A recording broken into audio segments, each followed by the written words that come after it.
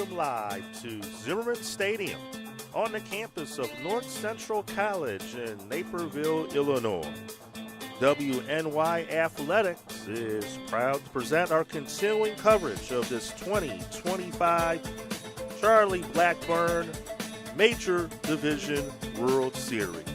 Full play action in full force. We'll have 4 games here on tap from Naperville this afternoon. And our first game of the day will feature the Portland Rockets against the Hackensack Trolls. Alongside Tim Gardner, I'm Tim McKinney. Pleasure to have you with us here this afternoon.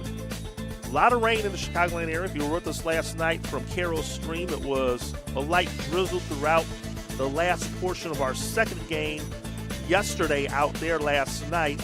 More rain continued to fall in the overnight, and it delayed the schedule here because we're at a grass surface. The field out in Carroll Stream, Lee Fun Stadium, where we were at last night, is a turf surface, so they're underway. They got started an hour ago, so we're going to have a little overlap action here today, as this one will be a start a little bit afternoon, but all the folks here at North Central College did a great job to get the field ready after the rains last night.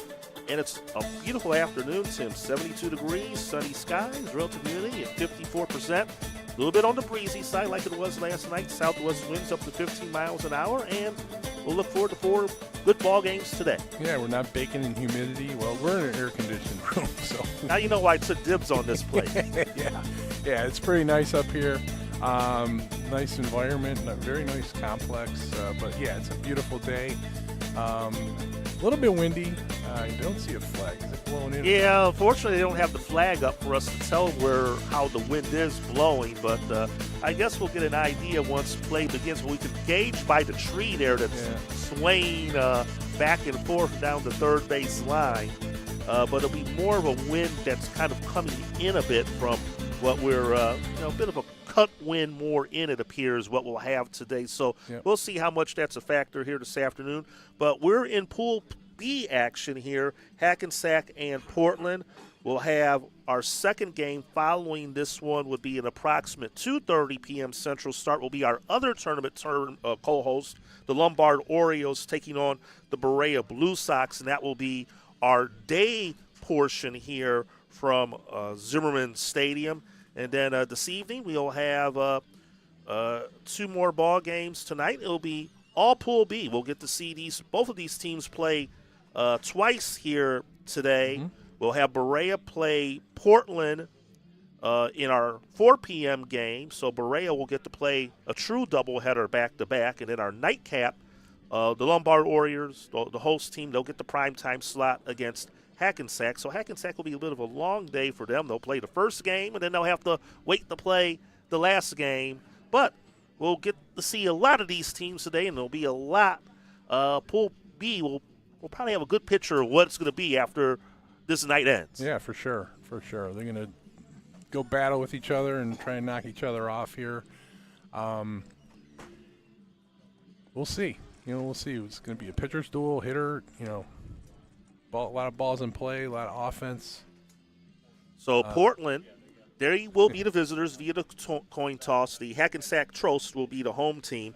So we'll just run down this Portland Rocket lineup really quick. Noah Maka-O'Downey is leading up. He's at shortstop. Corbin White batting second. He's the catcher. Joel Kennedy hitting third, the DH. Johnny Heidkamp in left. He's in the cleanup spot. Crosby Hinheiser's in center. Quinn Faulkner batting sixth, playing third. Cameron Pratt batting third, playing second. Evan Pearson right. And Kenny Bailey will round off the lineup. He'll play first base. They're facing Kyle Rogers, and we're underway here from Naperville. Looks like a gun show here for Portland. They're all wearing they got no sleeves on. Yeah, all these guys. Yeah, that's the old school way. A couple of them do have the undershirts underneath. The Cincinnati Reds had those jerseys with the cut-off sleeves, and you wear the T-shirt underneath. And Maka-O'Downey, he's out there, like you said, all guns blazing. It's a high chopper over the head of the shortstop O'Brien in the left center field for a base hit. So Noah O'Downey, a leadoff single to get this one underway. Defensively for Hackensack, Michael DiGioromolo is in left. Justin Grippo in center. John DiGioromolo is in right.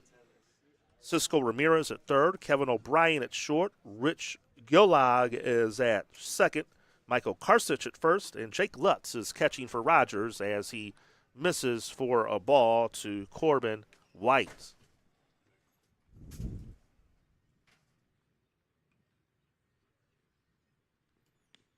Fastball called for a strike. Pool C action is going on over at Legion Field, Lee Fund Stadium and Carroll Stream. Cleveland Indians, Buffalo Diesel are going on. And again, we'll have continuous stream links from both stadiums all day, so you can go back and forth to check out the action.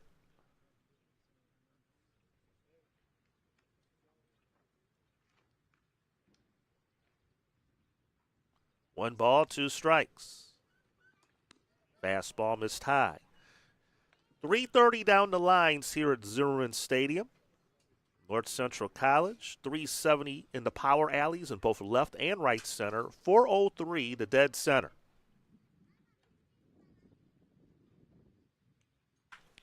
Ground ball deep in the hole, cut off by O'Brien, and he will not have a play.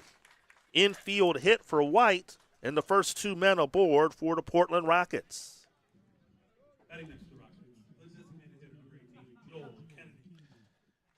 And, of course, I have to remind you that our game today is being brought to you by Logistics Plus of Buffalo, Damon University, Paul Wolf Insurance, Umpire Electric, and Wing Nuts of Buffalo.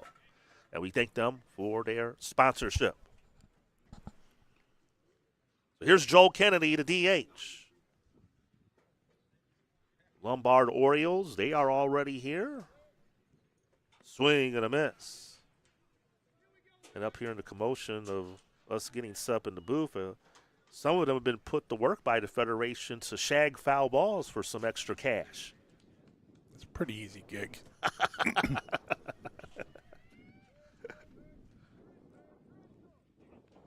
The 0-1.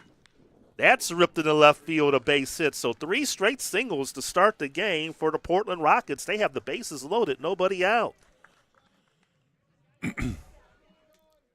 Tim, eerily similar to what we saw last night in Game 2. Yeah, but they've hit every ball's been hit the left side against Rogers. So here's Johnny Heidkamp, the left fielder. Rogers. Lefty against righty matchup here.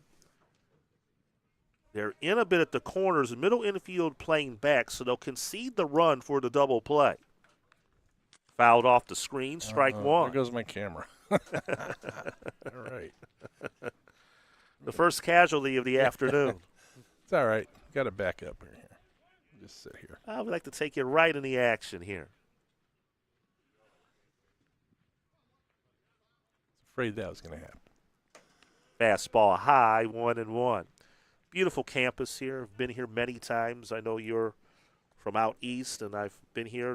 The site has hosted many Illinois High School Association sectional and super sectional regional games, and beautiful facility here. Their softball field as well. Beautiful campus. Just a picturesque setting here in this neighborhood. Naperville, Illinois, one of the larger suburbs in the Chicago metropolitan area. One of many suburbs. In the dirt, it gets away from Lutz, and a run will score. McEldowney crosses home for the game's first run, and the Portland Rockets, off a wild pitch, get on the board first and take a 1-0 lead. Not much that Lutz can do about that one. No, got away from him. And there's a little bit of a distance here between the backstop and home plate, and there is plenty of foul ground here at this field because old school, at least on the third base side, the bullpen is on the field, not down the right field side. Oh, yeah. And there's a strikeout as Heidkamp goes down on strikes for the first out. So second and third, one out, and now Crosby Henheiser is the batter.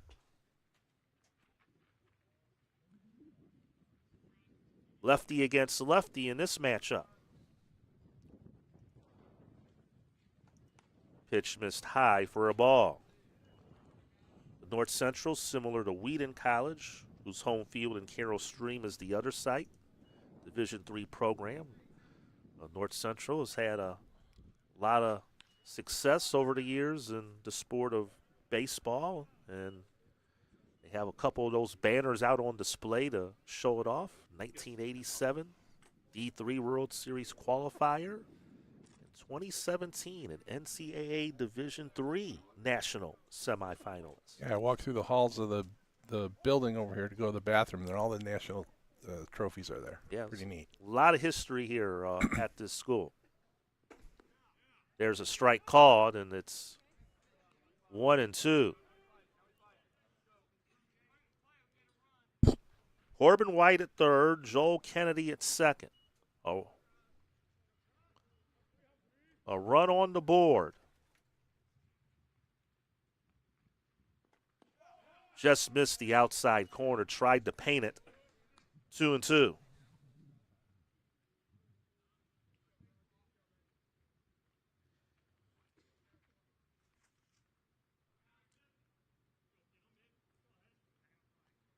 Now, Rogers set. Fouled out of play, and Hinheiser stays alive. Our umpires today, Mark Schneider behind the plate. Kevin McNess is our infield umpire at first, and Troy Hudson is over at third. And again, three-man umpiring crew. Chris Viverito is our assigner for this tournament. So he does a lot of the umpiring for many of the games here in the area. Did he check his swing? They'll appeal, and they said he went around. Strike three. Troy Hudson over there at third said that Hinheiser did go around, so a couple of strikeouts have helped Rogers. He's an out away from limiting the damage. Quinn Faulkner now the batter. Yeah, getting out of here with 1 run on the board for Portland would be a victory for Hackensack, especially in the first inning. First pitch swinging is fouled back and out of play. But this tournament underway. We had the opening 2 games last night, and the other co-host, the Beecher Muskies, looked very impressive. Pop-up, shallow right, coming out from second base to make the catch is Rich Gillard, and he makes the play to retire the side. So it could have been much worse for Hackensack, but Portland, bases loaded, nobody out, only get a run. 3 hits, no errors, 2 left on base. So headed to the bottom half of the first, Portland Rockets 1, and Hackensack coming to bat.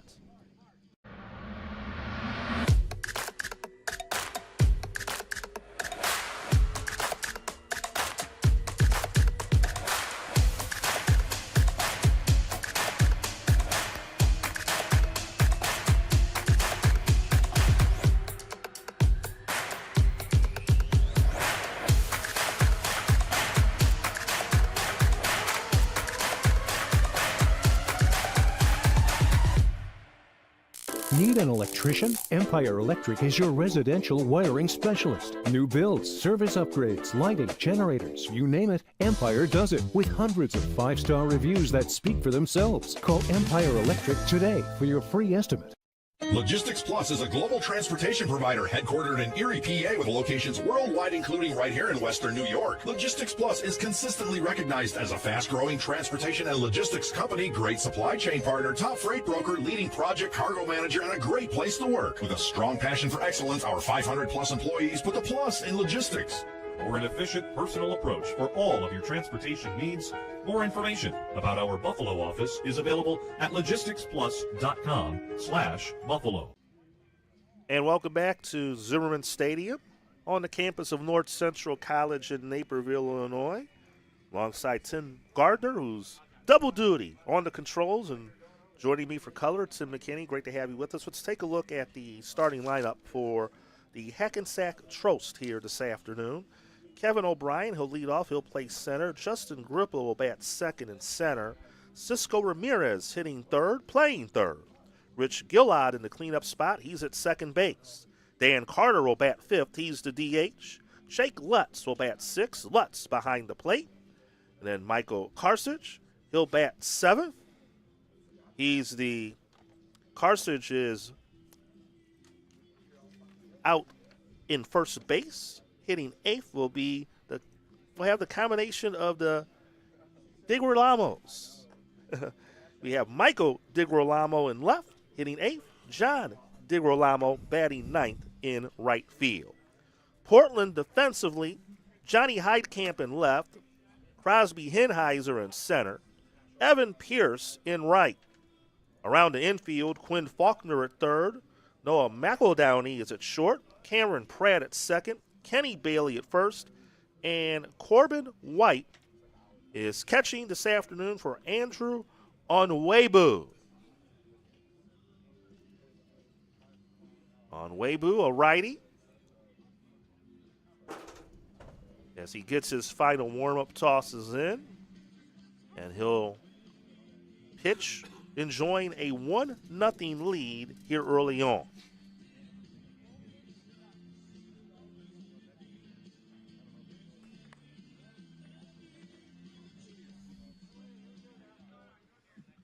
And Pool B of this tournament, again, the format, 12 teams, 3 pools, 4 teams apiece. Each team will play 3 games round robin, and the top 2 teams in each pool will advance to the 6-team elimination, single elimination, third part of the tournament, which will be Saturday.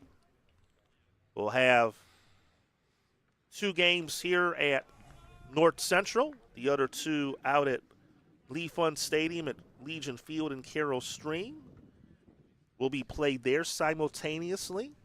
And then Sunday, the championship will be here beginning at 12 noon. 2-0 to count. Those are 9-inning games, right? Yes, once we get to the single elimination part of the tournament, it is 9 innings. Preliminary round games, all the pool play games will be 7-inning games. 10-run rule is in effect in the 5th inning, as we saw last night in our second game. And there's a swing and a miss, and O'Brien goes down swinging. And that's what I just wanted to get to, just to go back to last night, is how impressive the Beecher Muskies looked in that win that they had last night against Erie Buffalo. They just dominated from start to finish. Yeah, we talked about it. They came out swinging. Took advantage of some defensive issues that Erie Buffalo had, but definitely, was very businesslike in taking care of business. And that's why I'm curious to see how our other co-hosts, the Lombard Orioles, will look, and we'll see them in our game to follow here, this one in Game 2. Again, we'll have all Pool B here in action here today at Zimmerman Stadium, so we'll see everyone 2 times around today. 2-0 to count to Justin Grippo. Swing and a miss.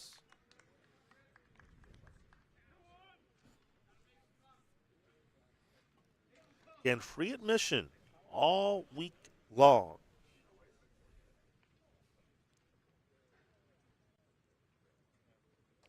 I think we have a few folks who were able to play hooky today and get out and enjoy this beautiful Thursday afternoon in the western suburbs of Chicago. In Naperville, straight west of downtown Chicago, about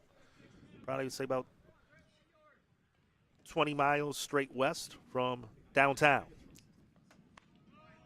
Curveball that hung up, and it's ball 4, and Grippo draws a 1-out walk. I was going to say, is it Thursday? I don't even know what day it is. I would imagine for you guys running, I just get the parachute in being in town, but between all the travel and all the things that you and the rest of the folks on WNY Athletics have had to do to coordinate this production together, I could imagine it's like the days just seem like they're endless. Here's Cisco Ramirez. It's fun, though. Yeah. Good time. Yeah, I mean, we all don't do this unless we don't enjoy it, I have to say. We had a good time last night, and we're going to have 4 games today, 4 games tomorrow. 2 Saturday, and 1 Sunday. So you'll get to hear a lot of us, so hopefully you don't get sick of hearing my voice.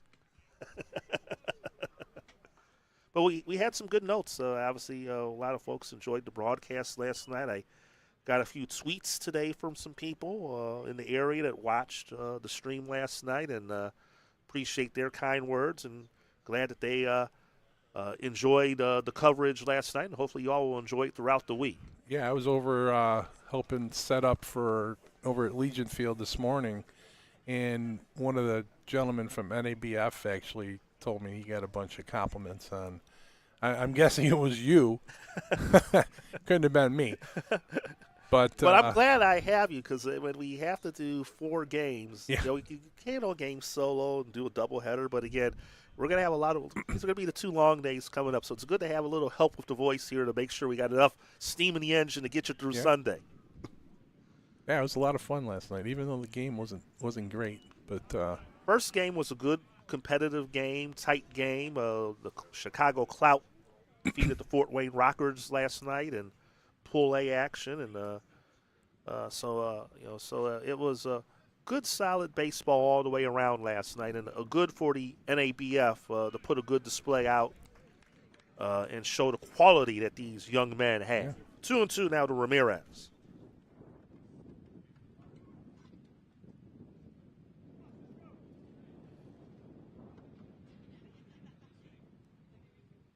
And the pitch, way outside, but a good save there by Corbin White. And the pick off the first, and he got him.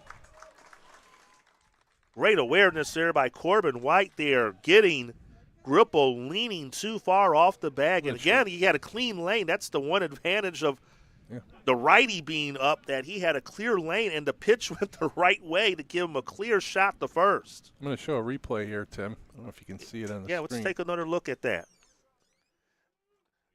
Even though the pitch was low and away, that worked to his advantage. Counts full.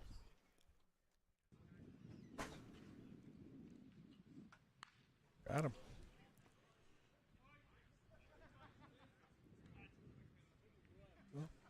Now it's full.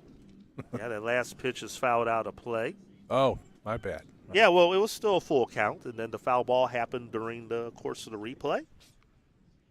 Here's another payoff offering, and that's in the dirt for ball 4.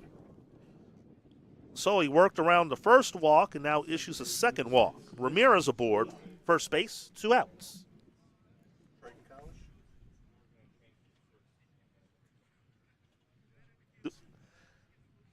Why are you?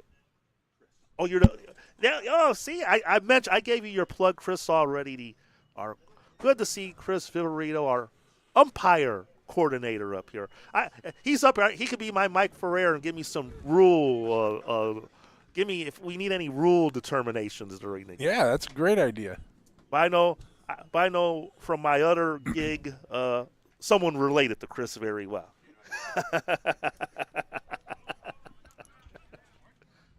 The Viveritos, they're a good group. The pride of Melrose Park.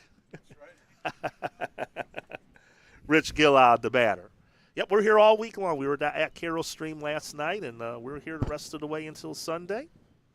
And, again, this is a good experience for these umpires as well as they train and develop. Backhanded attempt by Bailey goes off his glove, and they're not going to be able to recover. But they're going to get the out because the runner tripped.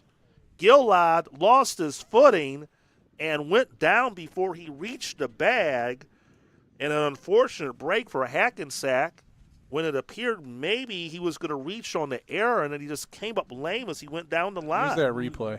Let's take a look at this and see. First, the ball ricocheted off of Bailey, went to the second baseman. It appeared he was going to beat it out and reach easily off a potential error, and then just basically lost his footing 2/3 down the pathway there, and ended up getting out. That's just an unfortunate break for Hackensack, and that's how the first inning will end. So that's going to be a weird 3-4-3 put out the inning. I don't think we've seen that one before. No, we haven't. No runs, no hits, a couple walks, 1 left on base. After 1, it's Portland 1 and Hackensack nothing.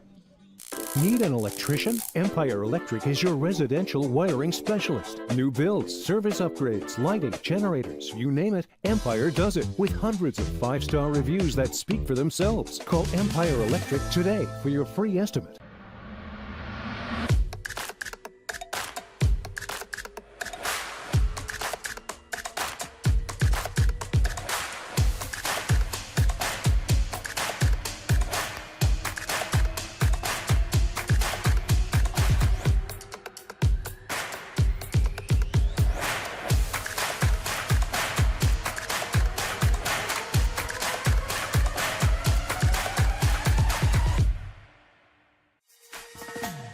Explore your next idea. Blaze new trails. Imagine new ways to do things. What will you do next? Welcome back here to Zimmerman Stadium, North Central College in Naperville. We'll head to the second inning. It's a 1-0 lead for the Portland Rockets. So we're going to have a change here because obviously on that last play when Gillard fell,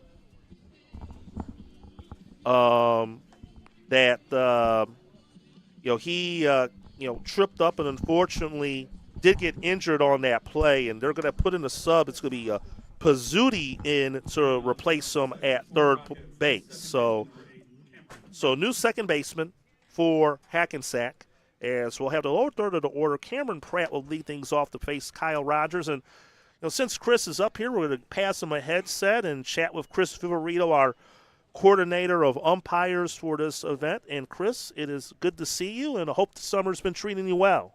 Thank you very much for having me. It's been wonderful, beautiful summer here in Chicago. Obviously, with this tournament coming to the Chicagoland area, the NABF needed a lot of Chicago folks like myself and to do the call, and they reached out to you about the umpires. So just talk about that process and getting these crews together for this event. Well, somebody told them that I had contact within the Collegiate Baseball Umpires Alliance, and that I knew a few umpires in the area that might be willing to work a national tournament, so here I am. Yeah, Cameron Pratt singles to left, and again, all the hits have been to left, and I would imagine for these umpires, it's also good because I imagine you would have a mixture of some vets who maybe want to do some work over the summer and also maybe help break in some more of the younger umpires as well. Well, we have some veterans from Michigan and Indiana as well as Ohio who have been doing this tournament for in some cases, decades. They come in and bring a lot of talent and a lot of experience and wisdom when it comes to baseball. And in the area, we have a lot of guys who are working their way through the Division I ranks. We've got some who have gone even higher than that. And in addition to that, we've got some fresh new guys who it's their first time. They're the rooks. They're learning what tournament baseball is all about. And we're just happy to have everybody here to work this tournament and give these guys a good show.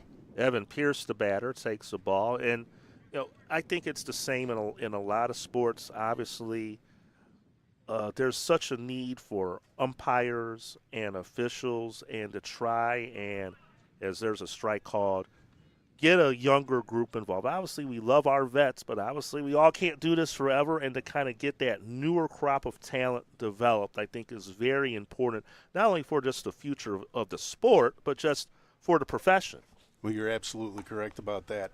Umpiring is a lot like the playing in that you have a graduation system, a mentoring system. You have to start with an apprenticeship, basically, and work your way up to being a master. Pierce, man at first, nobody out. And he drills one just foul.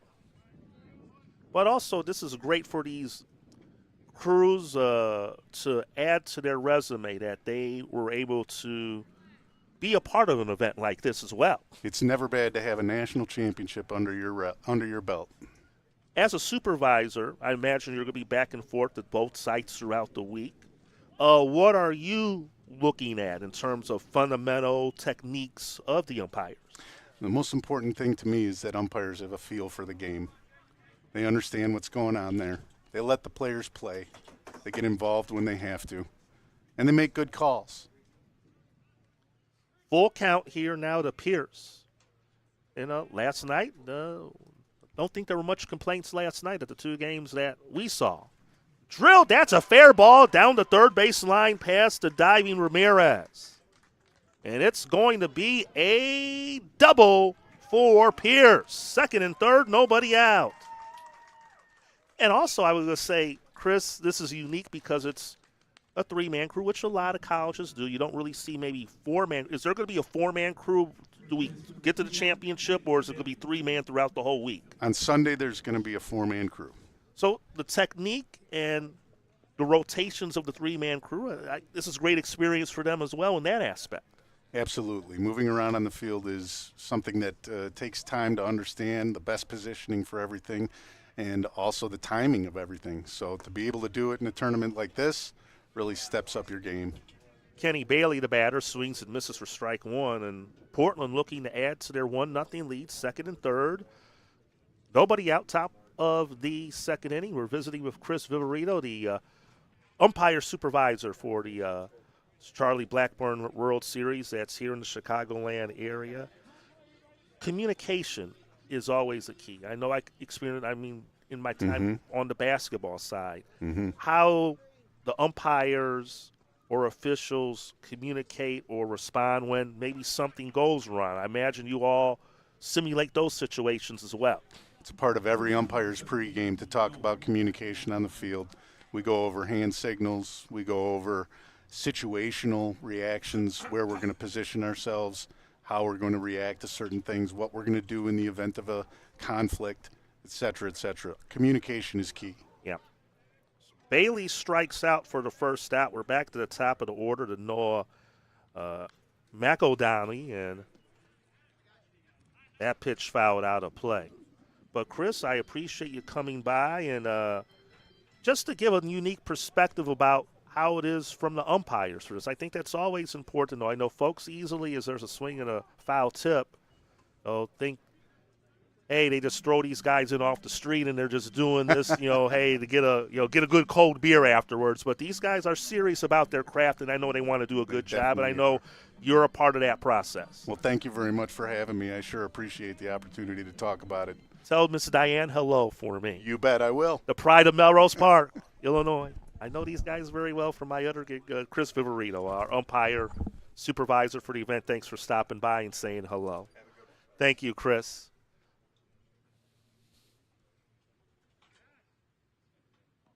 That pitch lifted in the air to center field. Grippo will have a play on it, makes the catch. Tagging from third is Pratt. The throw goes toward third.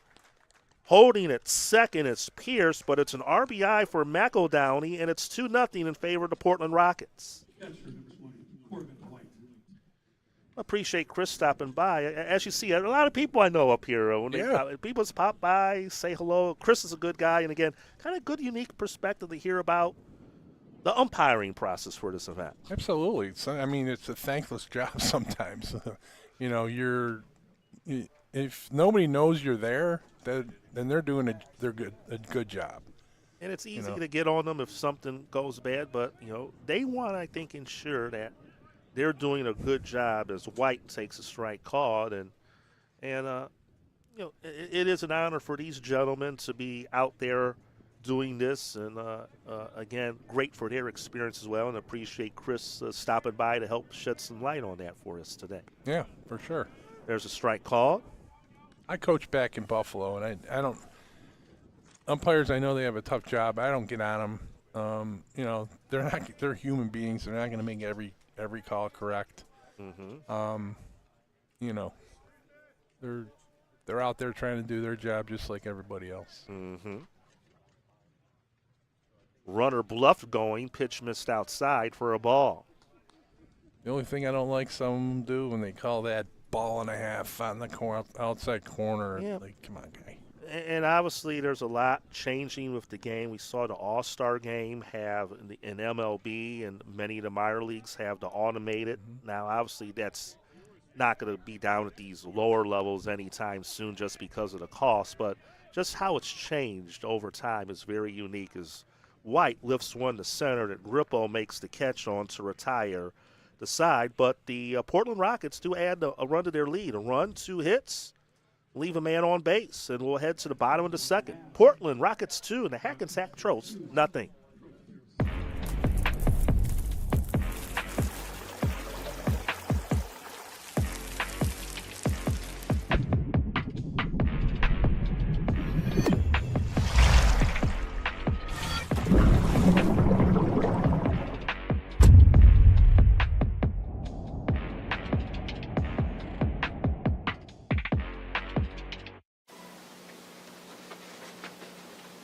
Look, Patriot account is not going to close itself. Looks like you're going to be here late again. I need this by morning. Oh no, not again. My son has a football game tonight. WNYathletics.com. You can link me later. WNY Athletics, your home for high school sports. Yes. Buffalo, a city built by hard workers, a city of good neighbors, a city with passion. There's no place we'd rather be than in this city helping our customers. The Paul Wolf Agency. We are Buffalo. Sid McKinney alongside Tim Gardner here at Zimmerman Stadium on the campus of North Central College in Naperville. We head to the bottom of the second.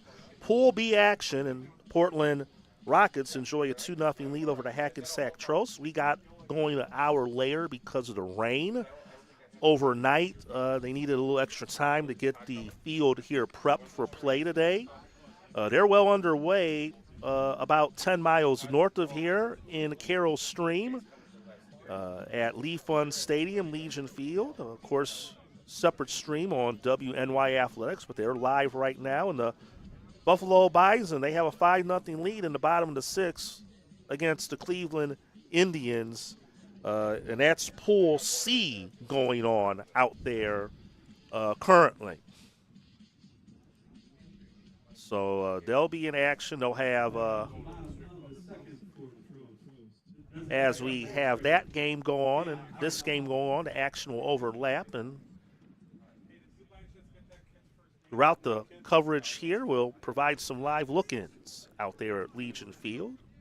Kyle Smith is calling the action out there, and once we're done here and we have a break in between games, we'll give you all a peek of the action out there at Legion Field. Dan Carter leading it off here for the Hackensack Tros in the bottom half of the second, as Onwebu lost his hat in the delivery.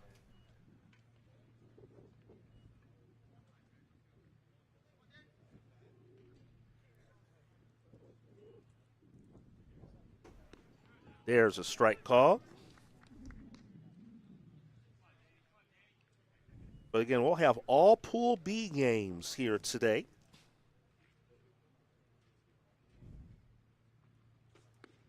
And every team will get 3 games, round robin. Have 3 pools, 4 teams apiece. That's the other game. And there's a strike call.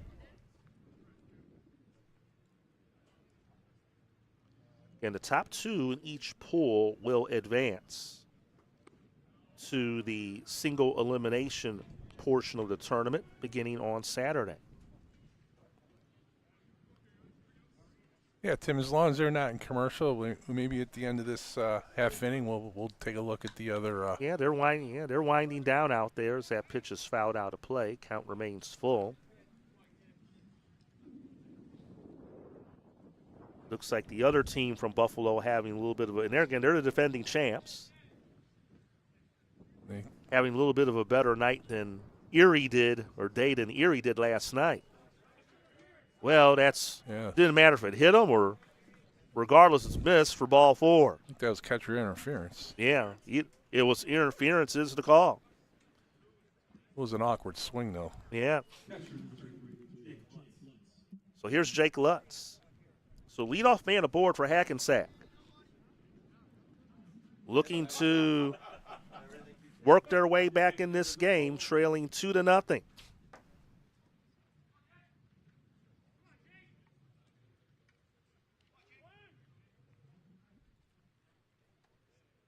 On Weibu, looks at the runner Carter at first. Squares the bunt, and it's ruled dead. Foul ball.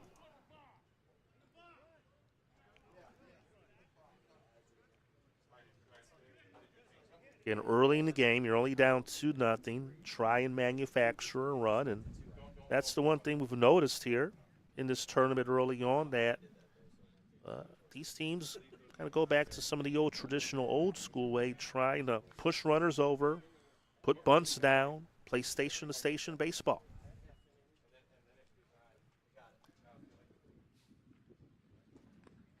It just missed low for a ball, 1-1. It's proven to be an effective strategy in the course of the history of this game at some point.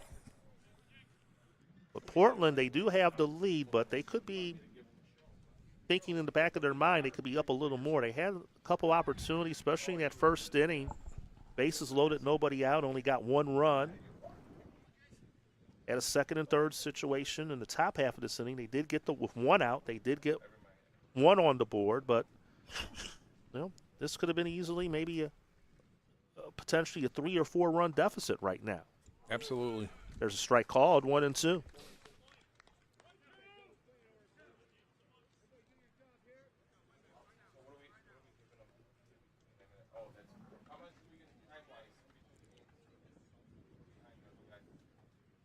Here's the pitch. Breaking ball. He popped it up on the infield. Who's going to take it? On Weibu, the pitcher does. Makes the catch without rarity that we could see a pitcher make a play, but that was right behind the mound, so he decided to take charge and make the catch, and good communication amongst the infielders. Yeah, that's a rare, especially at this level, at this age. It's, get out of the way, guy. Let the fielders take control there. But obviously he's an athlete and made the play. Here's Michael Karsich, the first baseman. So still runner at first, but one out now. And there's a strike.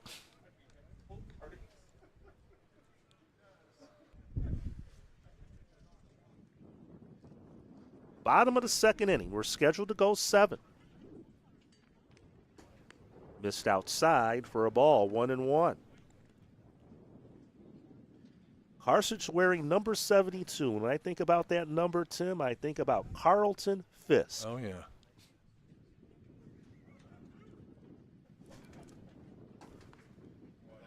There's a strike call. It's one ball player. He was a ball player. Mm-hmm. Hall of Famer. He had pine tar all over his face and chewing tobacco. Pitch missed high. Ball 2.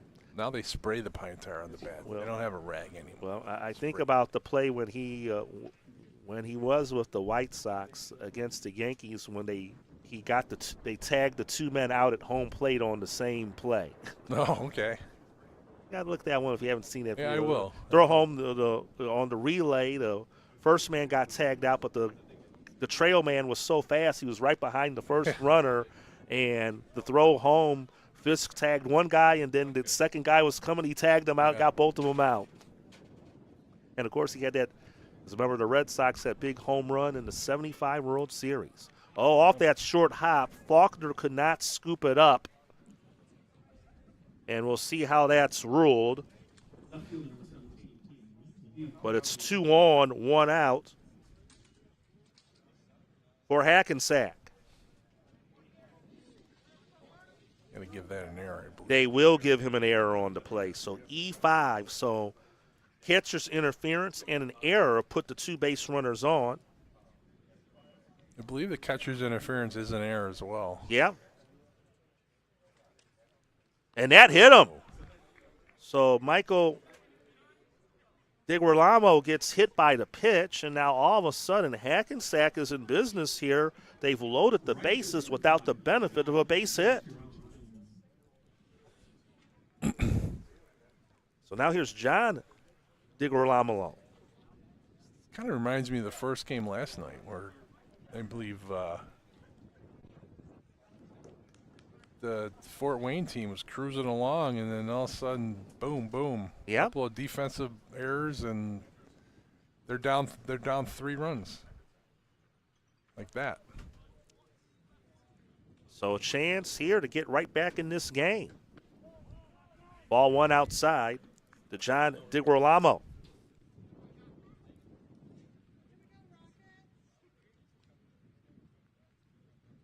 Now ready, here's the pitch from Owebu. There's a strike.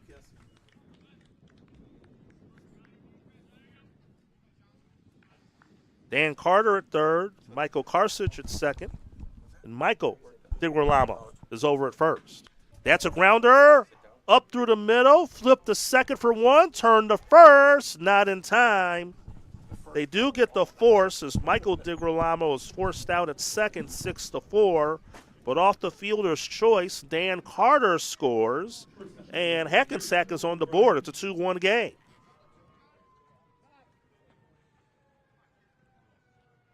Karsich moves over to third on the play, so there's runners to the corners, 2 outs, and back to the top of the order, and Kieran O'Brien.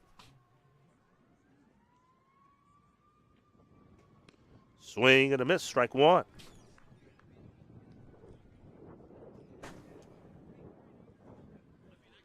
O'Brien struck out his first time up.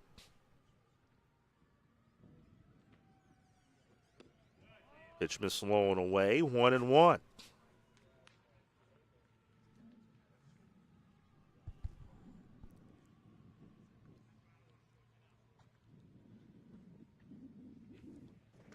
Swing and a miss, strike two. Feel like, well, the runner at first for Hackensack doesn't look like he's got wheels, but no offense to him, I was wondering if they could put something on first and third here. Well, it looks like they're not, and then obviously, he bluffed and pitch missed high again. Of course, maybe how the track's a little heavy from the rain. Yeah.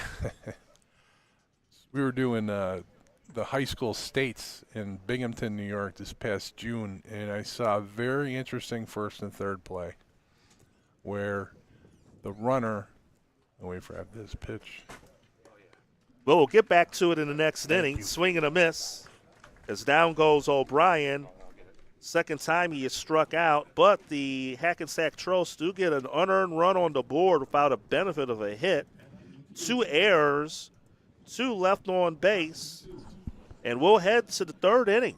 And it's now the Portland Rockets 2, Hackensack Trolls 1.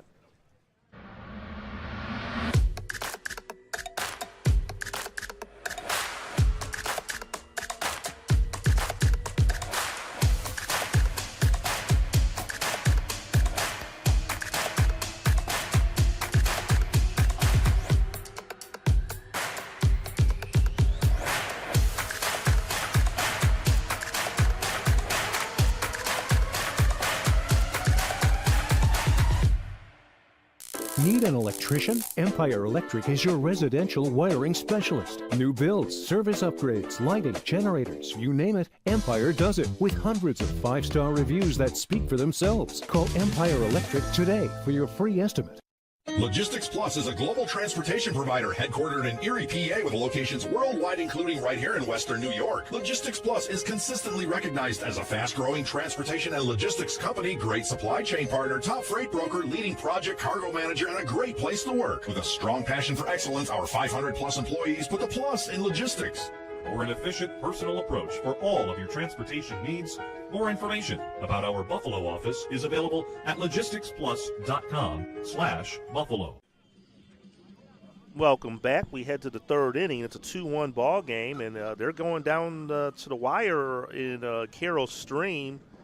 Buffalo Diesel have a 5-0 lead in the top of the 7th. However, bases are loaded, 2 outs for the Cleveland Indians. We were going to cut to that game. Well, I'm sitting there talking about crazy base runners. So looks like we do have a couple of changes here as Joel Kennedy leads it off in the third for Portland.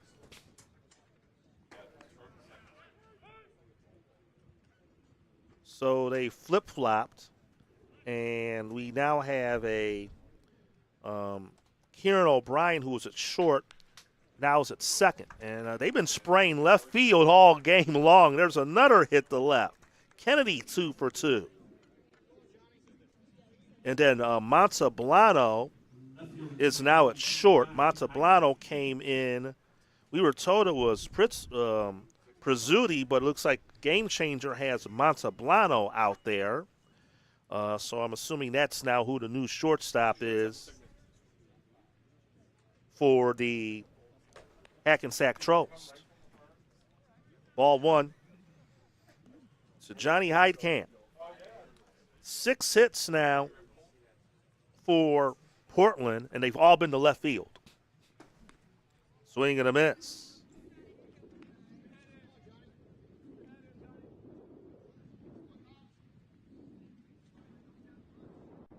Cleveland has scored 2, but it just ended. It's a final in Carroll Stream in Pool C. The Buffalo Diesel defeat the Cleveland Indians 5-2.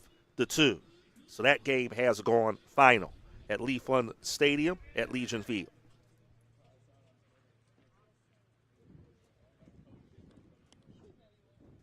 Pitch to Heidkamp. Chopper towards third and out of play. And again, that field had an hour head start because this game was scheduled to start at 11 a.m. Central, but needed a little extra time to get the field prepped to play. And again, credit to all the folks here at North Central and their staff for their work to get the field prepared for 4 games today. And there's a drive into the gap in the left center field. That's going to roll towards the track. And sliding in is Heidkamp with a double and another hit to left field. Yeah. Second and third, nobody out. Here's that replay.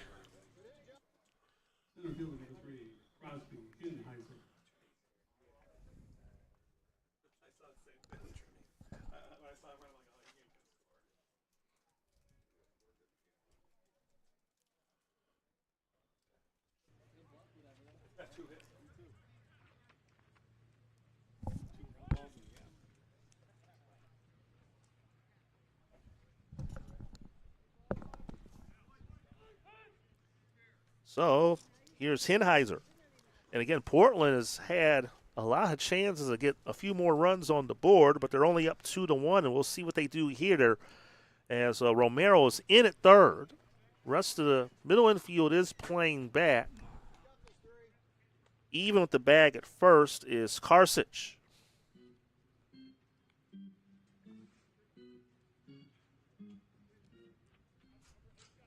And Rogers, he's had to labor here a bit, Tim. He's up to 54 pitches at this point. Misses outside, 1-2. Yeah, he's getting deep in the counts, and they're hitting him. So. But he's been in a lot of high-stress situations with runners on base. Yep. Soft liner to short. They'll go to first for the out. Monteblano had a thought about going home, but took the sure out at first. On the play, Kennedy scores. Will be a RBI ground out for Henheiser. It's a 3-1 ball game. Yeah, I got to kind of second guess their defense there. He had a big lumbering guy in third base who didn't look like he had much speed. Yet they're playing deep in a 2-1 game or 2-1 game in the third inning. I don't know. And then also on that play, Heidkamp took third, so he's at third for Quinn Faulkner. So the Portland Rockets get that run back that they gave up in the last half inning. They've scored single tallies in each of the first 3 innings of this game. If I'm coaching this game, I'm thinking it's going to be low scoring. It's going to be tight. So you want to now they're playing in when they could have been the last at bat.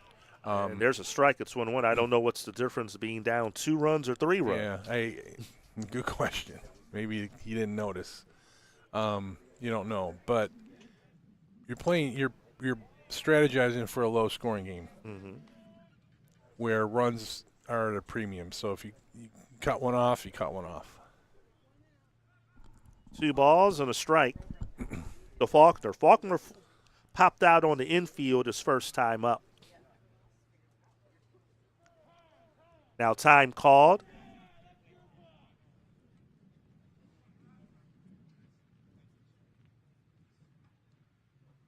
But 3 runs on 7 hits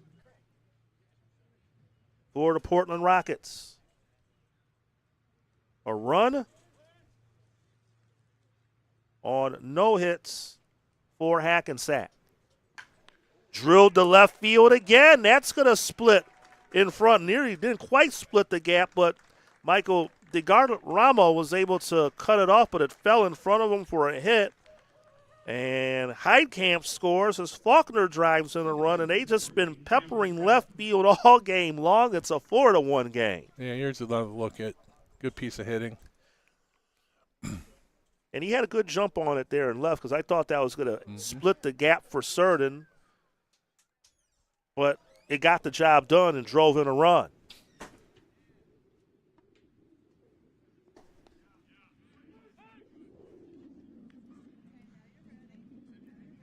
So here's Cameron Pratt. Singled and scored his only time up. Got that run for the Rockets in the second. Inside-out swing, popped it up on the infield on a lot of foul ground and a great diving catch by Michael Karsich. Nice play, nice play. And he got a lot of foul ground, and he read that one well. Here's a look. He had a good jump off of this, Tim. A little inside-out swing. And just look how he hustled to that ball and then made that sliding catch in the grass. And he got a lot of ground to work with. So anything hit in that vicinity's in play, you have to give a good effort at it. Yeah, it was a good heads-up play by the pitcher, too. I don't know if you noticed, but he went over and covered first base. Good. Along with the second baseman. So fouled out a play by Pierce. We talked about the rotation of the umpires earlier in the game when we had Chris Vivarito with us. You got to do the same thing on the field as a player. Absolutely. And again, at this level, these guys have been playing ball for, probably since they were 5. So you would think that they would know this stuff by now, which Hackensack looks like they do. Pierce doubled his only time up. That was a shot he hit down the left field line. Yeah, he definitely likes that inside pitch, but they continue to throw it there. So Pierce down in the count 0-2. Runner at first, 2 outs, 2 in for Portland. They have a 4-1 lead. Rogers ready. Time is called. Time requested by Pierce. And Rogers was in the midst of his windup and kind of hesitated and then tossed. But again, pitch doesn't count. Time was granted. If I'm Rogers here, I'm gonna try and waste one outside with a breaking ball, see if they can get him to roll over on it. See what happens. We'll try again the 0-2 pitch. There you go. The second. And O'Brien will go to short way to second for the force out on Faulkner to end the inning. But the Rockets add 2 more runs on 3 hits. Leave a man on base. We'll head to the bottom of the third. Portland Rockets 4 and the Hackensack Trost 1.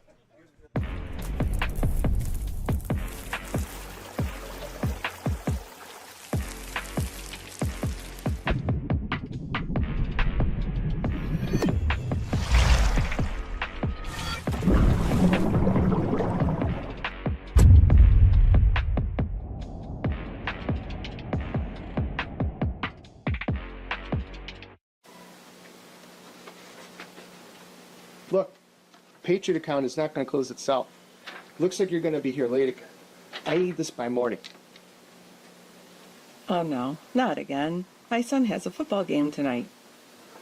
WNYathletics.com. You can thank me later.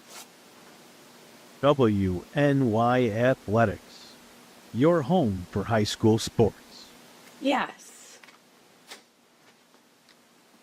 Buffalo, a city built by hard workers, a city of good neighbors, a city with passion. There's no place we'd rather be than in this city helping our customers. The Paul Wolf Agency. We are Buffalo. Head to the bottom of the third inning. 4-1, Portland Rockets lead the Hackensack Trost. Pool B action here of this 2025 NABF. Charles Blackburn Major Division World Series.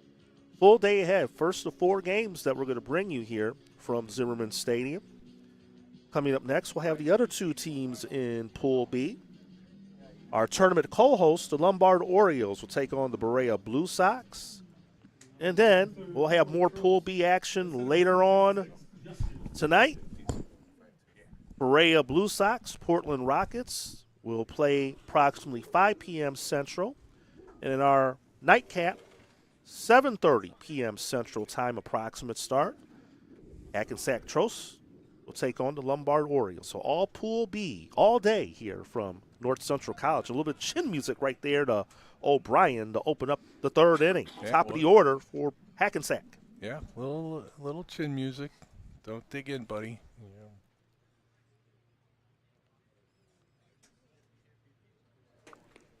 Or excuse me, it's Grippo who's batting, I should say, the second man in the order. So it's 2, 3, and 4 for Hackensack. Grippo walked his only time up.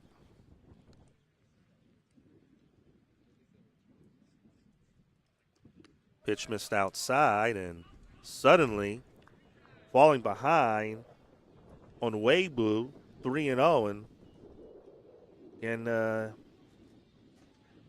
they scored without the benefit of a hit. And his location, despite the lead and not allowing a hit, his location has been an issue. He's walked a couple. He's hit a batter in this game as well. But he's only allowed the 1 run on the board and has a 3-run advantage to work with. So he has some cushion. Swing and a miss. And no hits. Yeah, no hits is correct. Again, they scored their only run, Hackensack, without the benefit of a hit in the second. Catcher's interference, an error, a hit batter, and then the run scored on a fielder's choice. Swing and a miss. That's strike 3, and Grippo goes down on strikes for the first out of the 3rd inning. Yeah, but he has velocity. You can see that. I just think it looks like it's more of a matter of him establishing more control of that in the zone. Yeah. Because he can bring it. Yeah. It's been efficient so far. I mean, you got no hits, 1 run. Ramirez pops the first pitch up and out of play off to the left. And as long as it stays away from my car, I'm happy. Yeah. I got a rental. Does it matter if my car gets hit? Did you get insurance? Well, not my insurance. We'll put it that way. I'll park next to you and blame you. There's a strike. Kind of funny story. We're going to rent a car, and I wanted a minivan. I'm a minivan guy, and I had to get rid of mine a couple years ago, and was hoping to get this new high chopper to short. This is going to be a tough play. And McEldowney able to make it nicely off that high hop for out number 2. Was hoping to get this Chrysler Pacifica, and we walk in there, and they don't have any. So the guy's like, how about a Dodge Durango? I'm like, I drive a Dodge Durango. That's what I got. But anyway, it's a nice car. It's,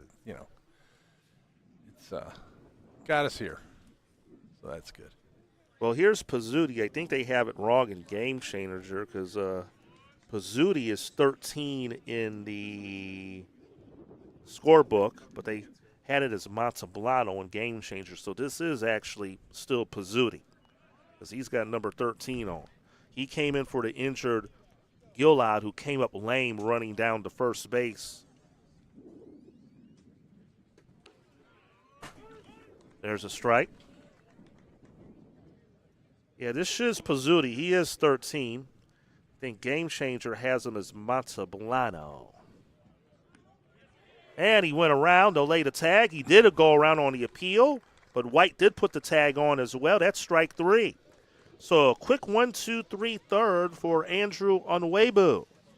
Through 3 complete here from North Central College in Naperville.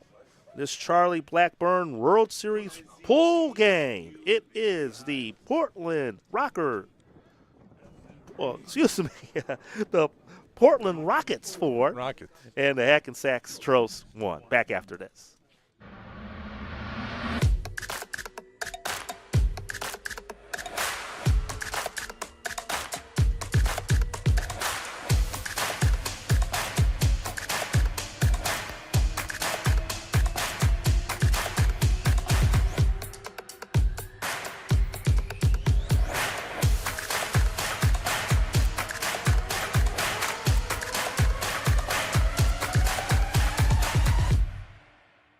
Need an electrician? Empire Electric is your residential wiring specialist. New builds, service upgrades, lighting, generators, you name it, Empire does it with hundreds of 5-star reviews that speak for themselves. Call Empire Electric today for your free estimate.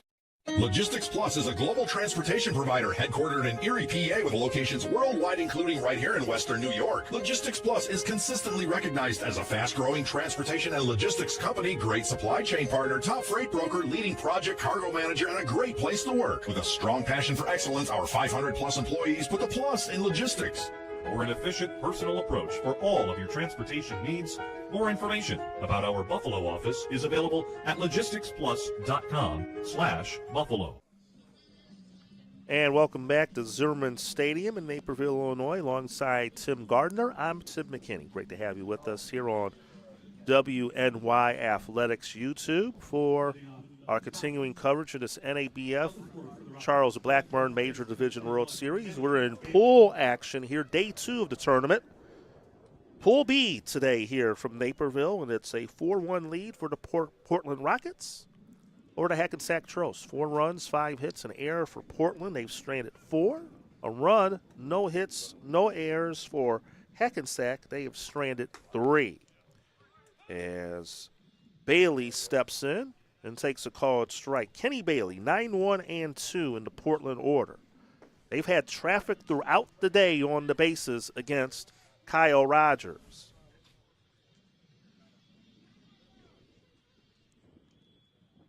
This will be pitch 68 upcoming. Deep in the hole at second. And O'Brien makes the play to throw out Bailey for out number 1. O'Brien started the game at short, moved over to second. Now back to the top of the order, and Noah McEldowney. Parade of lefties here. McEldowney 1 for 1, singled and scored in the first. Sac fly RBI his last time at bat in the second. And takes a strike. But we talked about this last night. I think you want to make a statement in your first pool game. You want to get off to a good start because there's a slow bouncer to second. Good job playing off the natural surface there off that hop there by O'Brien to retire McEldowney for the second out. 2 up, 2 down. But especially when you only have 3 pool games, winning that first game is so important because whoever loses is essentially that second game is essentially a must-win. Yeah, definitely. It's definitely a plus getting that first W here. Get a little breathing room. You can sit back and watch the team you're going to play next. Which of these teams is coming right back now? We won't see both of these teams until this afternoon because we'll have the other 2 teams play. Right. Okay. So it's almost like a natural double elimination tournament, old school 4-team tournament. Yeah. 2 teams play each other, and then, not like winner, loser, but essentially it's kind of set up that way to some degree. Right. I think one of the teams is playing back-to-back, though. Yeah, you have it's going to be Berea is going to be playing back-to-back. Berea will play Lombard next, as that will be a base hit to center by Corbin White, and they still have not gone down in order in this game. They've had a man reach on a base in every inning here. Hit number 9 now for the Portland Rockets. But Berea is going to play the Lombard Orioles in our next game.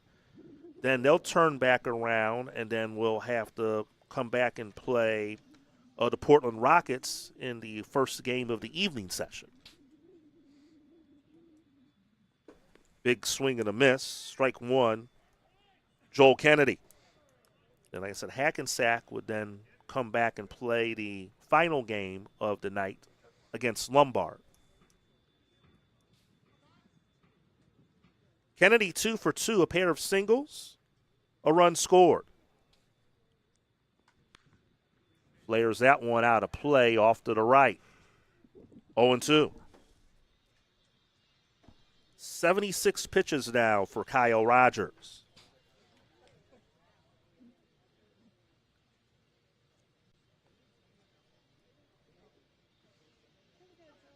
We're scheduled to go 7. Time called, and now Kennedy will step back in. I think we'll get to 7. Looks like we're going to do that here today. Breaking ball missed high. Runner goes. A late break to throw to second. A collision. Did he hang on to the ball? Yes, he did. Did O'Brien, the second baseman, covering, and they cut down White. The catcher trying to steal second base right there, and that will end the inning. No runs, a hit, no errors, nobody left. We'll head to the bottom of the 4th. Portland does not score for the first time in a half frame. Portland Rockets 4, Hackensack Trost 1.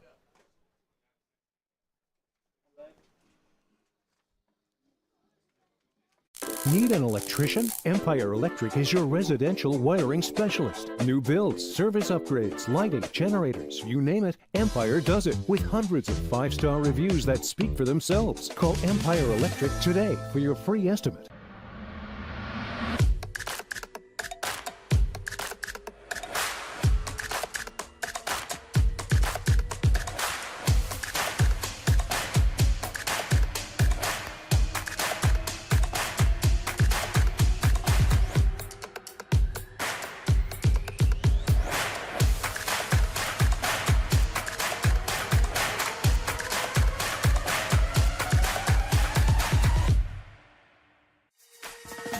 Explore your next idea.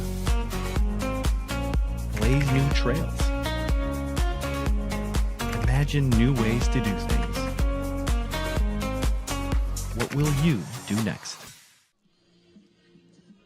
And welcome back to North Central College in Naperville.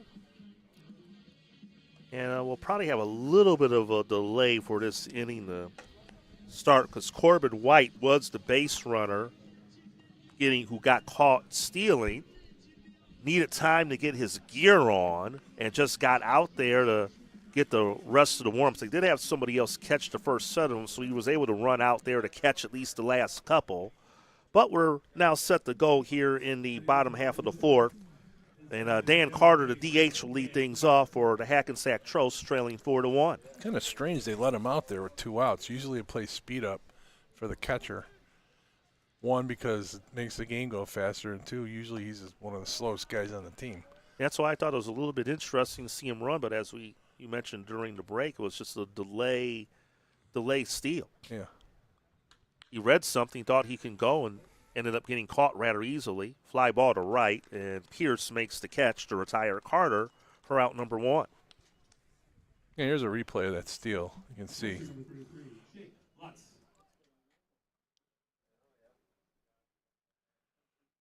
And the other thing is, he just stood there to batter, and that was just interesting. He didn't even swing, so it wasn't even a hit and run. Right. I think he might have been caught off guard. Yeah, I think you're right.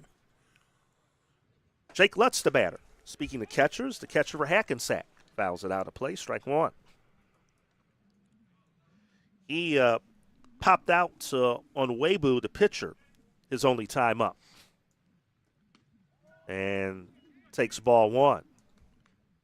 And big thank you all to folks here at North Central for having us. It's a beautiful setup, very comfortable here in the booth. It is an air-conditioned booth, but we do have the window open, but it's not hot outside. It's low, mid-70s today, so it's kind of a little mix of the air and natural air. And, very comfortable up here. And we thank the folks for having us here. And, again, it's one of the beautiful venues in the Chicagoland area to watch a baseball game, and they still are old school. They have the natural turf when many places are shifting to the artificial turf for multi-purpose events and many events. They still have the grass here at North Central, home of the Cardinals. Yeah, very hospitable, very welcoming we got here.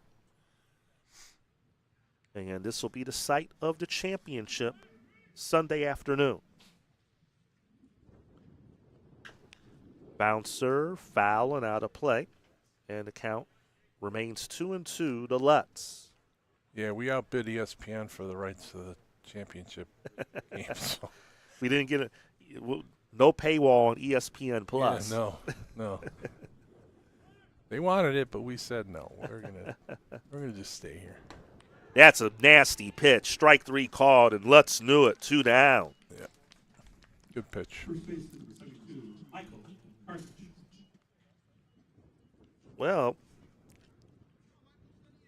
on Weibo, after some of the ups and downs with some of his control, he is settled down here. He's retired.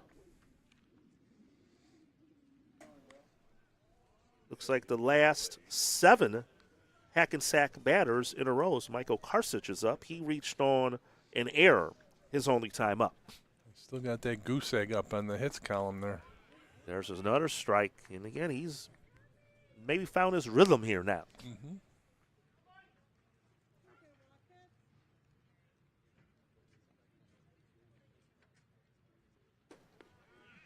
Zipped it in there again nicely. Strike 2 called. 1-2. Nice breaking ball there.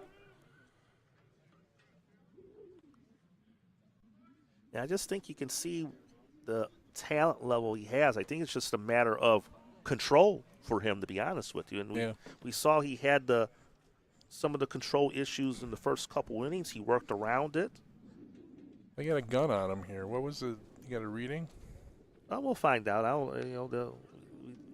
We do have the radar gun here. So if there's any readings here and there, if we see anything of note, we'll see if we can find out. I used to do Little League. We talked about Melrose Park when Chris Vivarito was here earlier. When we used to do Melrose Park Little League here locally a number of years ago, we would get a radar. The guy in charge of the Melrose Park and the district administrator for the league, I was a Melrose Park guy. Melrose Park guy. I got a lot of connections in Melrose Park. They're kind of like, you know how that works here in Chicago now, Tim. But he would get a radar gun from the Melrose Park Police Department to bring up to the booth for the game. Yes, actual radar gun from the police department. Yeah. Karsich bounces out to Faulkner at third. We couldn't buy a radar gun or get one from a scout, so we said, let's get a gun from the police department. And the cops came and brought a radar gun over. To get Johnny Baseball's miles per hour on his pitcher. 1, 2, 3 goes Hackensack in the 4th. We're on to the 5th, and Portland enjoys a 4-1 lead. We're coming right back.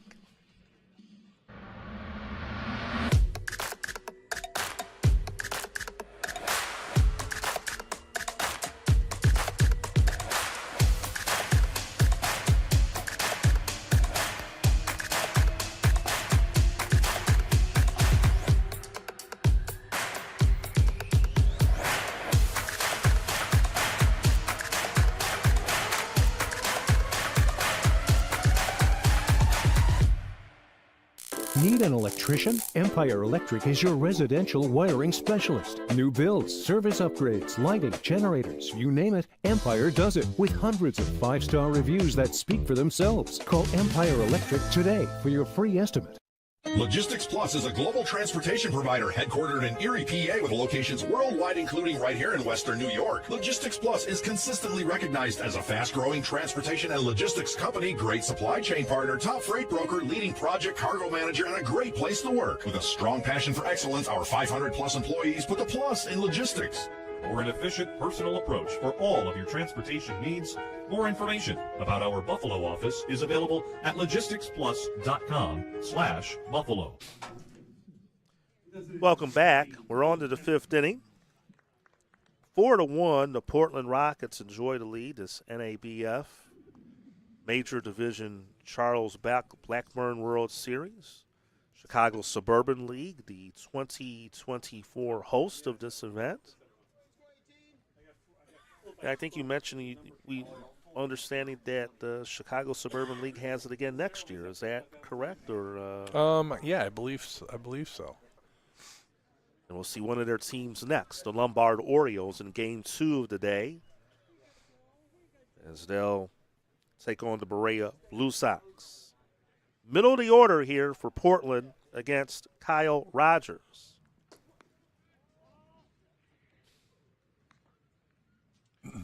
And Kennedy's had a good game here, Tim, 2 for 2. Pair of singles again. All the hits have been to left field in this game for Portland. Good cut there, fouled it back, 1-2. Yep, they're all pull hitters.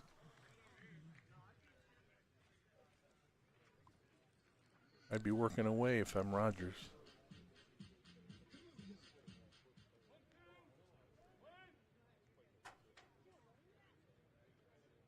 Takes his time. Still waiting. Now likes the sign. Here's the 1-2. And that's low. And in the dirt. And again, of course, old school approach as well. Unlike the pros, there's no pitch com here at this level either. Well, yeah.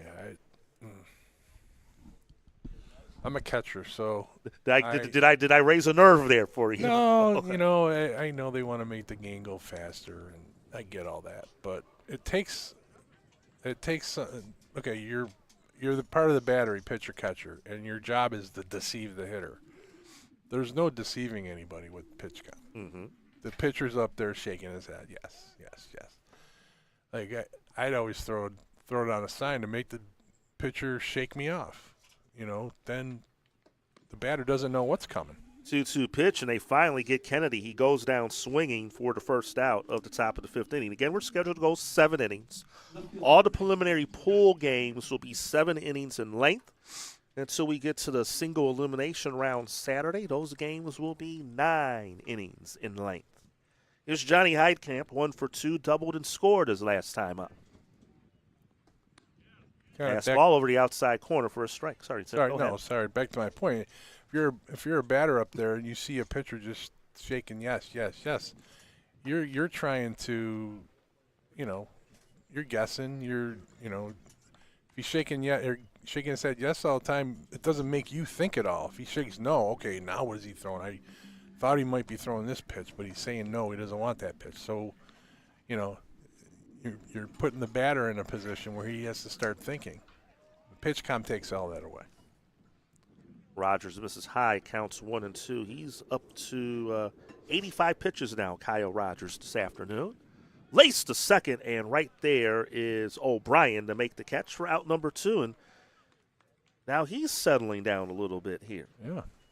Especially going through this middle of the order that's given him some problems today. 2 up, 2 down, and now here's Crosby Henheiser. Henheiser had a RBI ground out his last time up. Was retired, but did get credited for the RBI that played at home. 1 of the runs and a 2-run second. Again, Portland, a run in the first, a run in the second, 2 in the third. Hackensack, their lone run came in the second without the benefit of a hit. And they still do not have a hit this afternoon. Nope. 1-1. Miss low for ball 2. And as we've kind of progressed here today, more of a crowd coming in. I would imagine for the Lombard game, we will see a bit of a contingent for them. Yeah, I mean, not bad at all. Especially for an 11, well, now what would have been a noon start on a weekday afternoon on a work day. Yeah. Imagine as we get into the evening session that we'll probably have a few more folks tonight as well who could not be here today. And many of you may be at work watching today. And let's hope. We're glad to have you with us here on WNY Athletics YouTube. It's nothing like being in the office and getting to watch a ball game. Yeah. There's strike 3 called, and Henheiser goes down on strikes. And pair of strikeouts in this inning, 5 in the game now for Kyle Rogers. 1, 2, 3, nothing across. First time Portland goes down in order today. Bottom of the 5th coming up. Portland Rockets 4 and the Hackensack Trost 1.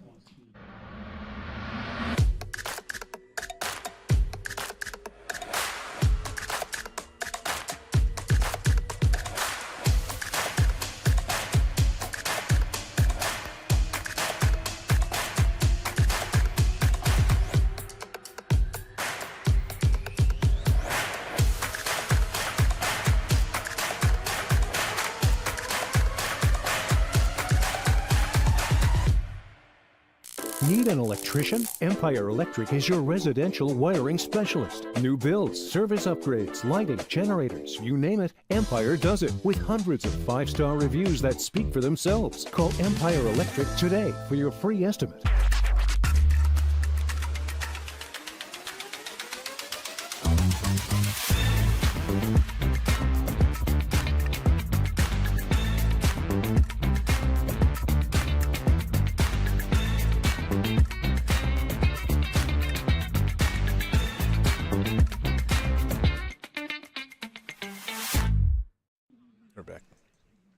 Michael DiGirolamo will lead off the bottom of the fifth for the Hackensack Trost. 8-9-1 in the order to face Andrew Onwebu. It's a 4-1 game in favor of Portland. That first pitch is a ball high. Tim Gardner, Tim McKinney with you here from Naperville, Illinois, western suburbs of Chicago. There's a strike, 1-1. And the weatherman should cooperate the rest of the weekend here after the slight delay from the rains last night. I think how it is right now, at least last I checked the forecast, was going to be how the weather is going to be the rest of the weekend. Possible like low mid-70s and no rain in the forecast. Sounds good to me. And after we had that heat spell here in the Chicagoland area for a good portion of the month of July. It wasn't just here. That's all over, yeah. We had it too. And that's ball four, leadoff walk as Michael DiGirolamo draws a walk, and now it'll be John DiGirolamo. All right, here comes Hackensack. Leadoff guy on, still without a hit. Yeah. They've had 1, 2, 3, 4, 5, 6, 7 reach without a hit. A walk, catcher's interference, an error, a hit batter, a fielder's choice, and another walk. Yeah.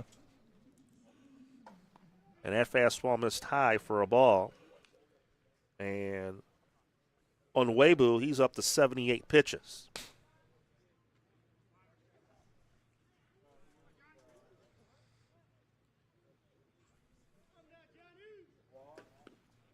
Fires one in there for a strike. We're leveled at 1. Seeing a couple guys down their bullpen. Just went in it right now. Yeah, again, their bullpen,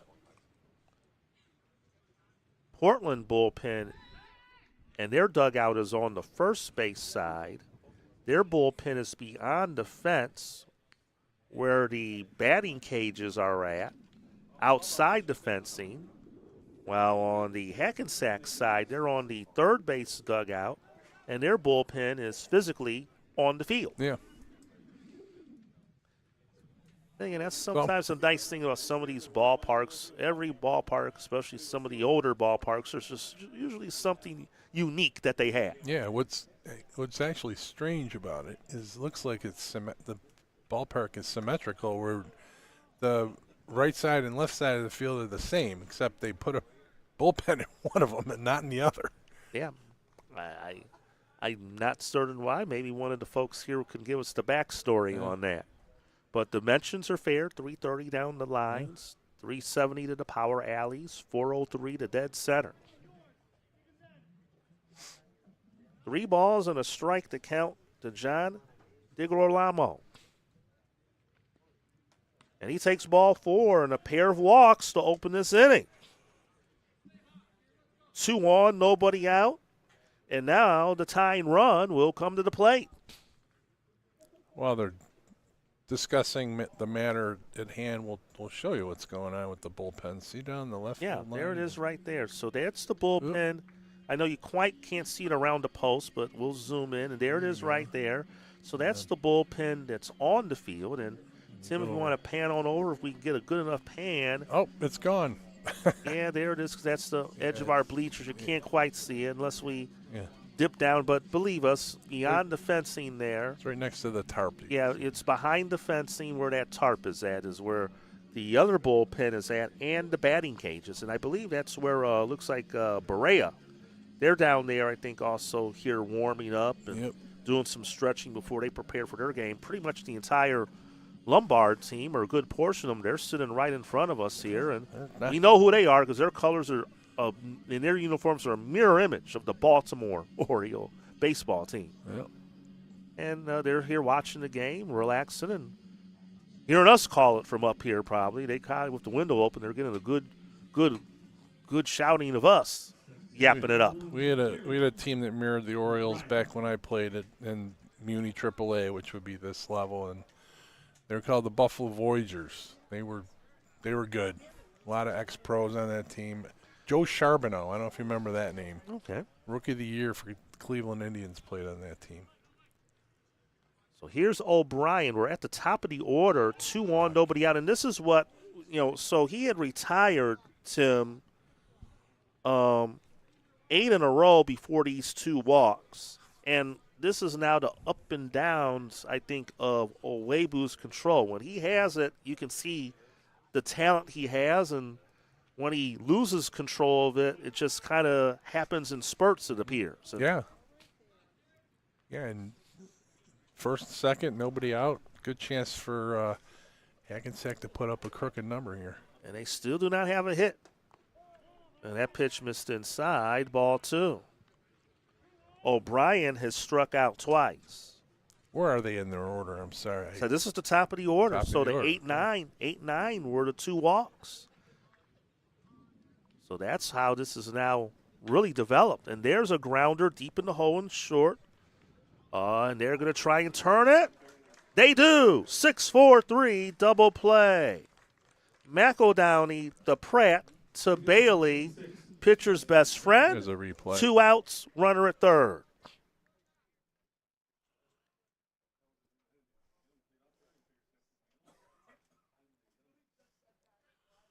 And a nice quick turn there by Pratt.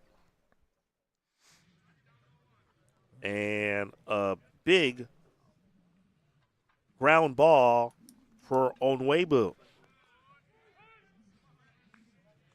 So Michael DiGorlamo is over at third. 2 outs in the inning, and Justin Grippo, the batter. 0 for 1, a walk and a strikeout. Fouls that pitch out of play.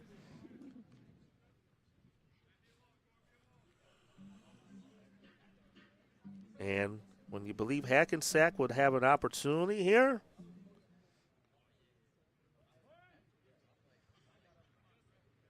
they weren't able to get the big hit, but Grippo trying to pick him up. That pitch missed high for a ball, 1-2. Again, they still do not have a hit in this ball game. And Onwebu has worked around 4 walks, a hit batter. A catcher interference and an error, has only allowed 1 run.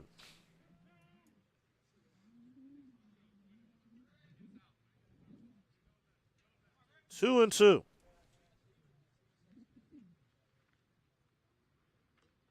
And the pitch. Nice over the outside corner. Got him looking.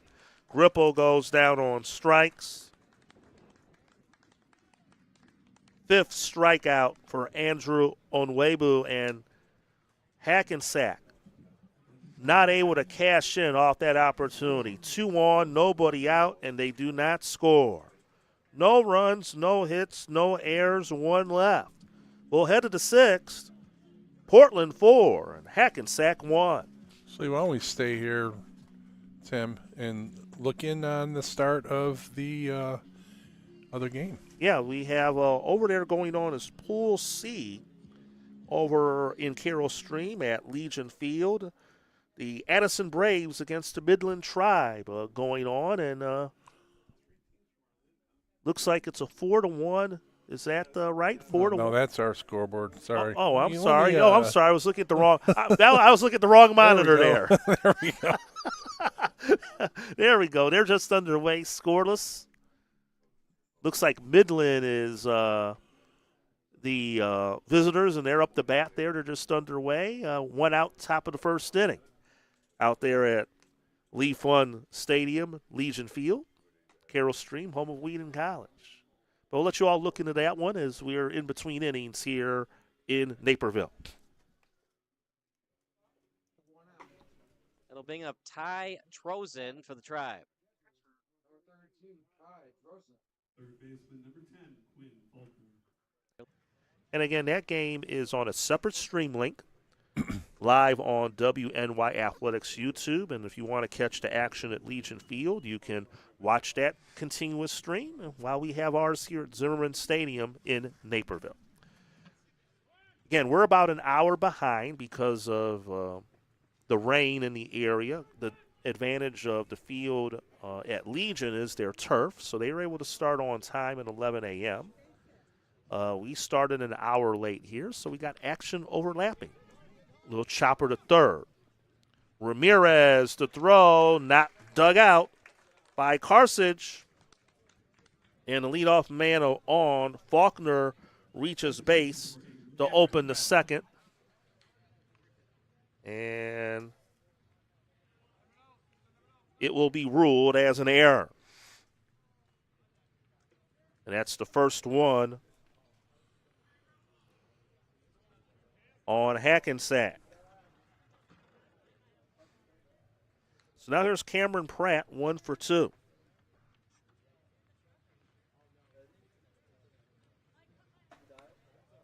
Pitch missed high for a ball.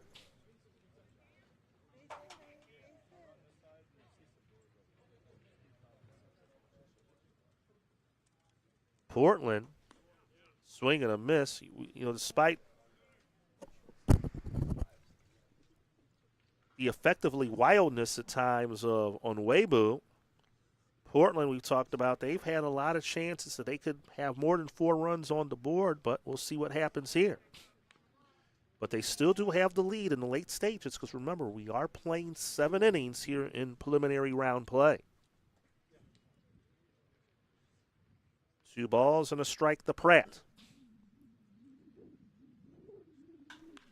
Popped it up. Shallow center. Who's going to take it? The shortstop will. And making the catch is Pizzuti for the first out of the 6th inning.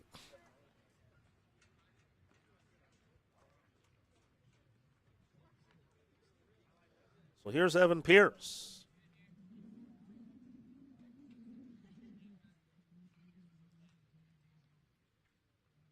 Grounded into a fielder's choice his last time up. He's doubled as well. Throw to first and the runner back.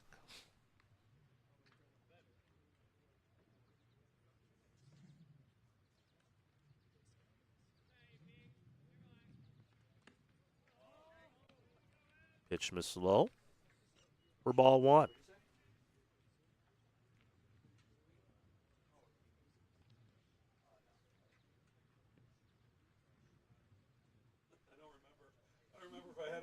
Here's the pitch, and there's a strike. And next pitch coming up for Kyle Rogers, Tim, will be pitch 100 on the afternoon.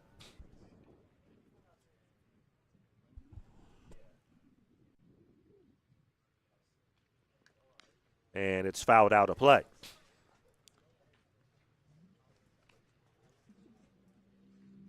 And Portland scored a run in the first, a run in the second, 2 in the third.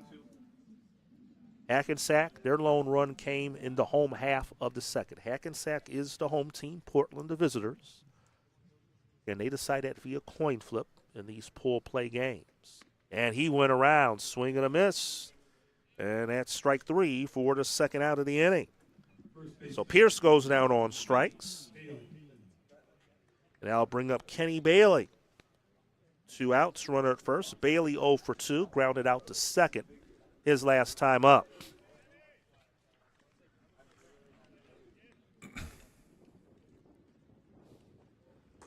You got to give Rogers credit because how this started, it looked like it would be a long afternoon for him, but he's kept his team in this game. Yeah, he has. He has. I mean, has a lot of running. Well, this will be 3 innings if they get out of it. He's done his job. His team's got to get some offense going. Hard to win when you don't have a hit. Yep. Missed inside, ball 2. Faulkner, the runner at first, reached on an error. 2 outs here in the top of the 6th inning. Now time called.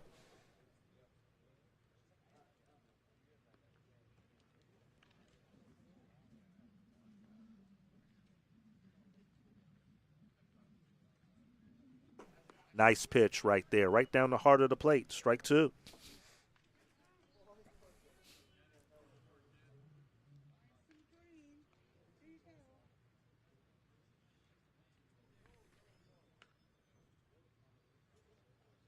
Rogers looks at the runner at first. Now eyes in, and here we come. Paints the outside edge, strike three called, got him looking. Bailey knew it. Rogers, 2 more strikeouts in the inning. Now has 7 punch-outs in the game, and he worked around that leadoff error. No runs, no hits, 1 error, 1 left. On to the bottom of the 6th. The Portland Rockets 4, the Hackensack Trost 1.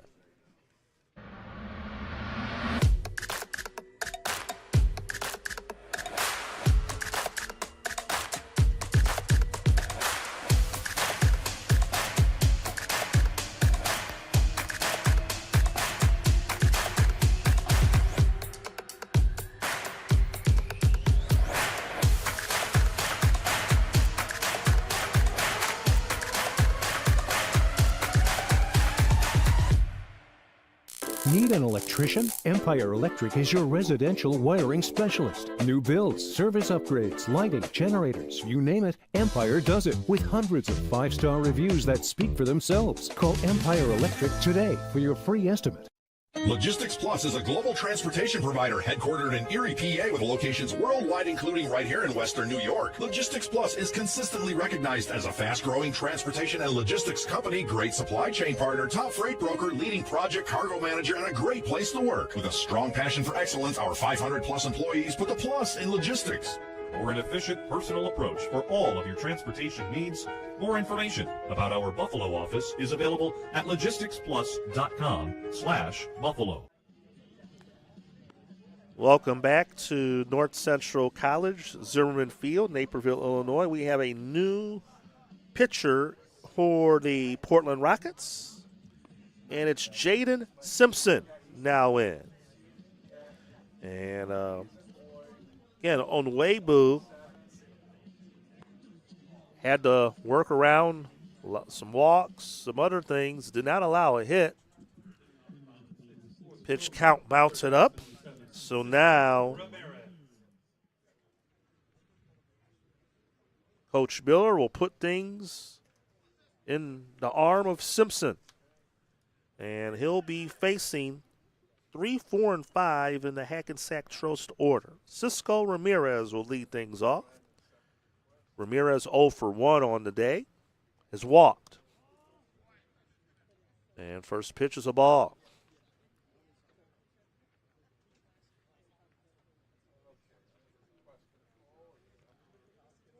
Right-hand pitcher.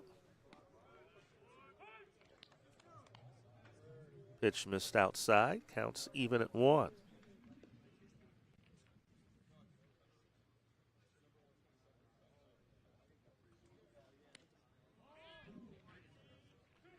Two and 1 now in the count. Hackensack has 6 outs to play with.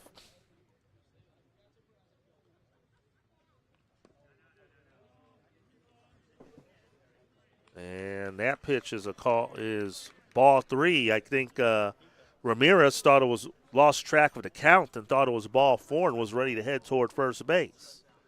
But the count's 3 and 1. That pitch missed high, ball 4, and Ramirez draws a leadoff walk. And again, another base runner for Hackensack without a hit. They're still hitless in this game, but they've had plenty of ducks on the pond this afternoon.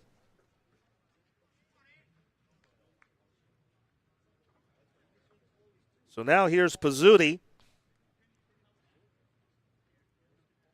Struck out his only time up, came in as an injury replacement.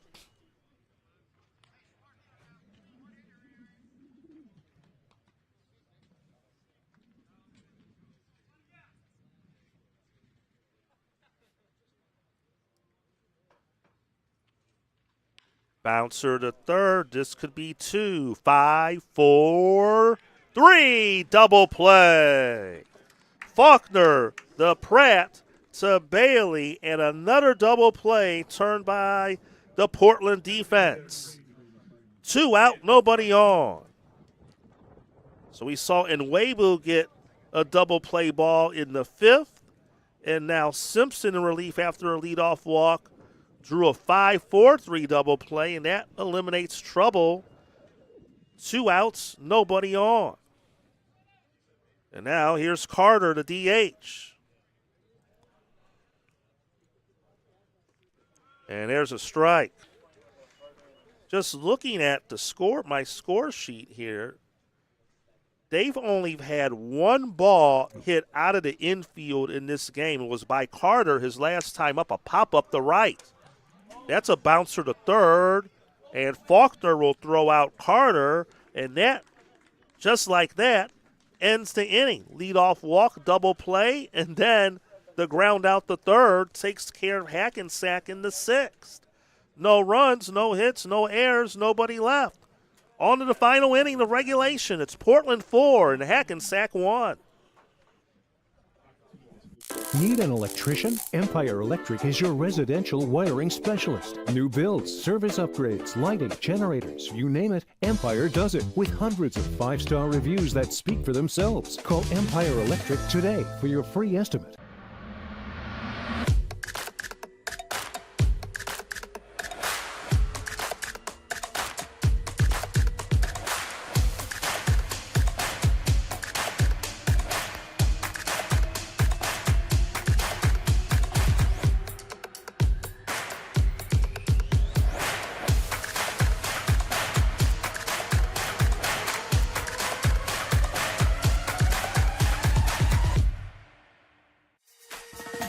Explore your next idea. Blaze new trails. Imagine new ways to do things. What will you do next? Welcome back to Zimmerman Stadium on the campus of North Central College in Naperville. Great to have you with us here today on WNY Athletics YouTube for this NABF Charles Blackburn Major Division World Series. We're in pool play, day 2 of competition. First games for these 2 teams, and it's the Portland Rockets. Tim Gardner will enjoy a 4-1 lead. I have a feeling this game isn't over yet. I don't know. Just something that I don't know. Just I have a feeling something might happen in the 7th inning. Well, Rogers is still going to be in there. He's at 106 pitches for Hackensack. But if you're Hackensack, you've had plenty of runners on base, but Portland gets out of it with double play balls each of the last 2 innings. Yeah. And they are still without a hit. It's an unusual no-hitter, but it is a no-hitter. Yeah. Rogers is going to face the top of the order here. McEldowney, White, and Kennedy. Trying to keep this at a 4-1 game. Again, just 7 innings in length in pool play. And he's quickly ahead 0-2. As we talked about the last inning, he's given his team a chance, but if you only hit 1 ball out of the infield the whole game. Right. His team's got to pick him up in the 7th inning. He's pitching a great game. Yeah. He got tagged and hit on early, but he's adjusted well.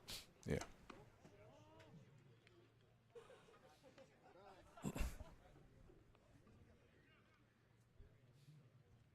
And the strategy, a little more different compared to last night, is there's a soft liner. That's going to get through in the left field for a base hit. And McEldowney, 2 for 3 on the day. Pair of singles. And that's hit number 10 for Portland. All the left field. But for these teams compared to last night, the teams that played yesterday had a day to sleep, turn around, come back and play the next day. These 2 teams are going to have to play 2 in 1 day. Yeah. and that maybe changes the strategy of the pitching. Yeah, he could very well. There's a bunt laid down by White. Coming in from third, Ramirez. He'll throw to first. They do get the out. And White does sacrifice McEldowney over to second. And they're playing like this game's not over, trying to manufacture an insurance run. I would too. Like I said, I got a feeling something's got to happen for Hackensack in the seventh. And, Portland's making sure that they, at least tack on another one. So here's Joe Kennedy, 2 for 3, struck out his last time up.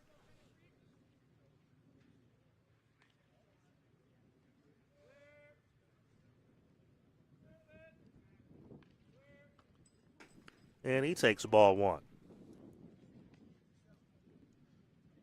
But those of you just tuning in, our schedule here was pushed back an hour from the rains last night here in the Chicagoland area for enough time for the field to prep. So those of you expecting the Lombard Oriole Berea Red Sox game, that will be coming up next around 2:30 Central. There's a base hit to left. And Kennedy delivers an RBI hit. McEldowney scores, and there's your insurance run. It's a 5-1 Portland lead.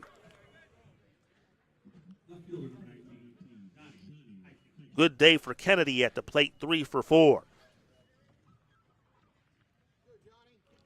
So we're expecting, depending on the length of this one, a 2:30 start. I would imagine potentially 20 minutes after the conclusion of this one, give or take. So, but it's going to be a continuous stream link, so those of you expecting that game, just keep this link all day long. All the games will just be one after the other live here on WNY Athletics. Swing and a miss. Heidkamp at the plate. 1 for 3 on the day. Lined out the second his last time up. But down here in the count, 0-2.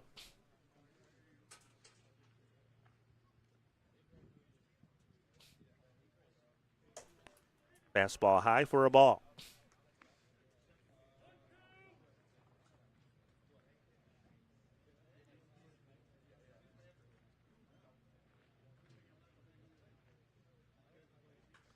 That one flared to right, and there's your first hit to the opposite way. Yeah. Oh, my.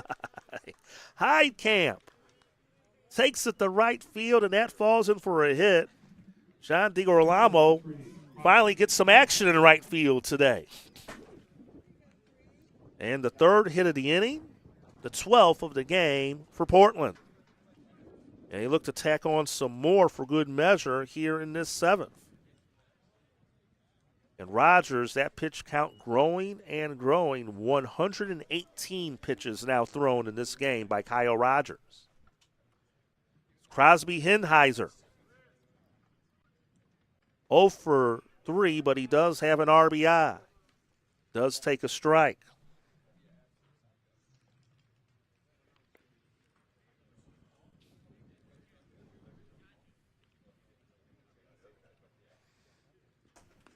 And the count's now 0-2. Well, Portland trying to ensure there is no drama at all by tacking on 1 run and possibly looking for more. Now time called.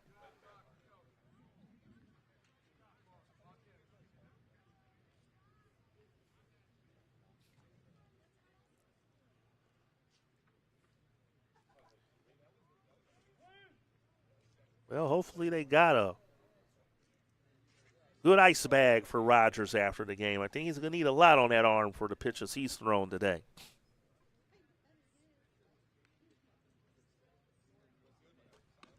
Misses outside, 1-2. And now this is kind of maybe more of the mental battle for Rogers at this point. Trying to keep the team in the game. He's tired. He's trying to fight his way through this final inning. And misses low there, 2-2. Now the location slipping away from him a bit. Yeah. starting to struggle. It's his game, though. I mean, they got nobody up. It's his game.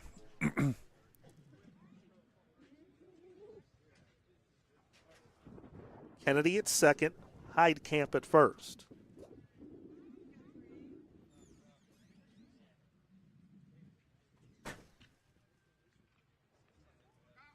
And the 2-2 offering coming up. Fouled it back and out of play.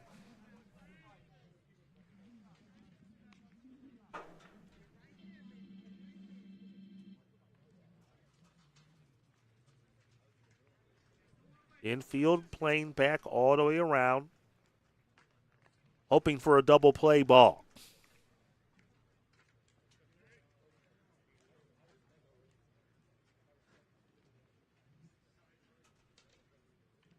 Rogers 2-2 pitch, fouled out of play again. And Hinheiser battling here in this at bat. And the pitches continue to mount for Kyle Rogers. This will be his 125th coming up.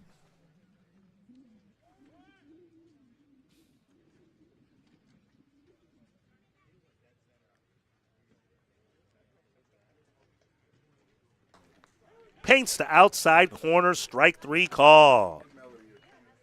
And Hinheiser just got fooled on what he was expecting right there. I think he thinks that ball's outside, but pitch before he swung at and fouled it off, just similar location. Yeah. So here's Quinn Faulkner. 2 outs, still runners at first and second for the Portland Rockets.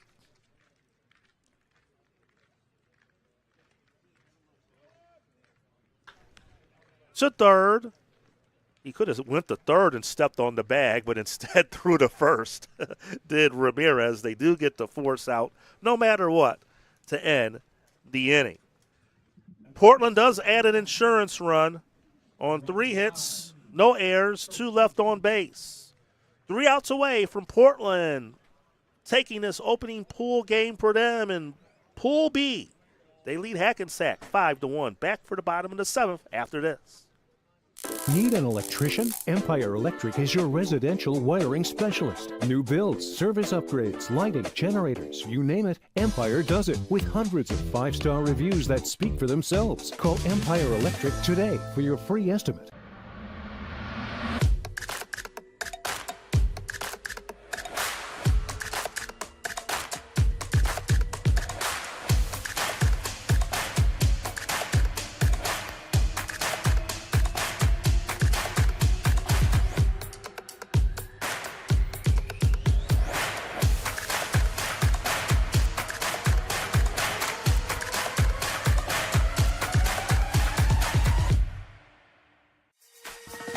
Explore your next idea.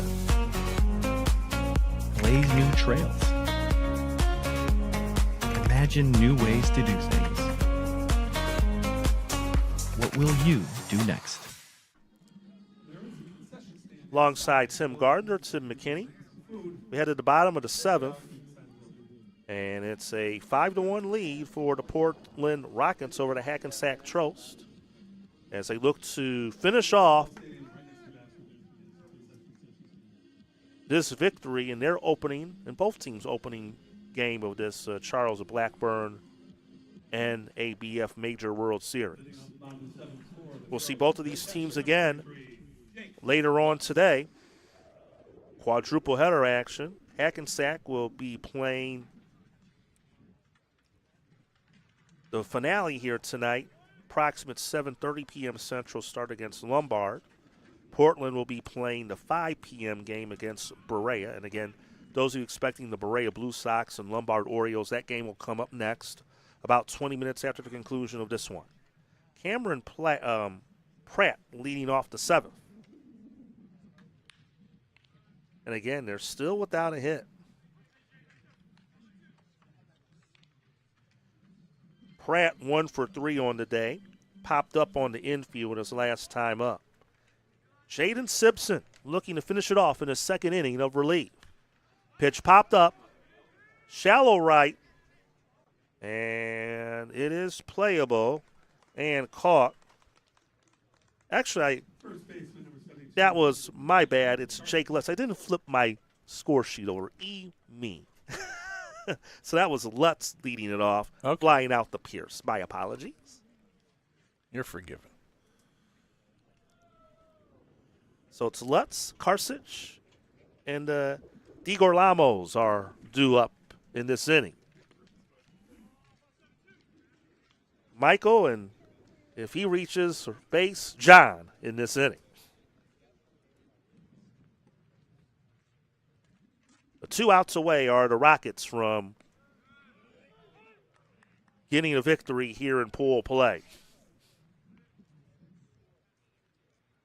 So Karsich, he's 0 for 1 on today. He's reached on an error. He grounded out the third his last time up. And there's a strike. And again, the Hackensack Trosts are still without a hit. Seen no-hitters collegiately and at other levels. This is quite an unusual no-hitter. They've had a lot of runners on base. Very unorthodox. 5 walks, so a catcher's interference, a hit batter, an error, and a fielder's choice of how their runners have reached base today. They scored a run without a hit in the second. And there's strike 3 called, 2 down. Karsich goes down looking. And the Trosts are down to their final out and potentially getting no hit. So here's Michael DiGirolamo. No official at bat today. He's been hit by a pitch and has walked. And there's a strike.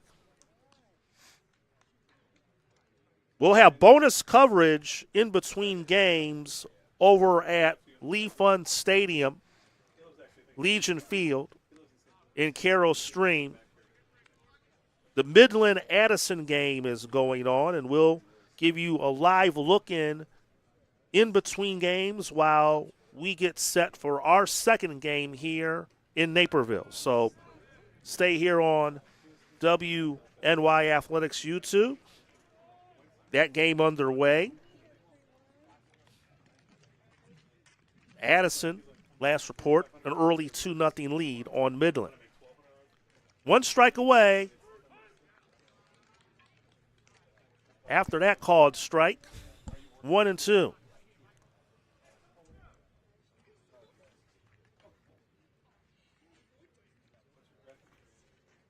Simpson looking to finish it off.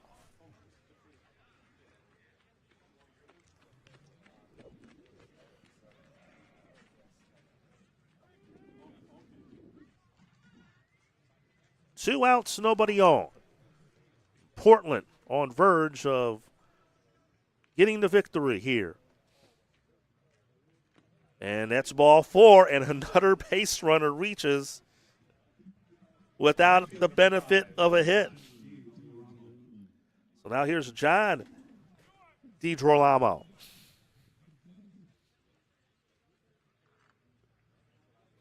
That'd be their 9-hitter, right? He is. That is correct.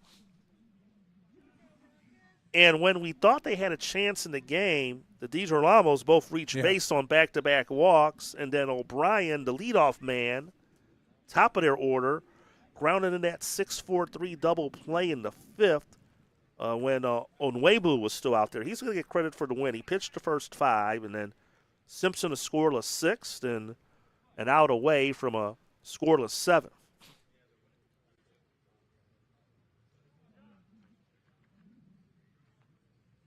Berea Red Sox and Lombard Orioles will come up next here from Zimmerman Stadium.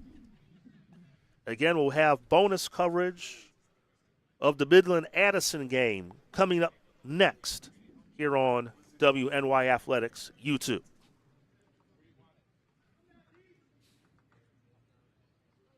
Two-0 pitch, and there's a strike call.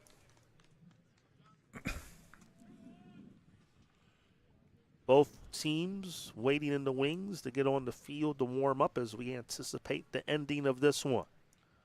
And a good solid showing here by Portland. Pitch missed low, 3-1. This is where the coach of Portland's getting gray hair. Like, come on, guys. Let's 9-hitter, 3-1. They pounded out 12 hits. They could have some more runs, but Hackensack, their inability, only one. Now 2 balls hit out of the infield in this game, as there's a walk to John DiGirolamo, and now you have first and second, 2 outs. It's like that's unforgivable. You walk the 8 and 9-hitter in a 5-1 game. Well, the funny thing is the 8-9 hitters, they've reached base all 3 times at bat today. Yeah. But the leadoff man is 0 for 3. Yeah. Ball 1 to O'Brien. Again, if they do get this final out without a hit, this will be quite a strange no-hitter. I don't know if they realize the fact that they are tossing a combined no-hitter at this point. Yeah. He's not pitching like he is. 1-1 to count. I mean, we just got to be honest about it. Ball 2, and all of a sudden, Simpson can't find the strike zone. He got the first 2 outs with no problem, and all of a sudden, he's on verge of bringing the tying run to the plate. If that happens, and that's their only hit. Oh, boy. Well, this may do it. Well, I don't know. That's going to pop up the right, playable, and Pierce makes the catch, and the ball game is over. A combined no-hitter tossed by the Portland Rockets by Andrew Onwebu and Jaden Simpson. And the Rockets claim the victory in pool play, 5-1 over the Hackensack Tros. Tim, some thoughts? Yeah, it's the strangest no-hitter I've ever seen. I mean, kind of like, oh, well, yeah, we just no-hit these guys, but it was like, a non-event. It was a very unusual one because there were a lot of runners on bases. I give you the totals for Portland: 5 runs, 12 hits, 1 error. They stranded 7. Hackensack, no runs, no hits, 1 error, but they stranded 6. Yeah. 5-1 the final. Portland gets the win.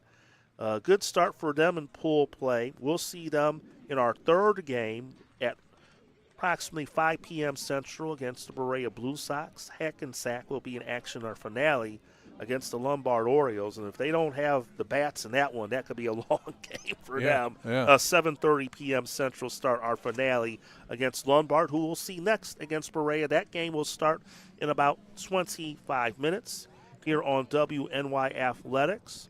Tim and I will be here to bring you that game. But in the meantime, we'll give you some bonus coverage and get you out over to Carroll Stream and Lee Fund Stadium and Legion Field for Pool C action between the Addison Braves and the Midland Tribe. And we'll listen in, give you a live look in.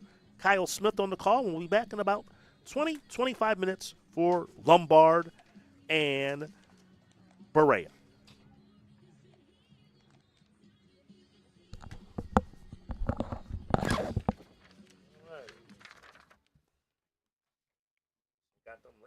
Save that lineup for later on. What makes these afternoon games interesting, it's a Thursday game, so maybe some guys can't get off work, so you got to use new players sometimes in these pool play games you haven't used most of the year, because some of these guys are playing night games after work, but obviously today is during normal business hours. 2-1 the count, and this should be a double play ball from second to first base. 4-6-3 on the double play, and 2 outs in the inning.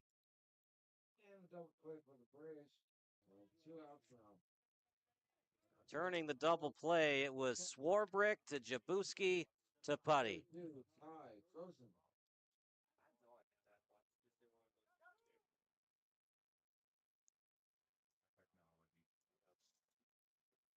It was just drawn up beautifully by the manager and Kirkowski. Sometimes you see the second baseman play closer to the bag, but that one was hit right at him.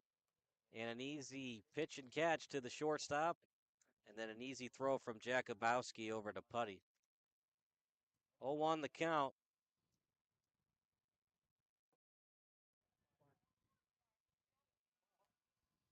My dad used to tell me, what's a pitcher's best friend? And I never knew because I was 12 at the time. And he would say 643. 643 double play. Unless Tim Anderson's playing shortstop, then it's always an E6. Just kidding. Fly ball. This should be a catch. It's still up there, though. Late break. And how about that? The second baseman had to get it as Jakubowski lost it, but Swarbrick able to make the catch. And that does it for the inning. So some interesting things happening to end that threat. But we go to the bottom of the third. 3-0 lead for the Braves here on the WNY Athletics YouTube channel.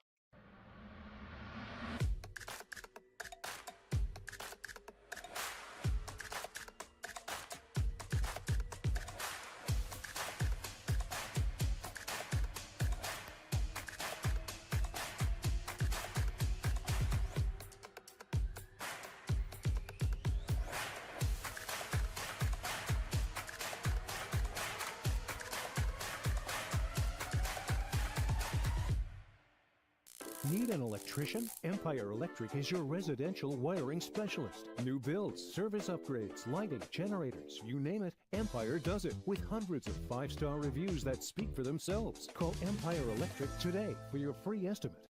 Logistics Plus is a global transportation provider headquartered in Erie, PA with locations worldwide, including right here in Western New York. Logistics Plus is consistently recognized as a fast-growing transportation and logistics company, great supply chain partner, top freight broker, leading project cargo manager, and a great place to work. With a strong passion for excellence, our 500-plus employees put the plus in logistics. For an efficient, personal approach for all of your transportation needs, more information about our Buffalo office is available at logisticsplus.com/Buffalo. Bottom of the third inning, Addison Braves leading 3-0 here in pool play of the 2025 NABF World Series. If you're just watching and you don't know what the NABF stands for, it stands for the National Amateur Baseball Federation. It's a pretty cool thing. And you can't ask for a much better day than what we're having today. All turf field at Lee Fund Stadium near downtown Carroll Stream. We're about 35, 40-minute drive from the downtown area of Chicago. Both of the locations of the tournament are being played in Naperville at North Central College and Lee Fund Stadium in Carroll Stream for Wheaton College. Midland Tribe, they had the bases loaded in the top of the first, but since then it's been pretty weak offensively for them. And meanwhile, have to keep the damage to 0 more runs given up, as a couple more runs should put this game away, one would think. Putty will lead it off. He had a double in the bottom of the first.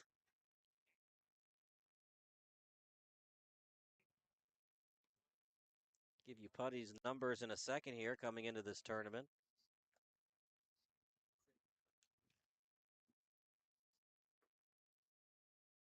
We haven't seen a lot of runs scored thus far in this quadruple header of pool play today. A lot of the runs have been situational hitting. Saw just 7 runs scored in the first game of this quadruple header, and today 3 runs scored for the Braves, but 2 of them were via the sac fly. And as much as we love walk-off grand slams and walk-off homers and dingers and Cal Raleigh demolishing previous catcher home run records, find a way to get that runner to third base and then put the pressure on the pitcher. Leadoff walk, the dreaded leadoff walk, and that'll bring up Dan Blicken. He flied out to second his first time up.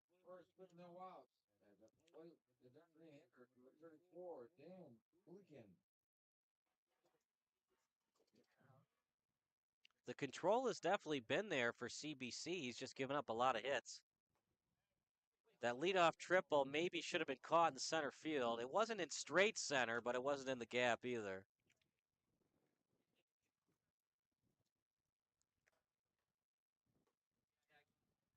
In there for a strike. Close pitch, but it looked like it hit the corner. 1-1 the count. As it's high and outside. Swarbrick on deck. He had a sac fly to make it 1-0.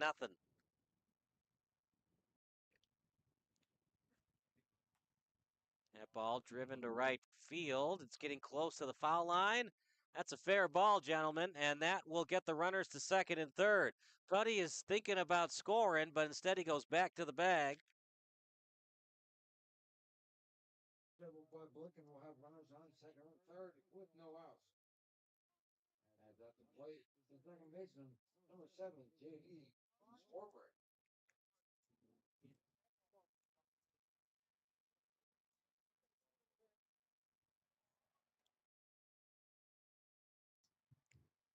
Two ducks on the pond, nobody out. Outside for a ball.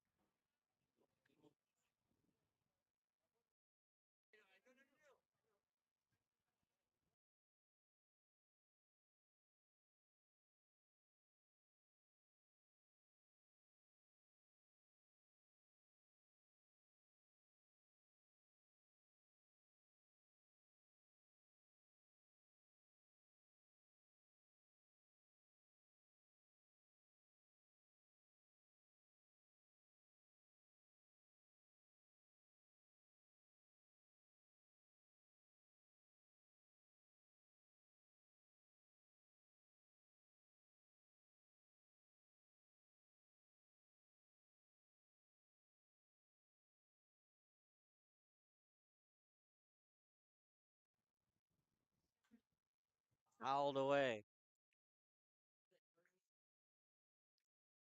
1 ball, 1 strike to Swarbrick.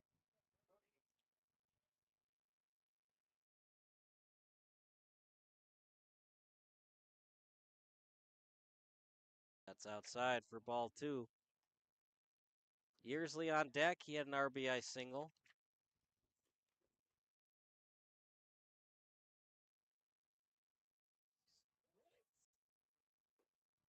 Thought about swinging at it. Outside strike on Swarbrick.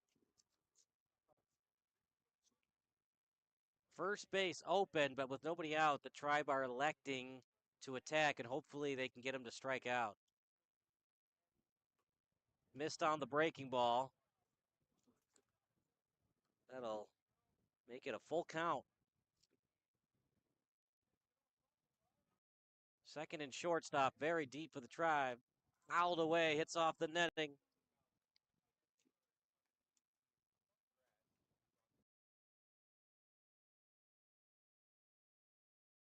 The full count, trying to do something here. Base hit would give them a 5-0 lead.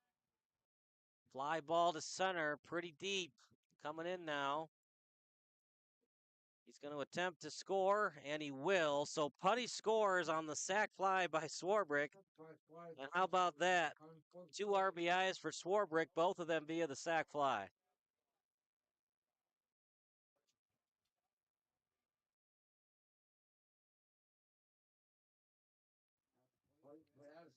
The right fielder, number 15, Cameron Yearsley.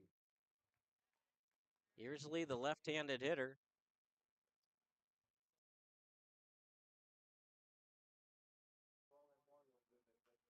That one's fouled away near the dugout.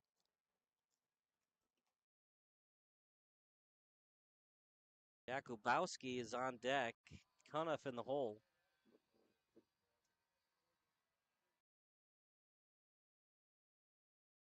That ball hit the center field and not able to catch it. If he touched it, it's an error. That gets all the way to the warning track. Going to try to go home with it. And the Little League home run. The Addison Braves now lead 6-0. The Little League homer by Yearsley.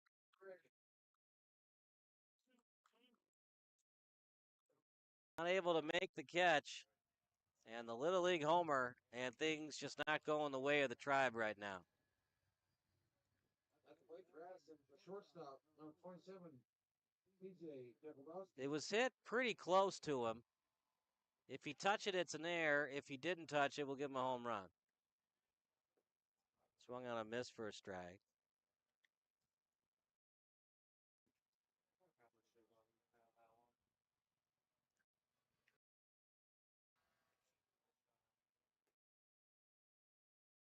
Waiting on the official score on that.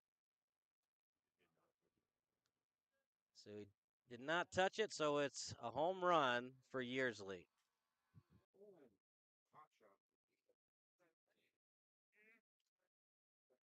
Things are just going the way of the Addison Braves and just nothing going the way of the Tribe. On first with 1 out. At the plate for the Braves, Kepler, Q, Joshua, Conant.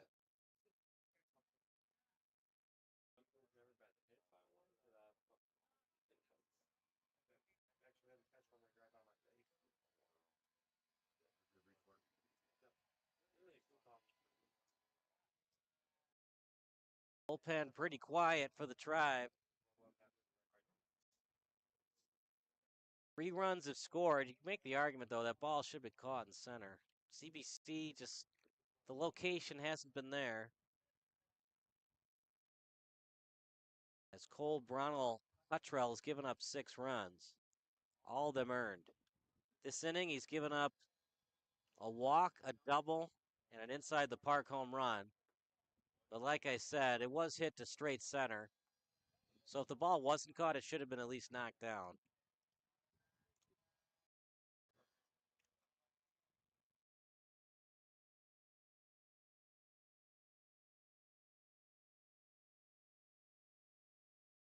Big day for Yearsley. Got the base hit in the first. He had what seemed to be a single, and then it got all the way to the warning track, so it became an inside the park homer. That ball driven to the gap. And here's the other problem. The game is getting away from the Tribe. Very hard for them to come back. But do you really want to go to the bullpen, or is this just one of those games where CBC has to eat innings for you? The runners on first and third with 1 out. At the plate for the Braves, the center fielder, number 3, Hayden Bird. Eric Rosick, the manager for the Tribe, coming out to greet CBC, and it might not be a friendly one.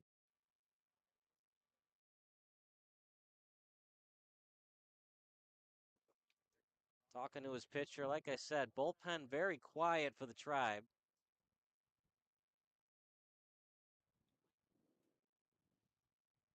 Sometimes when it's your day, and other times you try your hardest and things just don't work out. We do have Slaughter today, even though it's pool play. It's 10 after 5.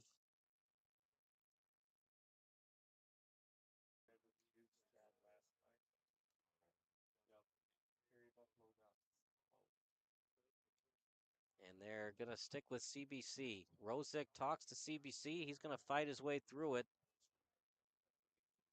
If you were to walk Birch here, that would load him up, but you're at the bottom of the order. You also have 1 out. That's in there for a strike. It was only 3-0, approaching the bottom of the third. Even after the sac fly made it 4-0, things were going okay for the Tribe, but after that inside the park home run, which probably should have just been a single or a catch, things have started to unravel quickly for the Tribe. Offensively speaking, they've been pretty quiet since they loaded the bases in the top of the first. Fouled away off the netting. A little wake-up call for our videographer.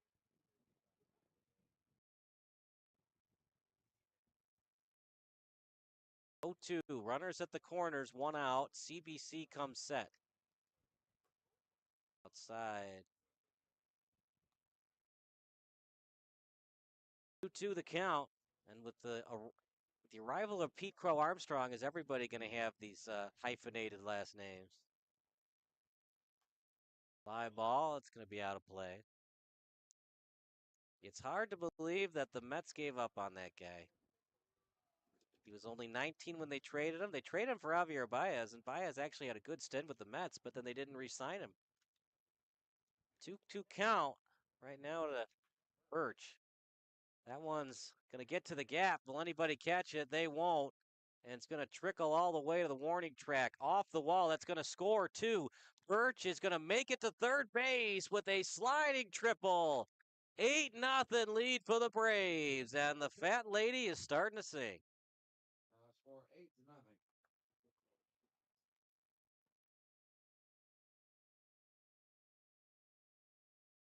At the plate, grounds the left fielder, number 22, Ryan.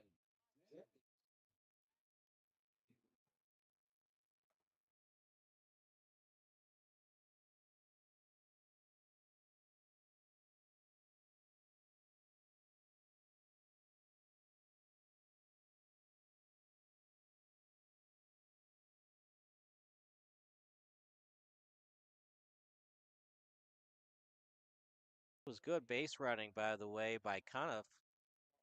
It wasn't hit to the right center gap. It was hit to the left center gap. So you got to get a good secondary to score on that, and he did.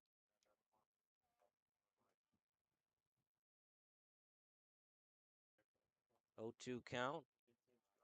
If you're just joining us, shame on you. But second of all, 5 runs have crossed home plate in this bottom of the third.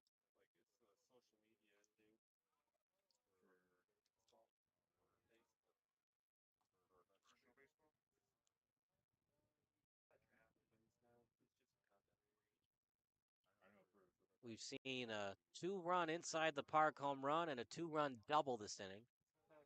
That ball hit to left field, did not tag right away.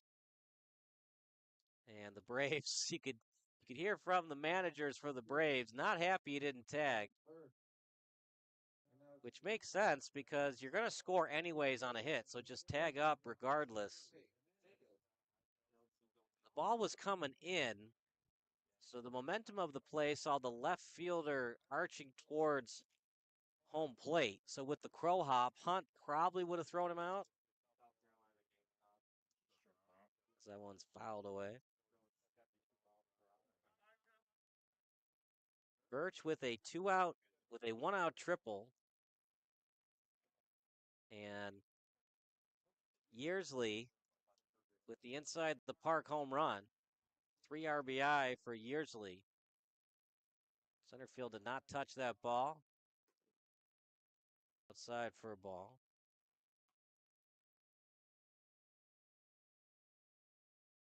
Hernandez up, and if he gets on base, we batted around this inning. 5 for a ball. Putty started this inning with a walk. Walk, a double, a sac fly, a homer, a base hit, another base hit, and a triple. This ball is going to get to right field, but it'll be caught by Piotrowski, and that does it for the inning. But the damage is definitely done. 5 runs cross home plate. It's 8-0 Braves as we go to the top of the 4th.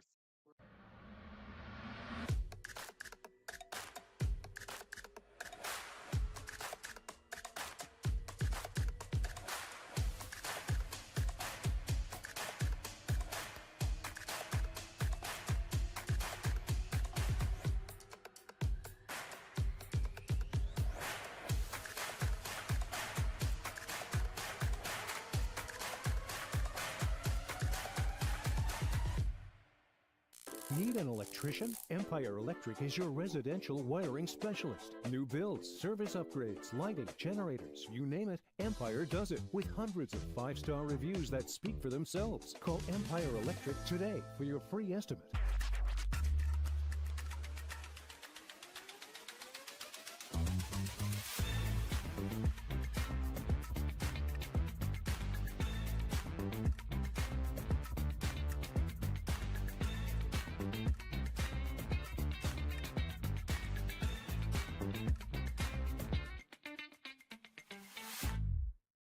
Logistics Plus is a global transportation provider headquartered in Erie, PA with locations worldwide, including right here in Western New York. Logistics Plus is consistently recognized as a fast-growing transportation and logistics company, great supply chain partner, top freight broker, leading project cargo manager, and a great place to work. With a strong passion for excellence, our 500-plus employees put the plus in logistics. For an efficient personal approach for all of your transportation needs, More information about our Buffalo office is available at logisticsplus.com/Buffalo. Leading off for the Midland Tribe will be Eric Rosick, the player manager today. Alec Pietrowski in the 2-hole, and McEwen batting third. Leading up, that's the fourth for the Tribe. Designated hitter, number 3, Eric Rosick.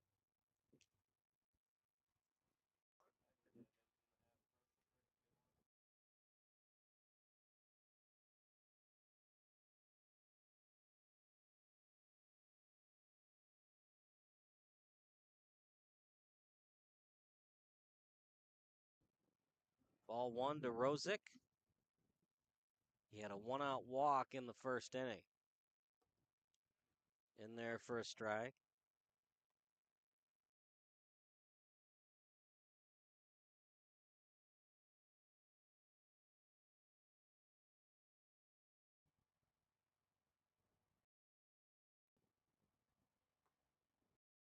In there for another strike.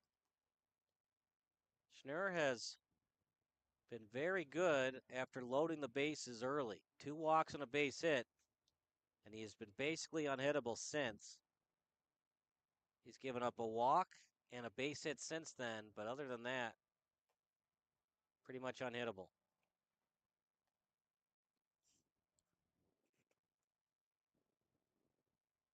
Gave up a leadoff walk in the third, and then a 4-6-3 double play ended that threat. 2-2 count to the leadoff hitter in Rosick.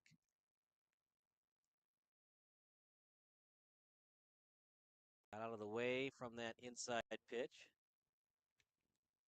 Pietrowski on deck, McEwen in the hole. And if at least one of those guys gets on base, Nick Stemick will try to keep the rally going. Leadoff walk. Second time that's happened today for the Tribe. Alex Pietrowski, his first at bat, he flew out to second base. That was a big fly out because they had the bases loaded. And it's been pretty dead for the Tribe offense since. In there at the knees for a strike. If the Braves get to a 10-0 lead, they would win 10-0 after 4.5. In the dirt, but a nice block that time by Cuniff.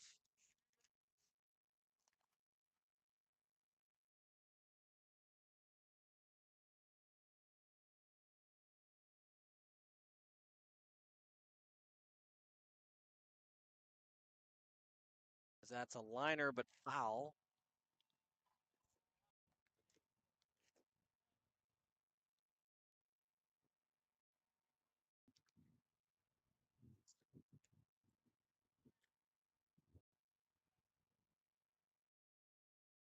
One-two count. Runner at first. Nobody dead. Double play depth for the Braves.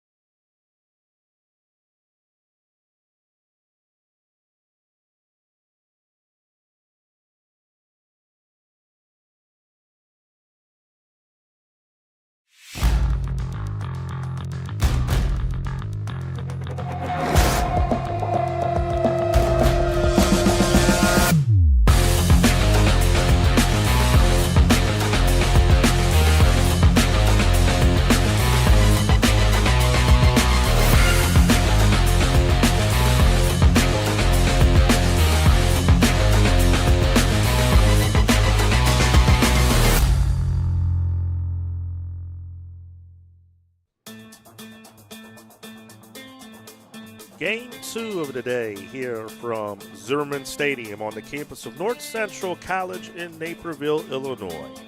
WNY Athletics presents this 2025 NABF Charles Blackburn Major Division World Series. Action continues in Pool C as we'll have our tournament co-host, the Lombard Orioles out of suburban Chicago, take on the Berea Blue Sox from Ohio. Alongside Tim Gardner, I'm Tim McKinney. Great to have you with us here this afternoon for Game 2 today. Already one game in the books. The Portland Rockets were a 5-1 winner over the Hackensack Tros. And now we'll see our co-host, number 2 here in action. We saw Beecher last night, looked very impressive, and we'll see what Lombard has in store here today. Via the coin toss, Berea is the home team, so Lombard will bat first.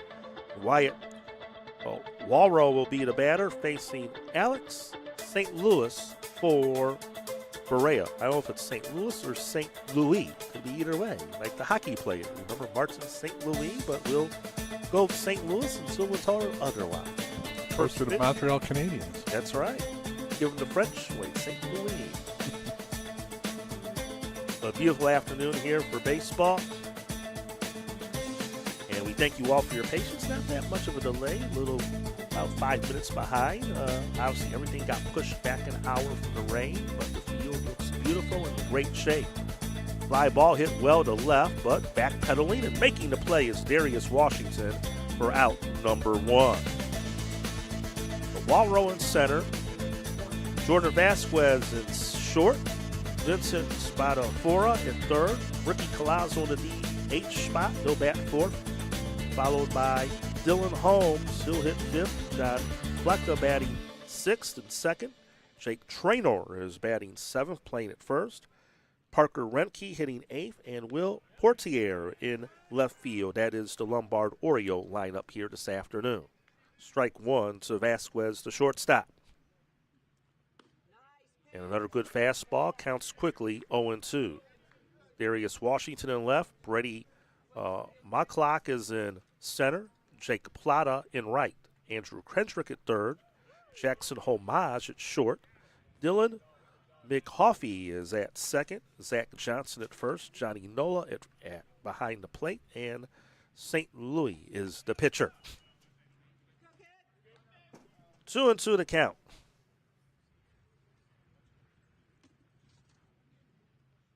Again, we'll have all Pool B action today. Everyone in the pool will play both of their games here in Naperville. Berea will have to come back right away. They'll play the game to follow against the Portland Rockets, and Lombard will play later on tonight in our nightcap against Hackensack. Again, if you weren't with us for our opener, Portland, a 5-1 winner over Hackensack, a combined no-hitter by the Portland Rockets in that game. Full count, and it's ball 4, and Vasquez draws a walk. 1 out walk. And to remind you, today's game is being presented by Logistics Plus of Buffalo, Damon University, Paul Wolf Insurance, Umpire Electric, and Wingnuts of Buffalo. And appreciate their support. Here's Vincent Spadafora. Takes a ball inside, and I think you can tell the Orioles with those bright orange jerseys. Got another long-time program in the Chicago area. This may be 2, but bobbling the relay there off the turn there was McAuliffe, and he just wisely kept it in his pocket. Vasquez forced out 6-4, and Spadafora aboard on the fielder's choice. Hey, Tim, you got some old-school uniforms going on here. Yeah, and even the Berea Blue Sox. Yeah. Got that nice powder blue look, which has made a comeback to some degree. The Blue Jays are wearing a powder blue top, I think, once in a while. Yeah, of course, Kansas City Royals have had that jersey look for years, and There's a ground ball through the hole past McCoffey in the right field for a base hit. So Ricky Colazzo singles to right. Plays local JUCO here in the area. Played at Oakton Community College in Des Plaines up near the O'Hare Airport area. And the young man at the plate is one of his teammates at Oakton, Dylan Holmes, was at Triton, then transferred over to Oakton. Catching for the Orioles. And takes a fastball outside. So some familiar names for me on this squad as well. But you also have those powder blue. The Cubs have a City Connect one in that color that they brought out this year that was really popular. Cubs are fun to watch. Cardinals have the old powder blue throwback. Remember the Phillies had that as well. Yeah, they did salvage that game yesterday against Milwaukee to avoid the sweep. Their game out. And speaking of the Orioles, the Baltimore Orioles will be in town this weekend at Wrigley Field. It's neat seeing the inter-squad, or interleague, sorry. Strike called to Holmes. It's 3-1. Did you go see the Yankees when they were in town? No, I did not, but a couple years back when they were at Yankee Stadium, I went out there for a couple games. Yeah. No, wait. This year the Cubs were at the Yankees. Yeah, they were at Yankee Stadium. So the trip before that was when I went out there. Yeah. It's one of three fields I think it is. Aaron Judge has never homered at. Swing and a miss, and Holmes goes down on strikes to end the frame. No runs, a hit, no errors, 2 left on base. Half inning complete. Lombard Orioles nothing, and the Berea Blue Sox are coming to bat.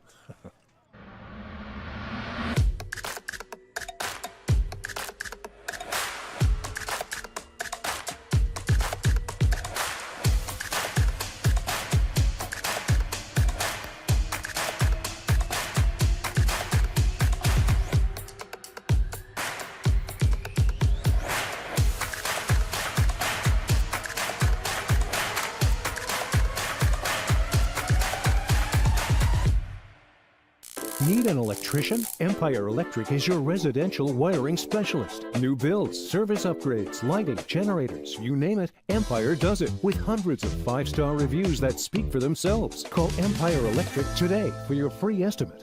Logistics Plus is a global transportation provider headquartered in Erie, PA with locations worldwide, including right here in Western New York. Logistics Plus is consistently recognized as a fast-growing transportation and logistics company, great supply chain partner, top freight broker, leading project cargo manager, and a great place to work. With a strong passion for excellence, our 500-plus employees put the plus in logistics. For an efficient, personal approach for all of your transportation needs, more information about our Buffalo office is available at logisticsplus.com/Buffalo. So, I've seen him when he's come back. Welcome back, Tim McKinney, Tim Gardner. Lower half of the first, and we'll see the Berea Blue Sox come to bat. We'll give you their starting lineup. As Brandon Croca is their coach. Zach Johnson leading off at first. Eric White batting second to DH. Darius Johnson hitting third out and left. Andrew Kendrick will bat fourth, play third. Johnny Nola in the cleanup spot behind the plate. Brady McClack is batting sixth in center. Jake Plata hitting seventh. Plata in right. Jackson Homage hitting eighth. He's the shortstop. And Dylan McAfee is batting ninth. He'll play second base. Lombard defense will line up like this. Will Portier is out in left. Wyatt Walrow in center. Parker Renke in right. Victor Spatafora at third. Jordan Vasquez at short. John Flecka is over at second. Jake Traynor is over at first, and Dylan Holmes is catching for Kendall Lyons, who is pitching for the Lombard Orioles this afternoon under their coach, Jeff Vukovic. And Lyons' first offering is low for ball one.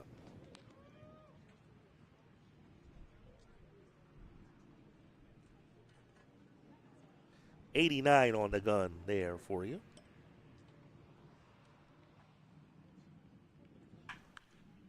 And that one fouled past first. Addison Braves are having their way. Another Chicago area team doing well. They lead the Midland Tribe 8-0 in the top of the fifth out in Carroll Stream.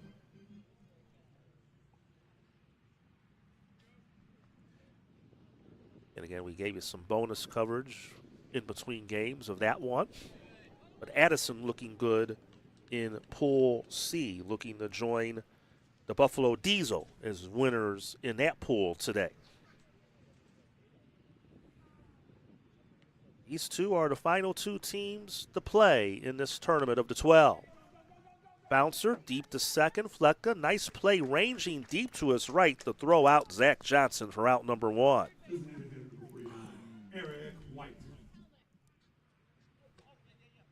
So next up is the DH, Eric White.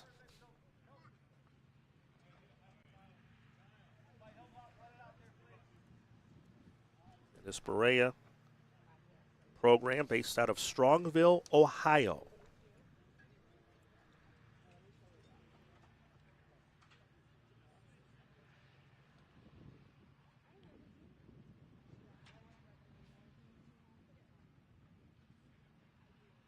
Lions' first pitch to White is low for a ball.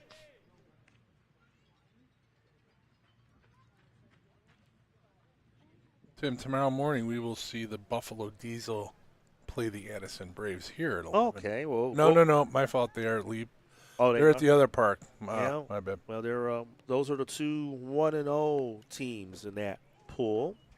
If I wasn't mistaken, I think each team, if they were trying to work it out, would get one game at both sites at one point. So they come here, or Diesel comes here at 4 tomorrow. There you go. So we'll see them, like this whole group, as that pitch is fouled out of play, playing their two games here today, and should be over if I'm not mistaken. They'll both be in Carroll Stream at League One Stadium, Legion Field tomorrow. Yeah. A ball and 2 strikes to count to Eric White. Early goings of this one, game 2 of 4 for us here at Zimmerman Stadium at North Central College. Pitch just missed inside, and Lions thought he got him. He made that move off the mound like he thought he nailed him, but instead it's ball 2. Look at that. And the catcher. Yeah. He was ready to fire at the first.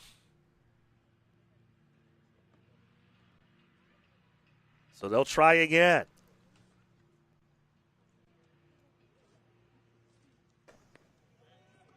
That one borderline didn't miss by much. Wow. And this is the same, I believe the same umpiring crew we had in the first game. They just switched different rotations. So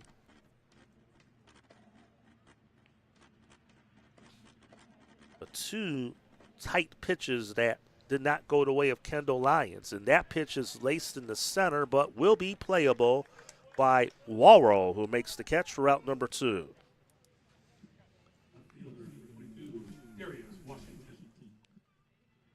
So that'll bring up Darius Washington.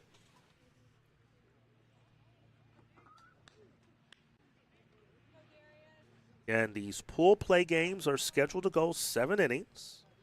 Run rule is in effect. 10 runs after 5.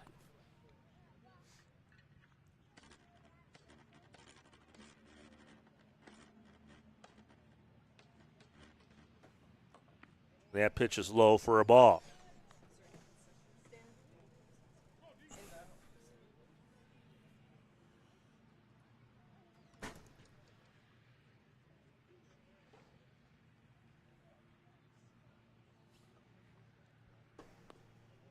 That just missed. 2-0. He's nibbling. Yeah, it's a little tight strike zone here. Yeah. You know, I always wonder, Tim, in these tournaments, is it good to be part of the first group to play or be the one waiting around, seeing everyone to play and be the final group? Because these are the final 2 teams that are actually getting to take the field here. Yeah, Ooh, okay, that one not by. That's just that strike zone is a small one, it appears. Yeah. 3-0. I just wonder that you're here, you get settled in, you watch some of the other games play, or you're chomping at the bit and you want to get out there. I think a little of both. Local team Lombard, right? Yes. And Berea's from Ohio, so they had to travel a little bit. I would imagine Berea's they're ready to go. Yeah. Lombard too, but they're from around here, so they've had plenty of time to warm up. Yeah. And do what they need to do here at home. And Lombard's a short drive from here, maybe. It is a little slightly northeast of here, another one of the western suburbs in Chicago, a little closer to Carroll Stream where we were at last night. Swing and a miss, and Washington goes down swinging to end the inning for the Berea Blue Sox. They go down in order, 1, 2, 3, nothing across. After one, no score. Need an electrician? Empire Electric is your residential wiring specialist. New builds, service upgrades, lighting, generators, you name it, Empire does it with hundreds of 5-star reviews that speak for themselves. Call Empire Electric today for your free estimate.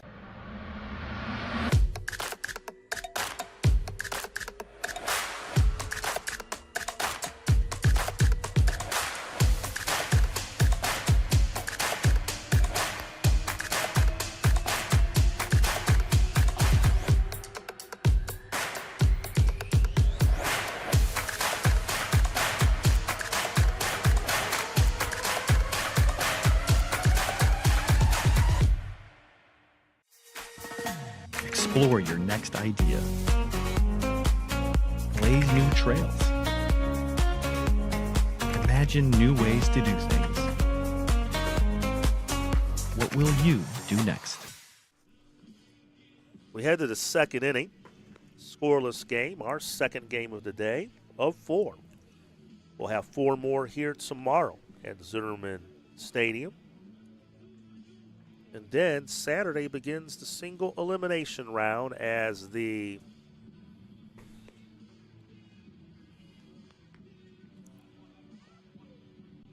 top 2 teams of the 3 pools will advance to Saturday. I hope I'm not baseballed out after this. Well, it's going to be a long day, and we got folks just moving around through the crowd here, getting into their seats. You want to get on TV? Yeah, well. I got to coach a game on Tuesday in my playoffs. Wow. My what age group? It's 25 and under. It's a SEBA. It's a local muni. I started a team with mostly alumni from the high school I coach at. All right. John Fleeka leading off the second. The chopper went off of McAuliffe, and we'll see how they'll rule that because it did take a little bit of a crazy hop off the infield dirt. But the leadoff man is aboard, and they're going to give him an error. There's a replay. That was a bad hop. He got caught in between it. But it'll be E4 to lead off this second. So here's Jack Traynor.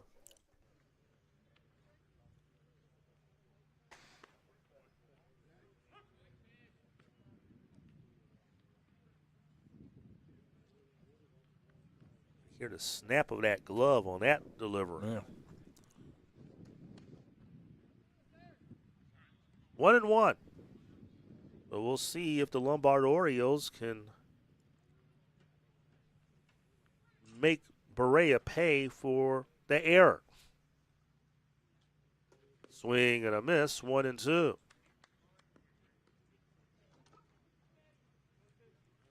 Nope, 2-2. Yes, thank you. I missed it too. Throw to first, and the runner's back.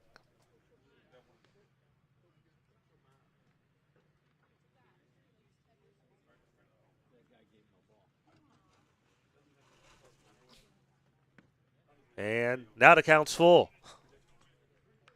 We'll get there.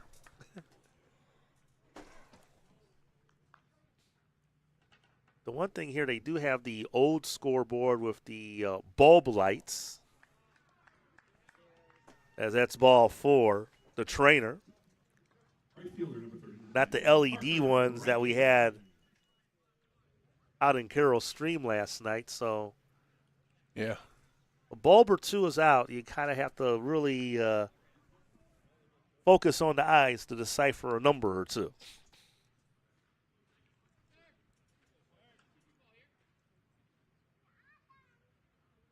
Here's Parker Renke. And he takes a strike. So the Orioles, 2 on, nobody out here in the second inning.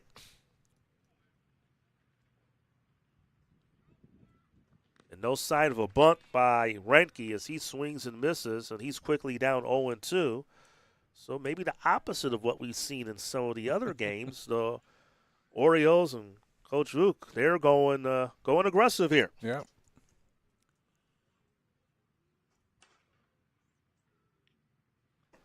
That pitch missed outside for a ball. It's a good thing he didn't hit that pitch before. He would have rolled over into a double play probably. Tried pulling that outside breaking ball.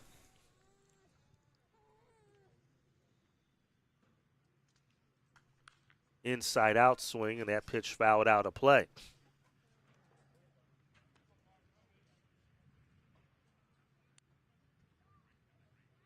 Infield back all the way around. Looking for 2.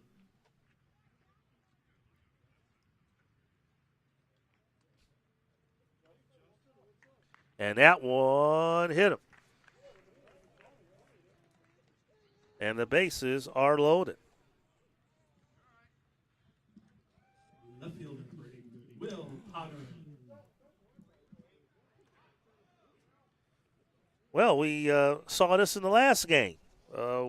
Portland had the bases, load up the bases or early, and they did get 1 run. And then Hackensack, their only run, they loaded the bases without a hit, similar to what the Lombard Orioles have done here. And they only got 1 run to show for it because they went hitless in the game. So Will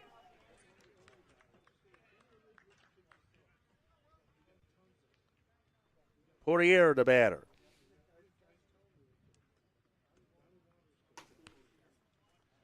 I'm reading that right. I believe it's Portier. I believe that's Tier.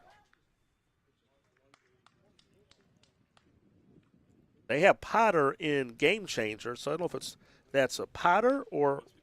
So I'm going to go with Potter. So again, they don't give us any official rosters. As the runner, they turned a double play. Run does score to get the Orioles on the board. Can we take another peek at that one there, Jim? Let me cue it up for you. Give me a second.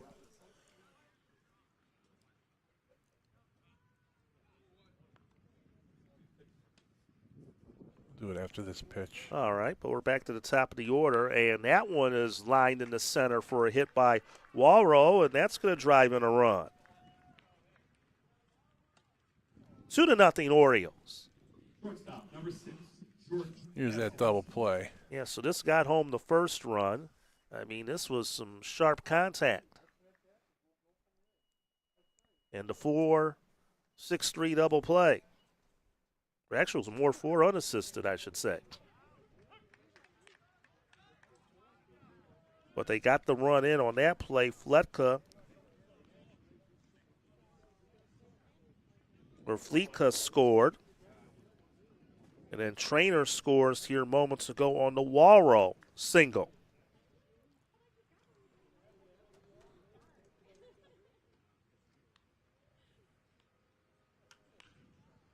Pitch fouled out of play.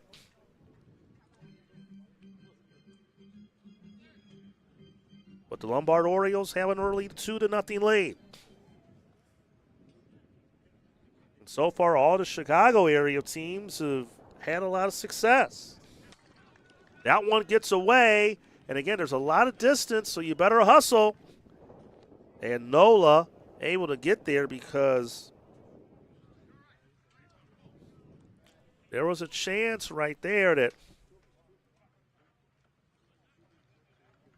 possibly score. Walrow there trying to maybe score from second on that wild pitch. But it's 1-2 to Vasquez. But the Chicago Clout won last night. Beecher Muskies won last night. See, the Addison Braves have a big lead this afternoon in their game at the other field. And now the Lombard Orioles, a 2-0 lead. 3-2 to Vasquez, and there's ball 4, and they're at the corners.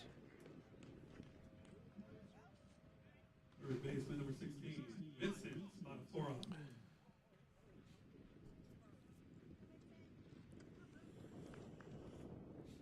So now here's Vincent Spadafora. He hit into a fielder's choice his first time up.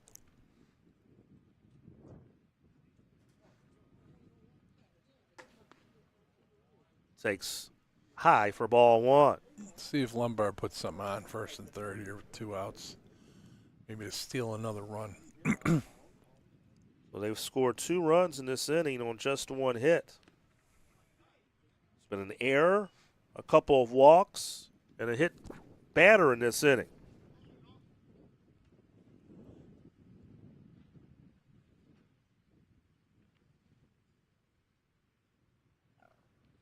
And that one nearly got away, and a great save by Nola. Surprised they're sitting there at first base. I'd like to, when I coach, I like to put the most pressure I can on the defense early in the game. See what they got. Well, maybe because he's the 3 guy in the lineup, he doesn't want to risk taking the bat out of his hands. But there he was in motion, and the hit and run was on, and it's fouled out of play toward the left field corner. That's a good point. Definitely a good point. I think you want to at least give him a chance to swing the bat, and they did right there, but did put the man in motion. Yep. Early in the game, though, I want to see what they're going to do. You know, what would they do in this situation? If they make a play on me, okay, I got 2 on the board. You know, we go play defense. Well, for St. Louis, Alex St. Louis, he's approaching 50 pitches already, and the next one will be his 50th. As that pitch fouled back, still 2-2. So he may be wearing down here as this one progresses as well. And again, remember, Berea has to come back and play the game immediately after this one. So that probably will play an effect on their strategy potentially. Yeah, very well could. Another payoff pitch. Soft liner to second off the hop. McCoffey has it over to first in time to get Spadafora to retire the side. The Lombard Orioles get 2 runs, 1 hit, an error, and 2 left on base. We'll head to the bottom of the second, and Lombard Orioles lead the Berea Blue Sox 2-0.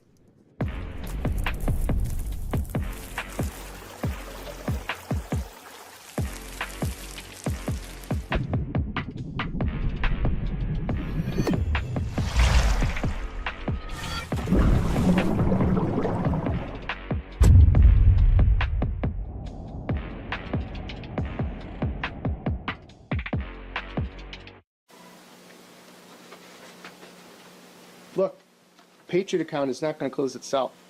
Looks like you're going to be here late again. I need this by morning. Oh no, not again. My son has a football game tonight.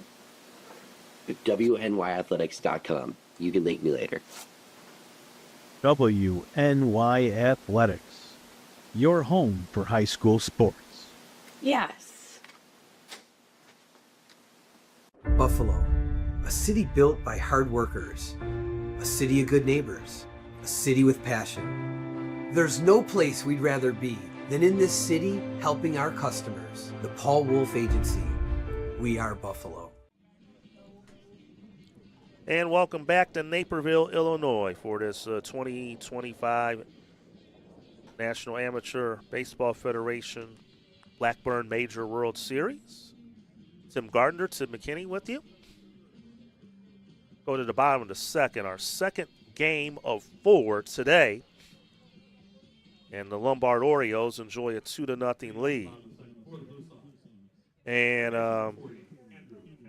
the Addison Braves are just having their way against the Midland Tribe out in Carroll Stream. It's a 9-0 game in the top of the 6th now out there. And that game could potentially, they add one more, they can end it in the next half inning out there. They could be way ahead of schedule out there. Andrew Kendrick will lead off the inning. First pitch swinging, pops it up. Right side in foul territory. Jack Traynor, the first baseman, makes the catch. 1 pitch, 1 out. Number 6, Johnny Nola.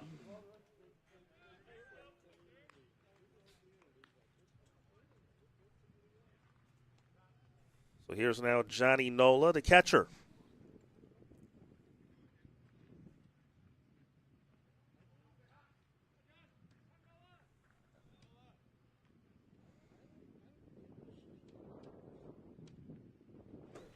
Fastball strike.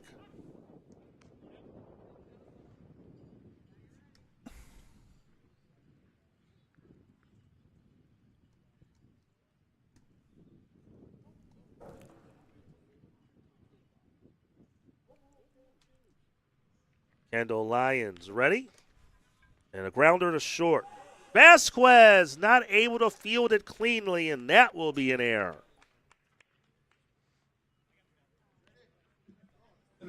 And Nola aboard.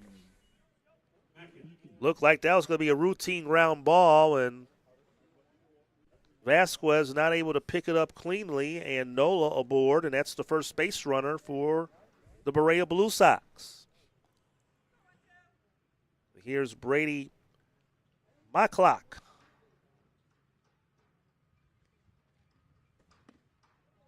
Swing and a miss. So we'll have the double elimination, or not double elimination, but round robin pool play before we get to Saturday's single elimination round. Again, the top 2 teams in each of the 3 pools will advance to Saturday's single elimination round. And there's various tiebreakers if needed, if there's a tie for first place or second place in the pools. And some of those can come into play with some of these results, as it's 1 and 2 to Maclack. But the tiebreaker, obviously, the first one is head to head, which should pretty much break any tie because everyone in the pool is playing one another. Unless there's a 3-way tie, It can get tricky. So after that, the big one is run differential, or runs allowed, excuse me. So runs allowed is the second tiebreaker criteria.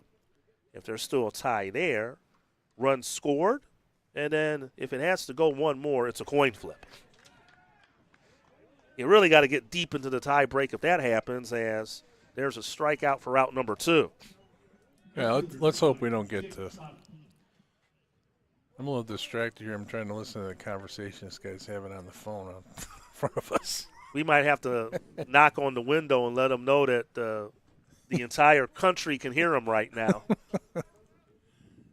We have to maybe do that nicely in between innings. Trying to order takeout or something. He can order us some pizza. Strike call to Jake Plata, the right fielder. 2 outs, runner at first, bottom of the second.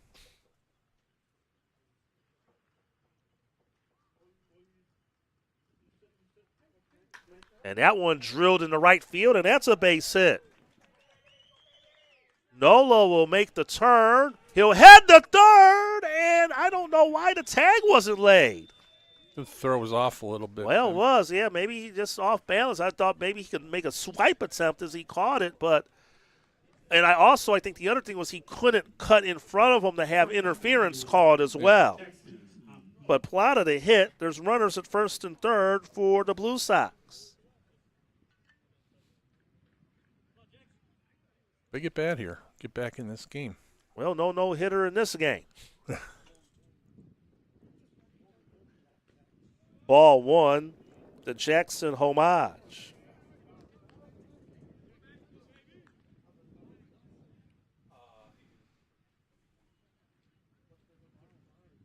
So 2 outs, runners at the corners.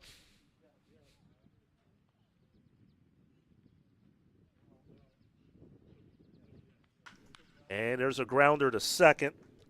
Flico will flip over to Vasquez at short for the force to retire the side.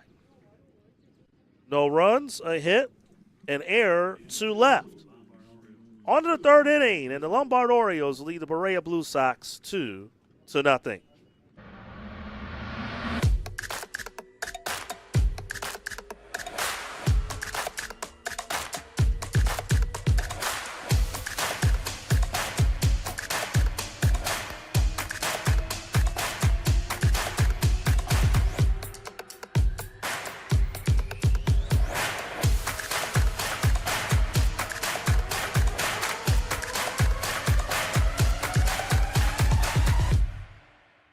Need an electrician? Empire Electric is your residential wiring specialist. New builds, service upgrades, lighting, generators, you name it, Empire does it with hundreds of 5-star reviews that speak for themselves. Call Empire Electric today for your free estimate. Logistics Plus is a global transportation provider headquartered in Erie, PA with locations worldwide, including right here in Western New York. Logistics Plus is consistently recognized as a fast-growing transportation and logistics company, great supply chain partner, top freight broker, leading project cargo manager, and a great place to work. With a strong passion for excellence, our 500-plus employees put the plus in logistics. For an efficient, personal approach for all of your transportation needs, more information about our Buffalo office is available at logisticsplus.com/Buffalo. 5.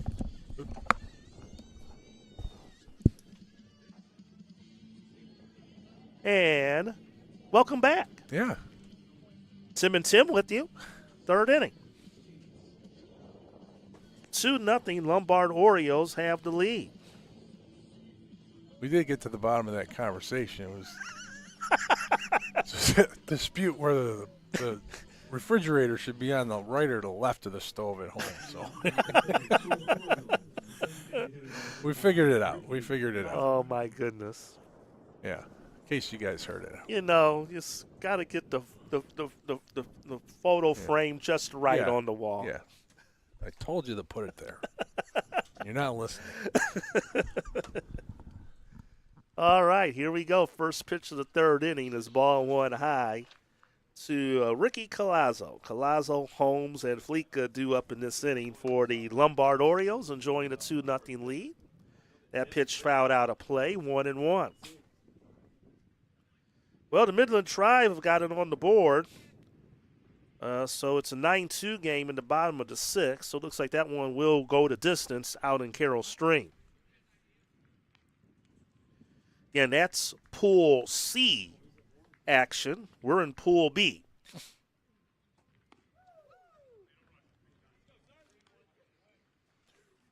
Three and one. Definitely a tight zone here. Yeah.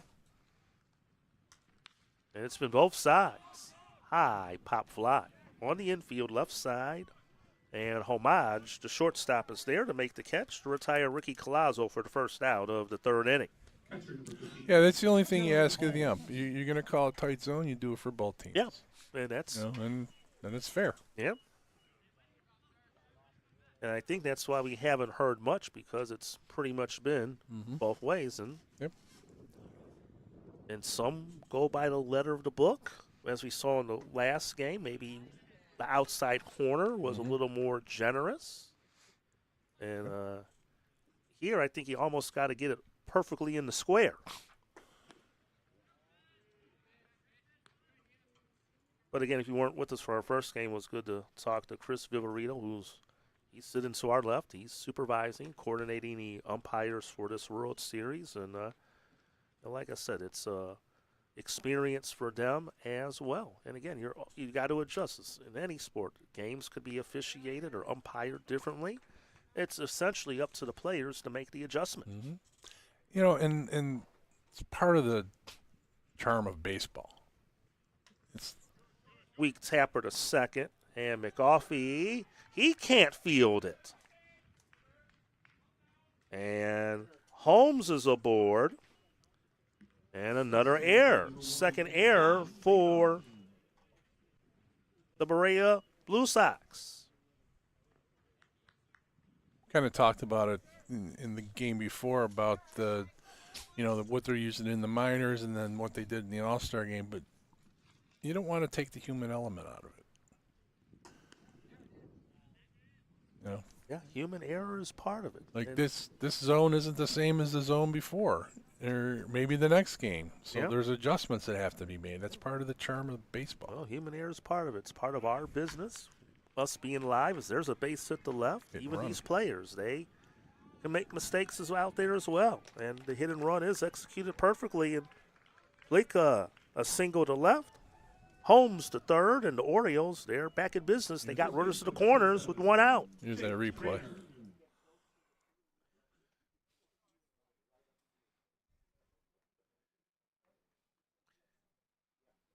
And I think Homage, the shortstop, was just trying to deke Holmes with that leap attempt like as he was going to make the catch, but Holmes wasn't fooled and got the third easily.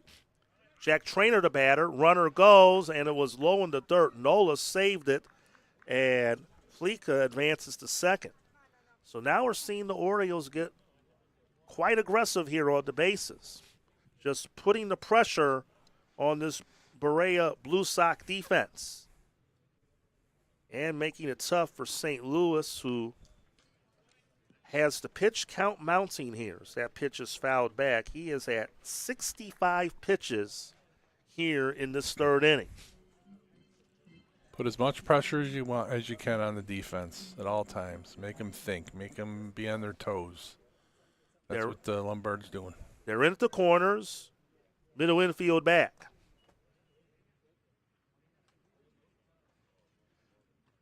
Lombard Orioles have a 2-0 lead. Another good cut. Fouled back by Trainer.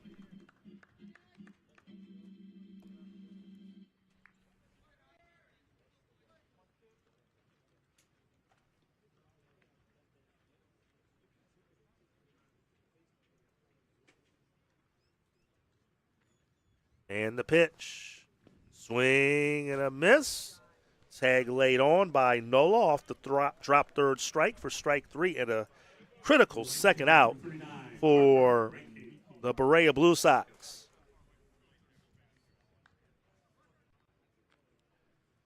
So runners still at second and third, and it'll be up to Parker Reinke if the Lombard Orioles look to add to their lead. And again, they've had traffic on the bases in every inning and 2 runs just to show for it. And maybe they can feel like they should have at least more on the board right now. So it has gone final in Carroll Stream. The Addison Braves, a 10-2 winner over the Midland Tribe. So Addison and the Buffalo Diesel, 1-0 in Pool C. So maybe some of you who are watching that one end are joining us here. We're about an hour behind because of the weather. Just grass surface here in North Central to get this field prep. So we started at noon Central, our games today. We're in Pool B. Portland Rockets won game 1 over the Hackensack Tros 5-1. We're in the third inning, top half of the third of our second game. The Lombard Orioles enjoy a 2-0 lead here against the Berea Blue Sox. That one didn't miss by much either. And again, it's one of those borderline pitches that have not been called here today. Yeah, this is if you think about it, this is a really big at bat. 2 outs, second and third. Base hit could put him up 4-0. Get him an out. There's still 2. And it's going to be a fly ball hit well to center. Yep. McClack on the run. He's to the track, to the wall. It's off the wall. 2 runs are going to score. Ranke will go in the third standing with the triple, and the Orioles have a 4-0 lead. That was the hardest hit ball we've seen here these last 2 days. Yeah, it was. Here's the replay. Knew off the bat it was going to be trouble, Tim, and he came a few feet from clearing the fence. It hit high off the wall and just missed a home run. But the Orioles will gladly take the 2 runs and enjoy now a 4-run lead. And you talked about that at bat. I mean, that's a huge. Yeah. You know, if St. Louis gets out of the inning, it's still 2-0, but now you're down 4. Right. You think what a fine line. The pitch before that was a borderline strike. Yep. You know, the ump brings him up on that pitch. It's 2-0. We're going to the bottom of the third. But now, ball off the wall at the 370 mark. It's 4-0.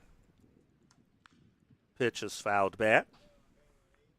Will Potter, the batter, get into a double play. Run scored on that plate appearance in the second. Has a count of 0-2. But nevertheless, if he is retired, they're going to have the top of the order bat fresh in the next inning. And he walked off again, and I don't think again, we saw Lyons do that as well, but he took a more further walk off the mound, which may not please the home plate umpire. He's a little frustrated, I think, now. Yeah, the one thing you don't want to do is show him up. You don't want to show the ump up. He was halfway to the booth on that previous pitch. Especially if you're the catcher. He's your buddy. You got to get along with him. There you go. And there's strike 3 called in the inning. Is over. But the Orioles put 2 more on the board. An error got it going. 2 hits. 1 left on base. Bottom of the third coming up. The Lombard Orioles lead the Berea Blue Sox 4-0.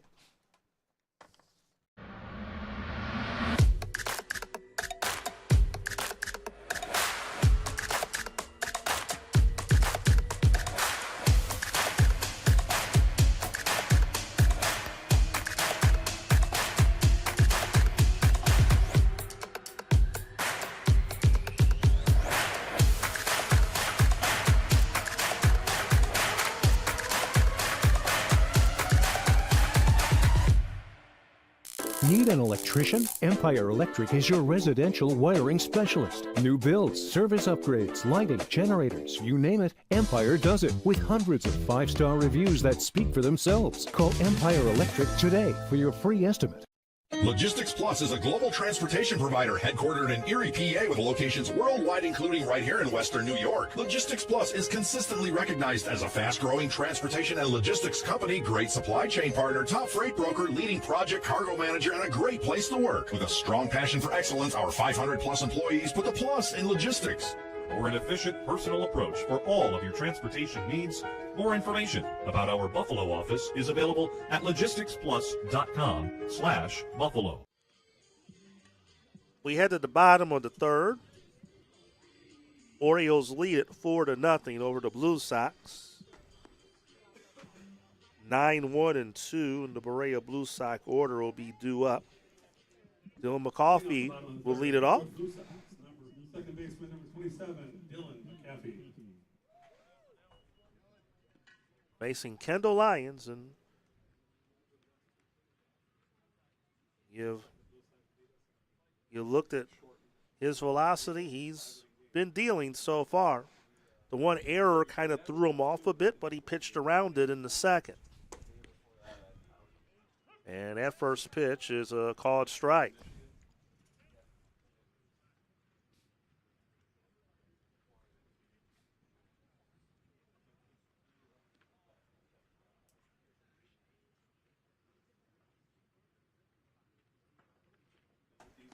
Fastball missed high, 1-1.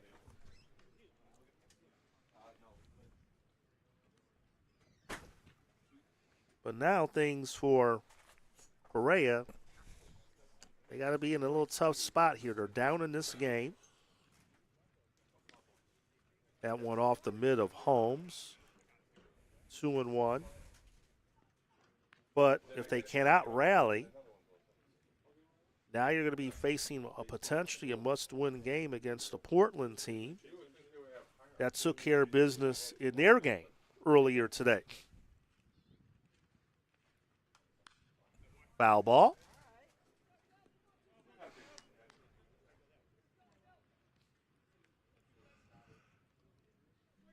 And Lyons, his pitch count compared to the one of St. Louis, night and day. He's probably thrown half the amount. Count will run full.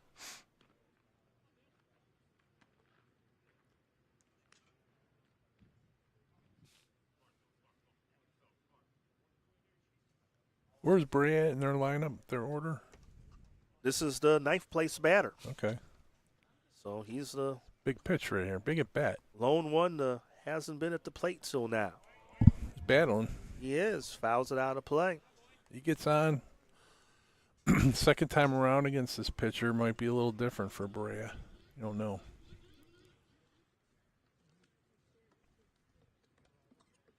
But that's when that 2-out double or triple in the top half of this inning becomes huge. Yep. That gap between 2-0 and 4-0, the way he's pitching. Yeah. And there's a leadoff walk. First baseman, number 33, Zach Johnson. So back to the top of the order, and Zach Johnson grounded out to second, his first time up.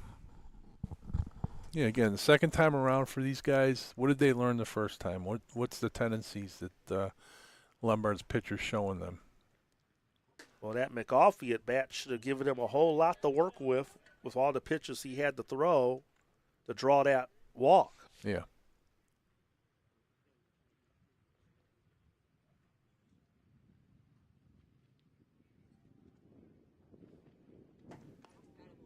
Pitch missed low. 1-1.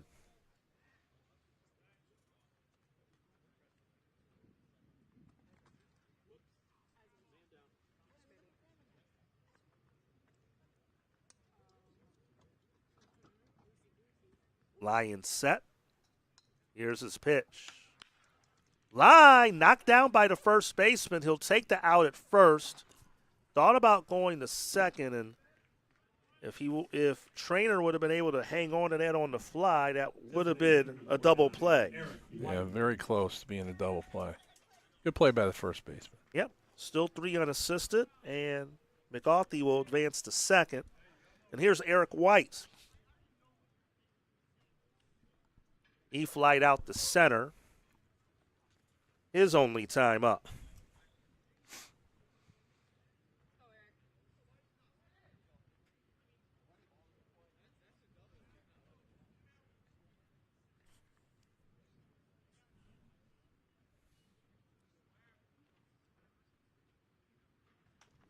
Swings at the first pitch, inside out swing, a short fly ball that drops in front of Walrow for a hit. Not by design, but effective for the Blue Sox.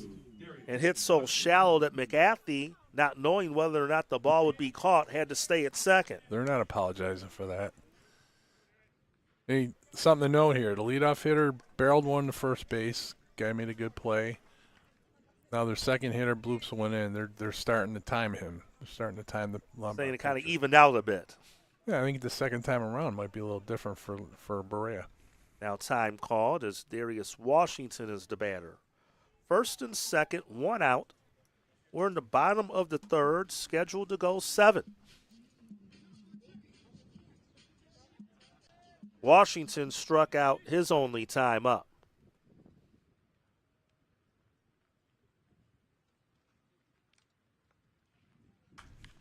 And he swings first pitch. Fly ball deep down the line toward right, but Reinke runs out of real estate, even though there is plenty of foul ground to cover here at Zimmerman Stadium. And it's 330 down the lines, 370 to the power alleys, 403 to dead center.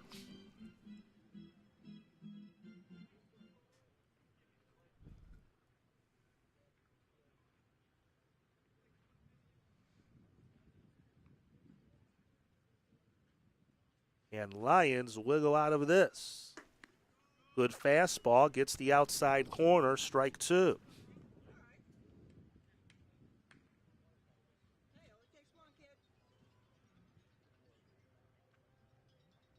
McAulty at second, White at first.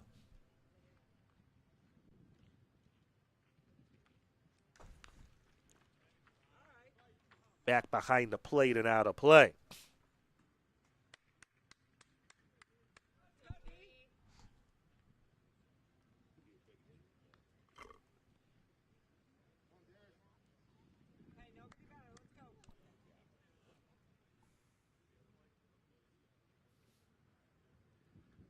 But despite the efficient first two innings that Lions had, the pitch count is mounted in this inning, and he nearly hit him. A ball and two strikes. Almost a big mistake there, Tim. Especially they have the heart of their order up right now due to Blue Sox. Trying to get back in this game, trailing 4-0. That didn't miss by much, and Lions is wondering where that one missed. Let's take a look.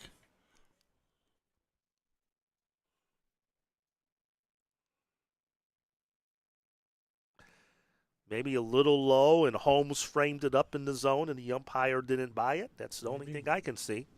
Maybe. We'll try again at 2-2. Bouncer to second.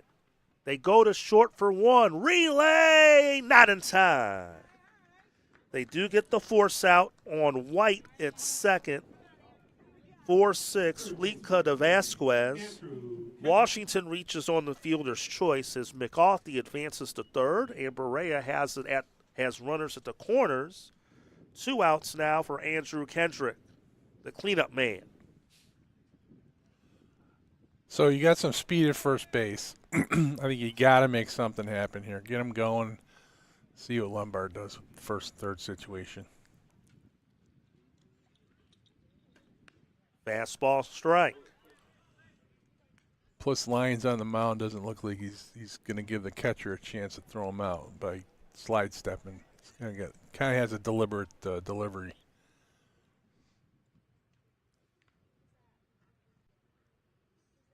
Kendrick flied out his only time up. That fastball missed inside. We're even at 1. It's the 4-hitter too, right? That is correct. Yeah, get him going. So big situation for them with 2 outs. They would love to get 1 just to maybe give them a little momentum here. Well, he was going for it right there in that swing. Yeah, he was. I don't know what they're doing sitting at first base. Yeah, ball and 2 strikes. But again, it might be one of those cases because Holmes is a good catcher. Yeah. And they maybe just don't want to risk taking the bat out of the hands of Kendrick. And just hope he can just deliver. Maybe. And I just think maybe they don't want to risk maybe believing that Holmes would throw and potentially cut down Washington at first. Well, I get your thought. You would like to have him move into scoring position and see maybe a hit can drive in too potentially. But I think they want him to pound one over the fence. Fastball. That one just missed. We're leveled at 2. 2 balls, 2 strikes, 2 out, 2 on. You're in the bottom of the 3rd inning. He's not even getting a big lead at first. Very strange. And another foul ball.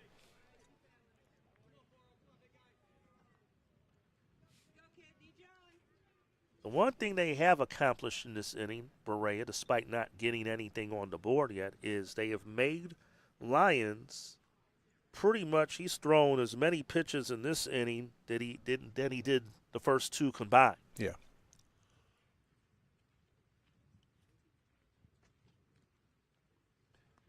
Another 2-2 offering. That's ball 3. It ricocheted away from Mahomes, and the runners hold. It's all fine and dandy that they do that, but they want to get something to show for it. Well, now the count's full, so Washington should be in motion at first base. First playing off of him, too, so. There he goes. Pitches lined in the left field for a base hit.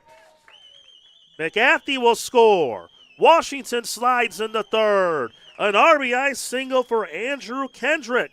And the Berea Blue Sox are on the board. They're now down 4-1. Here's a replay. Let's take a look.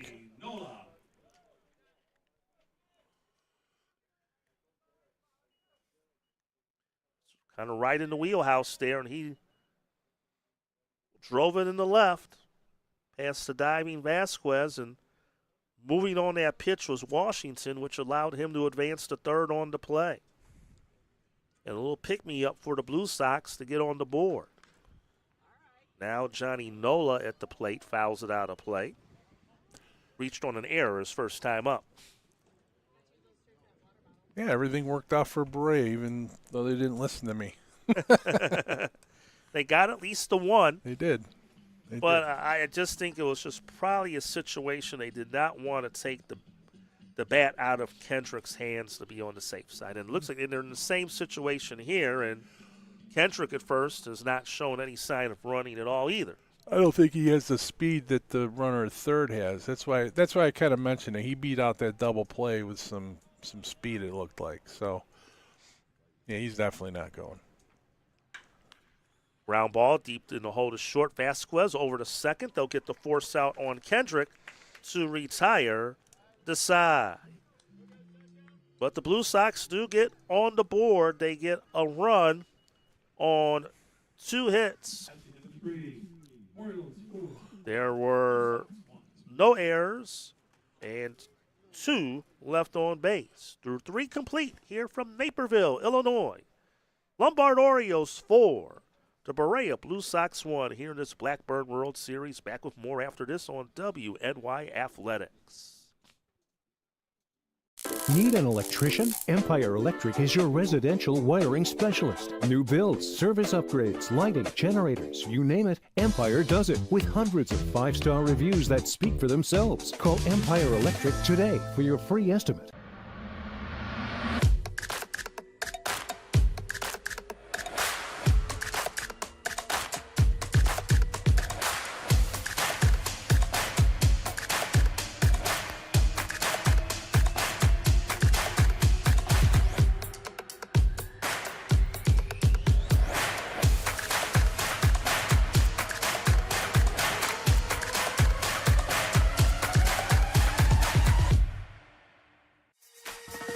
Explore your next idea.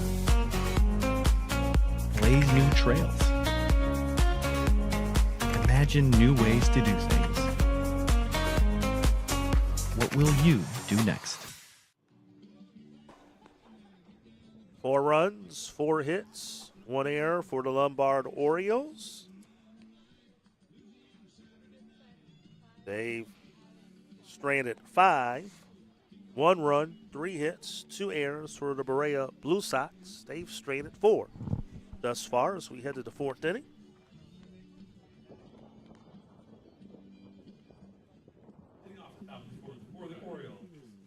Tim Gardner, Tim McKinney. Here from Zimmerman Field in Naperville, Illinois on the campus of North Central College, NCAA Division III institution. We're in the western suburbs of Chicago, about 20 miles west of downtown Chicago. First pitch swinging and a roller foul by Wyatt Walrow. Top of the order for the Lombard Orioles here in this 4th inning. against Alex St. Louis, whose pitch count is really up there right now. We'll see how much juice he has left in the tank.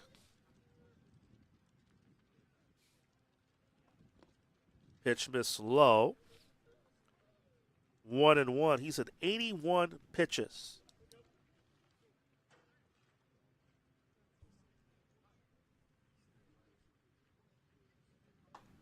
Inside, ball 2. Orioles 2 in the second, 2 in the third.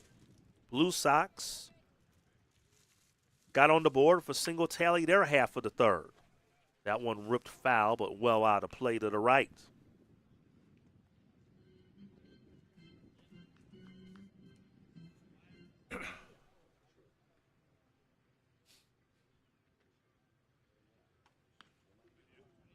Game to follow will be the same Berea Blue Sox, approximate 5 p.m. Central start against the Portland Rockets, who were winners in our first game of the day. And there's one that gets past Homage in the center. And Walrow aboard to lead off the fourth for the Lombard Orioles.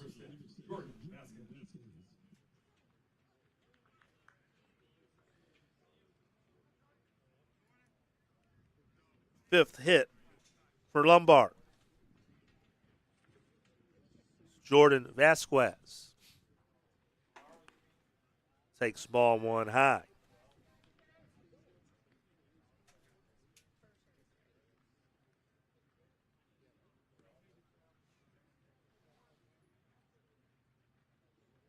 But again, we'll have Berea will take on Portland next in our nightcap. Lombard Orioles and the Hackensack Trost.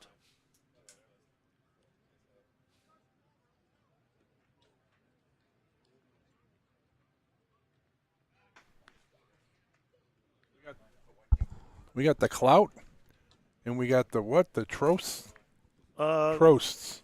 What's a trost? No, they were, no, the Trost were. No, what is a trost? Oh, you're asking me what is a Trost? Is it a slow roller to the mound? I'll give you a moment to think about it. They'll get the force out at second. Nicely done by St. Louis, the pitcher, to get Walrow out at second. Vasquez is aboard on the fielder's choice.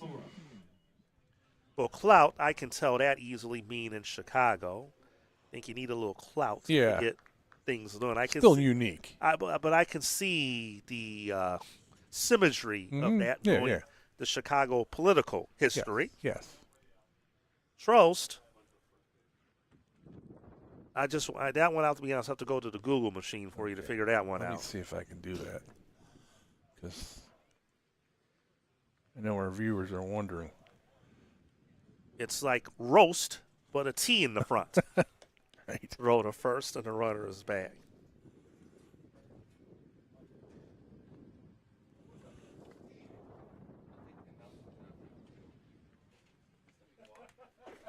But speaking of the clout, as that pitch is a ball, 1-0. So Vincent Spadafora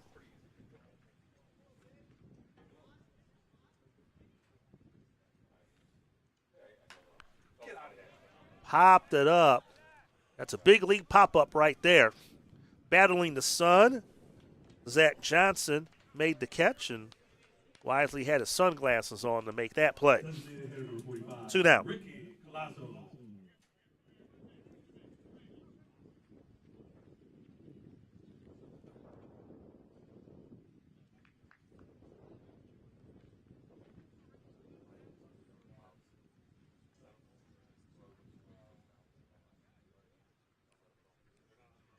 So here's Ricky Collazo. Runner goes. Throw to second. Safe. Ball was dropped, and I don't know on that attempt on the tag, Vasquez got swiped in the face, was down for a moment, but now he's sitting up and just might need a moment just to get some of the irritation. Rub some of the dirt from his eyes or the effects of the string of the glove. But he'll be at second base, 2 outs. And that time, they were aggressive with a man at first with the cleanup man at the plate. Yeah. They're trying to put pressure on the defense. I think the internet's stumped on what a trost is. Pitch missed high.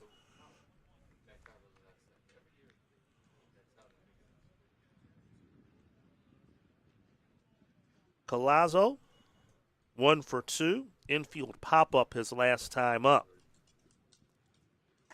RBI chance here with the base hit. And takes a ball high.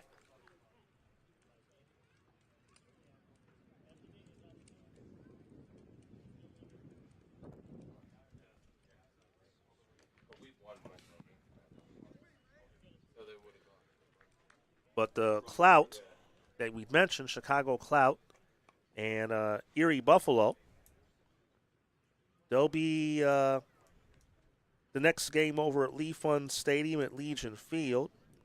That game's scheduled to start in about 10 minutes. Separate string link on WNY Athletics, YouTube.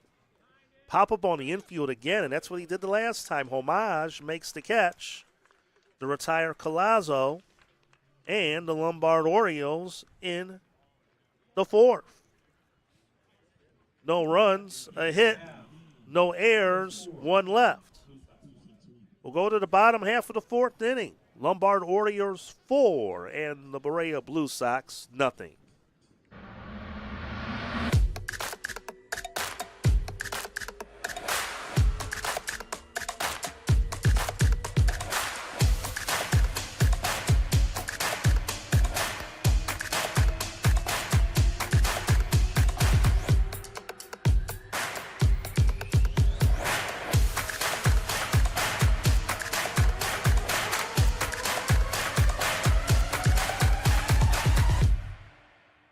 Need an electrician? Empire Electric is your residential wiring specialist. New builds, service upgrades, lighting, generators, you name it, Empire does it with hundreds of 5-star reviews that speak for themselves. Call Empire Electric today for your free estimate. Logistics Plus is a global transportation provider headquartered in Erie, PA with locations worldwide, including right here in Western New York. Logistics Plus is consistently recognized as a fast-growing transportation and logistics company, great supply chain partner, top freight broker, leading project cargo manager, and a great place to work. With a strong passion for excellence, our 500-plus employees put the plus in logistics. For an efficient, personal approach for all of your transportation needs, more information about our Buffalo office is available at logisticsplus.com/Buffalo.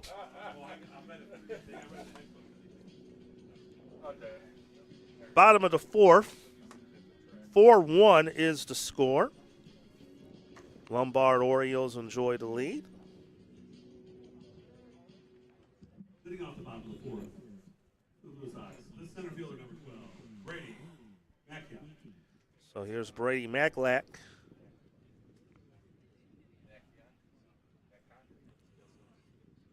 I believe it's Maclack. That will be my guess. That was in the, I felt it was an L on, again, we don't get official rosters. I don't know. I thought it was an I. I thought it was an L.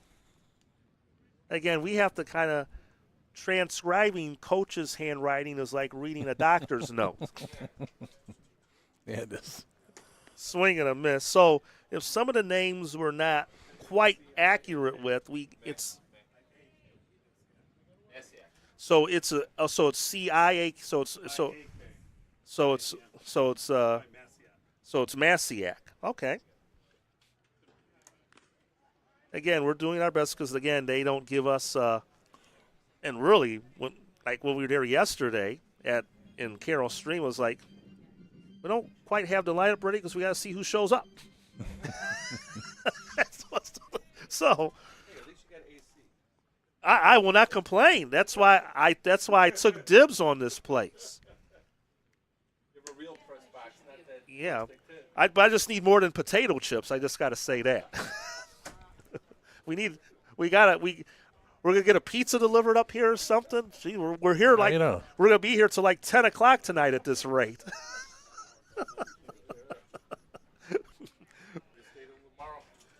Pitch is low for a ball.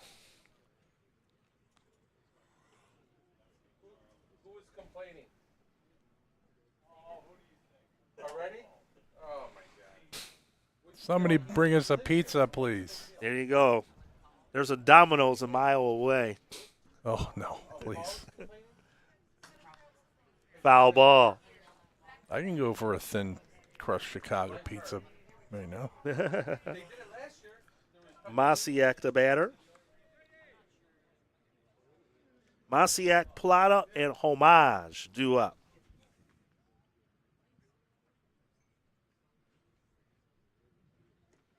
Swing and a miss. Drop third strike. Holmes will throw to first to make the out official out number 1 in the 4th inning. So here's Jake Plata. Yeah, I couldn't find anything what a Trost means. It looks like it's some form of a German name is what I found out in my search. Okay. You know, so I think we're going to need to find out what a Trost is. Well, here's what the AI says. Trost likely refers to a surname of Trost, which is often Americanized form of a German name, Trost, or the Dutch name, Troost. Okay. Now you know if you get that question on Jeopardy later on today. Well, we got to find out what, you know. No. No. Yeah, can we do that too? Pizza and beer. Bring it up. Plata single to and you got 2 more games of us left. What day is it? Yeah, we're gonna have to find out the Chicago Trost. Or no, is it? No, the Hackensack. Hackensack. No, is it? Yeah. It was the Hackensack. Yeah. Hackensack Trost. Yeah. We only just did them the last game now, Tim. We did? Oh, boy. Oh, he threw the bat. Okay, we got a ball coming at us, a bat going against the – okay. Oh, boy. We've lost it.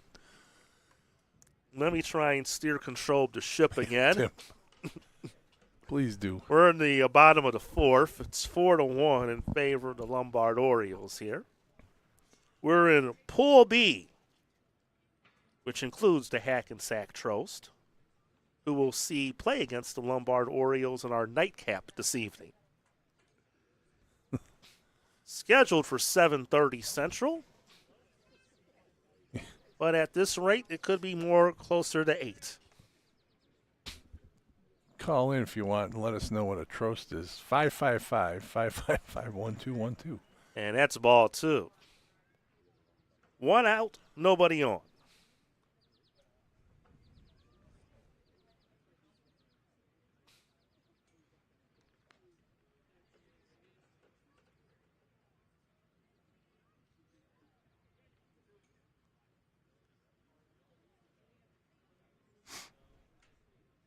Lions ready. And his 2-2 offering coming up. And again, he thought that was strike 3. Well, it's been like this for both teams today. So that's the one thing you at least have to say. And I don't want to say some of the tightness of the zone is added to the length of this game. The 3-2 pitch coming up.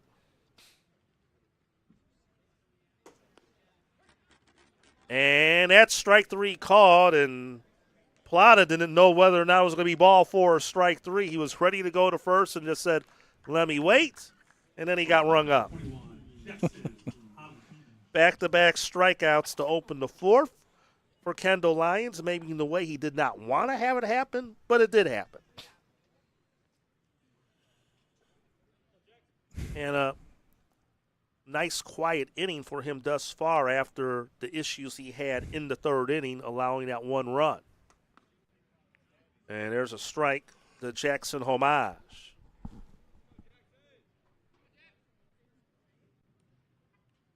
This will be the 70th pitch upcoming for Kendall Lyons.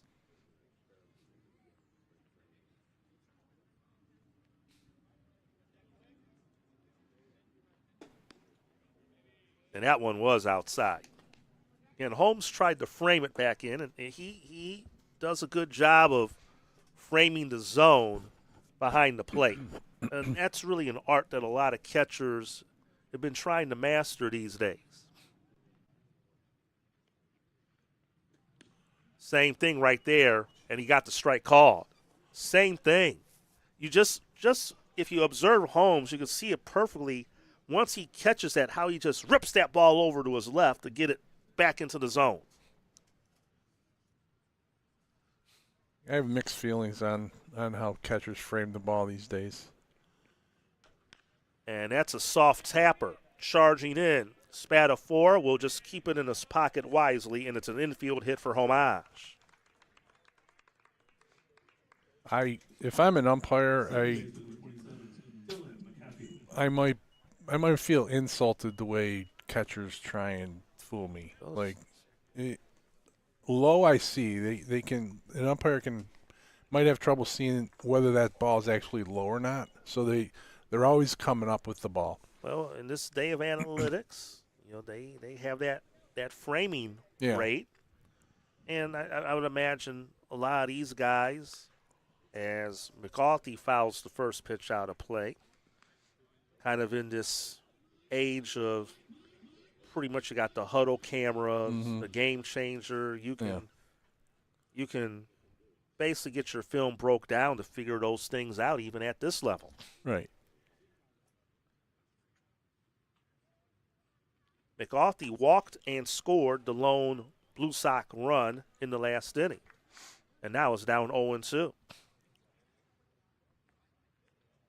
If I'm an umpire and that ball is outside, I can see, and the catcher tries to bring it in on me, I'm like, okay, come on. I saw it was outside. But there definitely is an art to it. Definitely is an art.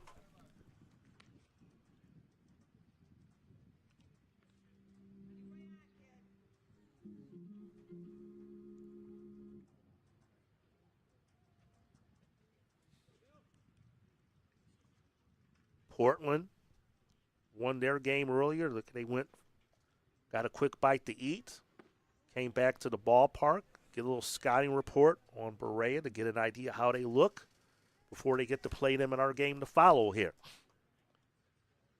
Many of them are gathered in the bleachers down the first base side. 1-2 to count to McCarthy.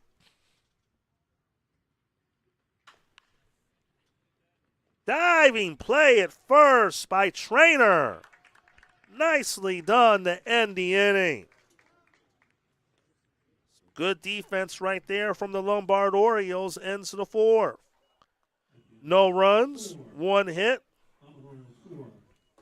no errors, and 1 left on base. We'll head to the 5th.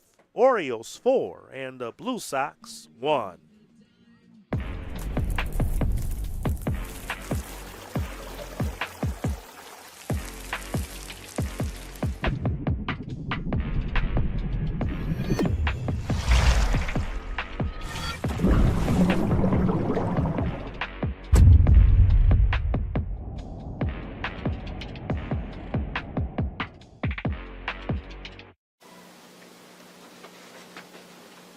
Look, Patriot account is not going to close itself. Looks like you're going to be here late again. I need this by morning. Oh no, not again. My son has a football game tonight. WNYathletics.com. You can thank me later. WNY Athletics, your home for high school sports. Yes. Buffalo, a city built by hard workers, a city of good neighbors, a city with passion. There's no place we'd rather be than in this city helping our customers. The Paul Wolf Agency. We are Buffalo. And welcome back to North Central College. Zimmerman Stadium and here in Naperville, Illinois, here on WNY Athletics YouTube. Tim and Tim with you. Fifth inning, Lombard Orioles, Chicago-based program here in the western suburbs. They're one of the co-hosts of this event. They lead it 4-1. And Dylan Holmes, the catcher, will lead things off. First pitch swinging. High fly ball, straightaway right field, and Plata is there to make the catch for the first out. Second baseman number 1, John Fleeka. John Fleeka, the batter. He's reached base twice on an error. Single, he has scored both times he's reached base.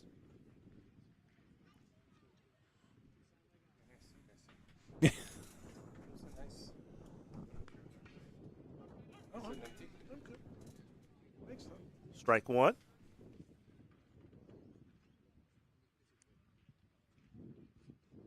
And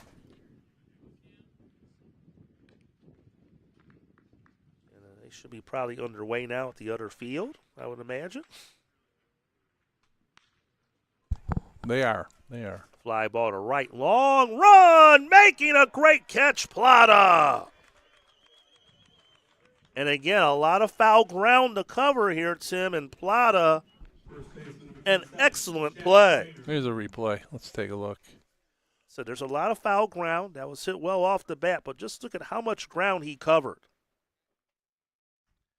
And also timing that slide with the side fencing as well. Because you got to time that in order to avoid, you don't want to slide your lead foot in there and jam your ankle or anything worse. This trainer singles to right, 2-out hit. And now St. Louis is over the 100 pitch mark on the afternoon. Parker Reinke, the batter. Hit by a pitch and then had that big 2-run double that made it at the time 4-0 in the top of the third.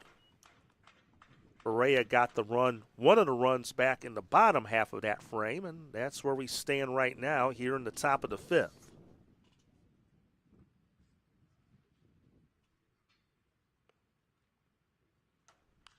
Fouled at bat.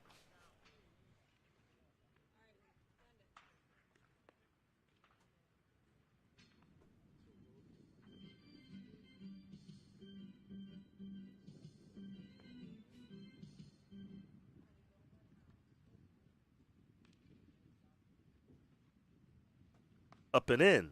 Ball one.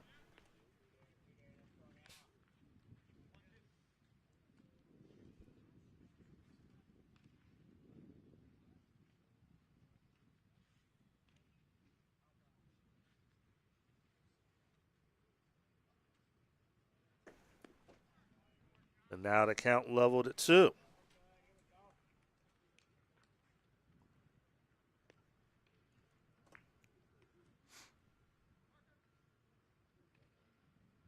Looks like there's some action in the game over at Legion. We'll when we stay here during the break, we'll send it over to them for an update. Yeah, all right, we'll check it out. That game is underway. They're on to game 3 of the day. Again, they had an hour head start than we did. High chopper up the middle, and that's going to be a tough play, and that should be an infield hit for Reinke. That really wasn't going to be much of a chance there for the shortstop Homage to make much of a play there. 2 on, 2 out for the Orioles. And now here's Will Potter. 9th place hitter in the order, struck out his last time up.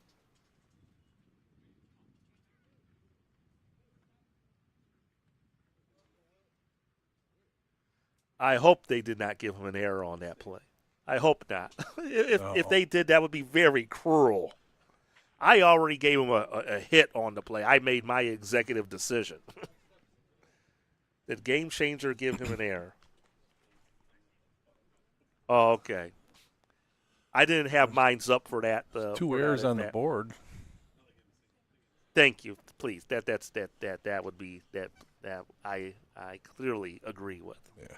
And that's a subjective science as well, baseball official scoring as well. We can have a long conversation about that none of you may not care about.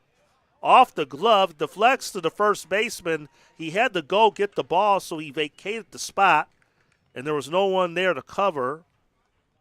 And I don't know, there was not really a whole lot they can do on that one. That's a hit, too. Yep. Basically right back to the mound. And suddenly, it looked like this would be a nice, smooth inning for St. Louis, and now we got bases loaded, 2 outs, and this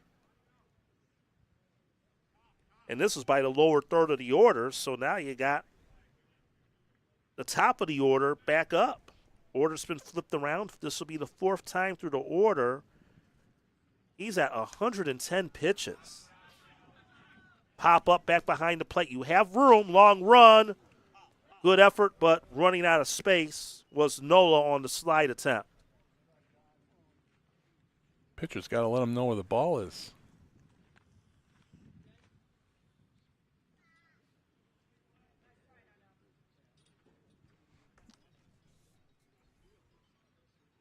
And they'll give him a little extra time to recollect himself after that slide. He'll have to strap back down the protective gear. But now another big opportunity, Tim, for the Lombard Orioles to really break this game open. Again, it's been a slow developing game, to say the least, but they have had control. Trainer at third, Reinke at second, Potter at first. And that pitch missed high, 1-1, the Walrow. He's 2 for 3 on the day with the run batted in.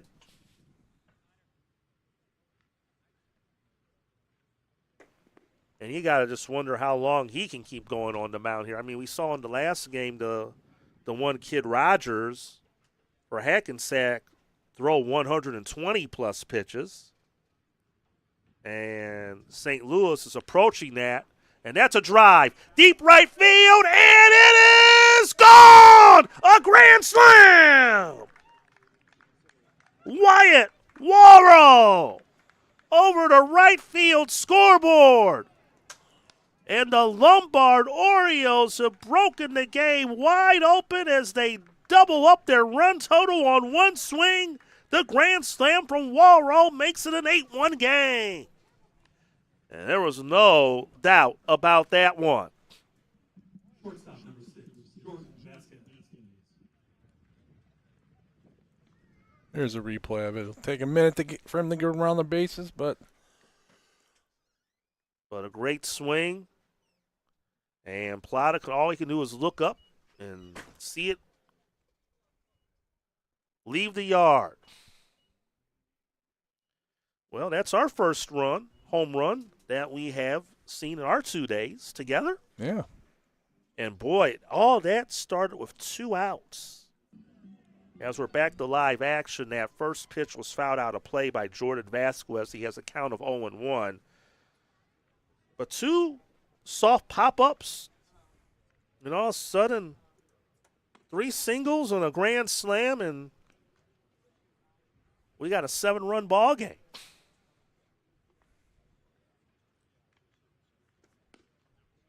And there's a strike. 0-2.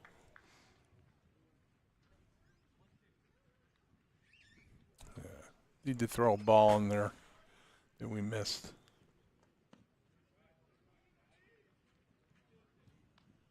So now we're leveled at 2.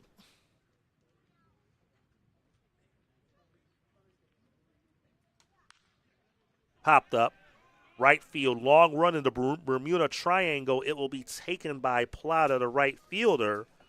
And that ends the inning. And what a big one for the Lombard Orioles. They scored 4 runs, 4 hits, no errors, no one left. Wyatt Walrow's grand slam homer has made it an 8-1 Oriole lead as we head to the bottom of the 5th.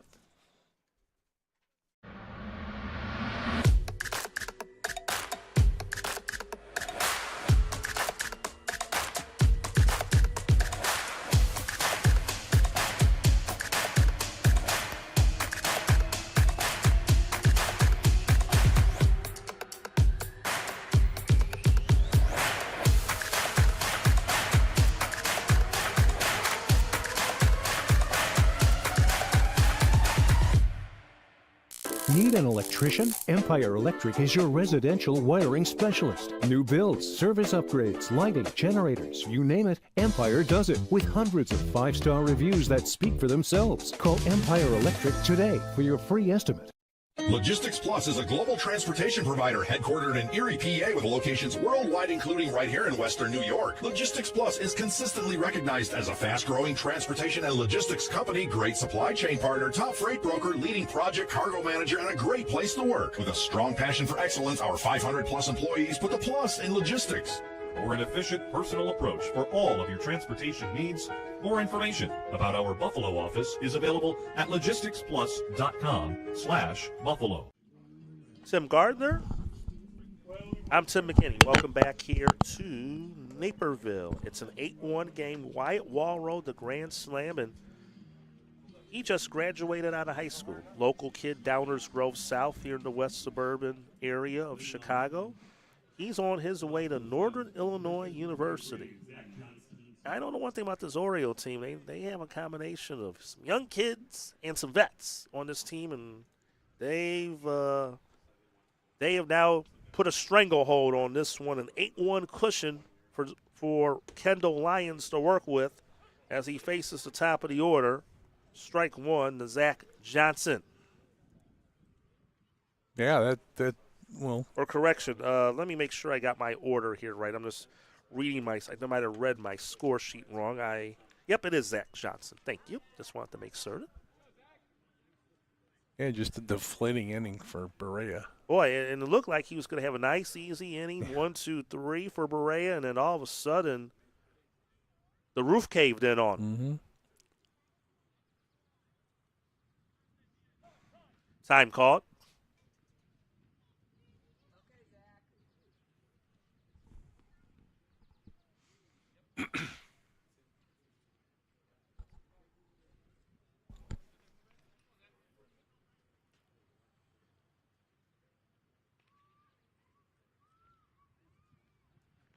Oh, 2.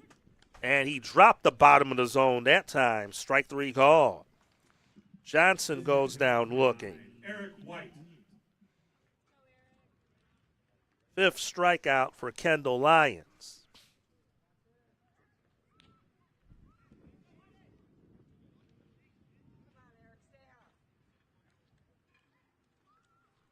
$80 pitches for Lyons now.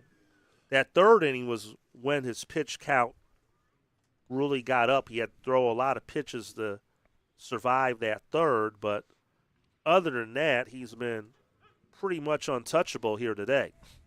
Yeah, he's and also working. I'm sorry, Tim, working you're... around some of the frustration with how the zone has been called in this game. Yeah, he's been dealing. He really has. He's looks like he's got very good command of his fastballs, off-speed pitches. He's a pitcher. Eric White, 1 for 2 on the day. Singled his last time up. 2-strike pitch, inside out swing in the shallow right center, long run and a diving catch. Reinke makes the play.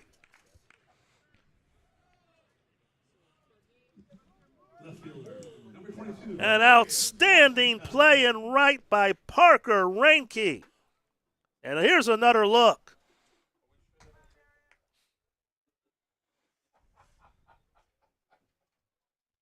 Sliding catch. A lot of ground to cover. You won't mind the grass stains on his pants for making that play. 2 outs, nobody on. Swing and a miss, strike 1. Darius Washington. And now if you can just put a 0 on the board, the Orioles, it's just really even more deflating if you're Berea. Yeah. Especially this is the top of your order facing Lions in this inning. Wave and a miss, strike 2. Seems like they're swinging at pitches they weren't swinging at an inning ago. And I think that goes back to what we talked about in the game we did last night, the Beecher-Muskie game, that once you kind of fall behind like they did, you just do some things out of character. But Washington able to find the hole right there and single to left. Yeah, he said, "Shut up, guys. I know what I'm doing." Well, there you go. Third base to number 40, Andrew Kendrick. Here's Kendrick. Drove in their lone run his last time up, an RBI single.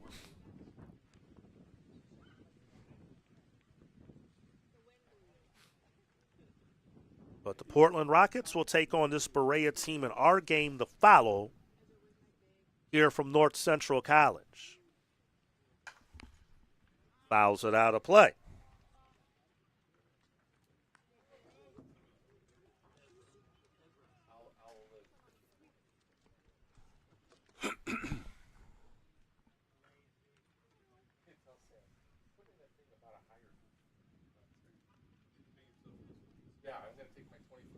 Here's the 0-1.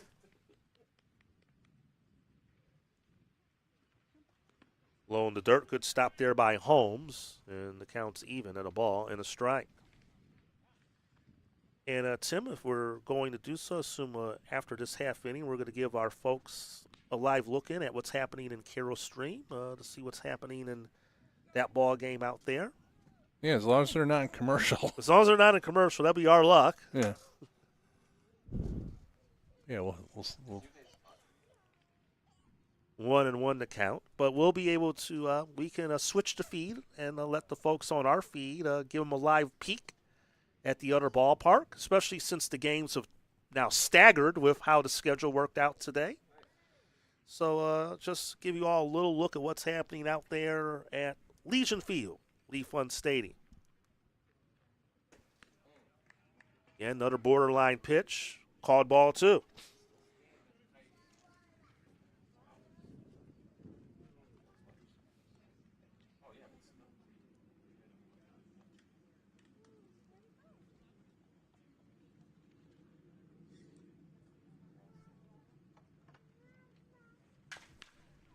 Bouncer charging in, Spafora, and a nice play. Throws him out.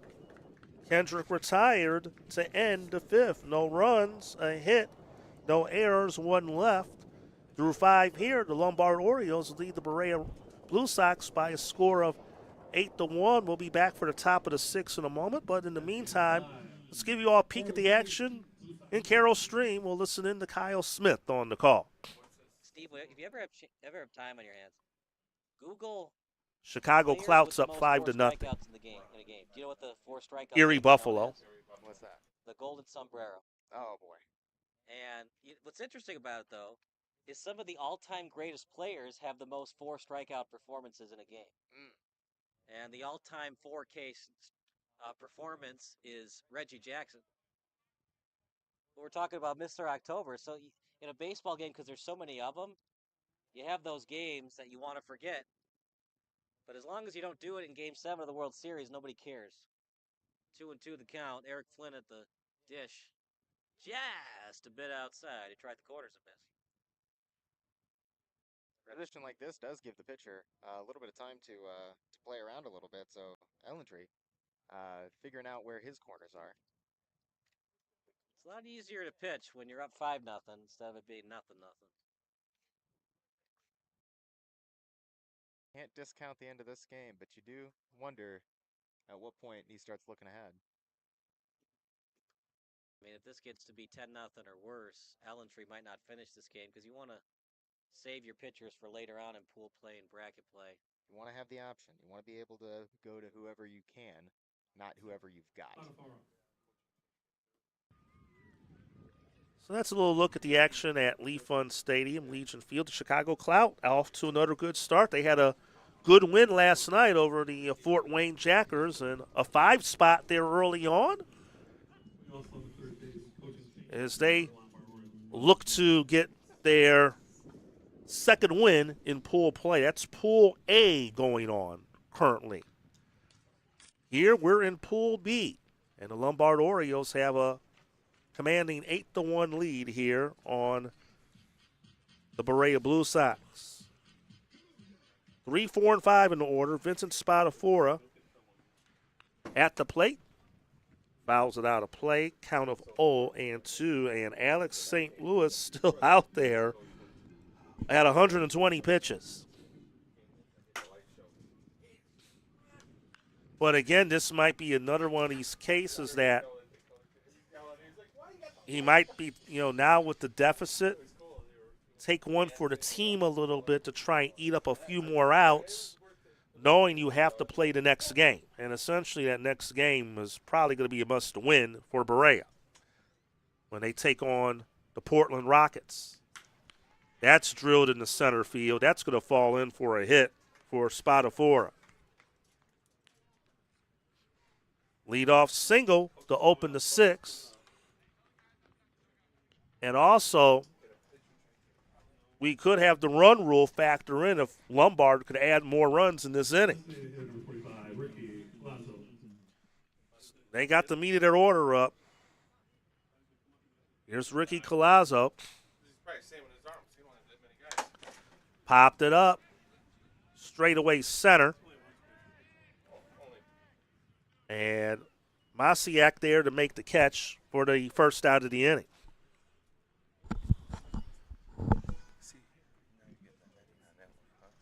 You can't do nothing, yeah. Okay. Too bad we couldn't use those like cameras. So here's Dylan Holmes. Next year. It would be a contract violation with whatever North Central has. You can't, unfortunately, you can't grab the camera. Oh, we can't? No, I know that from where I work at because we rent our facility, and whoever has ownership of it, unless they kind of find a way around the rules. That's toward the corner. That's a fair ball. It's going to score a run potentially. Will there be a play at the plate? No, there won't. The throw's not in time. And Dylan Holmes, an RBI double, makes it 9-1 in favor of the Orioles.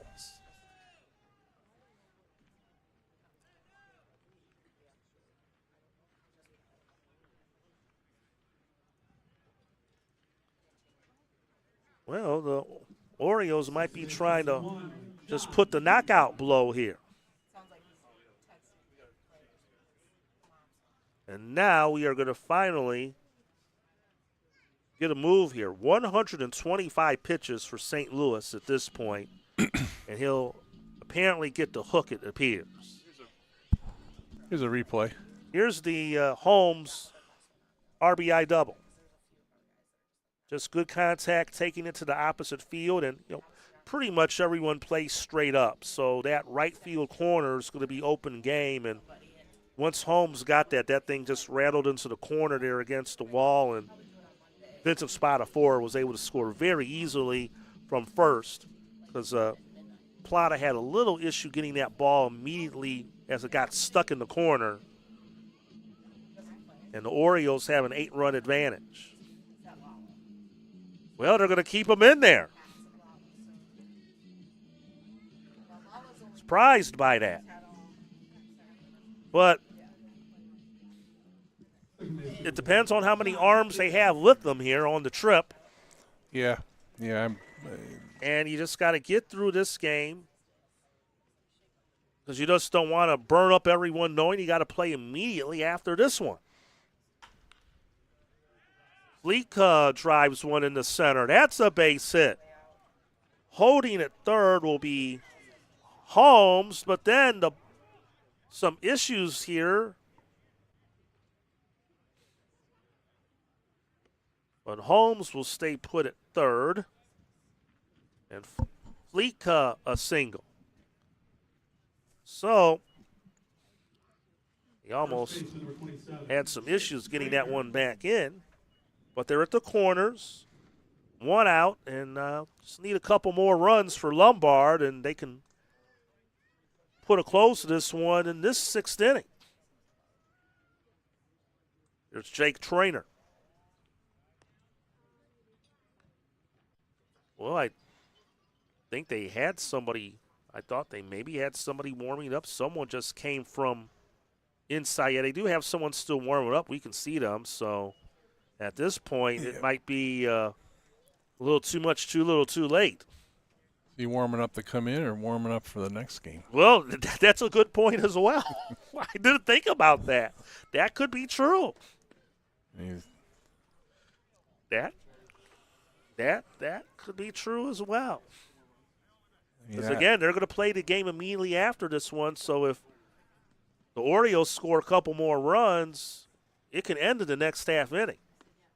And now they're loaded. Ball 4. Trainer draws a walk.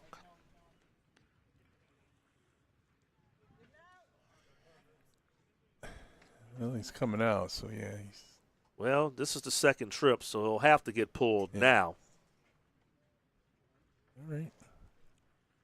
Unless the NABF has rules that I don't know about. Well, they're not playing high school rules, that's for sure, because high school Yeah, rules. here comes the pitcher. So that's going to be all. 130 pitches for St. Louis. He's going to depart.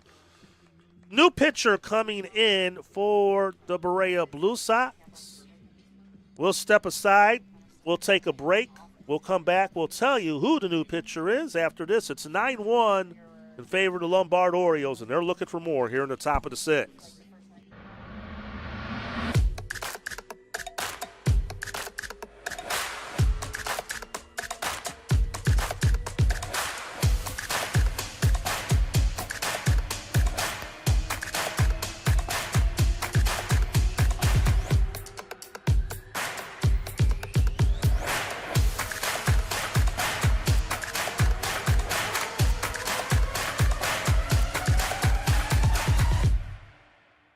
Need an electrician? Empire Electric is your residential wiring specialist. New builds, service upgrades, lighting, generators, you name it, Empire does it with hundreds of 5-star reviews that speak for themselves. Call Empire Electric today for your free estimate.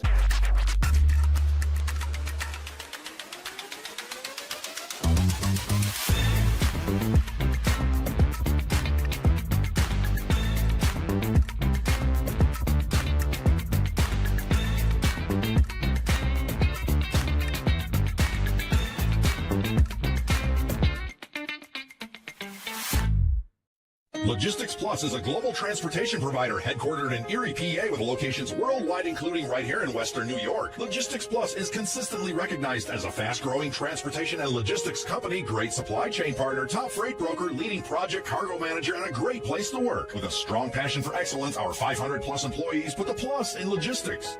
For an efficient, personal approach for all of your transportation needs, more information about our Buffalo office is available at logisticsplus.com/Buffalo. Welcome back. So the new Berea Blue Sox pitcher is Luke Heelan, looking to stop the bleeding. 9-1, the Orioles lead, and they have the bases loaded. 1 out here in the top of this 6th inning.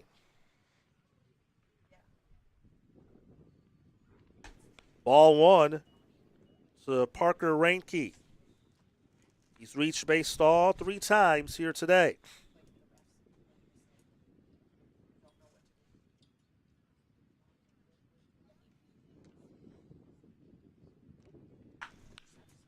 Grounder off the third baseman's glove, and everyone is safe. And a run is in. It's now 10-1 Orioles. That's just a bad break for Berea there. And it will be ruled a single for Reinke and an RBI. Holmes scored. Fleetka the third. Trainer the second. And here's Potter. And he drives one into left center. It falls in for a hit. And another run is in as Fleetka scores. And now we have our 10-run differential. It's 11-1 Orioles. And the bases remain loaded. Fielder number 3, Wyatt Morrow. Yeah. Well, Wyatt Worrell has a chance to do something that not many have done and hit another grand slam. Who was that? Who was that years ago? Was that Fernando Tatis Sr. who did that? I think he did that when he was with the. Did he? I think he did it like in the same inning or something like that, if I'm not mistaken. When he was, this is Fernando Tatis Sr. when he was a member of the St. Louis Cardinals. But Worrell hit the big blow. His last at bat in the 5th. Grand slam that made it an 8-1 game, and now it's 11-1. And he was going for it right there. But now, nevertheless, the Orioles can finish things up in the bottom half of this inning, which would help get us really back on schedule a little bit.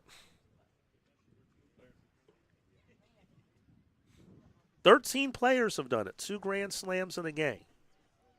How many? Is that in terms for Major League Baseball? Was Fernando Tatis Sr. one of them? Does that give you the? There was. See, I was right. And that was him. There you go. It was against the Dodgers when he was a member of the Cardinals. How many kids just out of high school though have done it?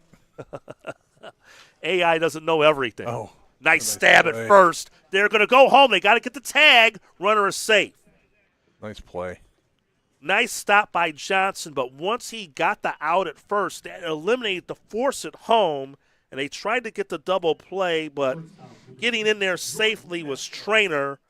But a good throw there. Nola laid the tag down, but it was too late, and it's now a 12-1 score.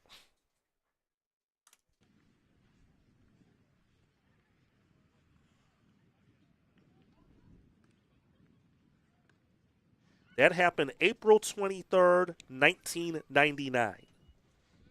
The 2 grand slams in 1 inning by Fernando Tatis Sr.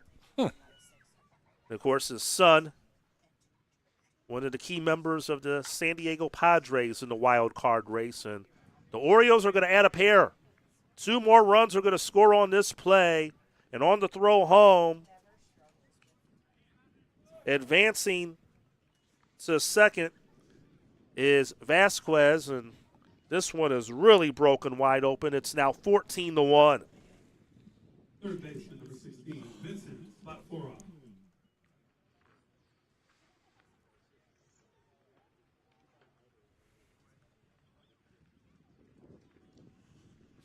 So here's Vincent Spatafora. He's the 10th man to bat in this inning.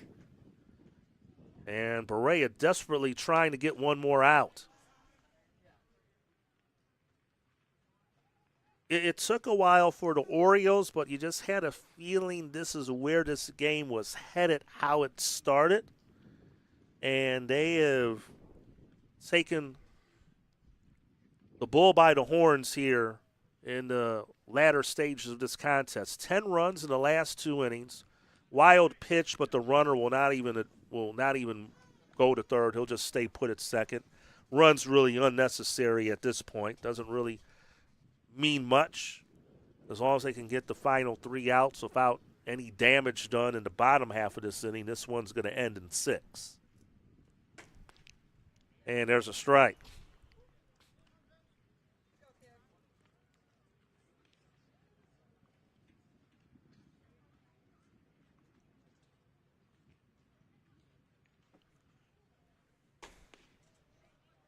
And again, there's another borderline pitch. Yeah. Let's call it a ball. Well, I give the home plate umpire credit. He's calling it the same way, no matter if it was 1-1 or 14-1. This should end the inning. Fly ball to center, and Masiak makes the catch to retire the side. 10 men bat. 6 score.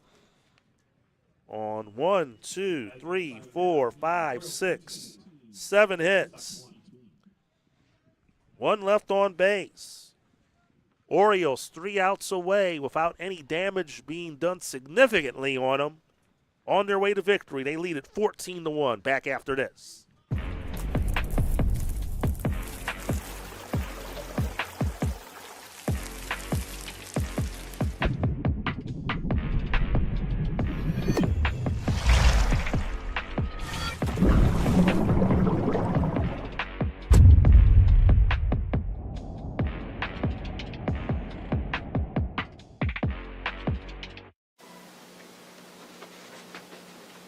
Look, Patriot account is not going to close itself.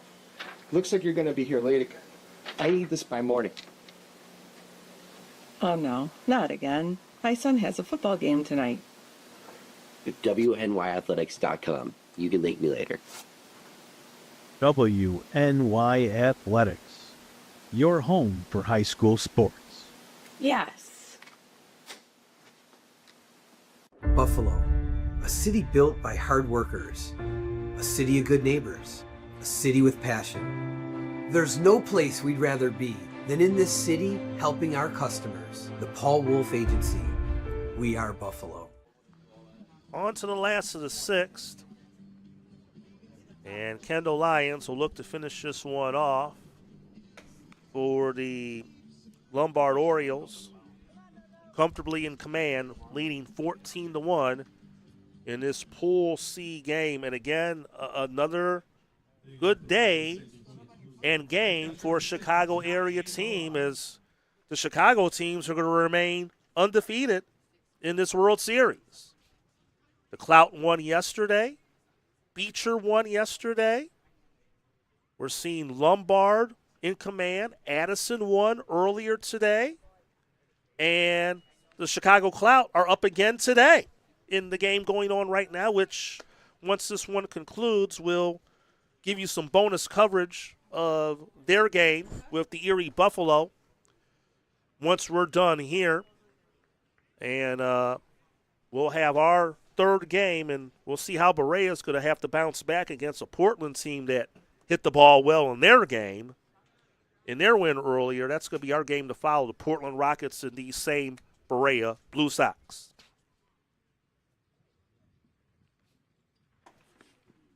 Two 2-1 pitch is a called strike to Nola.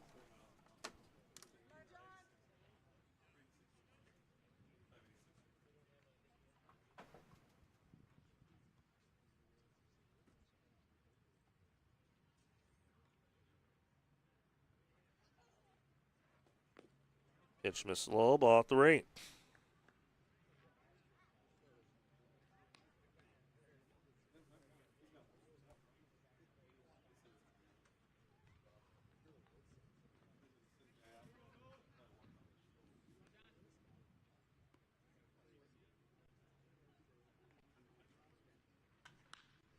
Popped it up. Straight away right. Reinke has it for the first out. And they're 2 more outs away from wrapping this one up.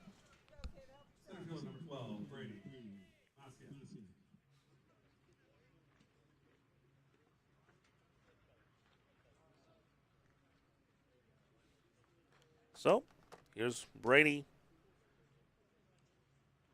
Masiek. Pair of strikeouts on the day. First pitch swinging, popped it up, straight back and out of play over our heads here in the press box.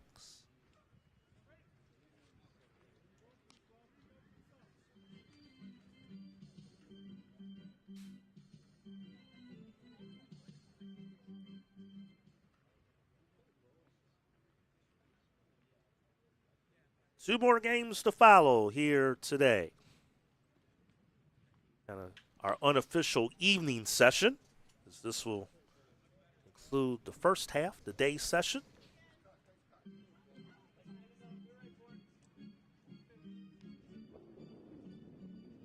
But we'll see what the Blue Sox can do, because they'll pretty much be up against it, because another loss and being 0-2 in pool play pretty much eliminates you going into that final round of games tomorrow, barring a bunch of unusual circumstances. Yeah. They would need a whole lot of help and a win.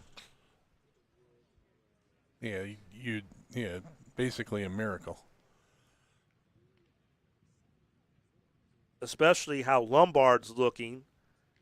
I'm a little worried about Hackensack tonight, because they didn't have a hit against Portland in the first game. Swing and a miss, strike 3, and now the Blue Sox are down to their final out. So here's Jake Plata, 1 for 2, single and a strikeout. 14 runs on 15 hits for the Orioles, 1 error. Blue Sox a run, 5 hits, 2 errors. Ball 1 high.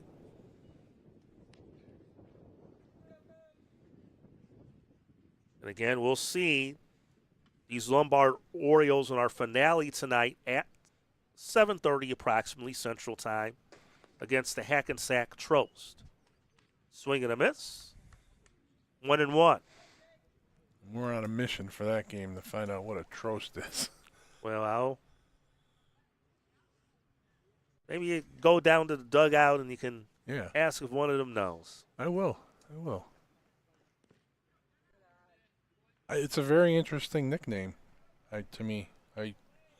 I have my guesses, but I don't know if I should even think about that at this point of this game. It's probably just some guy in Hackensack that started the team. That's my guess, because if it's a last name, that would be the simplest explanation. Mm-hmm. But they like that in Ohio. They got the Cleveland Browns, so yeah. 2 balls and a strike, but we'll see them tonight, and we'll see if they can bring some offense with them. Swing and a miss, strike 2. And one more strike away is Lions from finishing this one up. And a good solid pitch count. This will be pitch 104 coming up. And he'll love to end it here. And he does. Swing and a miss, strike 3. Plata goes down on strikes. 7 strikeouts for Kendall Lions to get the victory, and a very dominant display by the Lombard Orioles. The big blow, the Walro Grand Slam, Tim. Yeah, that took the air out of the sails for Berea, and now they got to regroup, bounce back for a tough game against Portland, who's 1-0, and see if they want to play one more game after that, or maybe continue on by getting a win. Final totals for the Lombard Orioles: 14 runs, 15 hits, 1 error. They stranded 7. For the Berea Blue Sox, 1 run, 5 hits, 2 errors. They stranded 6. Berea will be in action in our game to follow in about 25 minutes against the Portland Rockets in Pool C action. And then Lombard, the Orioles, will be back in action in our nightcap, a 7:30 Central approximate start against the Hackensack Trost. Our game today was brought to you by Logistics Plus of Buffalo, Damon University, Paul Wolf Insurance, Umpire Electric, and Wing Nuts of Buffalo. For Tim Gardner, I'm Tim McKinney. We'll talk to you all in about 25 minutes for our third game here from Zimmerman Stadium between the Berea Blue Sox and the Portland Rockers. But now, in the meantime, we'll give you some bonus coverage out to Lee Fund Stadium at Legion Field in Carroll Stream here in the Chicagoland area. Bonus coverage of their game, Pool A action between the Chicago Clout and Erie Buffalo.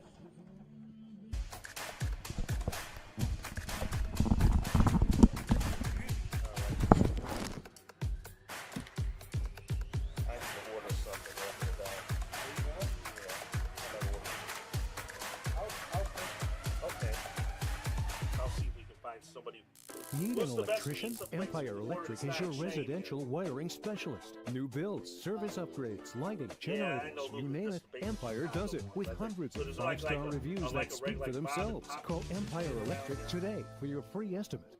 Logistics Plus is a global transportation provider headquartered in Erie, PA, with locations worldwide, including right here in Western New York. Logistics Plus is consistently recognized as a fast-growing transportation and logistics company, great supply chain partner, top freight broker, leading project cargo manager, and a great place to work. With a strong passion for excellence, our 500-plus employees put the plus in logistics.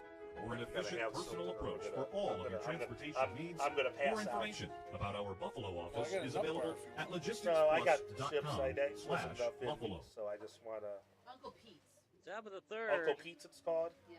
Okay, Erie Buffalo trailing 6-0. They here had on their Washington opportunities in that second inning. They can just make a nice little Runners at classic. second and third. They couldn't get the job done, though. Well, let's see if they can deliver over here. They had second and third with 1 out. 6-0. And And then a fly out Let's to see what right. we can They get decided over to here. not send Kinder. Check the camera. Fielder's choice, 1-3 put out, ended the threat. Kowalski, the leadoff man, up in the first, grounded out to second. Nice pitch. And on the I out want field, delivery. I was strike. wondering, would you be able to deliver Buffalo to the has been able to put baseball the bat on the stadium ball. like the booth of So North Central? even with just one hit, they've managed to get Okay. some What contact is here. a cheese so you and gotta hope sausage that good they for you? figured Ellentry out to at least What's your size pizzas you got? get some runners on base. Like what's They had what's that your two-out large? walk How in many the inches is first. large? They had a walk and a base 16 hit in the inch. second, so just 2 Yeah, hits. that'll work. Thus So far in like the like entire like a thin tournament. crust 16-inch cheese and sausage. And I just would need that delivered up to the baseball booth. It just shows you how valuable walks are. the Because baseball of that field at North leadoff Central. walk, they got the You need leadoff the card man over to the third phone? base. You want to force hitters to Okay, earn then their that's way fine. onto Then we'll first base. yep. And you need my phone Any number or sort of information. on base that leads to some My trouble. name is Tim. If you're the Right. cloud. 708. But it just shows you just how valuable walks are and how it could get into the mindset of a pitcher. 6915. Because right now, Alan Tenney is cruising. But even when he's cruising, like if he walks hitters, second Yeah, and now third, perfect. one Yep, out, perfect. Thank you. Got out of it. Bye bye. 1 and 2 the count. All righty. Missed. 6-0. Clout win if they get 10 after 5 or 8 after 6. Meanwhile, for Erie, they're looking for their first run of the tournament. They've been outscored 19-0 thus far. Fouled away. It happens, though. The teams go on bad stretches. The Tigers have not been good since the All-Star break. At one point, when the White Sox won it all in 2005, they had a losing record in August. They were once up 15 games on the Indians that season, and it went down to a game and a half. You really want to be playing your good baseball down the stretch, and you don't want to lose that big lead going into the postseason. Fouled away. Just shows you, any good team, they go through bad stretches. Just got to find a way to fight your way through it.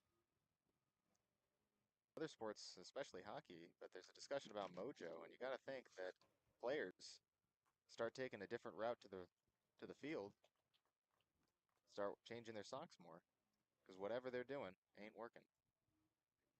Change your approach. Baseball is the game of adjustments.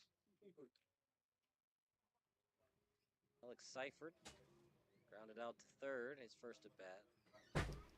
The dreaded leadoff walk. 3 walks today for the Cloud starting pitcher. Missed. Ooh, that was close. He's been pretty consistent with that spot, but that time he calls it a ball. Yeah, you really want to hope for a swing on a breaking ball like that, and I guess if you don't get the hitter to bite, might not get the umpire either. Same spot. Catcher didn't like it, and catching today. Sabot. Yeah. Tariq Sabot.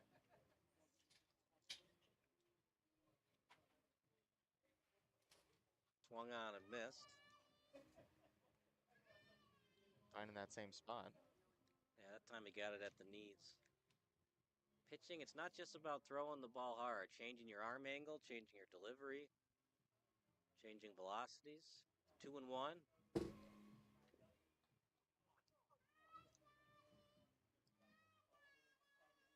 And Sabot not happy. I can understand Sabot's frustration. Looked like he was calling that a strike in the first couple innings. 3-1. That one is going to find its way to the right center gap. It will be caught. There's a good read on the play by Joe Thompson. And now 1 out. Number 9, Eric Flynn. Don't forget. Now Flynn up. He had a walk in the first. All right, and Just got to get that monkey off your back. Get that run.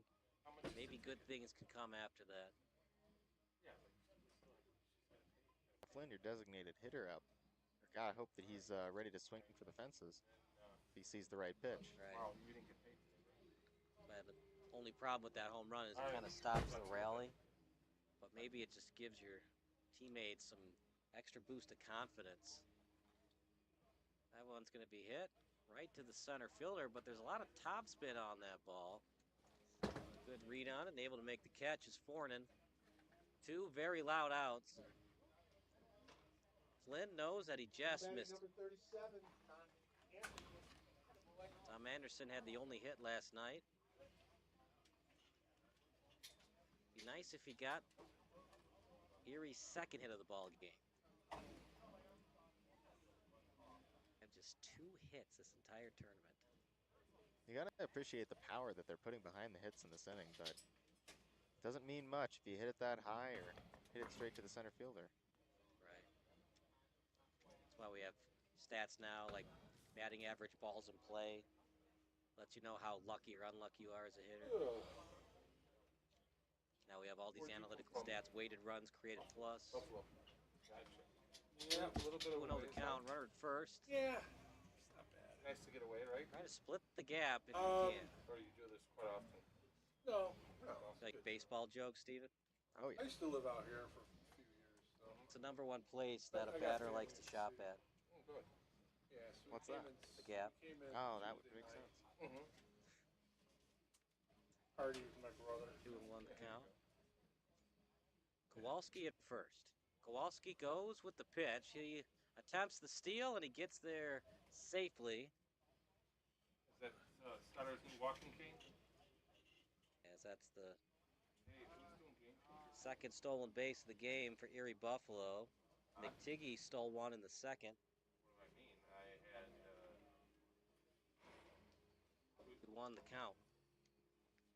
Wally's going to Get bird seat for Anderson. Wally did walks. The last game. Now you've got 2 runners on base from the walks. Yeah, because I had nobody else. Even just giving up 1 hit. Already a mound visit with the catcher. Tried calling him several times, he hasn't answered. Problem with the walks too, if you're looking to save him for later on in the tournament, You want to try calling that him? pitch count's going up. Okay. So either you get rid of him in the 4th or 5th inning to keep his pitch count low, or he overdoes it with the pitch count and he's not available later on in the tournament. You want to see if you can give him the whole inning, but at the same time, you got to be smart about that pitch count. You can't just keep him in here expecting him to get out of the jam, because he probably will. Still on top 6-0, but There you go. you don't want to keep driving up that pitch Lombard count. handled That one's going to find the gap, gets to the left center gap. That'll score at least 1. On his horse is Anderson. He gets to 3rd, and they're going to send him.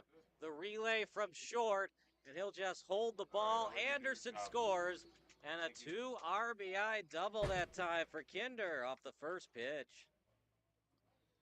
And some life from Erie Buffalo. They're off the schneid now, partner. That's their first 2 runs of the tournament. Number 6. At Hey, 7 Jeff. scoreless innings, Jeff. but the 8th time's the charm. Ask Wally if he can. Just 2 hits Ask Wally if today. he can fill in until But 4 Tom walks gets have here. really hurt Alan Teddy. That one's going to be trouble. Got to hurry with the throw, and a good throw that time by Geraci, but the damage is certainly done. A 2-out double by Anderson. We go to the top of the 4th. We got ourselves a ball game now here at the NABF World Series.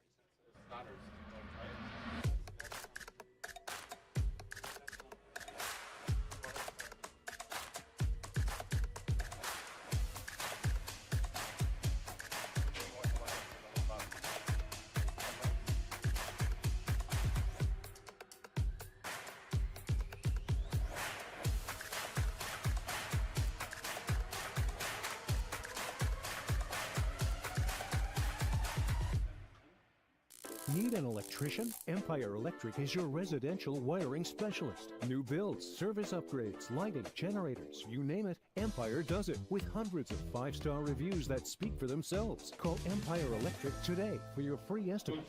Logistics Plus is a global transportation provider headquartered in Erie, PA with locations worldwide, including right here in Western New York. Logistics Plus is consistently recognized as a fast-growing transportation and logistics company, great supply chain partner, top freight broker, leading project cargo manager, and a great place to work. With a strong passion for excellence, our 500-plus employees put the plus in logistics. For an efficient personal approach for all of your transportation needs, More information about our Buffalo office is available at logisticsplus.com/Buffalo. Top of the fourth, they get their first 2 runs of the tournament. Kyle Smith alongside Stephen Taylor. Erie Buffalo gets off the schneid. And can they hang on, not give up any more runs, and make things interesting later on in the ballgame? They seem to have now gotten some rhythm going, and sometimes you just take what they give you. And if they give you 3 walks or 2 walks in the inning, you're going to take them.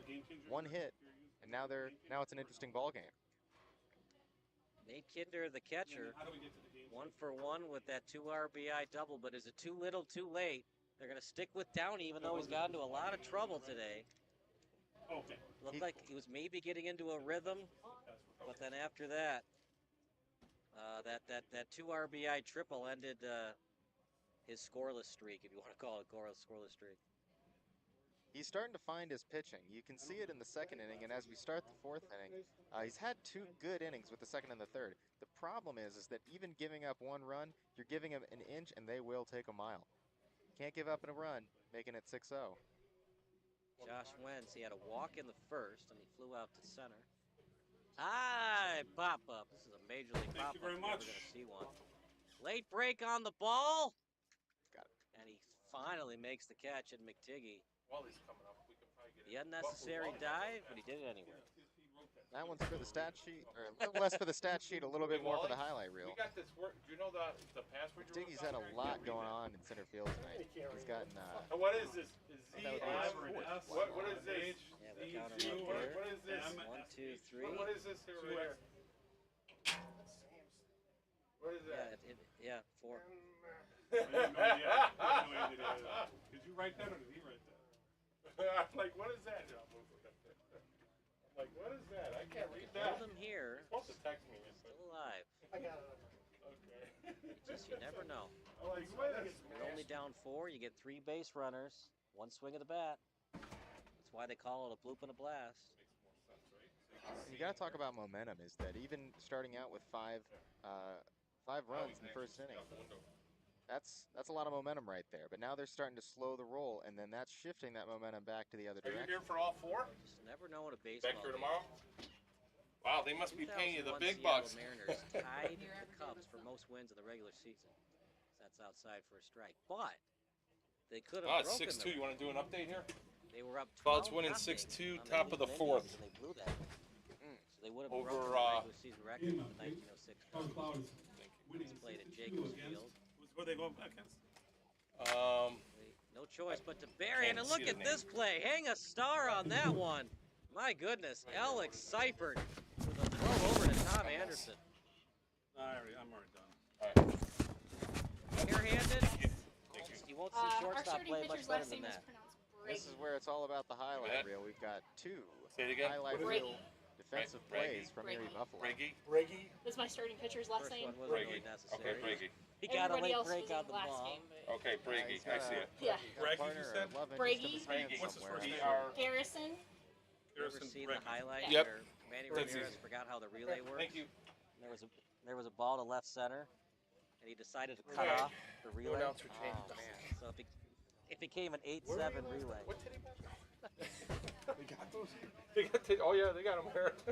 Manny, no, your job is to back up the center fielder. You don't go to where the cutoff man is. You don't need to help them out. They've got it. Gotta trust in your teammates, right? Trust in the teammates, but sometimes it's the thought that counts. 2-1 the count. Mike Fornin, base hit, and he also got hit by a pitch. Swung on and missed. Big swing. You thought he had that one. Downey's maybe finding his curve.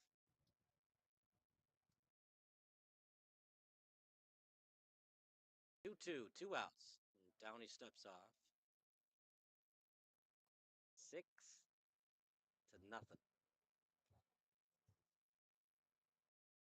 Got to get into your mind a little bit. Giving up 19 runs, actually 6-2. I'm sorry. It was 6-0, but then it wasn't. So they are off the schneid. So they've been outscored 19-2. Just 2 hits though. That's second day of tournament play, but no other team has given up 19 to start out.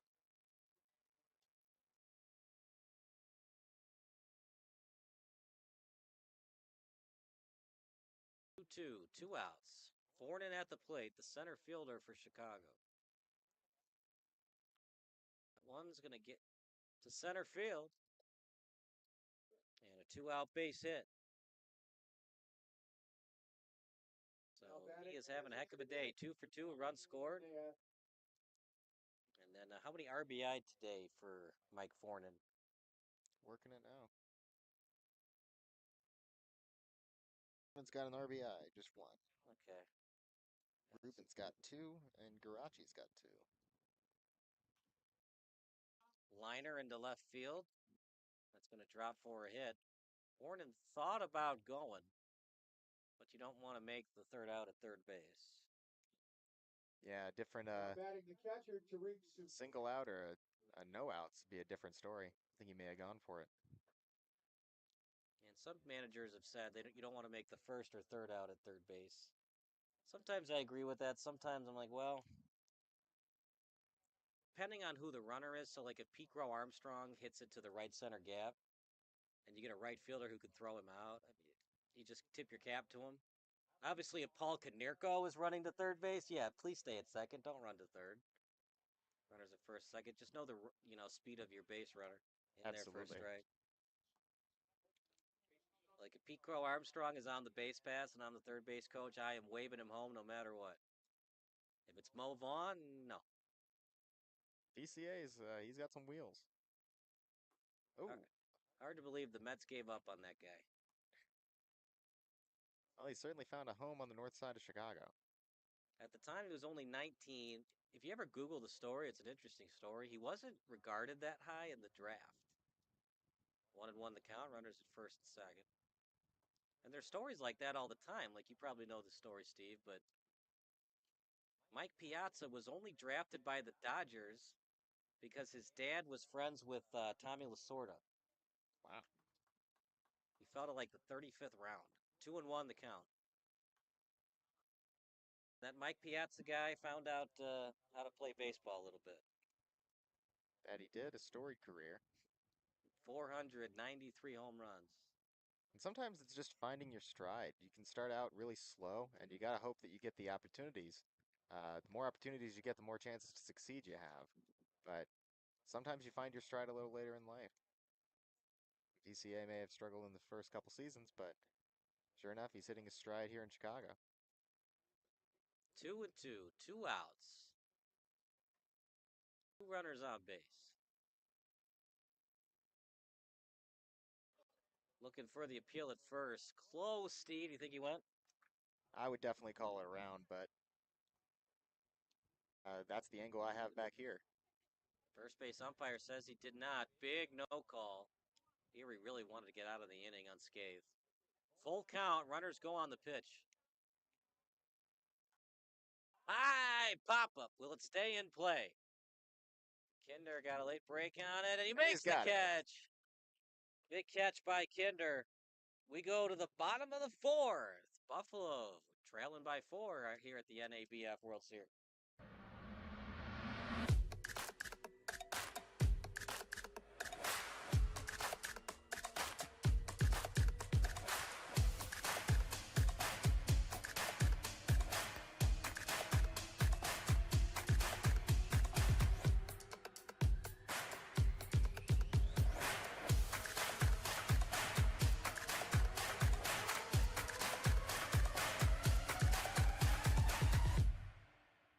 Need an electrician? Empire Electric is your residential wiring specialist. New builds, service upgrades, lighting, generators, you name it, Empire does it with hundreds of 5-star reviews that speak for themselves. Call Empire Electric today for your free estimate.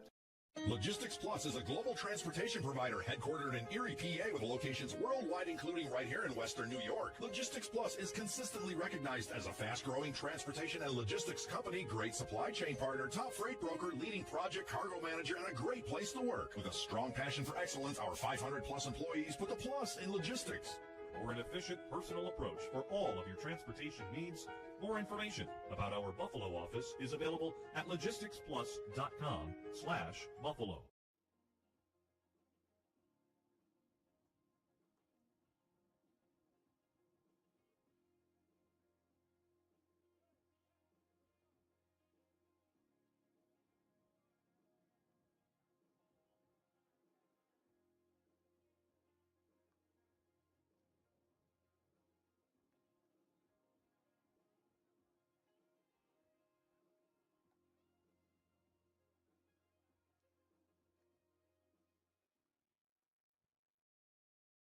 It's Erie Buffalo, the Who, Erie Buffalo, an eminent front as they're starting their don't call it a comeback here to start off the bottom of the fourth. So it's going to be a chance for Ellen Tenney to get out of this unscathed inside for a ball.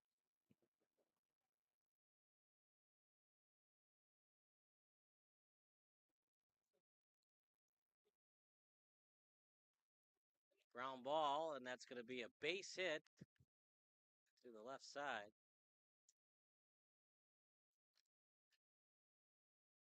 McTiggy hits the third hit of the game for Erie Buffalo. Number Brandon Kaboot.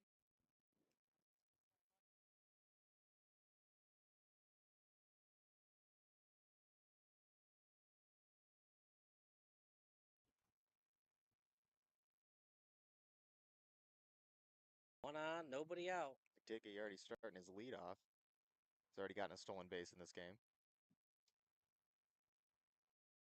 In there for a strike.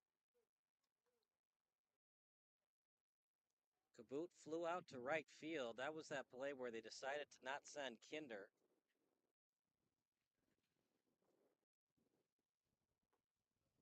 In there for strike two.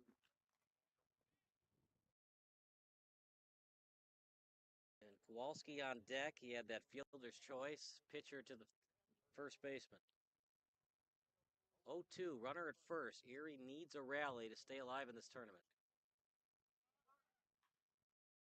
Ground ball. Knocked down by the pitcher. You got to be kidding me.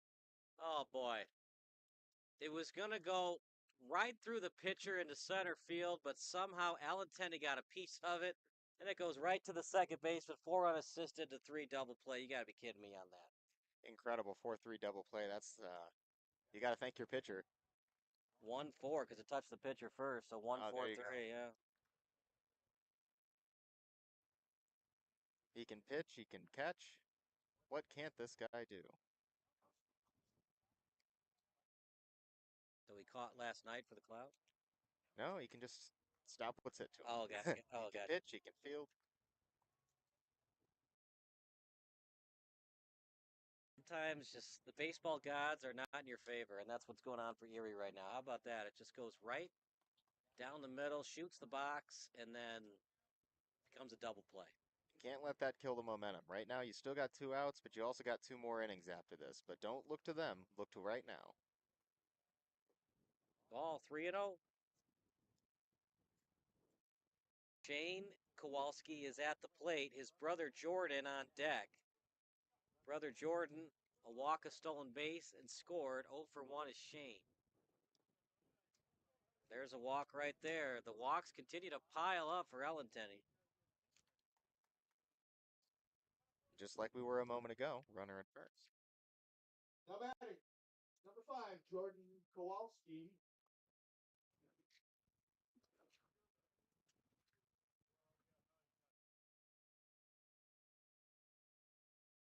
And that will probably do it for Connor, I would think, but knowing that you want to preserve your bullpen as best as you can. Problem is you keep him in. I think we've seen with a large enough sample size, he's going to keep walking better. So if you keep him out there and you want to use him later in the tournament, you'd have to take him out now because you don't want your pitch count to keep increasing. And there he goes, staying on the mound. Got to think that this is his lone appearance in pool play. Or if you're the Chicago Cloud, you got to hope this is his lone appearance in pool play. 5 walks today for Ellen Tenney. Two of them, the leadoff variation. But you do have to think. If you're the manager of the Chicago Clout and you saw the game last night, you're thinking 13-0, well, maybe I want to save my better pitcher when I have to go and play the Jackers. Make that 6 walks now.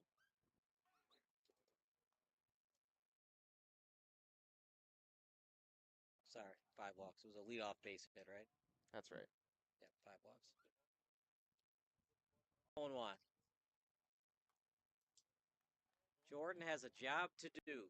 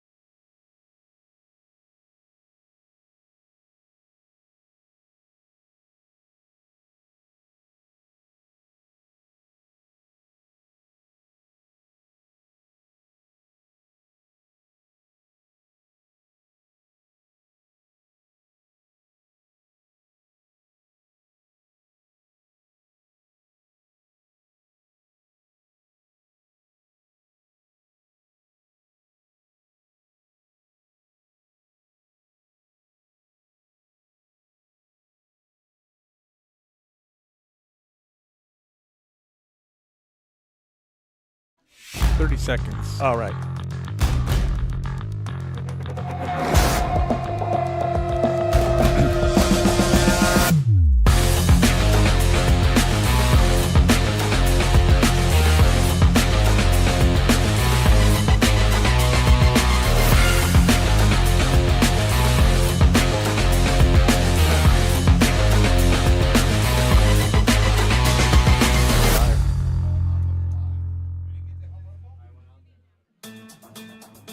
WNY Athletics is proud to present our continuing coverage of the National Amateur Baseball Federation Charles M. Blackburn Major Division World Series. Game 3 of the day here from North Central College, Zimmerman Stadium in Naperville, Illinois. Pool C action continues as it's the Portland Rockets against the Berea Blue Sox. Our game today is being presented by Logistics Plus of Buffalo, Damon University, Paul Wolf Insurance, Umpire Electric, and Wing Nuts of Buffalo. Alongside Tim Gardner, who's also on the controls, I'm Tim McKinney. Welcome back here to Naperville. Beautiful evening, early evening here in the Chicagoland area, western suburb of Chicago, Naperville. 75 degrees, sunny skies, relative humidity at 47%. South winds gusting between 10 to 12 miles an hour. And Tim, Berea, we saw them just moments ago get bounced around by the Lombard Orioles pretty good, and they're going to have to respond here to probably keep their tournament hopes alive. Yeah, it's do or die. 14-1 beatdown that Lombard gave them. Got to respond, or it's probably play tomorrow and go home. And it's going to be a tough matchup because the first game we had here today, the Portland Rockets, they maybe should have scored a few more runs than what they did in their victory over the Hackensack Trost. They won it 5-1, but they did hit the ball pretty well, soundly, a lot of singles, a lot of good contact out the left field. Yeah, good hitting team. Had a tight game, so they didn't have the luxury of coasting to a 14-1 victory like Lombard did. But watching Berea's pitcher warm up, a totally different style than we see in the first game. This guy looks like he's gonna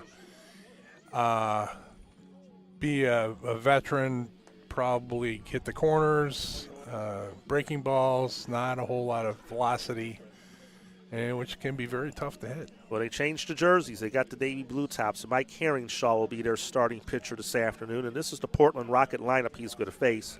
Noel McAnally leading off, playing short, or McEldowney. Not much change from what they had earlier. Corbin White, he'll bat second. He'll play third in this game. He caught in game one earlier today. Joe Kennedy's the DH. He'll bat fourth. Johnny Heidkamp, he'll bat fourth. He's the catcher. Crosby Henheiser, he'll play left field in this game. Cameron Pratt will bat sixth, play second. Evan Pearson, right, batting seventh. Braden Jordan gets the start. He's in center field, hitting eighth. And Kenny Bailey rounds off their lineup, batting ninth, playing first. And our first pitch of this game is a strike. 5:20 Central start, and away we go. 1-0 are the Rockets in pool play.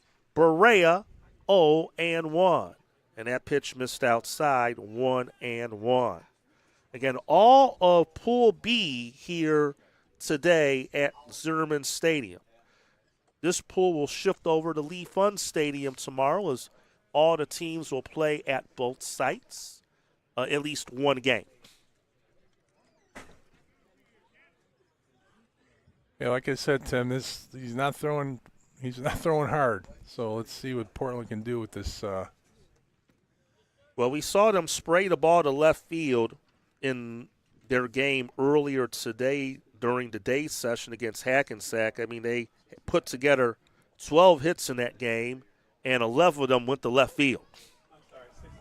They're going to have to be really patient. If he's going to be around the zone, they're going to have to be really patient, sit back, wait for it to come to them.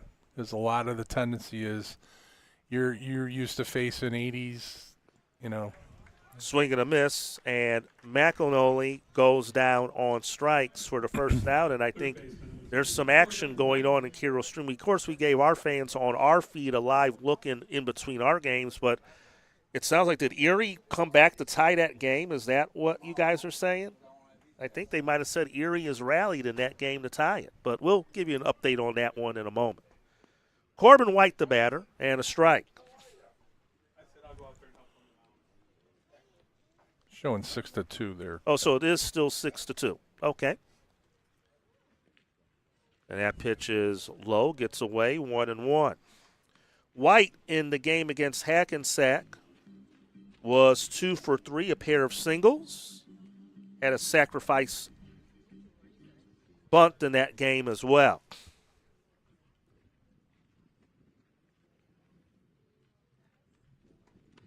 Breaking ball, strike 1 and 2.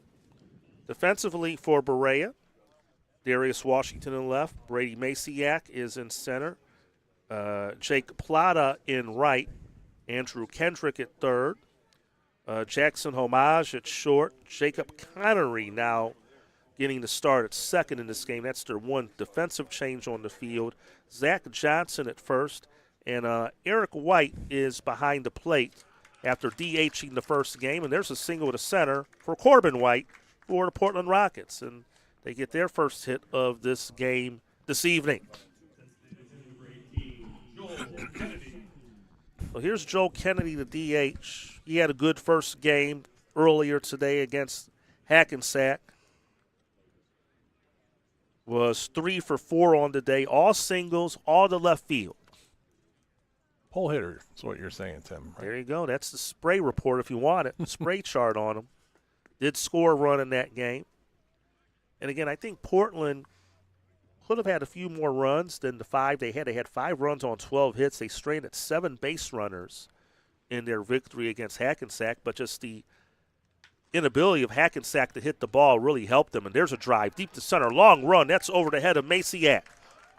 Off the fence. Rounding third. Corbin White. He will score. And the Portland Rockets have the game's first run. They take a 1-0 lead. And Joel Kennedy does it again. Yeah, he's a patient hitter up there. You know, he's not. Looks like the lack of velocity didn't affect his at bat. And he adjusted well and drove that deep to center. And Maciak in center had no chance at it. And Corbin White scored all the way from first easily without a play. And here's Johnny Heidkamp as they look to add more here. Heidkamp catching in this game, played left field in the game earlier today. He's first pitch swinging, drives it into left center, but making the running catch is Darius Washington for out number 2.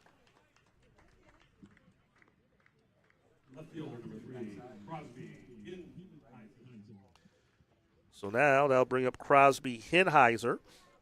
Played center field in their opener earlier today, in left field in this contest.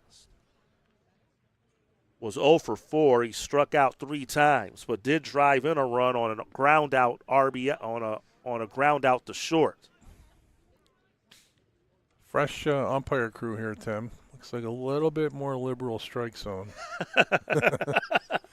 You might think the game might move a little quicker here. Well, you probably had we had the day session crew. Now we've switched to night session crew. Yeah.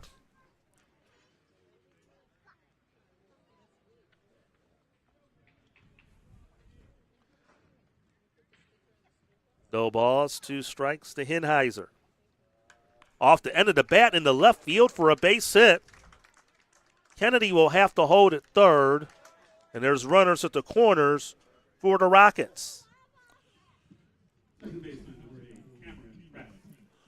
Portland's going to do that and have that approach to hitting. This will be a long game for Berea. Well, I don't, based off of what we saw our first 2 games, but we want you with us because we want you to enjoy the baseball with us. But I would think Portland is the big favorite in this game, and Lombard is going to be a heavy favorite in our game tonight. That would be just my prognostication from what we've observed so far today. But that's why they have to play the game. Absolutely. Cameron Pratt, the batter, swing and a miss.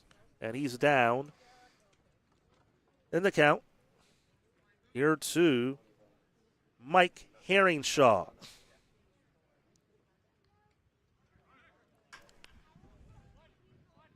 Grounder to short, picked up by Homage. And to throw to first in time to retire Cameron Pratt in the Portland Rockets here in the top of the first. But they do get on the board a run on 3 hits. No errors, 2 left. Half inning complete. Portland Rockets 1, and the Berea Blue Sox are coming to bat.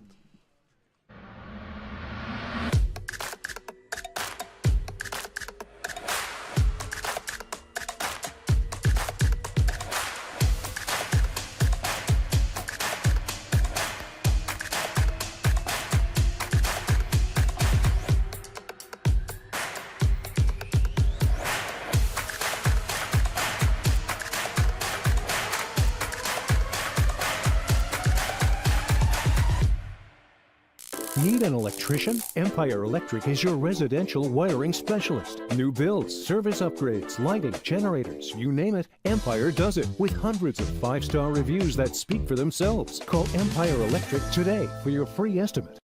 Logistics Plus is a global transportation provider headquartered in Erie, PA with locations worldwide, including right here in Western New York. Logistics Plus is consistently recognized as a fast-growing transportation and logistics company, great supply chain partner, top freight broker, leading project cargo manager, and a great place to work. With a strong passion for excellence, our 500-plus employees put the plus in logistics.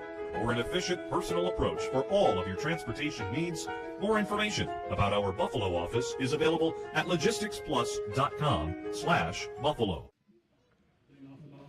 And welcome back to Zimmerman Stadium in Naperville, Illinois. Pool B action in this 2025 Major League Division World Series.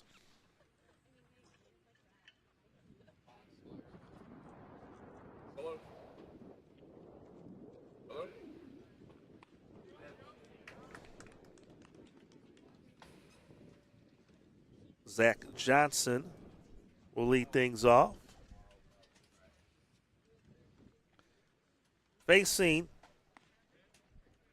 Garrison Breggy for the Portland Rockets. Johnson, he was 0 for 3 for Berea in their game against Lombard.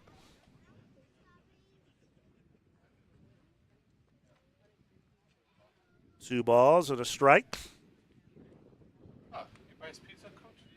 Pitch missed inside. 3-1 to count.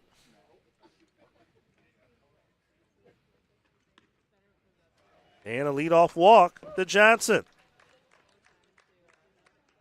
They'll have Johnson lead off at first. Lineup's pretty similar to the last game.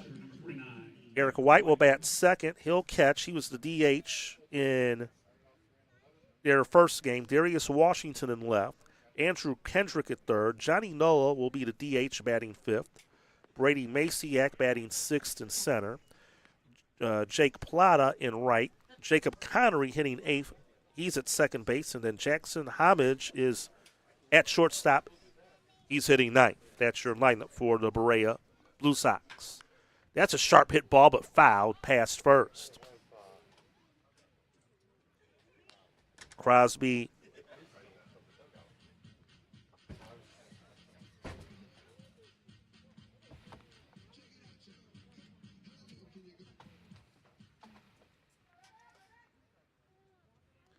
Hinheiser is in left. Braden Jordan in center. Evan Pierce in right. Corbin White at third. Noah McEldowney is at short. Cameron Pratt at second. Kenny Bailey at first. And Heidkamp is catching for Breggy as Breggy gets the first out of the inning, striking out White. So now here's Darius Washington. Washington was 1 for 2 against the Lombard Orioles.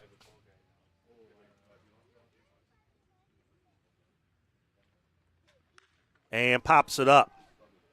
Right field, shallow right, playable for Pierce, who makes the catch for out number 2. So Garrison Breggy has done a good job to work around this leadoff walk thus far. He's been able to retire the next 2 batters. So now here's Andrew Kendrick, the third baseman. Kendrick was 1 for 3 for Berea in their first game of this tournament against Lombard. And that pitch is a ball. Portland, an early 1-0 lead. Again, we're scheduled to go 7. All preliminary games will go 7 unless the run rule comes into effect like we had in our last game. That was a rocket shot. Hit deep down the line, but well foul and out of play. And one of those cars in the lot may have been a target.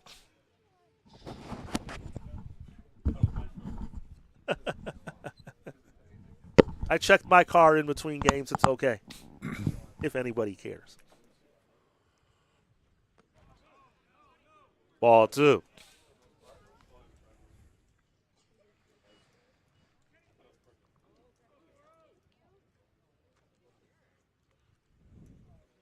Well, we get our evening session here underway.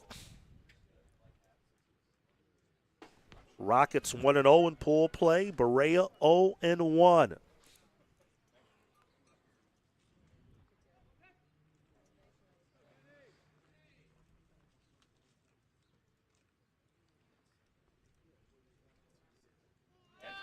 Runner goes. Grounder and the second baseman. What a throw! Oh, my. If it wasn't for the runner taking off, that would not have happened, Tim. That's worth a look. Let's take a look at how this inning ends. Runner goes. And he was going over to cover second Pratt and then just made a great off-balance one-handed throw to get Kendrick and retire the Blue Sox in the first. No runs, no hits, no errors, one left. On to the second. Portland Rockets enjoy a 1-0 lead. Need an electrician? Empire Electric is your residential wiring specialist. New builds, service upgrades, lighting, generators, you name it, Empire does it with hundreds of 5-star reviews that speak for themselves. Call Empire Electric today for your free estimate.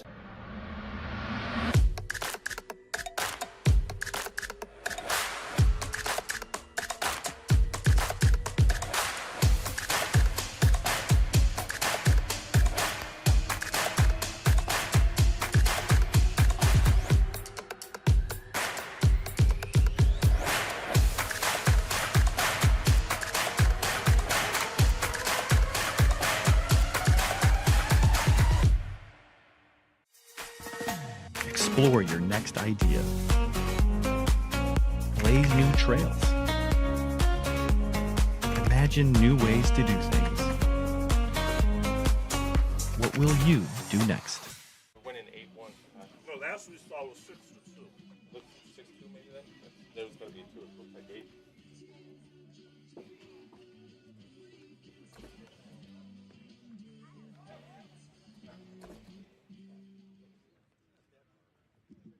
Leading off the top of the second for the Rockets. The right fielder, number 47, Evan Pence.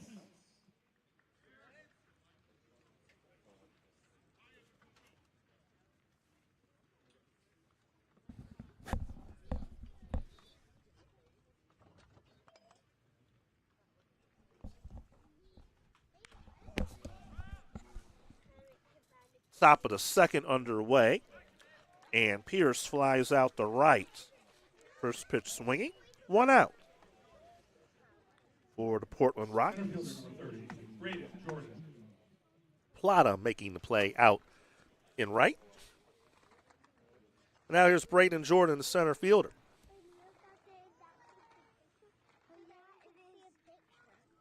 Now, Tim, I won't talk to you while you're enjoying your food, but we finally have a little energy to hopefully get us through the next couple of days, and we appreciate WNY Athletics for that little taste of Chicago pizza. Jordan did not play in the first game for the Rockets.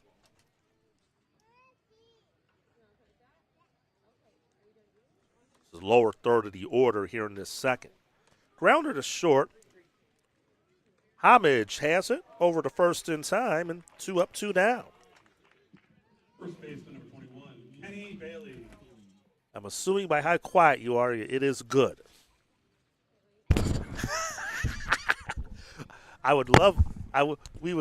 We will have the people watch the game, but if we flip the camera in the booth to show them. Making a mess? Here's Kenny Bailey. It's a long day. We having a pizza review here? Well, you got some pizza from one of the local. What was it? Oh, it was Uncle Pete's here in Naperville. Is this Uncle Pete's? Okay. Uncle Pete's. You know what? It's hitting the spot right now. Well, we needed it. We a little energy boost for us to get through 2 more games. Don't mind my chewing, folks. Believe me, I love another quick 1, 2, 3, and I can get back to this plate. Bailey 2-0 count. Fouls that pitch out of play. I appreciate the treat. Getting the pizza there, Tim. Yeah. Thank Frank Wolf back in Buffalo. Yes, got to thank Frank as well. It was good to work with Frank and getting everything situated to join you guys this week. Importing one of us Chicagoans to join you guys. Grounder to second. Look at that. Connery has it, and a quick 1-2-3 inning, nothing across. Right at the bottom of the second, Portland Rockets enjoy a 1-0 lead.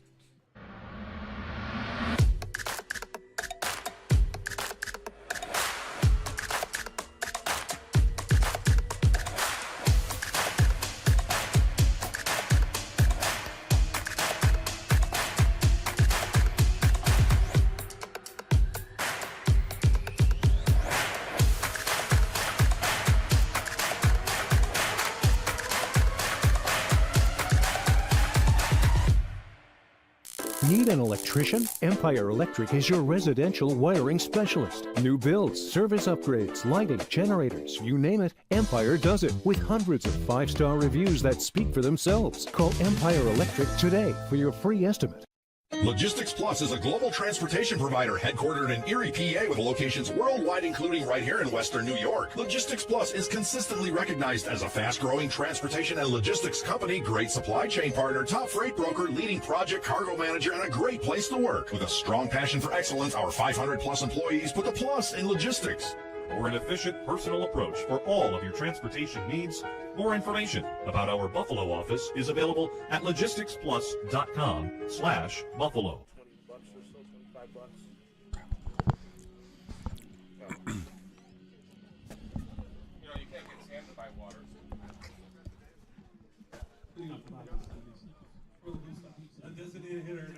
We head to the bottom of the second. 1-0. Did you want some pizza? Portland has the lead.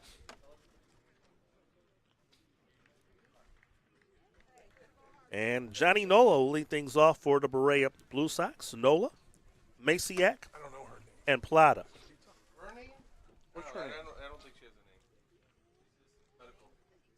Want some pizza? That one line to the left field for a base hit. Nola, first pitch swinging. Solid single to left. Brittany, have some pizza. And that's the first hit of the game for the Blue Sox. Don't mind us while we enjoy some of the pizza. It's tough to be a play-by-play guy and enjoy the food, but I will try. Masiak. Nice pitch. Breaking ball for a strike. He had his struggles in the game earlier. 3 appearances at the plate, 3 strikeouts. That pitch missed outside, 1-1.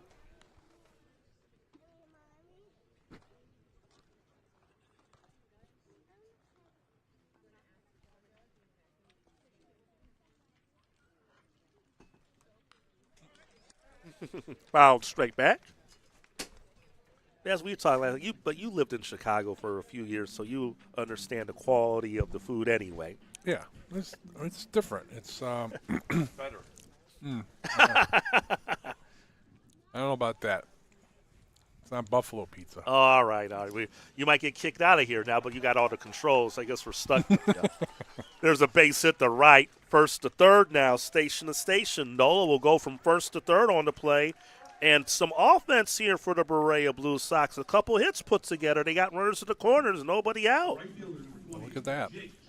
They had 5 hits in the game against the Lombard Orioles. Really couldn't get much generated. And here we go. They got a chance here. First and third, nobody out. And here's Jake Plata, the right fielder. He was 1 for 3, a couple strikeouts and a single against the Lombard Orioles.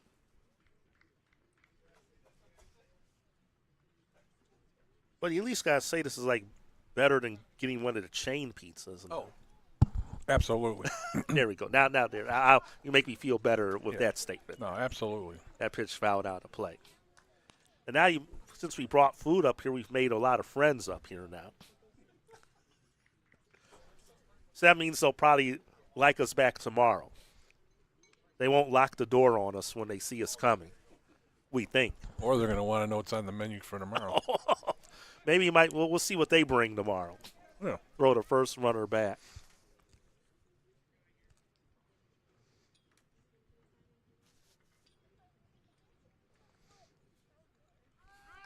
Runner goes, and a foul ball.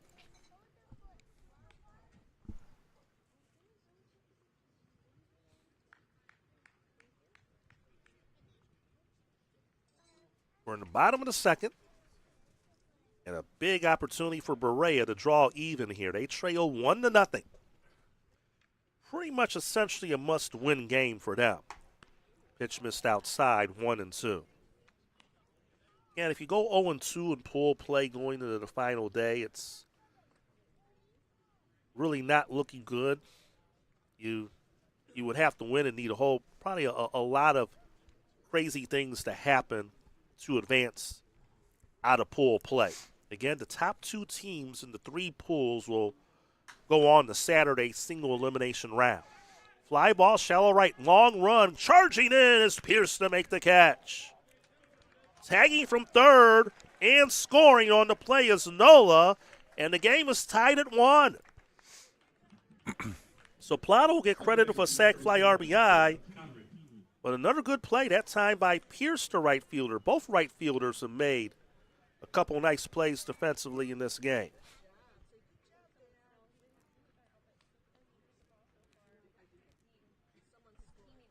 I like the response from Berea. Had a tough first game, down 1-0 in the first inning. Here we go again, but no.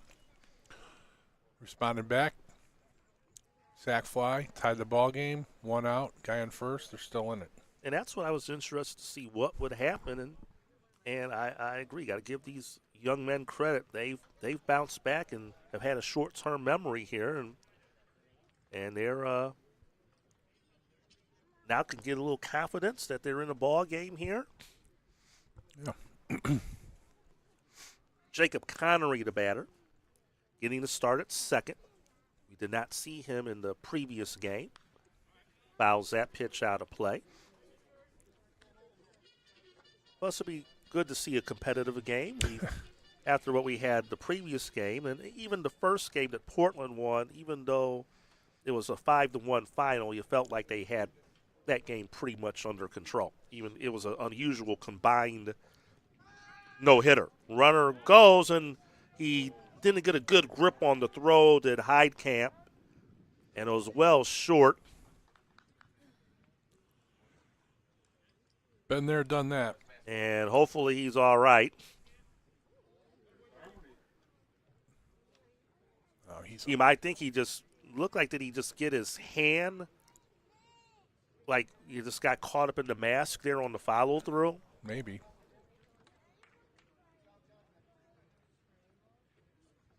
But Maciak steals second. Runner in scoring position. So a hit can potentially give Berea the lead here. Mm-hmm. 1 out, bottom of the second. Tied game.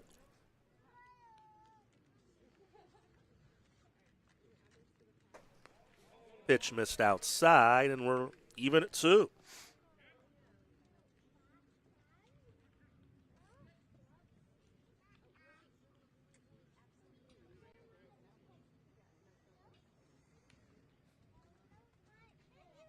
You might have found some new camera people down there, Tim. Oh, boy. There's strike 3, and Connery goes down on strikes. He's curious. That's 2 good. down in the inning. I don't know what the labor laws are, but well, that camera operator down there is free. There you go. I'll give him a slice of pizza.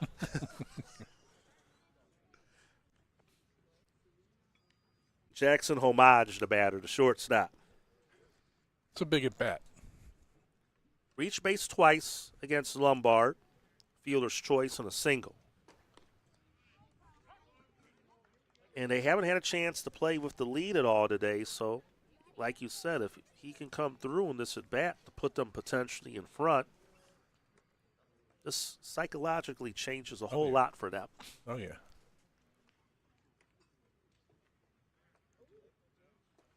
Low and away, 1-1.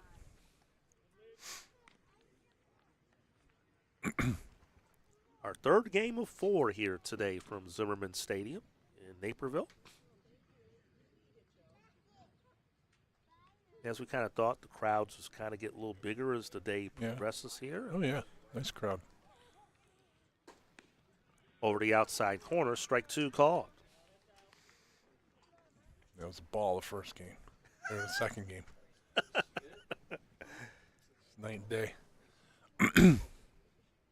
Good contrast, though. Good contrast. Yeah, and that's what we talked about in that game, that players have to adjust to how the game is being called.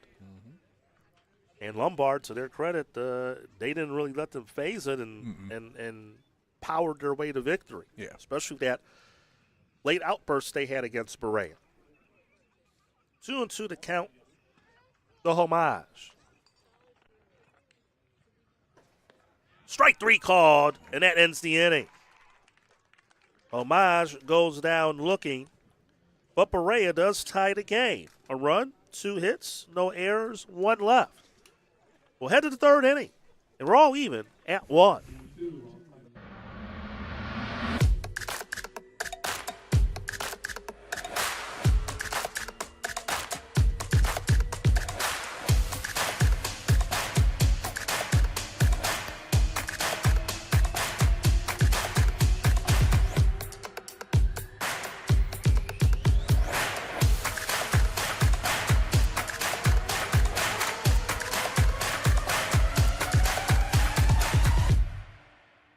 Need an electrician? Empire Electric is your residential wiring specialist. New builds, service upgrades, lighting, generators, you name it, Empire does it with hundreds of 5-star reviews that speak for themselves. Call Empire Electric today for your free estimate. Logistics Plus is a global transportation provider headquartered in Erie, PA with locations worldwide, including right here in Western New York. Logistics Plus is consistently recognized as a fast-growing transportation and logistics company, great supply chain partner, top freight broker, leading project cargo manager, and a great place to work. With a strong passion for excellence, our 500-plus employees put the plus in logistics. For an efficient, personal approach for all of your transportation needs, more information about our Buffalo office is available at logisticsplus.com/Buffalo. Welcome back. Tim Gardner. I'm Tim McKinney. 1-1 game here as we get to the 3rd inning. Here on this Thursday afternoon in Chicagoland. 2025 NABF Major Division World Series. Charles Blackburn, Major Division.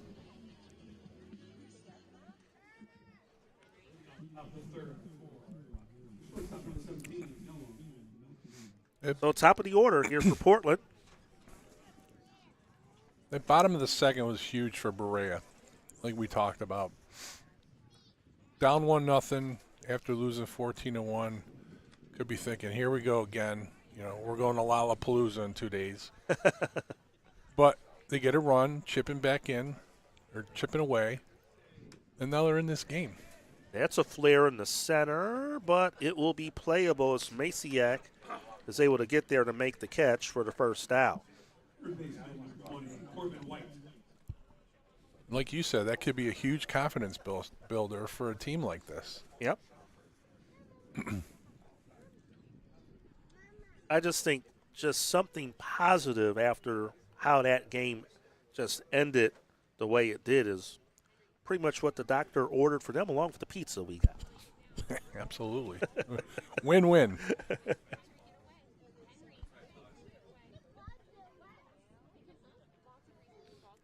So here's Corbin White. And he's ahead of the count 2-0. Singleton scored the lone Portland run in the first.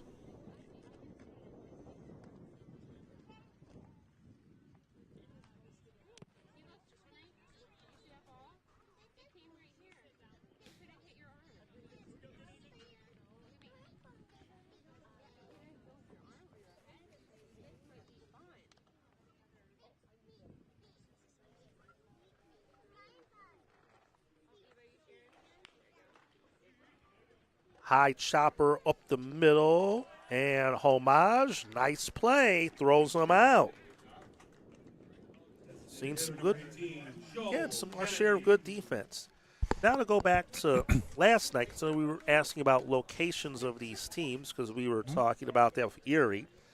So I had, now had a little more time to do some research here. Okay. Which, so the Portland Rockets are in Portland, Indiana. Oh. Yes. Okay. There is a Portland, Indiana. Did not know that. I did not know that myself, so that's what we learned. There's a liner to the left, hit by Kennedy, and Washington makes the catch, and they have to be relieved to get that man retired, how he's been hitting the ball here today. 1, 2, 3 go to Rockets in the third through 2.5. We're tied at 1. Need an electrician? Empire Electric is your residential wiring specialist. New builds, service upgrades, lighting, generators, you name it, Empire does it with hundreds of 5-star reviews that speak for themselves. Call Empire Electric today for your free estimate.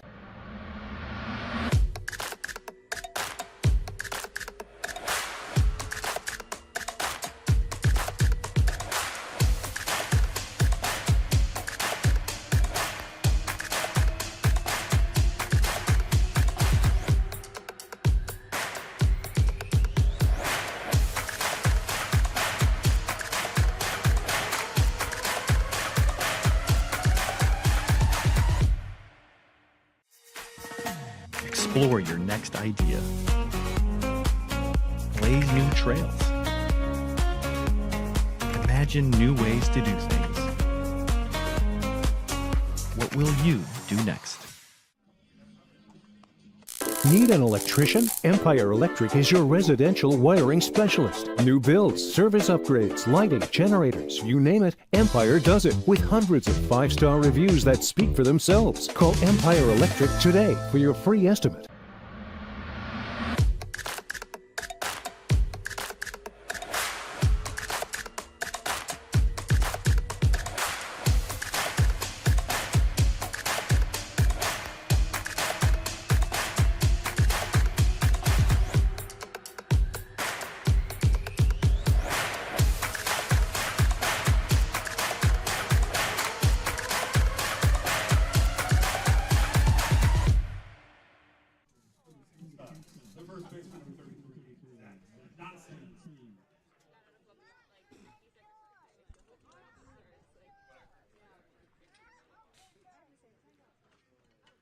Top of the order for the Blue Sox, facing Garrison Breggy.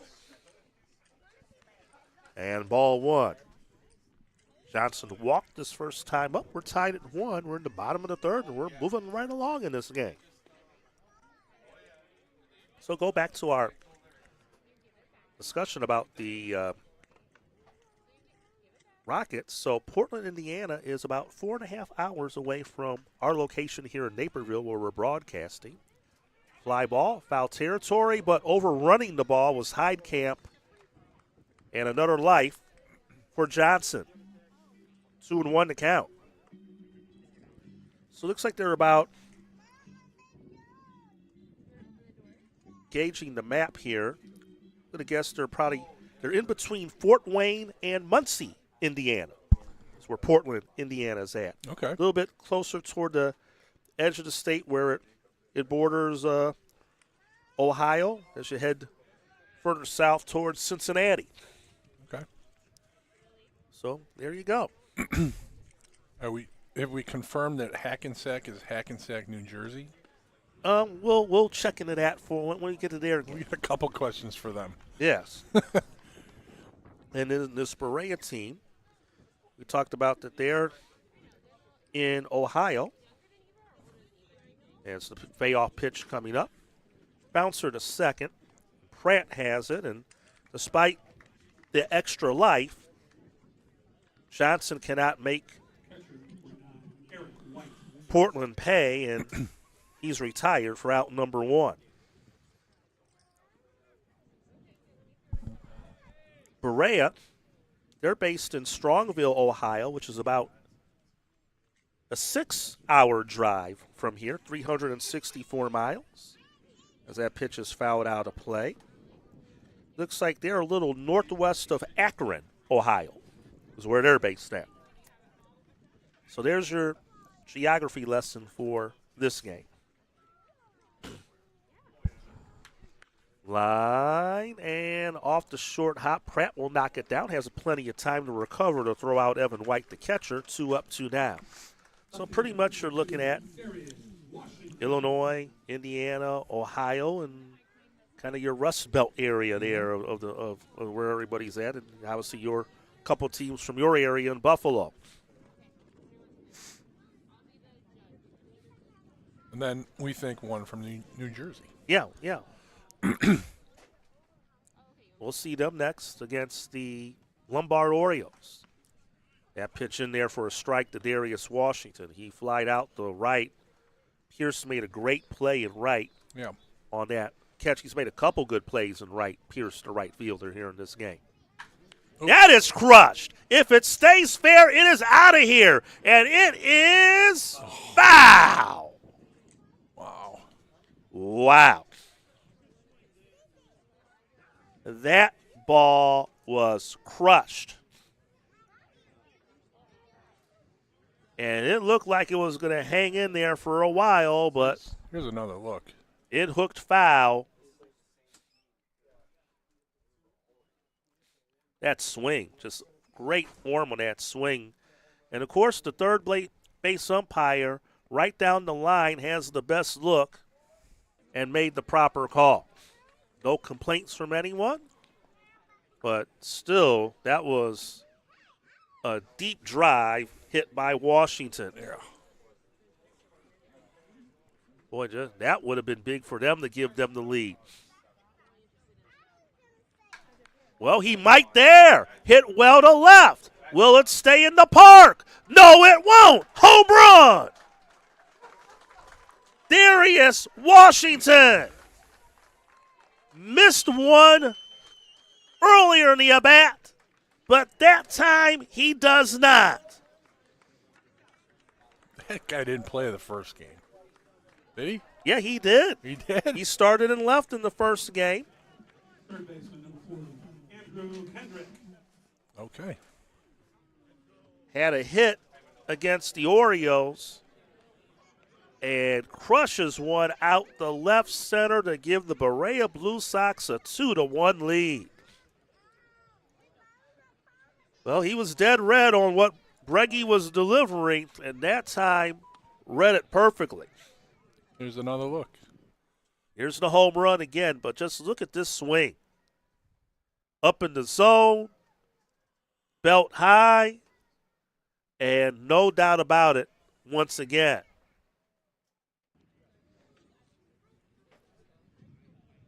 That was just right in his wheelhouse, just a beautiful swing. Even the foul ball that he hit, just the swing was pure and just right on top of it. Well, the pitch after the foul ball, he popped one straight up. I'm like, oh, no. He popped up to the catcher after hitting that bomb. Of course, it was a foul ball, and then he hit another bomb. Good for him. And Kendrick now draws a 4-pitch walk. Well, how the way Portland hit the ball earlier, you figured advantage them in this game, but Berea has bounced back and has brought some offense in this contest to take a 2-1 lead. Here's Johnny Nola. He singled and scored the first Blue Sox run in the second. Again, these pool play games are so key. Obviously, Berea needing a win to pretty much stay in the pool. Portland Rockets already have a win, but just say if Berea can pull this out, both would be 1-1, and Berea would have the edge with the head-to-head victory, because that is the first tiebreaker in a two-way tie. Then if there's a three-way tie or a four-way tie, which I guess is mathematically possible, then that's when you get to all the crazier tiebreakers. I was just going to say, when Hackensack beats Lombard later, we're going to it's going to be nuts. Yeah. A big if, but you never know. Yeah, why we play the games, right, Tim? Well, what we saw out of the two games we saw today, I would have to say between I can't speak for you, Tim, as well, but this is probably a little bit of a surprise here. Oh, of course. You know, got a long way to go, but still a good start for the Berea Blue Sox as Nola goes down looking to end the inning. However, Darius Washington, solo jack to left center, gives the Blue Sox the lead, and through 3 complete here from Naperville, Illinois at Zimmerman Stadium. It's the Berea Blue Sox 2 and the Portland Rockets 1. Back after this here on WNY Athletics.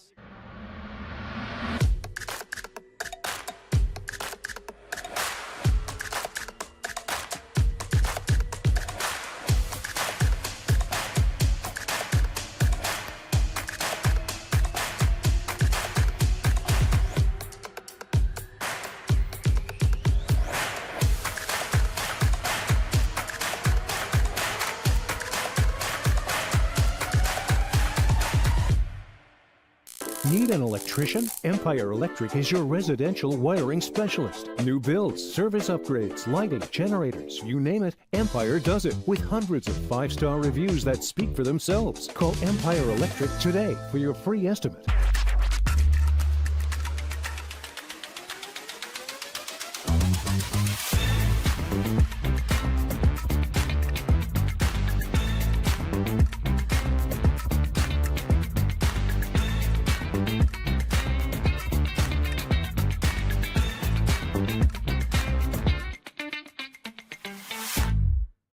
Logistics Plus is a global transportation provider headquartered in Erie, PA with locations worldwide, including right here in Western New York. Logistics Plus is consistently recognized as a fast-growing transportation and logistics company, great supply chain partner, top freight broker, leading project cargo manager, and a great place to work. With a strong passion for excellence, our 500-plus employees put the plus in logistics. For an efficient, personal approach for all of your transportation needs, more information about our Buffalo office is available at logisticsplus.com/Buffalo. Johnny Heidkamp leads off the 4th, takes a called strike. Tim Gardner, I'm Tim McKinney. It's final in Carroll Stream. Lee Fund Stadium, the Chicago Clout defeat Erie Buffalo 8-2, so the Clout go 2-0 in Pool A, while Erie Buffalo falls to 0-2, and it keeps all the Chicago area teams perfect so far in preliminary pool play. They've all won. Now, obviously that cannot stay the case at some point because eventually they'll all have to play one another at some point down the line. But it's a very good beginning for the Chicago representation in this tournament. And we saw the Clout last night, Tim, and again, that was a little gutty win they got against the Fort Wayne Rockers, how they fought back to win that game last night, and they come back today and a big win over Erie, and that one's crushed. Well hit the left, but this will stay in the park, and it's caught by Washington for out number 1. Heidkamp hit it well, but out. Left fielder number 3, Crosby, So we welcome those of you who may have been watching that game and flipped over to our action here in Naperville because we're about an hour behind you guys because we had a later start here. We started at noon local time, our action here. Our 3rd game of the day. And we're in Pool B, all Pool B being played here today. So we've seen these teams once already today. 2-1 in favor of the Berea Blue Sox, looking for their first win after a tough loss to the Lombard Orioles earlier. Hinheiser, the batter. Off the end of the bat, fly ball, well hit the right in front of the 370 mark. Making the catch is Jake Plata, 2 down. It's going to be interesting to see Portland's approach now. Now that they're down only a run, but are they all going to go up there trying to hit a home run? Because they've seen a guy already did it in this game. You know, the pitcher's throwing meatballs to them, but they can't hit it because it's so slow. Yep. So they're, I don't know. This is a trap. Portland doesn't be patient now and wait this guy out and stay back on him. Definitely be an upset in this game.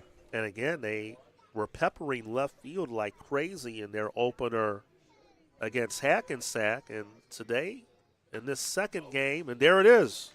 That was the script that they were doing in the first game. Pratt a single to left. And they just strung a bunch of those hits together to get the runs that they put on the board. That's what they have to do. Stay patient. Stay back.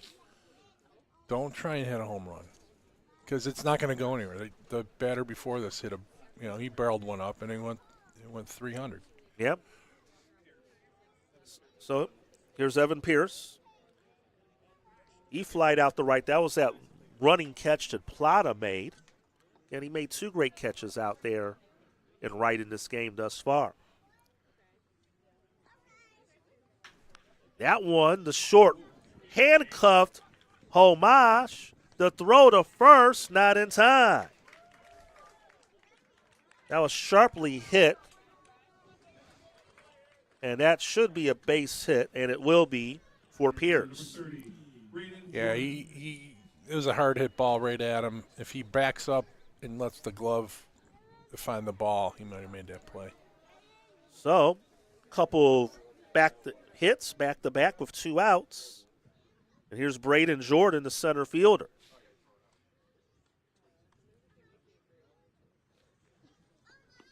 Breaking ball beauty, strike 1. Jordan grounded out to short, his first time up.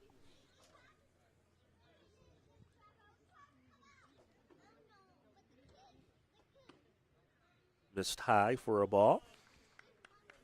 We're even at 1. 1 run, 5 hits, no errors for the Portland Rockets. 2 runs, 3 hits, no errors for the Berea Blue Sox. Grounder past the third baseman in the left field for a hit.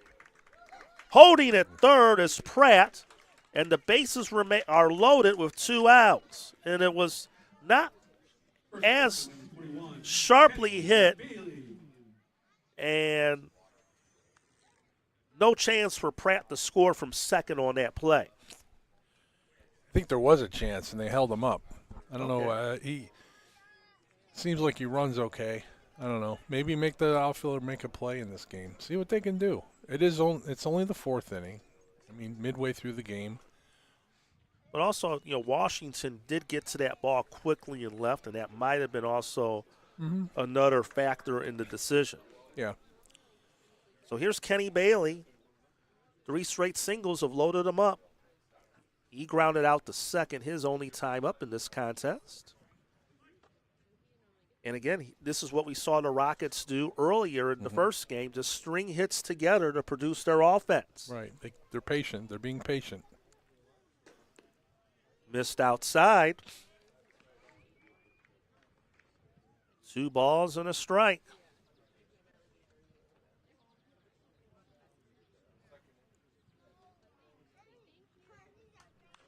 Well, he went after that pitch up in the zone and fouled it out of play, 2-2. A pitcher like this has a tendency not to really come inside on a batter too much, just because he lacks velocity. You put it in their wheelhouse, they can barrel one up. So he's going to stay away, trying to get him to chase. And fouls it off, same direction.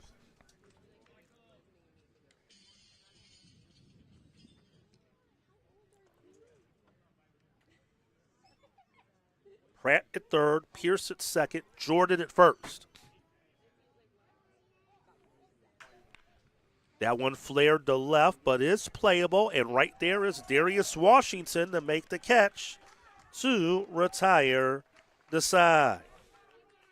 No runs, 3 hits, no errors, 3 left on base. They lead them loaded, and we'll head to the bottom of the 4th. Berea Blue Sox lead it by the score of 2-1.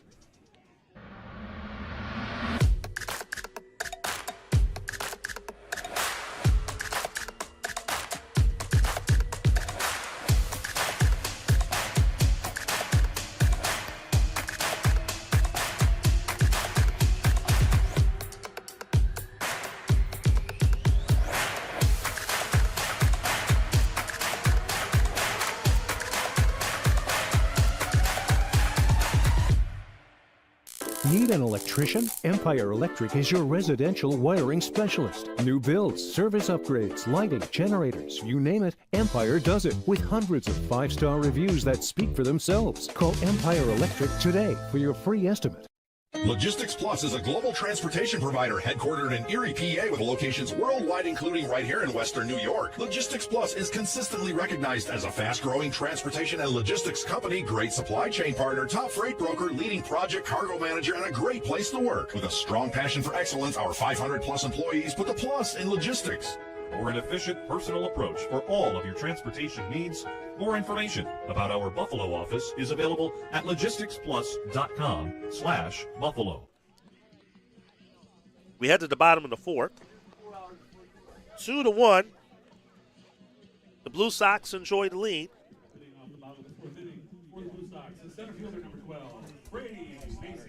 They'll have 6, 7, and 8 in their order to face Garrison Brady. Brady Maciak will lead things off. Plata and Connery due up in this frame. Good ball game here, 2-1. The difference, the Darius Washington solo homer. There's some room in foul territory and a good play there to make the catch for the first out. And again, there's a lot of ground to cover. And that's your first out of the inning. And that was a nice play by Noah McEldowney all the way from the shortstop position to make that catch. So here's Jake Plata. Takes one in for a strike. Plata had sac fly, RBI to right. That played it home, no pun intended, the lone Blue Sox run.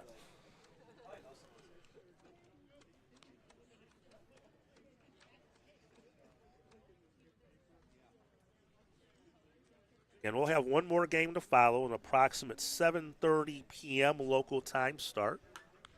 Pending the length of this one, we're about 15 minutes behind schedule, per se, not too bad. But the Lombard Orioles and the Hackensack Trost will go at it in our finale. Then we got 4 more games here tomorrow. I didn't really peek at our schedule yet for tomorrow, Tim, is here at least at our venue, is that pitch miss low for a ball. It's 2-1. I'm assuming we're going to see the Pool C teams that we did not see today for the first time. Obviously, we saw Pool A last night. Had a chance now to see Pool B today, and we'll probably see, Pool C is going to be the action tomorrow. I believe they're the last 2 games tomorrow. Yeah, we'll see. Yeah, I got to read my script here correct to connect the dots. No, they're going to be, we're going to have one early. Another fly ball, foul territory, long run, but out of play. And the count remains full. The Plata. We'll have the Cleveland Indians and the Midland Tribe will be our first game at 11 a.m. That's a Pool C game.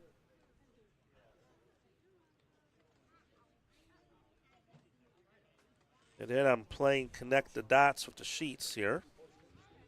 As there's a pop-up, shallow left center out of short.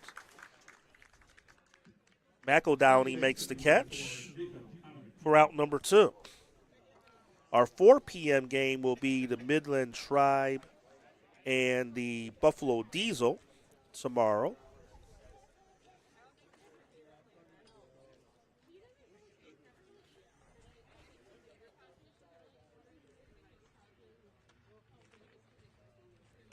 And Pool A are at 1:30 and 6:30. Okay, so we'll have the Clout, Yeah. that group back here. Okay, yep. So there we go. Yeah. That would make sense because we saw them in Carroll Stream. They have not been here yet, so that would make sense. So we would have the we'll have the Fort Wayne Jackers and the Erie Buffalo at 1:30, and that 6:30 game looks to be a very good matchup between the Chicago Clout and the Beecher Muskies here tomorrow night. Yeah, so, that'll be good. Yeah, potentially, that could be for the winner of the pool tomorrow. Obviously, the Clout took care of their business, Beecher needs to take care of theirs, and obviously they're going to play the Fort Wayne Jackers in the finale over at Carroll Stream in about 10 minutes. 3 balls and a strike to Connery, who is up. Struck out his lone time up. Fort Wayne wins that game, they'll throw that pool into a tizzy.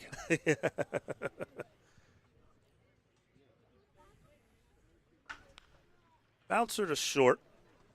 And Malco Downey made all 3 plays in the inning. Caught 2 pop-ups and fields a ground ball to short. 1, 2, 3 go to Blue Sox in the 4th. We'll head to the 5th. Blue Sox 2 and the Rockets 1. Need an electrician? Empire Electric is your residential wiring specialist. New builds, service upgrades, lighting, generators, you name it, Empire does it with hundreds of 5-star reviews that speak for themselves. Call Empire Electric today for your free estimate.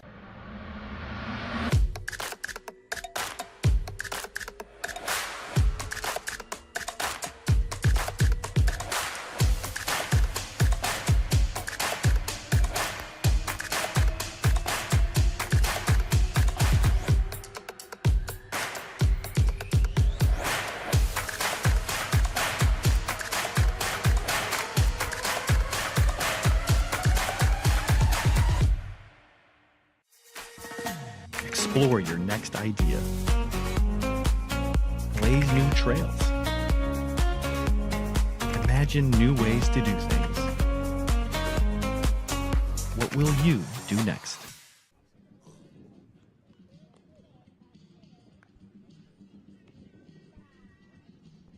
No.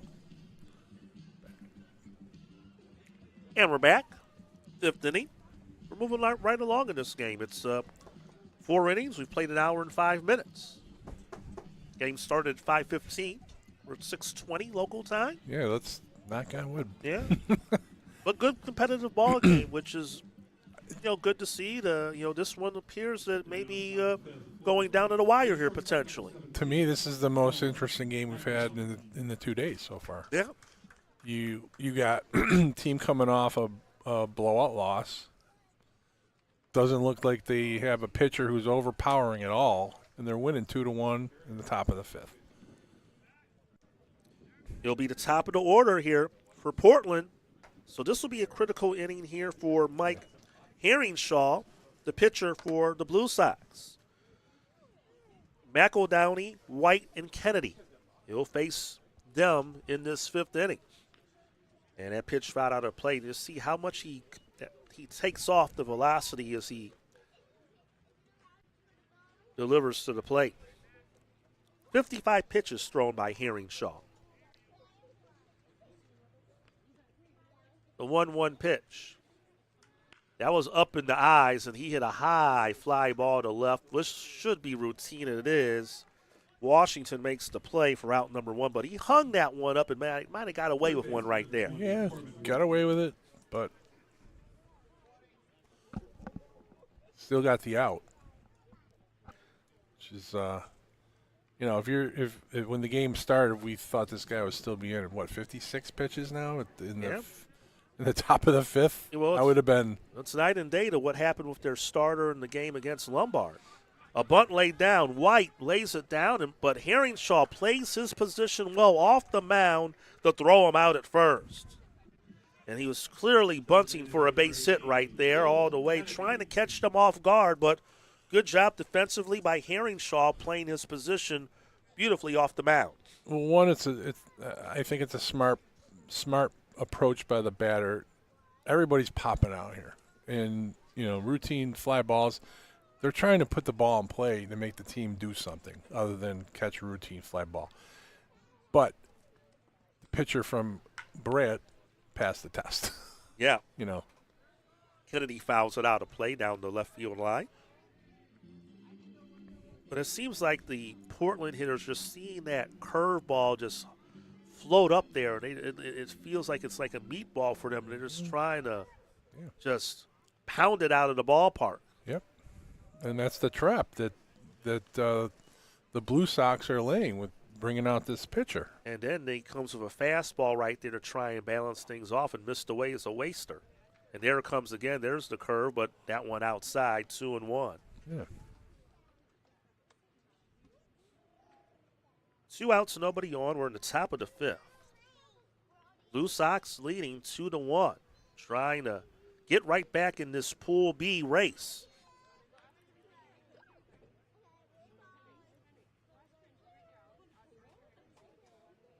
And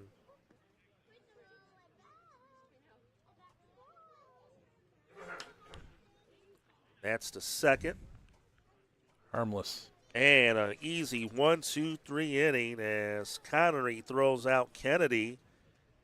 And second 1-2-3 frame thrown by Mike Herringshaw in this game. We'll head to the bottom of the 5th, and the Blue Sox continue to enjoy a 2-1 lead.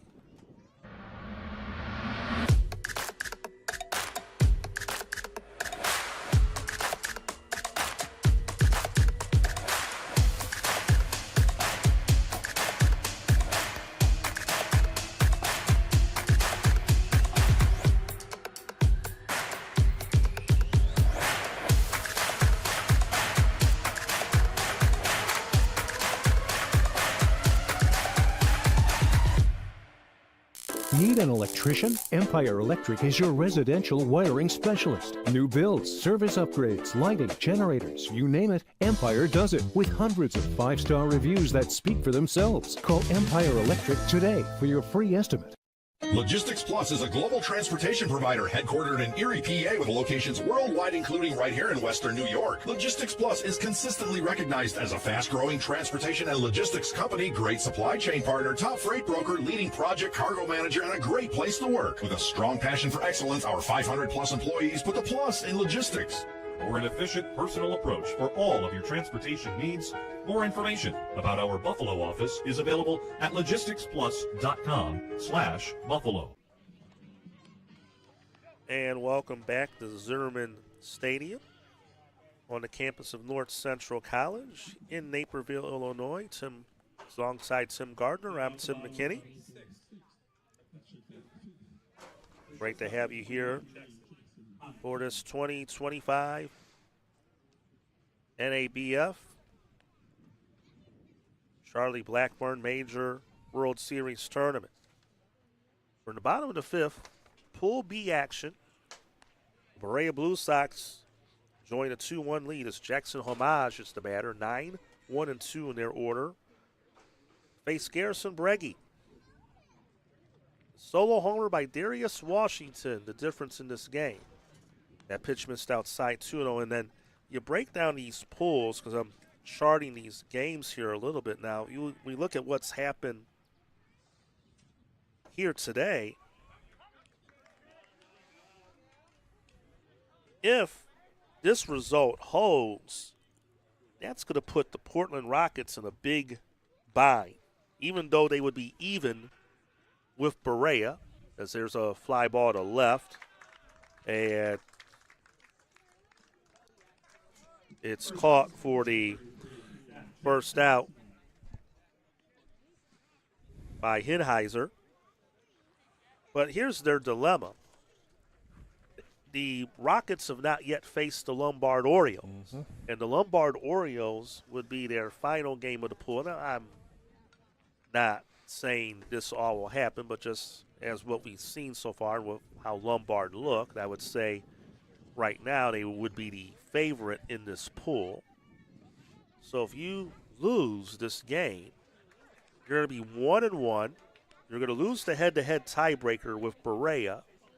And then your final game in pool play left tomorrow would be against the Lombard Orioles. That's not a good spot for the Rockets either.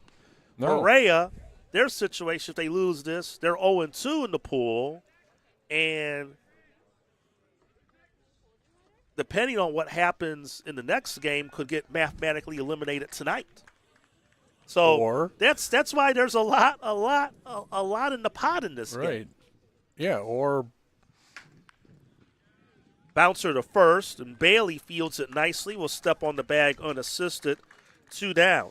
And why, if they lose this game and Lombard wins, they're mathematically eliminated because Lombard would be 2-0 and the Rockets would be 2-0. Yeah, or they beat Portland, and then they beat Hackensack, and after getting mercied by Lombard, they're the 2 seed. That's true. It's crazy. Yeah. White gets hit by the pitch, and he's aboard with 2 outs. Yeah, here comes the crusher. Yep. Darius Washington. I think what Berea is telling us with this game is they're not as bad as 14-1. Well, to Lombard. maybe they kind of knew, well, we probably would have our hands full against Lombard. Once it got to one, we're just going to kind of take it on the chin, and they've bounced back well in this game. I mean, this has been a really, for the most part, a clean played game by both teams. Yeah. And you probably know, I'm sure you know a lot better than me, but did Lombard roll out their ace in game 1?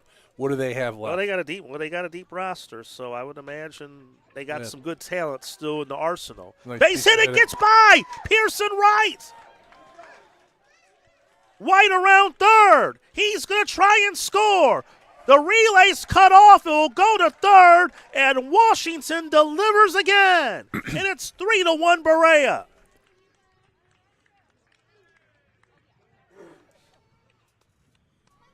Big run there.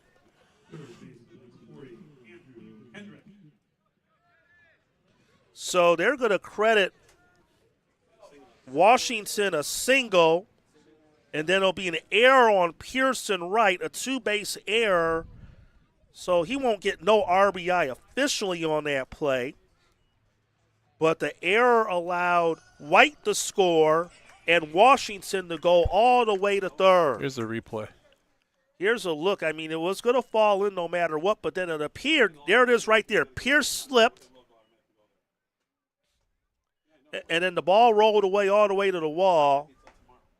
And they got the throw into the cutoff man. No chance to get Eric White out at the plate. And now, as you saw that throw to third, Washington was able to make it easily and in time. And now Berea in business, runner at third, 2 outs. And that pitch blown away, 2-1 to Kendrick.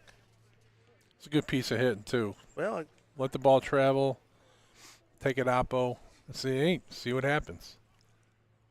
Well, Darius Washington has been the hero for the Berea Blue Sox in this game. Low and away, and that's ball 3. And now Brege's showing a little frustration out there. His pitch count's mounted. He's now at 85 pitches.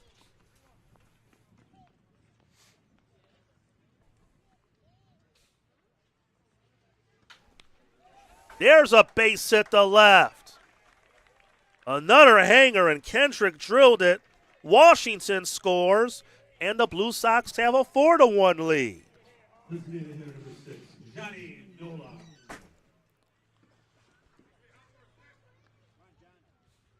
Well, now. Well, they couldn't do a thing offensively in the previous game, and the script is flipped in their second pool play game. Johnny Nola, the batter, and ball 1.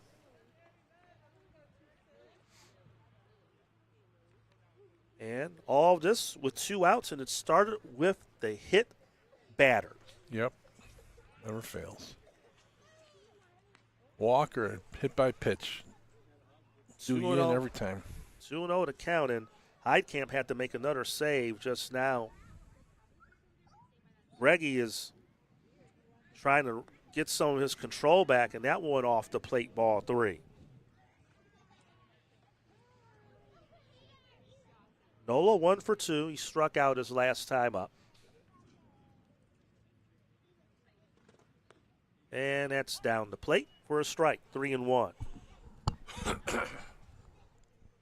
2 runs in this inning for the Blue Sox. And now they're in the driver's seat. They're 6 outs away from victory. Off the end of the bat, fly ball to right. Pierce on the run, on the run, on the run. It's over his head and off the fence. Kendrick around third. He will score. It's a triple for Johnny Nola. And the Blue Sox have a 5-1 lead. Crazy. Again, good solid contact, and that ball just carried and carried and carried. I don't know if we're going to take another look at that if we can. There it is. Just look at this here. Just took it the other way. And it was a long run for Pierce. One hop the fence. And Kendrick was able to chug around from first to score. He's getting oxygen right now. But Nola, a triple. And all of this has occurred with 2 outs. And this Berea Blue Sox offense that had a lot of difficulty in game 1 has found the formula here against the Portland Rockets, who had a good quality win to start the day. Well, I can guarantee you before this game, they saw the Berea pitcher warming up, and they said, we're going to kill this guy. Mm-hmm. I've been on teams that have said that against pitchers like that. Mm-hmm. And it just doesn't happen. I tell my guys all the time, this guy's throwing so slow. We're going to kill him. I'm like, guys, they're the hardest pitchers to hit because you don't see them all the time. And just getting the timing. Mm-hmm. And it's done enough to throw them off because I'll admit I was in the camp thinking, well, this after what we saw, and what we saw from Portland this morning, well, this has to be a pretty favorable matchup, and here we are in the bottom of the 5th. They're down 5-1. I said it in the first inning, like if they keep hitting Berea like this, it's going to be a long day. You know? That's a rip to the right field. That's a hit. Oh, boy. Brady Maciak, an RBI single, drives in Nola, and it's a 6-1 game. He's going to go to second, and now the ball gets away. But now the third baseman's going to catch up with them and lay the tag on. They overthrew the ball to second, but White, the third baseman, was there as a backup and easily tags out Maciak to end the inning, but he will get an RBI. Well, things changed in a hurry here, and it all started with a hit by pitch. 4 runs on 4 hits in the inning. 2 errors, nobody left on base. On to the 6th inning, and it's the Blue Sox now in the driver's seat. They lead it 6-1. Need an electrician? Empire Electric is your residential wiring specialist. New builds, service upgrades, lighting, generators, you name it, Empire does it with hundreds of 5-star reviews that speak for themselves. Call Empire Electric today for your free estimate.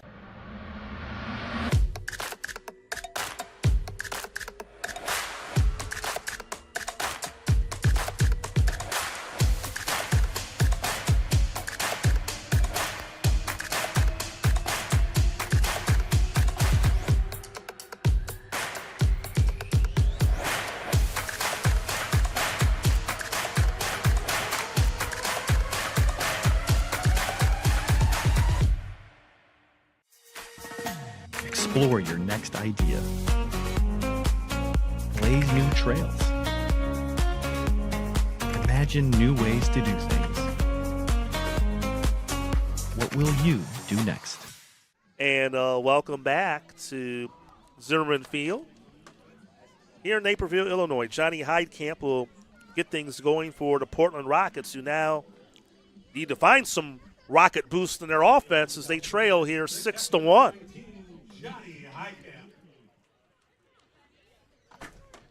They have 6 hits in this game. But again, of the 6 hits, 5 are singles and then a double. Heidkamp, Hinheiser, and Pratt will be the batters in this inning. And now Mike Herringshaw has even more of a bigger margin for Aaron Tim to work with now with a 5-run lead.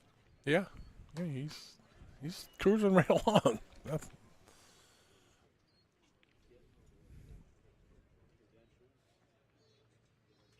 Did give up the 1 run in the first.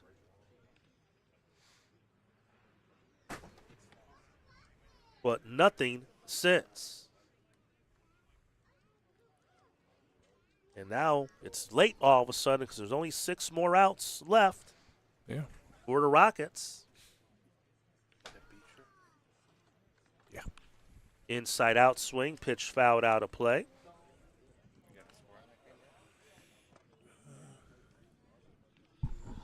The final game at Lee Fund Stadium and Legion Field.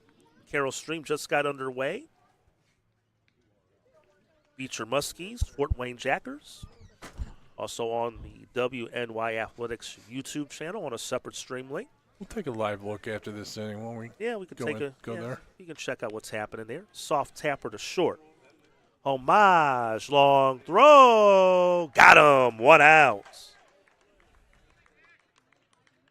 Slowly hit ball, and that's what gave Heidkamp a chance to beat it out, but Homage made a nice play over at short. So here's Crosby Hinheiser. Hinheiser 1 for 2, flied out the right his last time up. Tim, I guess it's why we play these games, because that's the beauty of baseball. You never know what you're going to expect on any given day or any given matchup. If you don't have your A game, regardless of the opponent, you can go down. And right now, despite how good Portland looked earlier this afternoon, they're 5 outs away from being in a pretty tough predicament if they want to get out of pool play, in my opinion. Yeah, I would agree with you. Pitch missed outside, 1-2.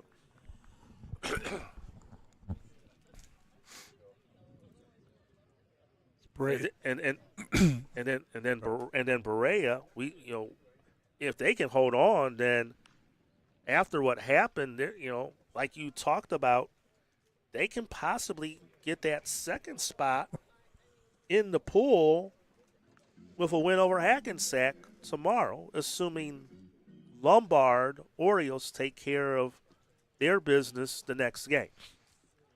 But again, we'll have that game to follow, and we'll all find out together. Well, they control their own destiny. They hang on here. They win tomorrow. They got to be the 2 seed. Yeah, you would think. No worse. Unless Lombard loses. Yeah. Yep.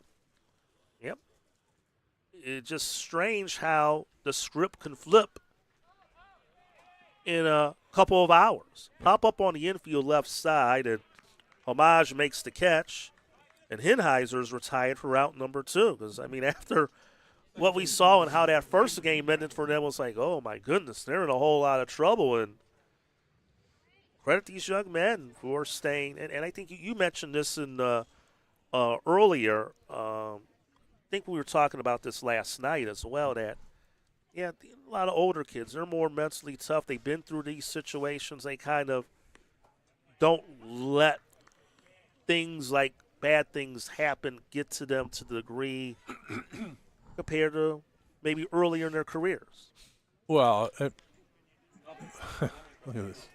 That's shallow right center, and that's going to fall in front of everyone within the Bermuda Triangle for a base hit. Pratt bloops a single to right center. What I was going to say is the Berea pitcher, he's not a young guy. Mm-hmm. There's no way, because pitchers like that don't make baseball teams anymore. You got to throw in the 80s. You got to throw, unless you're a crafty veteran who's been around for a while.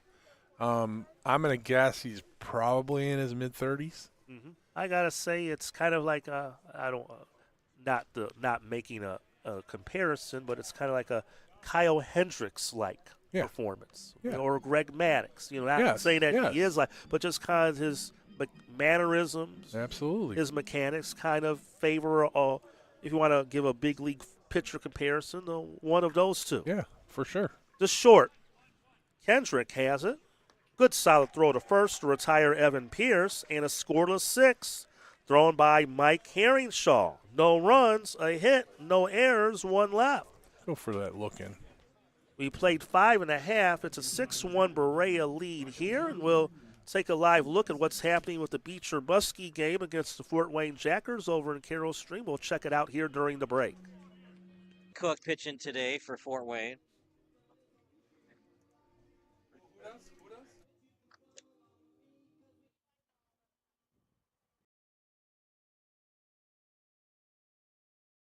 Callaway to lead it off. Probably they'll turn the lights on around 8:15.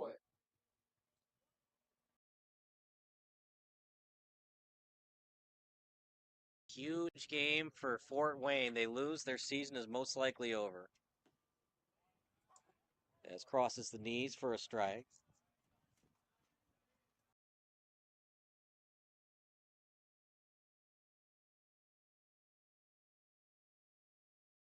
Outside for a ball.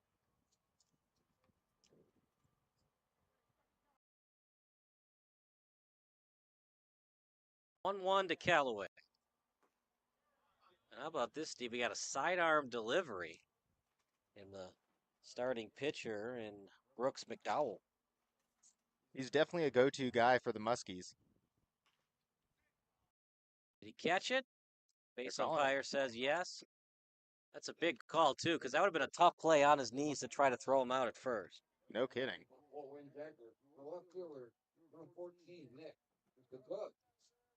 In a game like this, as an umpire, like the pressure just intensifies because every call is so important. It did look like he caught it. If you say he trapped it, even if that's the right call, it's a big call because you're trying to throw somebody out from your knees. Obviously, if you're Manny Machado, he can do that in his sleep, but these guys, as good as they are, I don't know if they're as good as Manny Machado. Now, when Manny Machados start growing on trees, then. But credit to Zacco, staying under the ball and making the play. Brooks McDowell is on the mound, as we were talking about, and he's one of the top 2 guys for the Muskies. He's got 40 innings pitched, 40.1 innings pitched, 40 and a third innings pitched on the season. Okay, gotcha. 1-2. See if he goes with the breaking ball here. Got him chasing, but it's going to be a tough play. Has to barehand it. Infield. So that's a little look at the action there. They're scoreless early on, and Carroll Streamlet will keep you updated. That's their final game of the night. They're to their 4th game, and we're getting to the conclusion of our 3rd game here. And Berea, they lead Portland 6-1. Jake Plata will lead things off and takes a strike, and they're facing a new pitcher here. Vassin Ridgway is the new pitcher for the Portland Rockets. And pretty much a must-hold inning here, at least to give their offense some glimmer of a chance in the 7th. It's going to be a tough mountain to climb regardless. That one grounded foul and out of play. And again, for all of you who might be joining us late, our schedule was pushed back an hour here from the rain overnight for allow some extra time for the crew here at North Central College to get the field prep for the games today. So if you're expecting the Lombard Hackensack game, that will be coming up next following the conclusion of our action here in our 3rd pool play game of the day between Berea and Portland. So we're looking at approximately sometime shortly after 7:30 Central. Well, you took a little bit off of that one. Full count.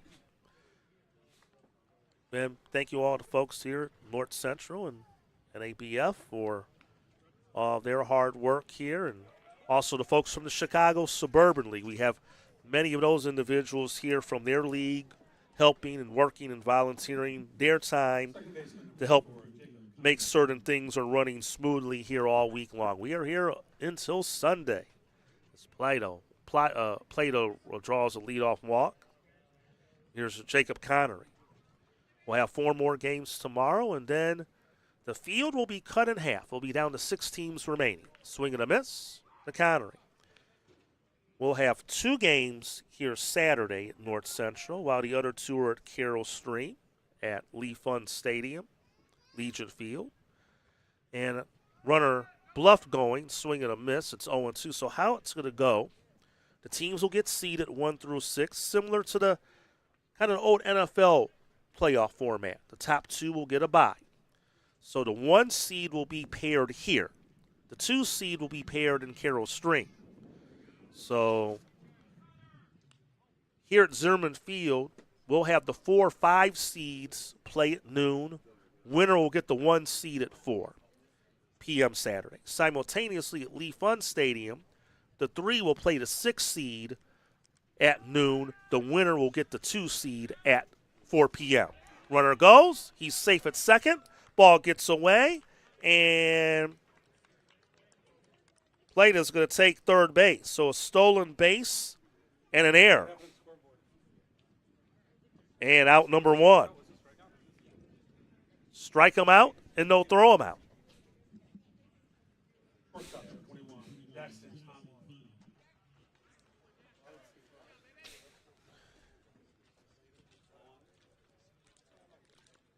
And Jackson Homage a chance to tack on one more run. He's 0 for 2. He flied out the left his last time up. Ridgeway ready. Pitch missed high for a ball. Lights have been turned on here at Zimmerman Stadium. Sun will set in about an hour here. It will be under the lights for our finale. Popped it up. Shallow right center. Charging in is Pierce to make the catch, and too shallow for Plata to try and tag from third. That's the second out of the inning. So back to the top of the order, and Zach Johnson. Johnson 0 for 2. He's walked.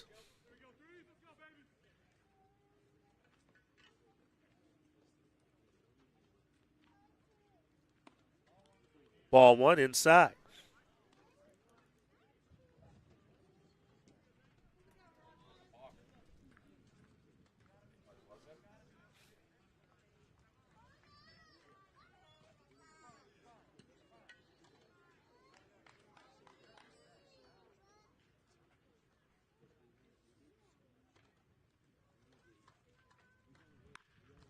Pass first and out of play.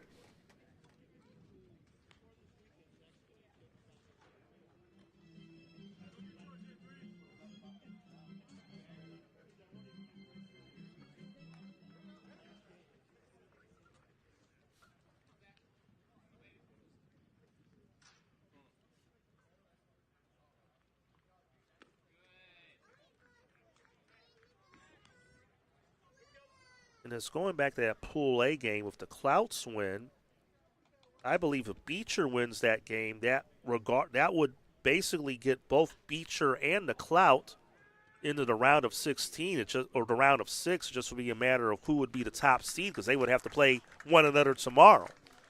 So we'll keep an eye on that one, and we'll watch more of that one once this one ends. Fly out the right. Pierce made the catch there on the ball hit by Johnson. No runs, no hits. There was a walk. Runner stranded at third, also an error. And 3 more outs away for a victory here for the Berea Blue Sox, who are up 6-1. And we can peek in a little bit more on that Beecher Fort Wayne Rockers game going on in Carroll Stream.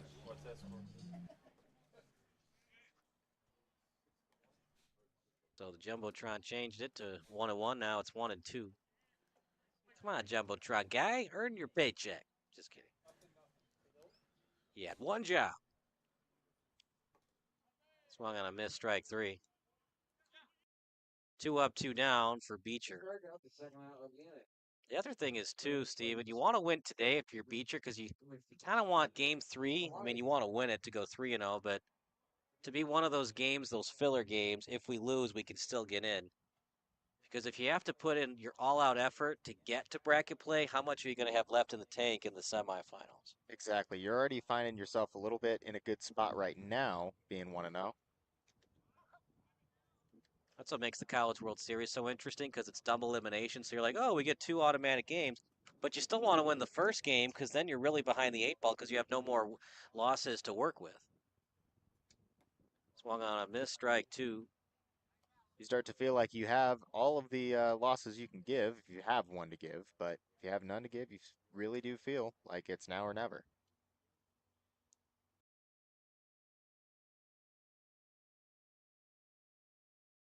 Fouled away. Lehman kind of in a groove right now. sorry, Lay Cook. The center fielder number 30. Lake. Jordan. And we'll give you another live look in on the game in Carroll Stream in a little bit.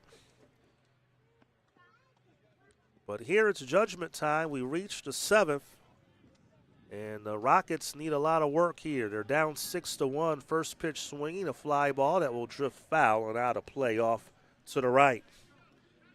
Braden Jordan, Kenny Bailey, and Noah McEldowney, 8, 9, and 1 in their order scheduled to hit against Mike Herringshaw. Just been very solid here this afternoon. Gave up the 1 run in the first and nothing since. And Berea, after what happened to them that last game,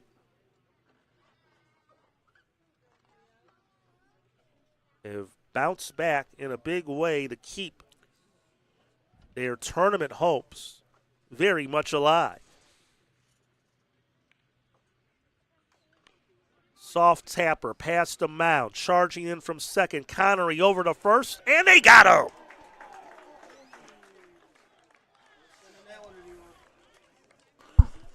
Take a look at that real quick. All right, we'll see it on our end. Some of the fans thought he was safe.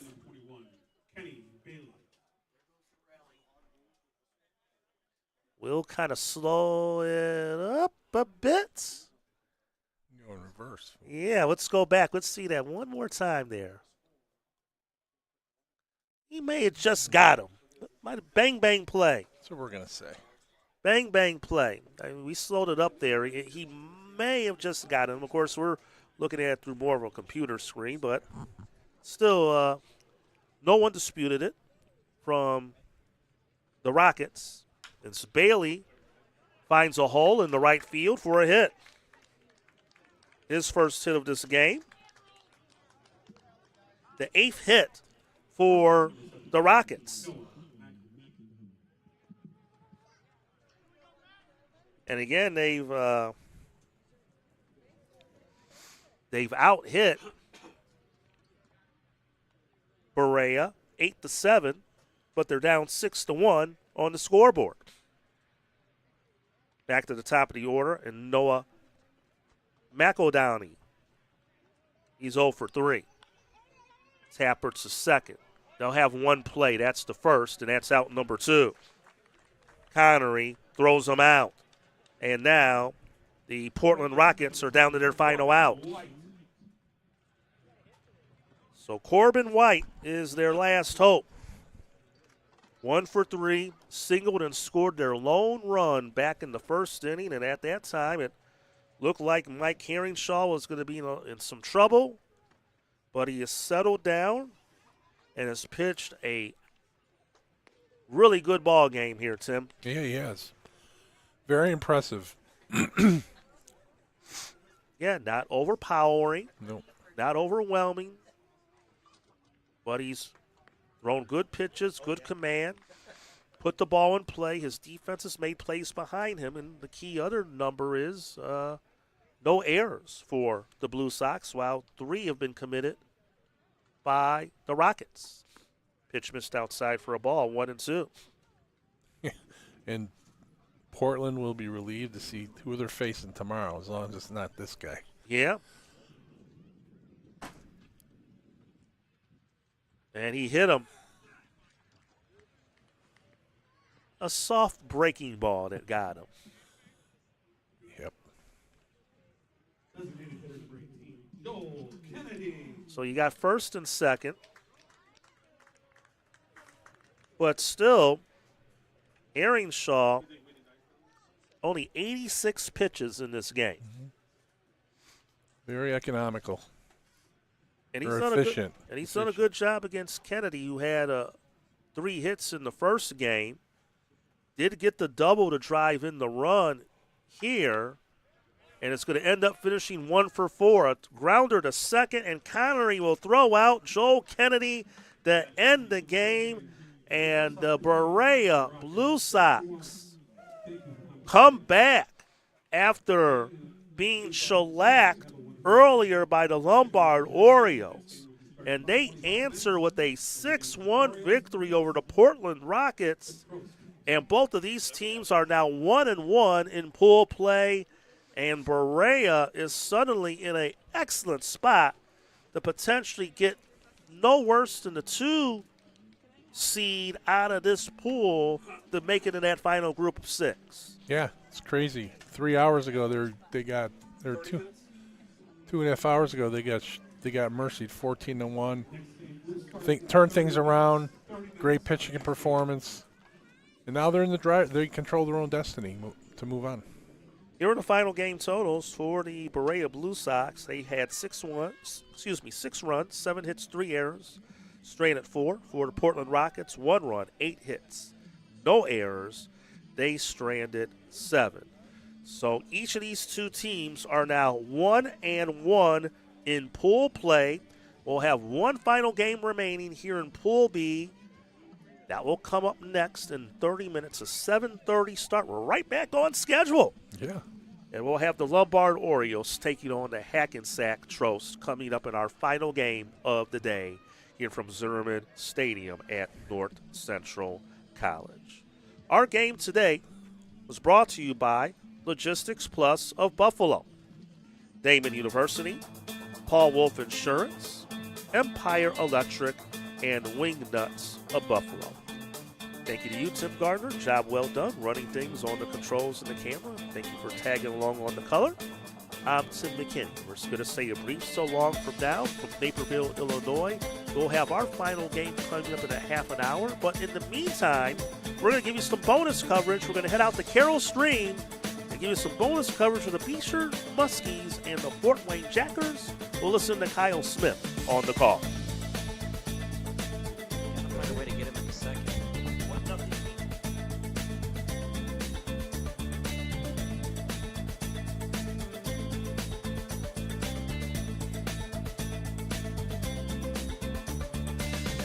First base coach on his horse to get to the box. He says only the players hustle. Fast moving game. That's what they always say about baseball. Maybe in the pitch clock, Garrett. Pick-off attempt by McDowell. Runs may be hard to come by. Both pitchers doing well, especially McDowell. That's why I said that triple by Lee was so big.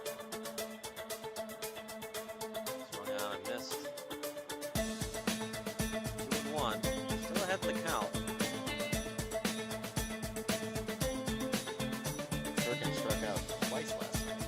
Loud. Anything but a strikeout here. Obviously no double play either.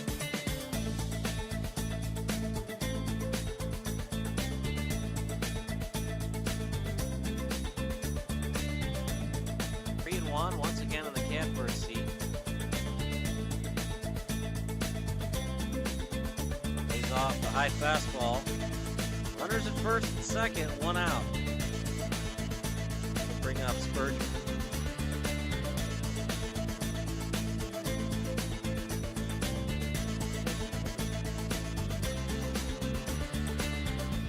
Apologize. Sprunger is his last name. Sprunger, the DH, with the catcher Bellman on deck. Runners at first and second, 1 out. Look at this bunt. An incredible bunt, has to bare hand, fakes the throw, and the bases are full of Fort Wayne Jackers. The base hit single by Springer, bases loaded, was 1 out. You just don't expect it because usually the 1-2-9 hitters are your best bunters, but in the 7-hole, Spurger with a beautiful bunt. Got to be able to play the field. Got to be able to be there for the right situation. Skillful bunt leads to bases juiced, 1 away. Bellman, the catcher. Any kind of hit will probably score 2. Fouled away by Bellman. The one kind of hit that won't.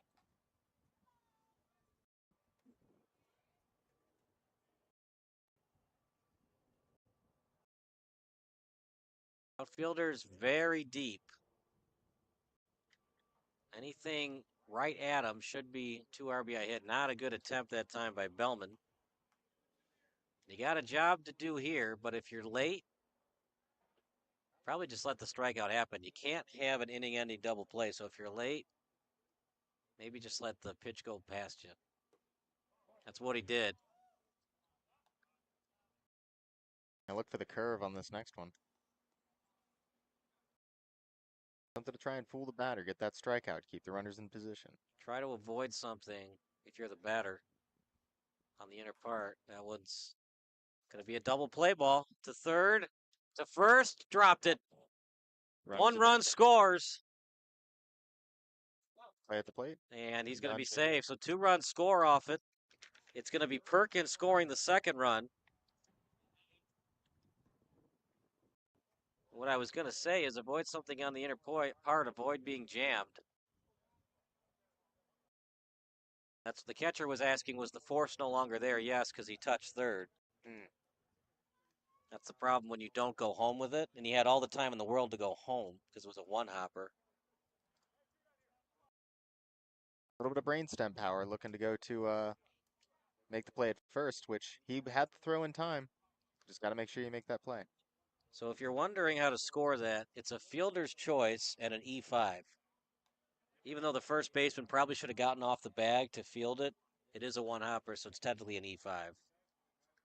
So no RBI on that. And runners at second and third.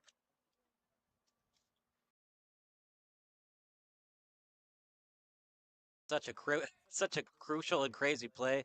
They haven't updated the jumbotron yet, so they're trying to decide who to give the air to. And are there RBIs on that? No, it's fielder's choice. Yeah, the first baseman, Steve, probably should have gotten off the bag. I understand the impulse, trying to make the play, but you got to make the catch before you can make the play. Because if you get off the bag, it's a 1-1 tie. If you don't get off the bag, now it's a 2-1 deficit where runs are hard to come by.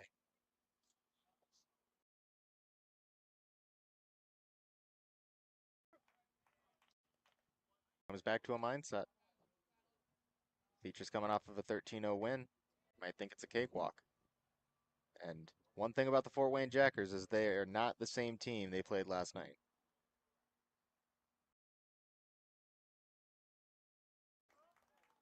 As that swung on and missed. And it still says 1-1 on the jumbotron, so we're going to get that clarified. But right now, we go to the top of the third.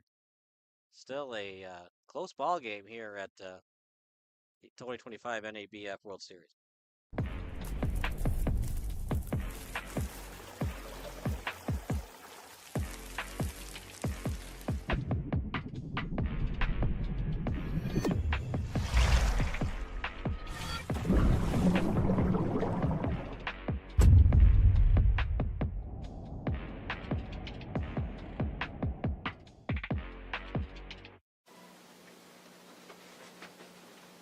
Look, Patriot account is not going to close itself.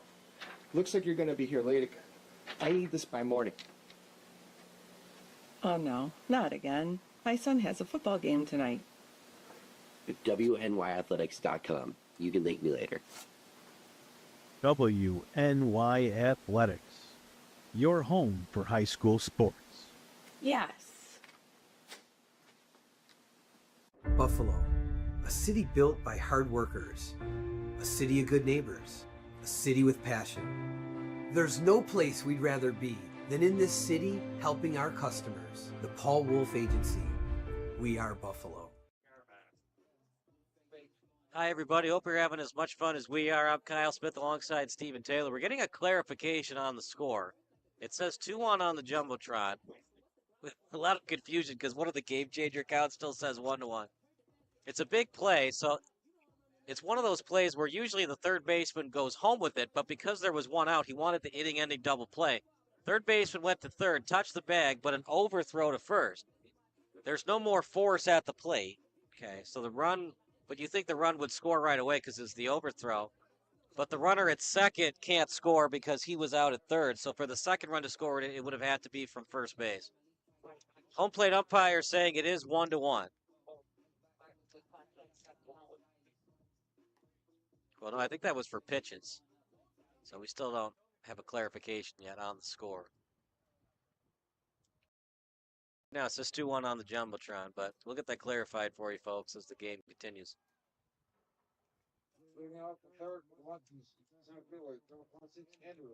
It's going to be Andrew Olszewski, the center fielder, who struck out his first plate appearance.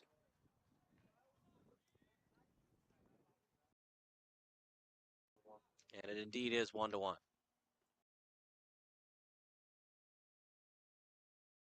And I don't think he caught that ball. Olszewski running towards second. What's the call? And the third base umpire put his hand up for the outside. Olszewski hesitant to go back to the dugout. He wants to make sure he gets his base if he earned it. And you never want to criticize umpires, but I think that one dropped. That one's a close one. Can't trust the fielder on that one. Of course he's going to hold his glove up.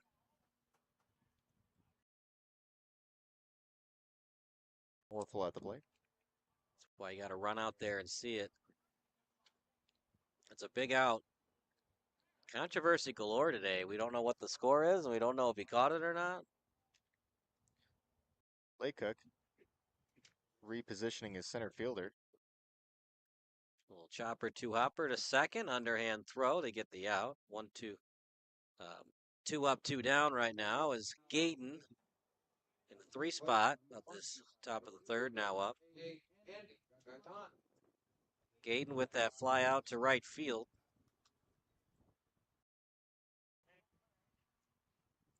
That was a crazy play in that bottom of the second because we saw a second run come home, but that was the guy from second base that for some reason didn't think he was out. I guess trying to confuse the other team. I don't know.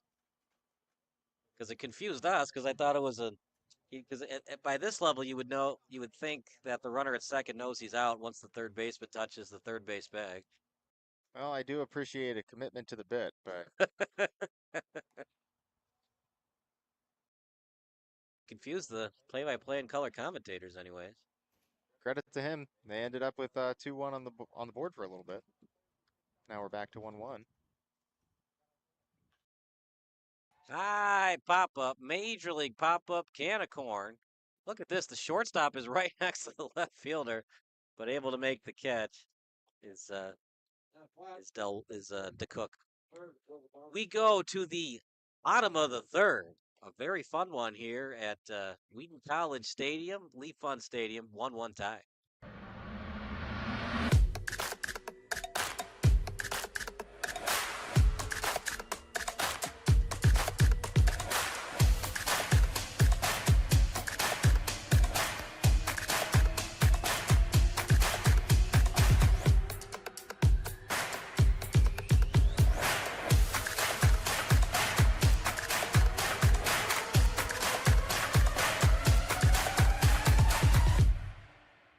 Need an electrician? Empire Electric is your residential wiring specialist. New builds, service upgrades, lighting, generators, you name it, Empire does it with hundreds of 5-star reviews that speak for themselves. Call Empire Electric today for your free estimate. Logistics Plus is a global transportation provider headquartered in Erie, PA with locations worldwide, including right here in Western New York. Logistics Plus is consistently recognized as a fast-growing transportation and logistics company, great supply chain partner, top freight broker, leading project cargo manager, and a great place to work with a strong... Kyle Smith alongside Stephen Taylor. As we're now to the top of the order, it'll be Callaway, DeCook, and Forson. Second baseman on Peyton Callaway.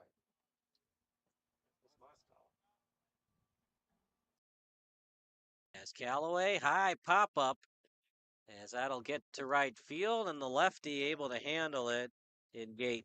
Right at the first out of the inning.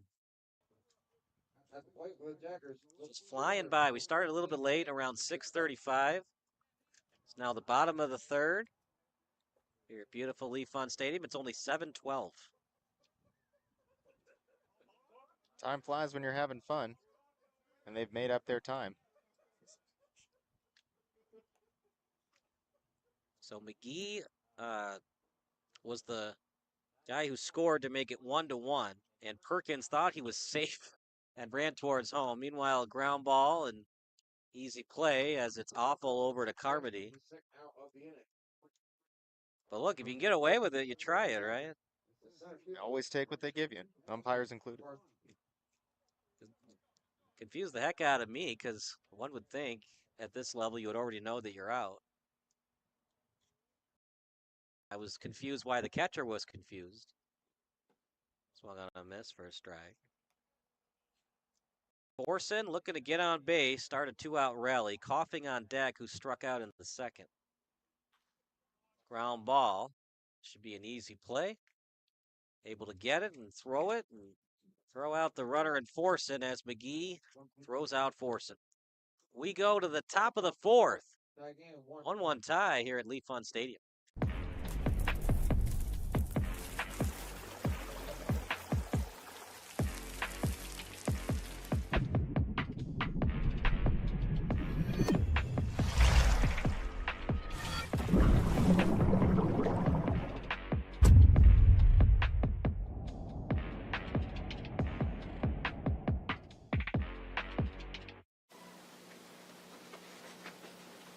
Look, Patriot account is not going to close itself. Looks like you're going to be here late again. I need this by morning. Oh no, not again. My son has a football game tonight. WNYathletics.com. You can thank me later. WNY Athletics, your home for high school sports. Yes. Buffalo, a city built by hard workers, a city of good neighbors, a city with passion. There's no place we'd rather be than in this city helping our customers. The Paul Wolf Agency. We are Buffalo. Today's game brought to you by both WNY Athletics and SportsBroadcastSolutions.com. Hope you're enjoying the game as much as we are. The text line's open, 330-957-7653. Your favorite high school, college, or MLB memory. All FCC regulations do apply. 1-1 tie, partner, and you look at the Jumbotron, just 2 hits for the Muskies and 3 hits for the Jackers. It's been a busy game. Despite how quickly it seems like it goes along, the hits have gone a long way. Second inning, run apiece. That run was unearned, and the run for the Muskies was an RBI triple off the bat of A.J. Lee. That's where we stand right now. Not a lot of offense thus far, and we're halfway through the game. Marty Coyle trying to get something going. That one's a fly ball, first base side. No one's going to catch that. Can't ask for a better day for baseball than what we had today. Not too hot, not too cold. Feeling's just right. It'll go Goldilocks kind of day. 71 degrees out. Reminds me of the movie Miss Congeniality. Favorite date for baseball is July 31st. He's questioned by the committee at the beauty pageant. Explain to me your perfect date. I'd have to say April 24th. It's not too hot. It's not too cold. You just need a light jacket. Fouled away. She's never had a spring in Chicago. April was nice, cool. We definitely needed a little more than a light jacket. April can be brutal. Even May. Sometimes May's not too much fun. Didn't get the heat until June this year. Fly ball. This one's hit pretty much straight to center field. Got a late break on it, but then comes in, and an easy catch for Forson. 1 up, 1 down. Mark Dye is now up. He grounded out second his first time up.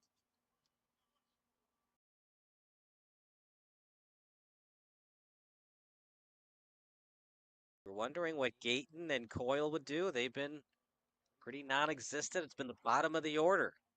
Carmody and Lee, it's been their 2 go-to hitters.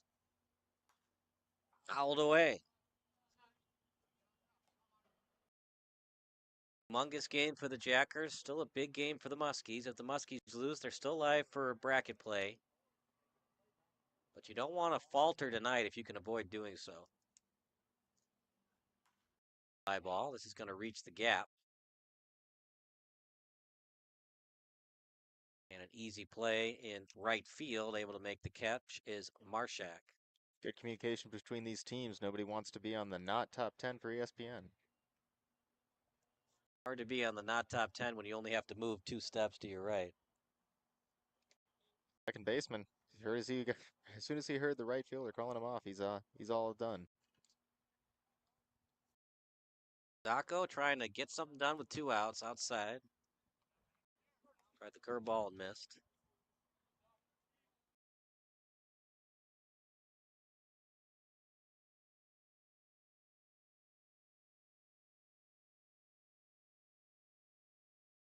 Fastball missed. 2-0.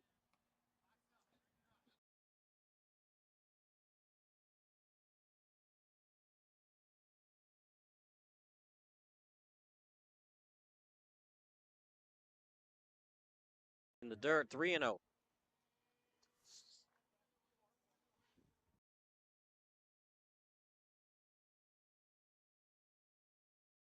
Cook taking a breather.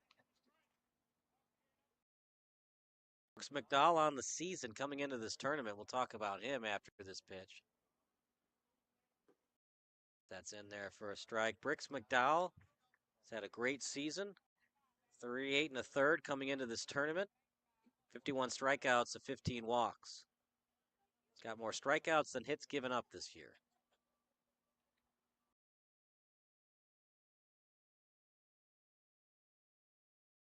And that's a 2-out walk. And it brings up Carmody, who had that double in the second inning. First, 2 outs. The first baseman, number 6, Patrick Carmody. Well, it's been a low-scoring affair today, and that's been kind of the story this season for McDowell.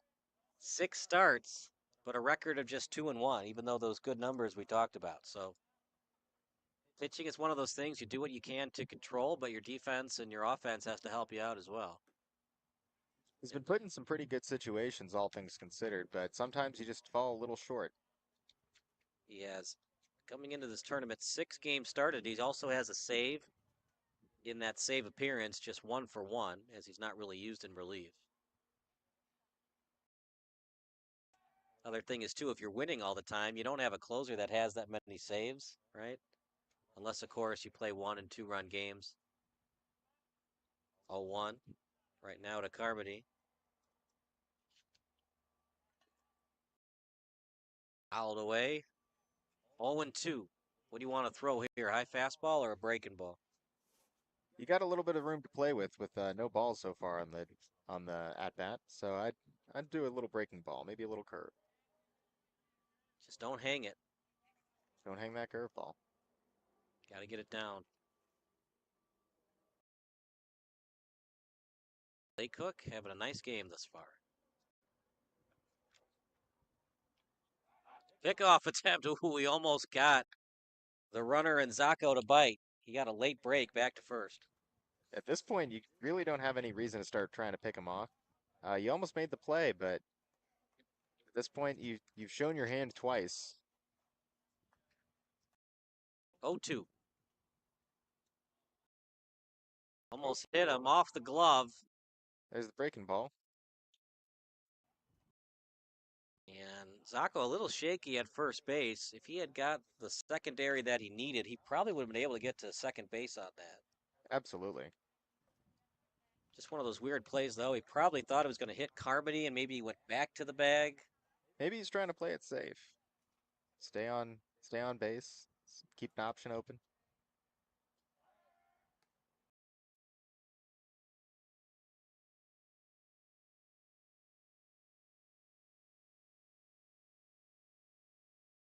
Right. I think if it was an outside fastball and it was dropped by the catcher, he probably would have been at second base. 1-2. See what Carmody can do here. Ground ball. That's through. Yep, and it gets past the left side. Very conservative base running by Carmody. If he was at second base, though, maybe he could have scored. It's these little things of baseball, right? The left fielder, number 14, AJ. Got the right guy at the plate, though. We talked about his offensive numbers in the pregame show. We had that, at the time, the go-ahead RBI triple. All you can hope for if you're AJ Lee is that your runners can run faster than you can.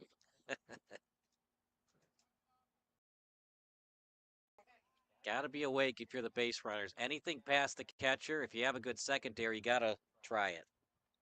Help out your batter, right? Make it easier for him. He's probably hitting you in, so make it easier.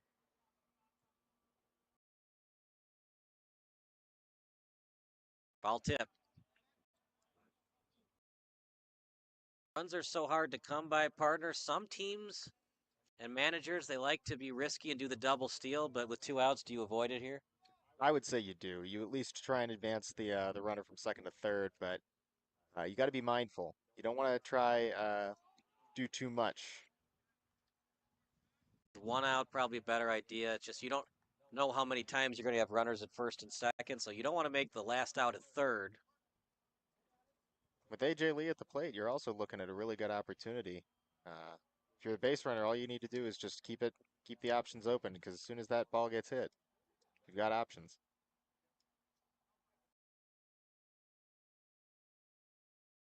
Ground ball is short.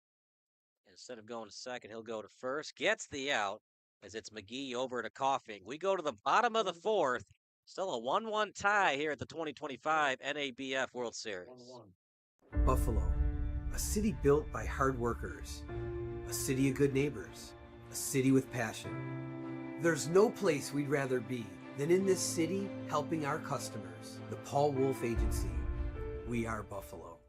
Need an electrician? Empire Electric is your residential wiring specialist. New builds, service upgrades, lighting, generators, you name it, Empire does it with hundreds of 5-star reviews that speak for themselves. Call Empire Electric today for your free estimate. Explore your next idea. Blaze new trails. Imagine new ways to do things.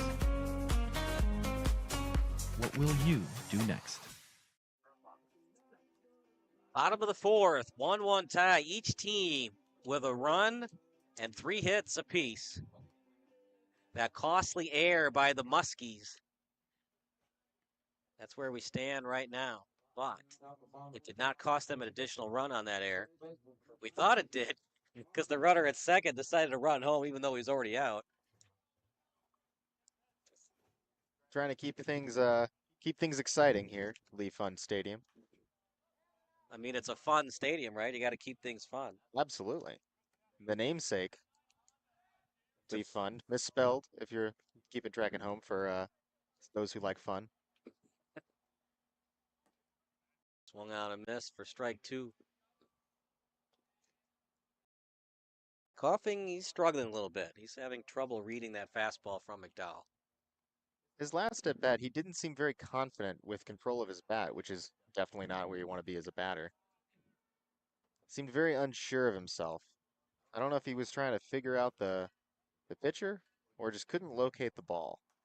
It's not easy. Side armor and sidewinder. Arm angle's different. There are little tricks of the trade. If you ever have time, go on Alex Rodriguez's TikTok channel outside. And A-Rod would say the different types of ways that the pitcher moves his glove, you can determine if it's a split finger, if it's a curveball. I'm like, wow, I never even thought of it like that. 2-2 the count. Because the pitch is going so fast, you only have a 1/10 of a second to determine if it's going to be a breaking ball or fastball. But pitchers can tip off their pitches before the pitch even starts. Yeah. 3-2. It's keeping an eye out for the little things, because the way you hold the ball affects the pitch, and you just got to be mindful of that. So first out. Starts off not so good on the at-bat, but Coughing makes the adjustment. And just a hard hit ball for an out. Runs hard to come by, so as we get to the later part of the game, stolen base attempts, double steals, hit and runs are going to have to be considered for both teams' managers. We always talk about, is it important to be the home team? Well, in a game like this it is, because it might come down to the last at-bat. Right down the middle for a strike. Everybody wants to play the walk-off hero, and we may see one later tonight. How big that getting the score right was, because 2-1 is so different than 1-1. On the stretch, you got to be able to rely on the on the scorekeeping. So I guess more power to the base runner that decided he wanted to be a little cheeky. He just got confused, to be honest. It happens, especially in the heat of the moment. Right. It's Perkins who made that mistake, swung on and foul tipped right into the glove. And a good job hanging on to it. The catcher in Marty Coyle. 2 up, 2 down. And here comes Mr. Cheater himself in Perkins. He'll look to touch home plate again today. He was like sliding into home, and the catcher was like, I think he's already out. Not having fun at a baseball game, you're probably in the wrong sport. There's always something in a baseball game you're going to have fun doing. That's one of those things. Slid home when he was already out. Make the most of it. Get a little dirt on the uniform. It's an all-turf field here, but you start to see some discoloration. So what do we don't call it the infield dirt anymore. What do we call it? The infield brown rubber pellets? Yeah, the infield miscoloration. The infield reddish brown. Little ground ball. Blooper. And an underhand toss over to the first baseman in Carmody. 3 up, 3 down. We go to the top of the 5th. 1-1 tie here at Leaf Fund Stadium.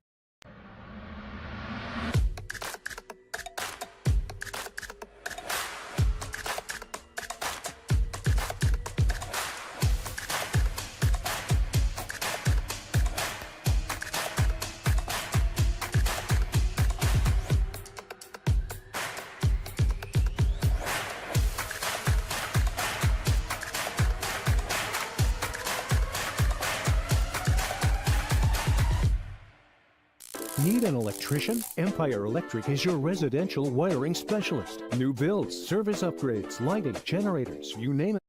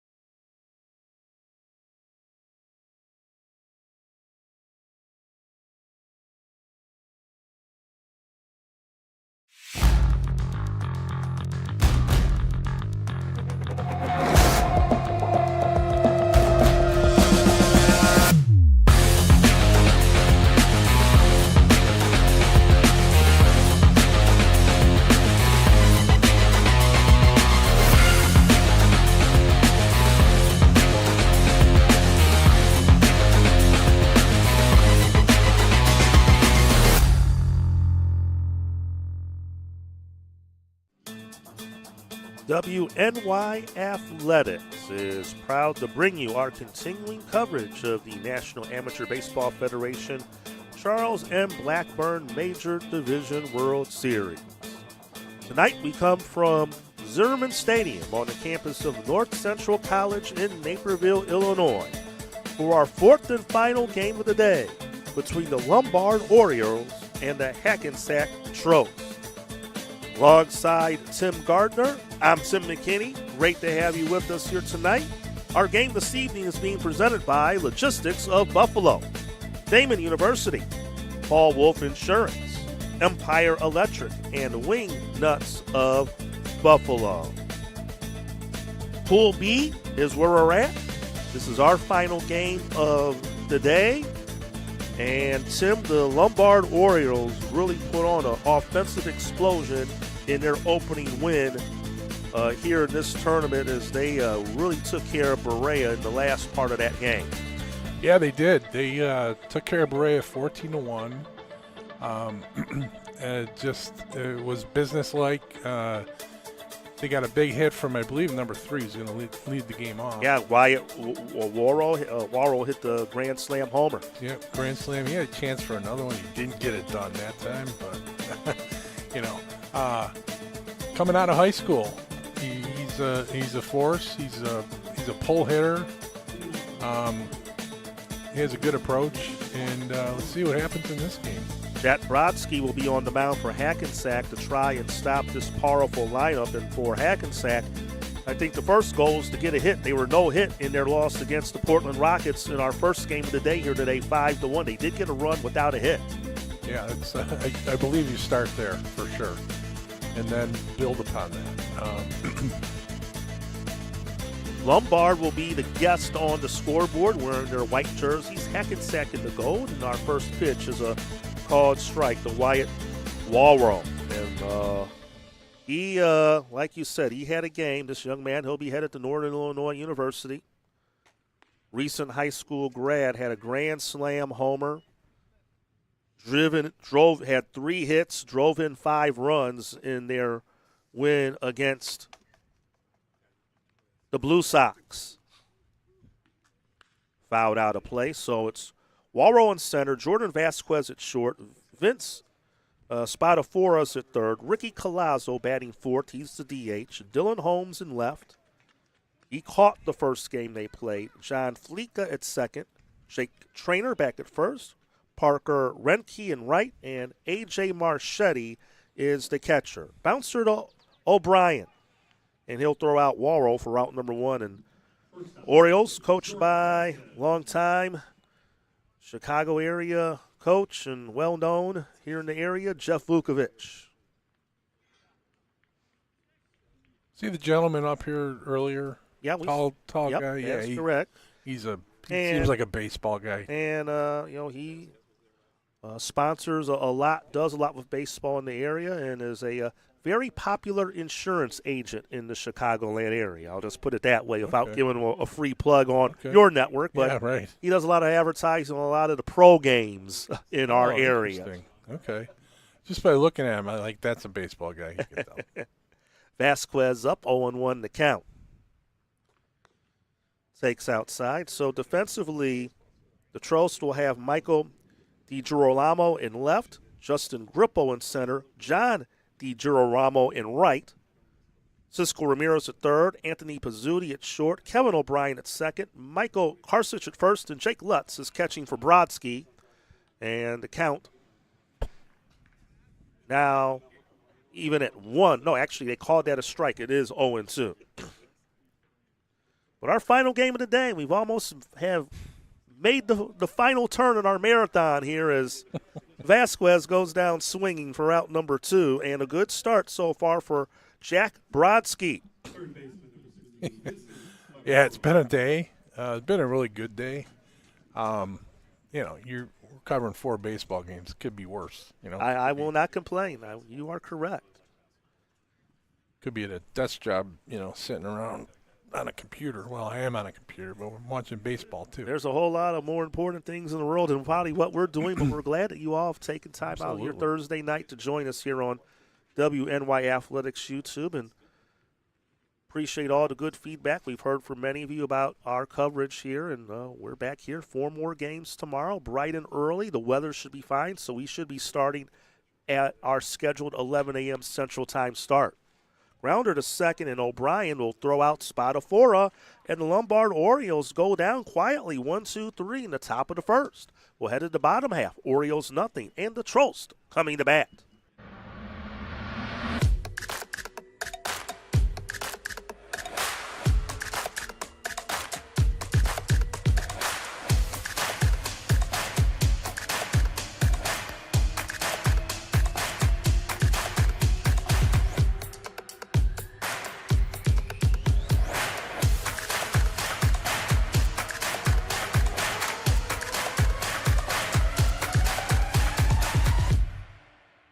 Need an electrician? Empire Electric is your residential wiring specialist. New builds, service upgrades, lighting, generators, you name it, Empire does it with hundreds of 5-star reviews that speak for themselves. Call Empire Electric today for your free estimate.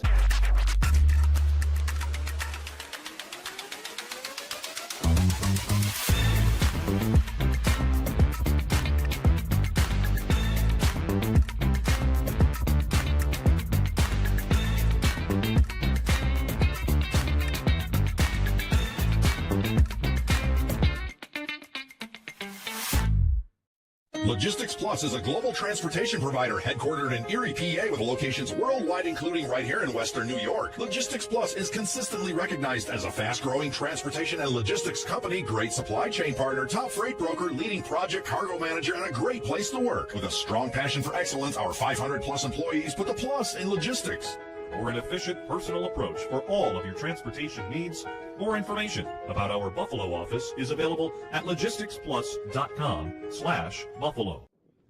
And welcome back to Zimmerman Stadium in Naperville, Illinois. Bottom half of the first, we'll see the Hackensack Trost come up to bat here for the first time. They're going to face Jacob Sullivan pitching for the Lombard Orioles. Jacob Lutz will lead it off. And a strike called. Lutz the catcher, and he batted in the 6th hole in the first game that the Trost played. He's in the leadoff spot here in this nightcap. Caught both games. Only one to do that out of the 4 in this pool. Nice play at third by Spadafora to throw out Lutz for the first out. So Spadafora, nice play there to get Lutz.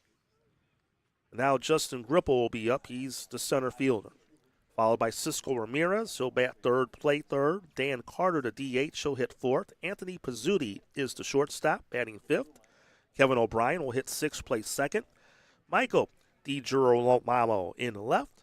Michael Karsich at 1st. And then John DiGirolamo is in right. And that's your Hackensack lineup. Strike 1, the Grippo. And a good pitch there, 0-2, and he's dealing as well. We saw their starter in the first game, Tim, bring some heat. And now that was Kendall Lyons, and now we're seeing Sullivan do the same for the Orioles. That one up and in for a ball. Yeah, Lombard's stacked pitching, you could tell. I mean, this guy looks legit as well.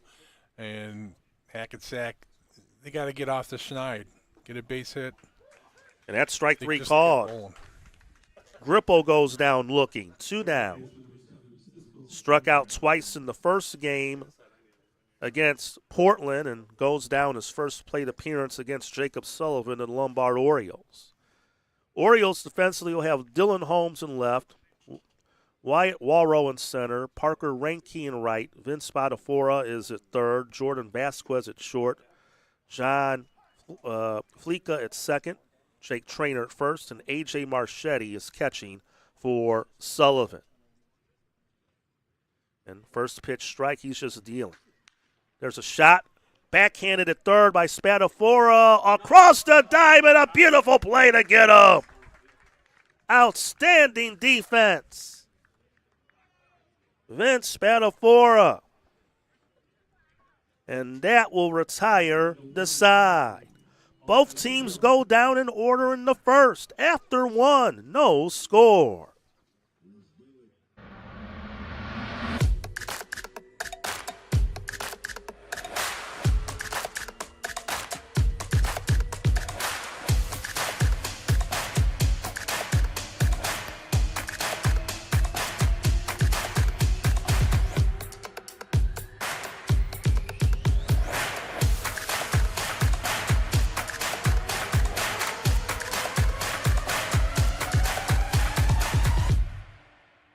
Need an electrician? Empire Electric is your residential wiring specialist. New builds, service upgrades, lighting, generators, you name it, Empire does it with hundreds of 5-star reviews that speak for themselves. Call Empire Electric today for your free estimate. Logistics Plus is a global transportation provider headquartered in Erie, PA with locations worldwide, including right here in Western New York. Logistics Plus is consistently recognized as a fast-growing transportation and logistics company, great supply chain partner, top freight broker, leading project cargo manager, and a great place to work. With a strong passion for excellence, our 500-plus employees put the plus in logistics. For an efficient, personal approach for all of your transportation needs, more information about our Buffalo office is available at logisticsplus.com/Buffalo. And we are back as we head to the second inning. Scoreless game.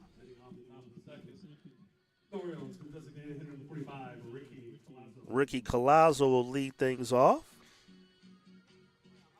for the Lombard Orioles. Scoreless game, and a lot of implications in this game.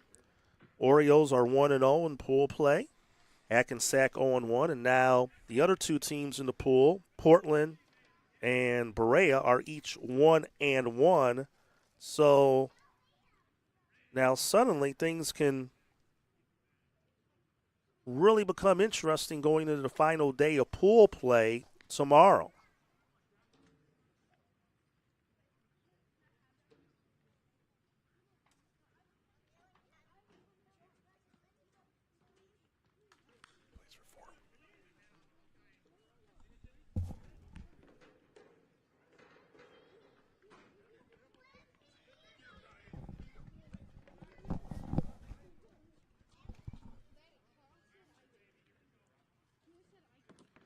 Ricky Colazzo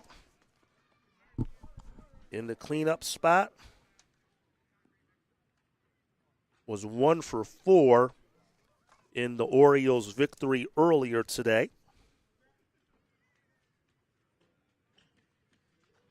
And that pitch fouled out of play.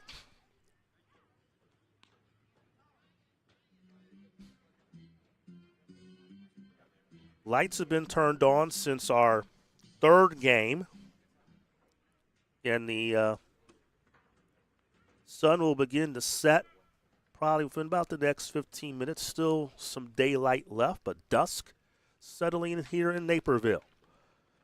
The second, and Kieran O'Brien will throw out Colazzo for the first out. 4 up, 4 down for Jack Brodsky. So here's Dylan Holmes. Caught the first game for the Orioles today. Was 1 for 3 in that contest. A double. Scored a couple runs. And Dylan was a member of the Oakton College Division III World Series team. Oakton, one of the local JUCOs in Des Plaines, ran by Billy Fratto. Dylan transferred to Oakton after a year at Triton. High bounder up the middle.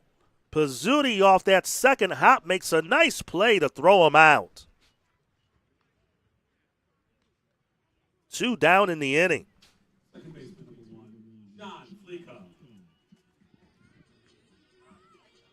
So this is open up early on as somewhat of a pitcher's duel. But we'll see how long that will last. But both pitchers have looked good here in the early stages.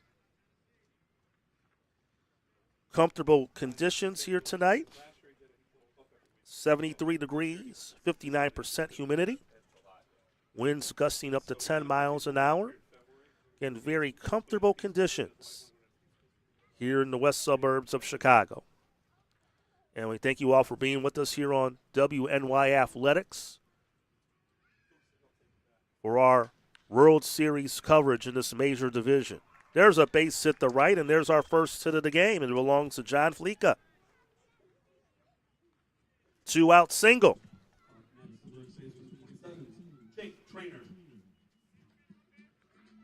He had a couple hits in their win earlier today, scored 3 runs in that game against the Blue Sox. And is it first for Jake Traynor, first baseman for the Orioles. Pitch missed high for a ball. That Beecher-Fort Wayne game is a good one out there. They're tied at 1 in the 6th inning. Separate stream link on WNY Athletics. That one flared into left field for a hit. Taking it the opposite way, Traynor. And a 2-out rally here for the Orioles, 2nd and 1st. So after retiring the first 5 rather easily, Jake Brodsky has given up 2 consecutive singles. Here's Parker Reinke, the right fielder. Reinke reached base all 4 times against the Blue Sox earlier today. 3 hits, drove in 3 runs, scored a run. Takes outside for a ball and also made a couple good plays out in right field as well.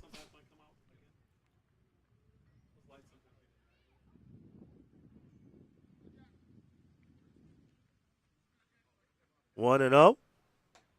Fastball high.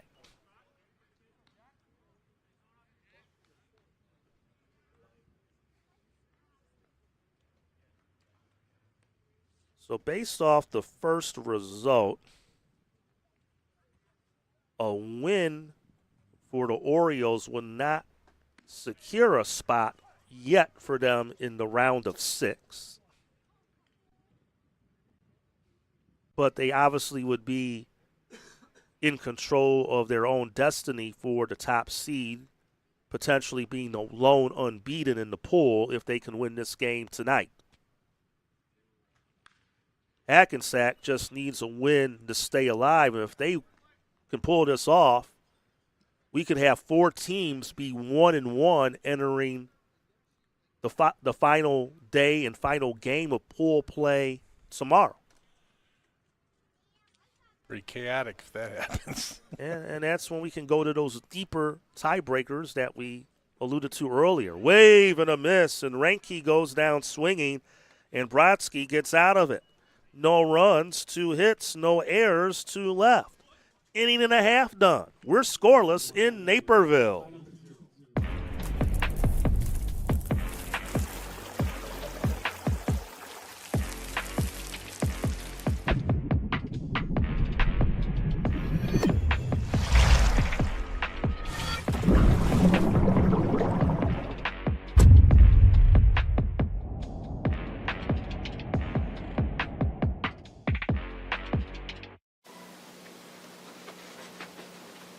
Look, Patriot account is not going to close itself.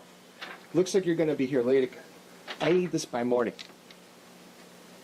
Oh no, not again. My son has a football game tonight. WNYathletics.com. You can link me later. WNY Athletics, your home for high school sports. Yes. Buffalo, a city built by hard workers, a city of good neighbors, a city with passion. There's no place we'd rather be than in this city helping our customers. The Paul Wolf Agency. We are Buffalo.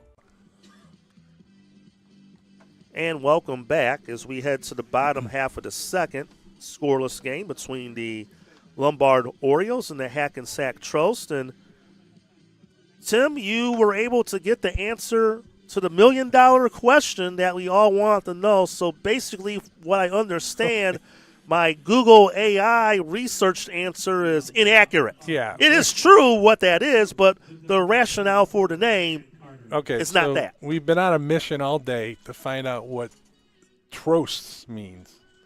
And I went over to the dugout of the Hackensack team before the game, and I asked them. Basically, it's a street in Hackensack, New Jersey, that a bunch of, he said 5 boys lived on in the 1930s who started a baseball team. And that team has grown into an organization that obviously supports this team, but also supports youth organizations and things like that in the Hackensack area. So I thought it was really, really neat that that's the origin of this team name. It's basically a street. Okay. In Hackensack, New Jersey, that a bunch of kids lived on and started this organization. Wow. Well, there we go. There's the story now. That's what Paul Harvey said.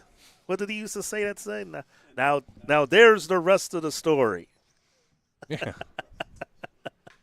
That one in the right field, that's going to fall in for a base hit, and Dan Carter leads off the Hackensack second, and that's their first hit of the tournament. Do we hear the Bronx cheer going on down there?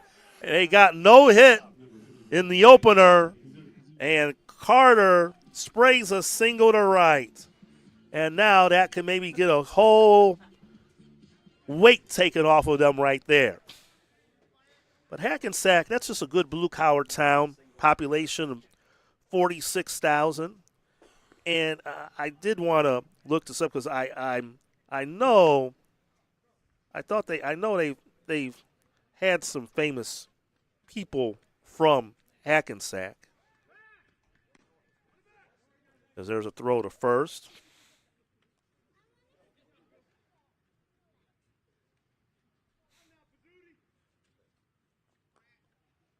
They do have a lot of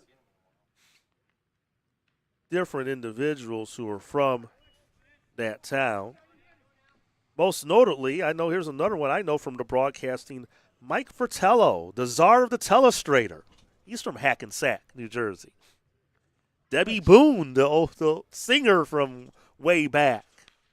Line to short, caught. They're going to get the double play. Yes, they do. 2 down. Pizzuti hit it on the nose, but right to Vasquez at short, and he doubled him off at first. Yeah, it's a rough one. Doug Glanville, he's from Hackensack, former outfielder, former Cub, and current broadcaster. Here's the replay on that. Well, line drive double play. Well, look at the lead, the secondary lead, and he just got frozen and was a dead duck over at first. Yep. There goes their hit. Yeah, got eliminated right away. Eric Carroll's former big leaguer. He's from Hackensack, New Jersey, former L.A. Dodger.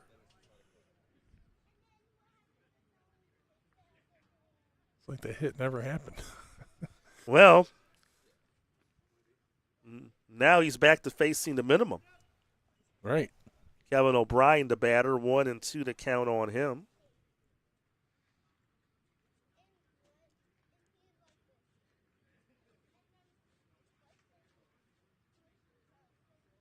And we're still scoreless here in this bottom of the second. It's down on strikes goes O'Brien.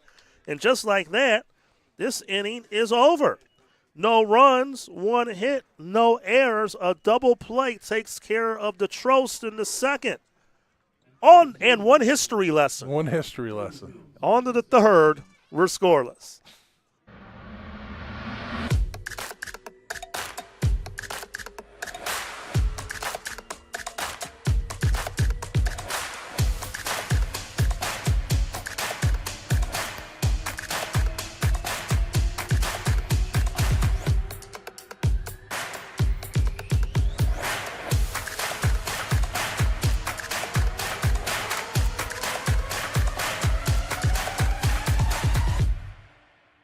Need an electrician? Empire Electric is your residential wiring specialist. New builds, service upgrades, lighting, generators, you name it, Empire does it with hundreds of 5-star reviews that speak for themselves. Call Empire Electric today for your free estimate. Logistics Plus is a global transportation provider headquartered in Erie, PA with locations worldwide, including right here in Western New York. Logistics Plus is consistently recognized as a fast-growing transportation and logistics company, great supply chain partner, top freight broker, leading project cargo manager, and a great place to work. With a strong passion for excellence, our 500-plus employees put the plus in logistics.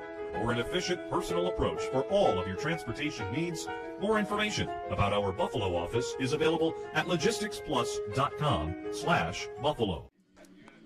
You're back. All righty, we head to the third inning. And again, maybe another surprise here early, Tim. We have a scoreless game. Right. The Trost and the Orioles are scoreless. Now, there is one other thing that we now need to find out about this Hackensack team. Okay. On their jerseys, and I should have asked this, I wasn't thinking on my feet. They have a TC logo, like the Minnesota Twins for Twin Cities. Yeah. Is Hackensack a Twin City? Is that what that possible could be? I don't know. I know my place of employment borrows that logo for their baseball hats. Trident College here in the area. Okay. It's very popular. Lot of connections, but many people that have some sort of the TC like to use that. It's pretty universal. Like we see some teams use that solid G that the Packers use on their football helmets. But that's a good question. I don't know if that will be listed anywhere. But but maybe they think they're linked with New York because they're about 12 miles northwest of Midtown Manhattan. 7 miles from the George Washington Bridge, but well, they might only have one hit through the tournament so far, but they're the most mysterious team here. Yeah, by far.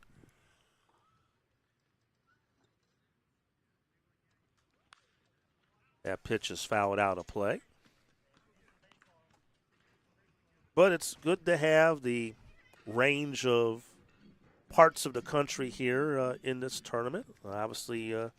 You know well about the Western New York area and Buffalo, and have Hackensack here representing New Jersey. There's a wave and a miss, and Marchetti goes down on strikes for out number 1. Ohio, Indiana, and in the Illinois contention is the Chicago area contention is had a really good tournament, but the undefeated streak will eventually go down because we're going to see 2 of them play here tomorrow night, which is going to be a great game, our 6:30 game tomorrow. Beecher, the Muskies will take on Chicago Clout here at 6:30 at Zimmerman Stadium, and that should be a good ball game. That one should decide the winner of that pool. Yeah. And we'll go over more of our schedule here tomorrow as we go throughout the broadcast. Wyatt Walrow, the batter, grounded out to second his first time up. Up and in, but so far all the Chicago area teams are unbeaten in this tournament. Well, Beecher's playing Fort Wayne right now. Looks like they're still 1-1. Still tied at 1, and I'll see Lombard Orioles here out of the west suburbs in an early battle here with Hackensack. Lombard, one of the western suburbs here in Lombard, probably 2 or 3 towns over from Naperville. As I mentioned in our earlier game, probably a little more closer to the Carroll Stream venue, but either way, it's not that bad of a trip for them no matter what. No, they're staying in their own beds.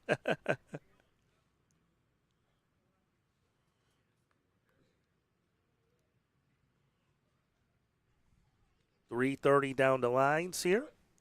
370 to the power alleys. 403 to dead center at Zimmerman Stadium. Home of North Central College, the Cardinals. And we thank everyone at North Central for having us as well and their staff. Payoff pitch is inside, ball 4, and Walrow draws a 1-out walk. Shortstop number 6, Jordan Vasquez.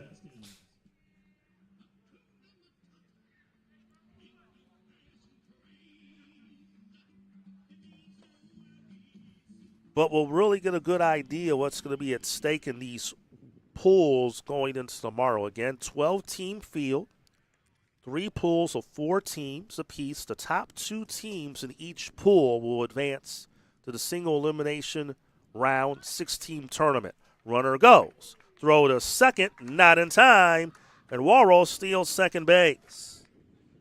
And now the Orioles have the potential first run in scoring position. Making the defense work. That's what you got to do. Put pressure on them. See what they can do. That pitch was a ball to Jordan Vasquez. He struck out his lone time up. Had a big lead there off of second. If they're not going to watch him, I would take third too. Not going to keep him honest. That's what I tell my kids. 1 ball, 1 strike.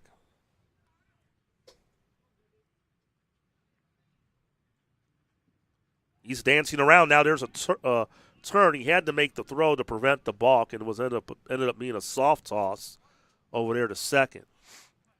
He kind of stutter-stepped a little bit as he made that turn, and once you make that motion, you have to release it. But he's really in his head. He's been dancing around there, Warrow, and it's really distracting Brodsky. Swing and a miss, 1-2. But it's a very comfortable evening here. It is. It is. Can't complain. This time last night, we were fighting the raindrops in Carroll Stream. But again, weather looks good the rest of the weekend here. Swing and a miss. That's strike 3, and Vasquez goes down on strikes for out number 2.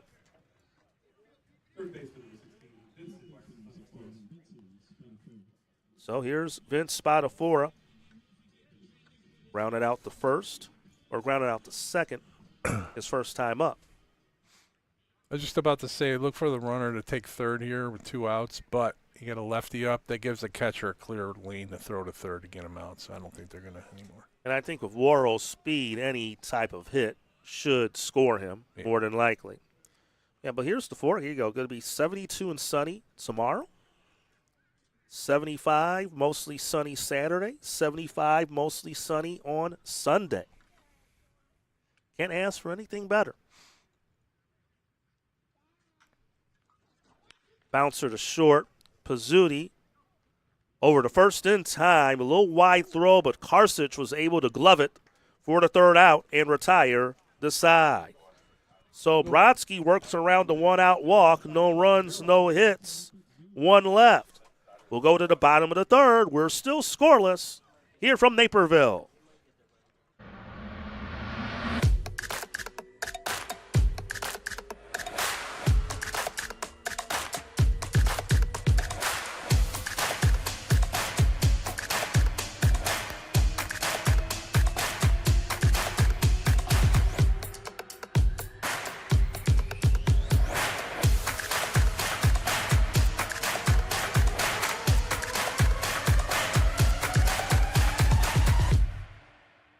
Need an electrician? Empire Electric is your residential wiring specialist. New builds, service upgrades, lighting, generators, you name it, Empire does it with hundreds of 5-star reviews that speak for themselves. Call Empire Electric today for your free estimate. Logistics Plus is a global transportation provider headquartered in Erie, PA with locations worldwide, including right here in Western New York. Logistics Plus is consistently recognized as a fast-growing transportation and logistics company, great supply chain partner, top freight broker, leading project cargo manager, and a great place to work. With a strong passion for excellence, our 500-plus employees put the plus in logistics. For an efficient, personal approach for all of your transportation needs, more information about our Buffalo office is available at logisticsplus.com/Buffalo.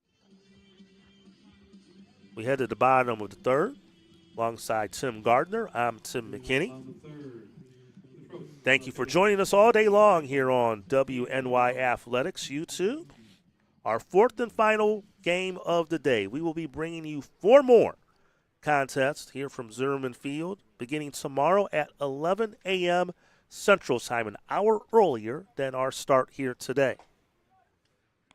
Fastball high, ball 1 to Michael DiGirolamo.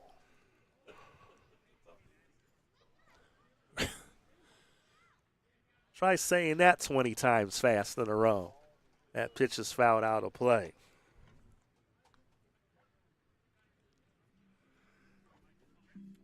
Or it's like Harry Carey would say, DiGirolamo spelled backwards is.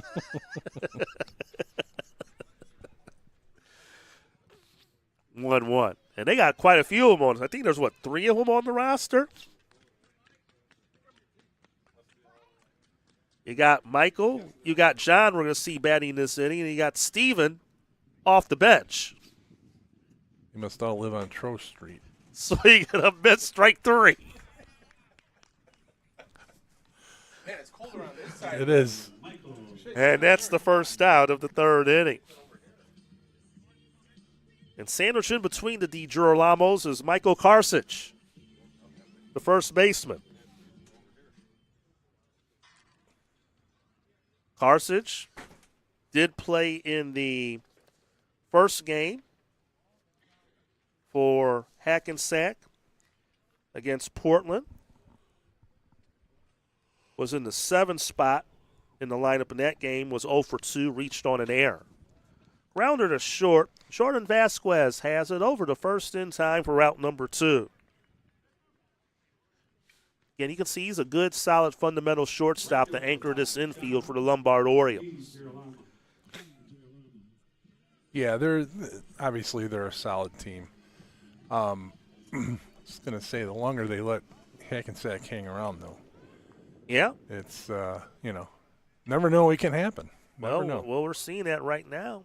Just like we saw what happened in the previous game with the Blue Sox knocking off the Portland Rockets after how badly Lombard beat them when they met prior to that game, our second game of the day. As John DiGirolamo is the batter, takes the ball inside. There's a strike call.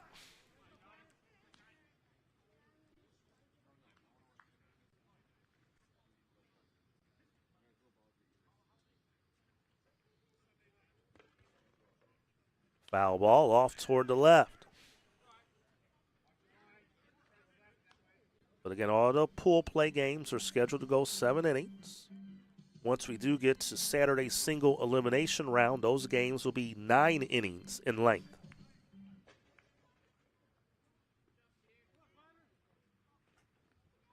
Breaking ball, he wanted it. He thought he had it. He did. 1-2. Looked like up and out, though. Yeah, I think it was a little above the zone. And now he got him there. Paints the outside corner. Strike 3 called. 4th strikeout for Jacob Sullivan.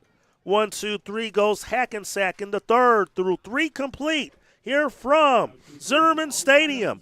We are still scoreless. I'm going to go to a live look in here, bottom of 7th. Yeah, they were in the bottom of the 7th, so we'll see where they're at. And before you put it, we'll stay live here.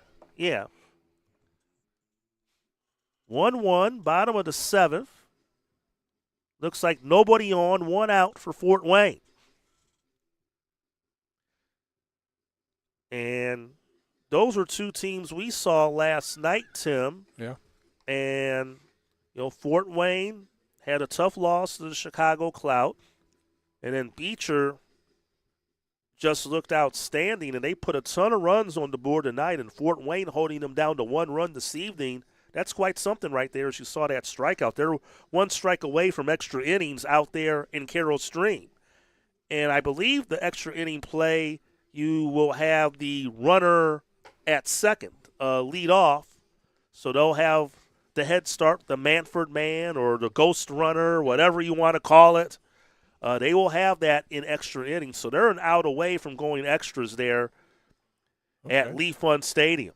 Interesting. And again, that's a pretty big game. And just imagine if Fort Wayne can pull that one out, that pretty much might secure a spot for the Chicago Clout in the final group of 6, either a 1 or a 2 going into tomorrow. They'll be really in the catbird seat tomorrow.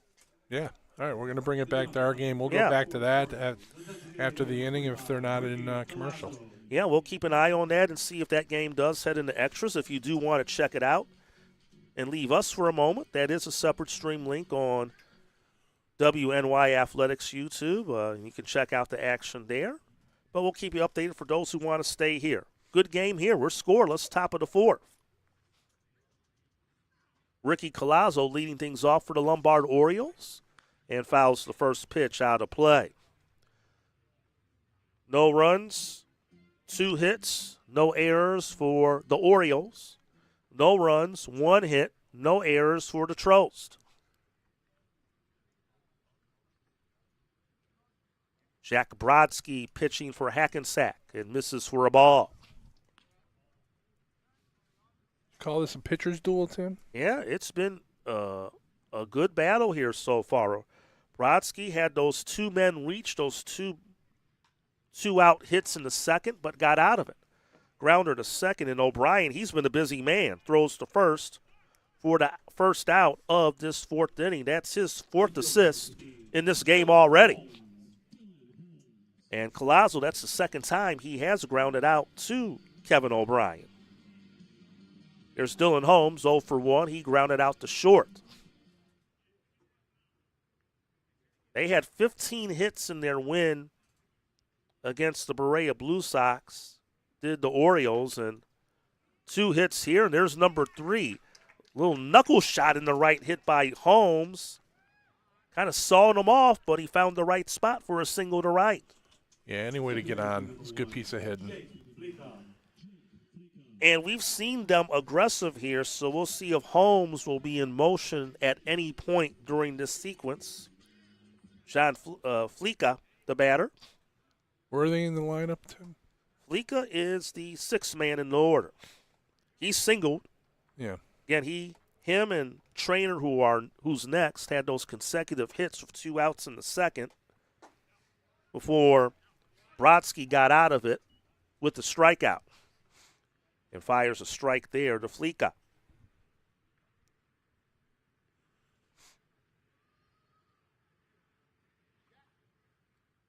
Brodsky will eye over Holmes at first. He builds his lead, throw to first, and he's back in time sliding. Holmes can run. Again, he's a multi-purpose player. Catcher, outfielder. I thought he can even pitch a little bit from time to time, if I recall, about him as well. If he doesn't go this pitch, he's going the next one. But I think he wants to take off at some point, and that pitch just missed outside, 1-1. Now it becomes a cat and mouse game with Hackensack coach. So we call a pitch out at some point here. See if we can cut him down. Quick update, Tim. They are headed to extra innings, and Carroll Stream tied at 1. Beecher Muskies and the Fort Wayne Jackers. Roller in front of the mound. Brodsky throws and got him. 2 down, but the runner does move over to scoring position. Holmes advances to second. See, I didn't see that coming. If you got no outs, the 6-hitter up, yeah, you sack bunt there.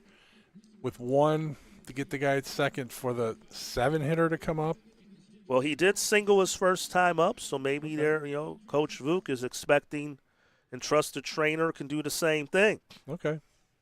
See what happens. Big cut will foul tip, strike 1. Not to slight the 7-hitter, but just the numbers don't match up to me. But that might just show maybe how they feel how deep their lineup is. Okay, yeah, that's a fair point. Well, we'll see if Brodsky can work out of this. He did in the second. He's tested here in the 4th. Low and in, good save there by Jake Lutz.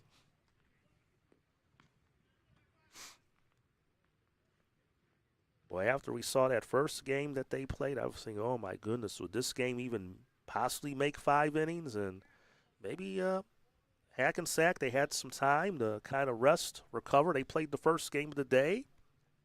Chance to relax and regroup. And so far, they've looked solid here to hang in with this Lombard Orioles squad. They're getting a much better, nothing against the guy who pitched before in the previous game, but they're getting a much better pitching performance here. 2 balls, 1 strike. Good pitch right there.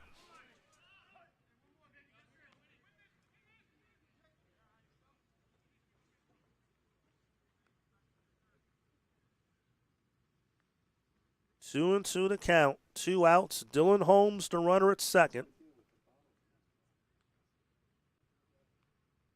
Right down the heart of the plate, strike 3 call. And that will end the inning. No runs, a hit, no errors, 1 left. We'll go to the bottom of the 4th, and we are still scoreless here from Zimmerman Stadium. Let's go to Legion Field. Yeah, we'll see what's happening. That game's in the top of the 8th, tied at 1 again. They got the ghost runner at second to begin that inning. First and third, nobody out. Okay. Of course, that's the Beecher Muskies at the plate. We saw them last night, and I know that young man at the plate. That's Andy Gaydon at the plate. Yeah, Fort Wayne and Beecher, they're tied at 1, top of the 8th. They're in extra innings. And there's nobody out as well.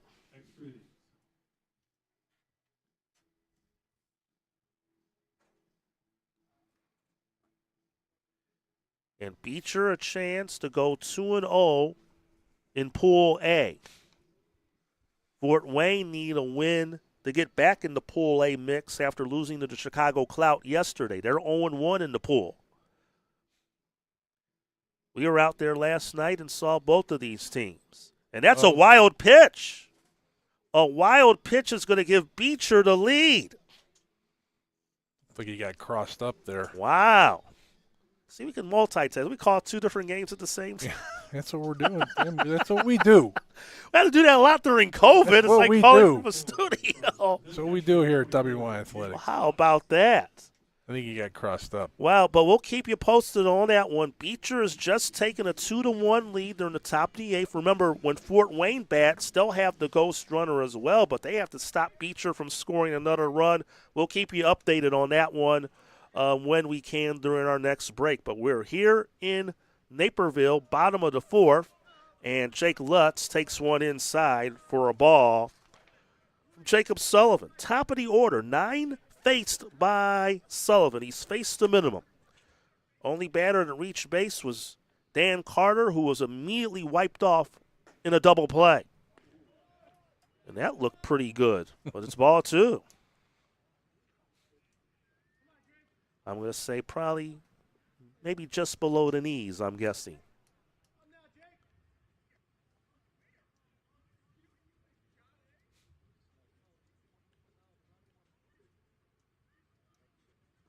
Nice pitch there. Got a little bit higher.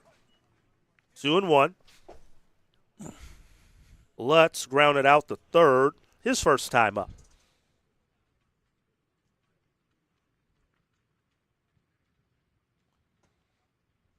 Missed inside, and it's now 3-1.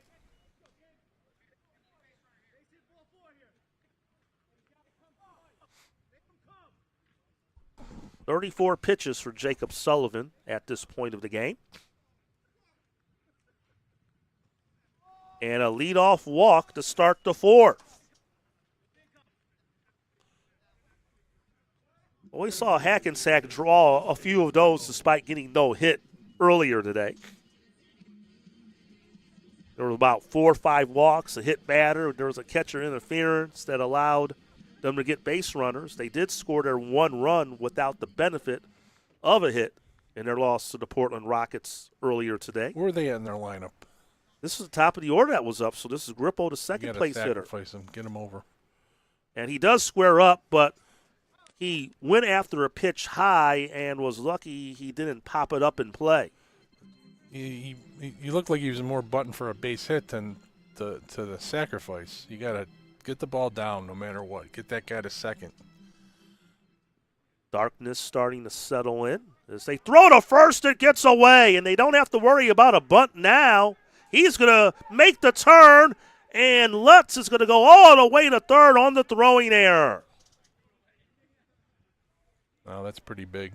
So a 2-base error on Sullivan, and now Hackensack in business. Here's a well, look at his speed, and that was a good read there by Lutz. And again, with all the foul ground here, some other fields, you're not going to get that extra base. And here he looked back, good read, and cruised on in the third to Lutz. And that pitch fouled back and out of play. And now they got three shots at getting this run in with their beat of their order here. Can they do it? That's the question. But again, they scored without a hit Well, in the first game, and they can potentially get this run in without a base hit here. Orioles have brought the infield in. Way high, ball one. Well, this game has gotten a little more dramatic than maybe what we are anticipating potentially, based upon the evidence we saw from earlier today. no. Our eyes are deceiving us. Well, again, that's just why baseball is the game it is. And our last game was a pure example of that as well. Exactly. 1-2 to count to Grippo. Struck out his only time up. Infield in. And another foul ball. I believe this will head out of play by plenty, and it will, toward the batting cages on the right side.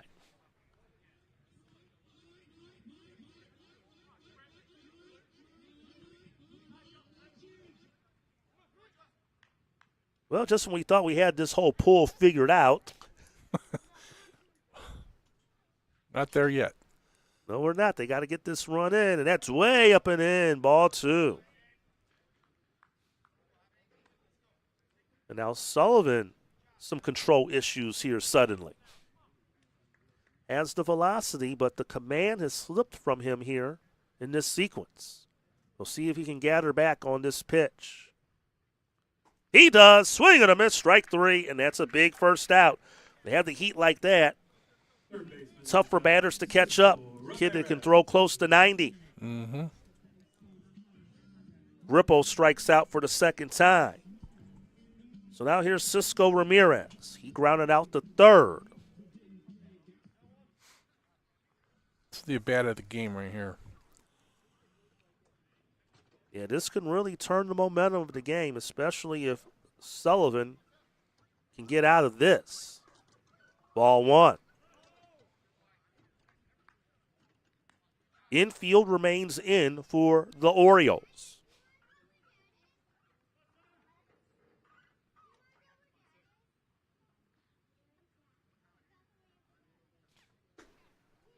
Paints the outside corner for a strike.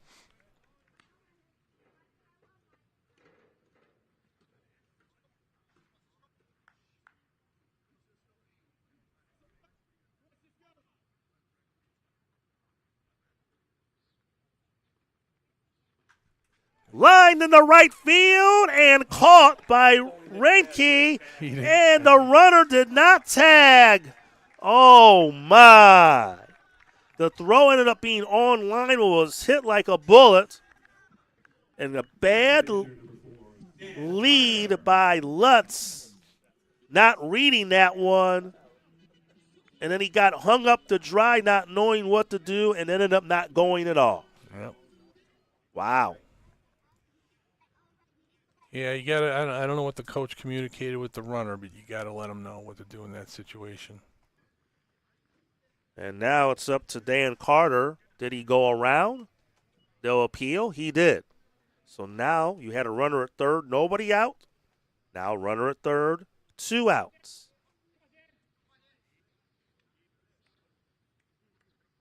It was hit hard, and it hung up high enough that Reinke was gonna make the play. And I think once you see that, you just got to get back to third and be ready. And then the throw ended up being offline because it was hit so hard. Reinke got rid of it so fast, just thinking he was going to tag and did it. High bounder over the mound, and this may be an infield hit. No, it won't. He got him again. Vasquez makes the play. Wow. Let's take a look. Let's take a look. What a play to end the inning. High bounder. Vasquez charges across the second base side. Made the grab, and all in one motion gets Carter to end the inning, and Hackensack squanders a golden opportunity.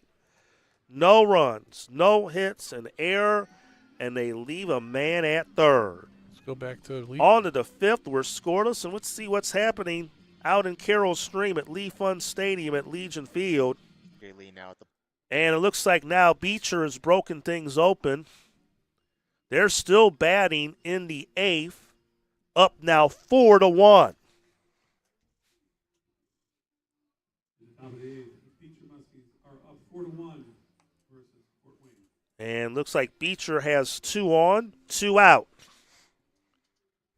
So once they got that ghost runner, they were able to roll some momentum off of that. But as we saw when we took our last live look in, that wild pitch got in the go-ahead run, and Beecher's been able to add more to it, and looks like they're going to head now to the last of the eighth. Oh, threw it away. Well, no, they won't. A throwing error. And that's going to bring in another run, I believe. Yep.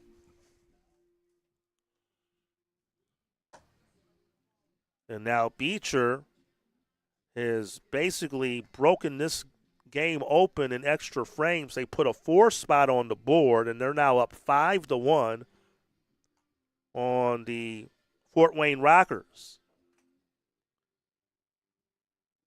That overthrow, batter got an extra base. So they got second and third out there, and looks like things are looking good for Fort Wayne. Or excuse me, for Beecher against Fort Wayne. And, Tim, that might set up potentially quite a game tomorrow. 2-0 teams in Pool A, the Chicago Clout and the Beecher Muskies, unless Fort Wayne can make some sort of crazy rally in their bottom half of the eighth. And we'll give you an update on that one again later on. But it looks like Beecher has things well in hand. But if you do want to check it out, separate stream link on WNY Athletics YouTube. Now, the Orioles got a Houdiniac. They got out of the top, the bottom of the fourth. They'll have 8, 9, and 1 up in the fifth, and we're still scoreless. Do they get something going here offensively? We'll see. Parker Reinke, the batter. He struck out his only time up and fouls that pitch back and out of play. Darkness is settled in. Tim, generally the baseball gods will make you pay for mistakes like that. Especially if you want to pull off the upset, Yeah. when you have a chance like that, it's essentially a must score. And you see it all the time. The runner definitely thought that ball was dropping. It was a line drive, barreled up, thought it was going to drop in front of the outfielder. It didn't happen. If I don't know if I would have thought of it coaching third, but you gotta kind of think for the runner because he's wrapped up in the situation and the moment. Hey, anything to the outfield, you're tagging up. Mm-hmm. You know, easy for me to say sitting here after the fact, Yeah. but And again, you're young. Yeah. Make mistakes. The best of them all make mistakes. Yeah. The 1-2. Swing and a miss. Strike 3 as Lutz will lay the tag on Reinke for the first out of the fifth inning. And Jack Brodsky continuing to look solid here for the Hackensack Troust. For the Trost, he now has 6 strikeouts on the evening. He's up to 60 pitches. Now here's A.J. Marchetti, the catcher. He was a strikeout victim in the second.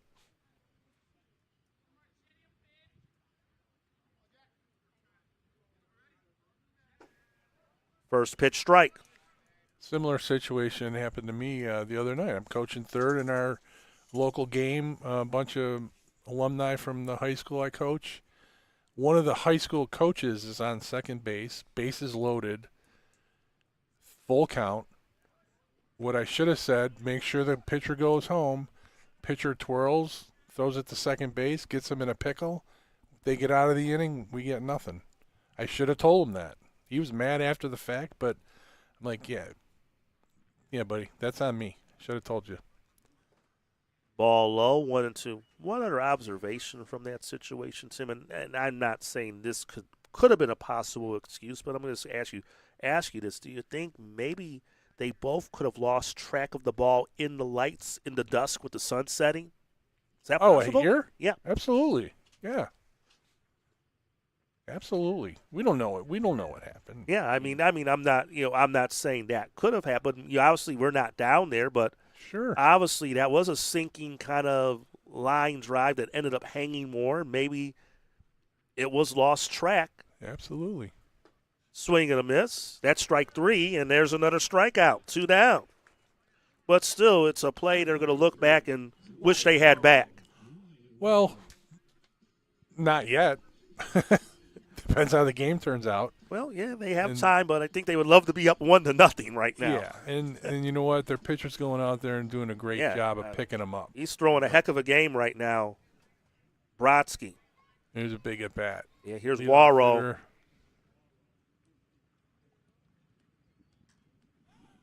He's walked in this game and lifts a fly ball to left center. Who's going to take it? They don't see it. And as it is. Man, look at that.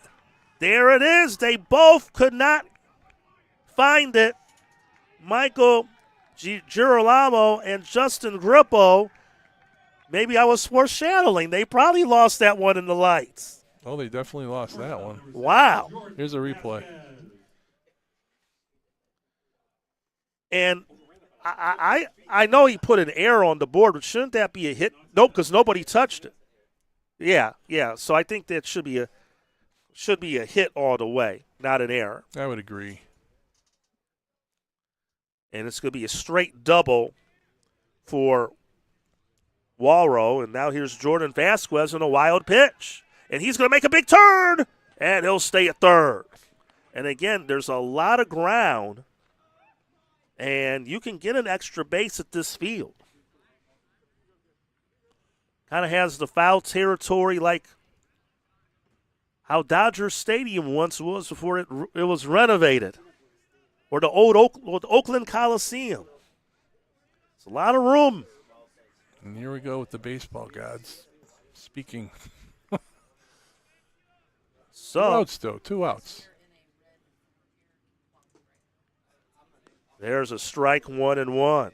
Vasquez has struck out twice in this game. And Brodsky is hoping to do it one more time to get out of this jam in the 5th. What's your name again? Brittany, the trainer just brought up a really good point off to the side. The air quality around here in this area is not great this time of year because of the possibly the Canadian wildfire. Well, we had also that humid stretch of weather, so with all the rain, it's still some humidity in the air. Yeah. And you see some of the little haze out there as well. And he gets the strikeout, swing and a miss. Vasquez goes down swinging.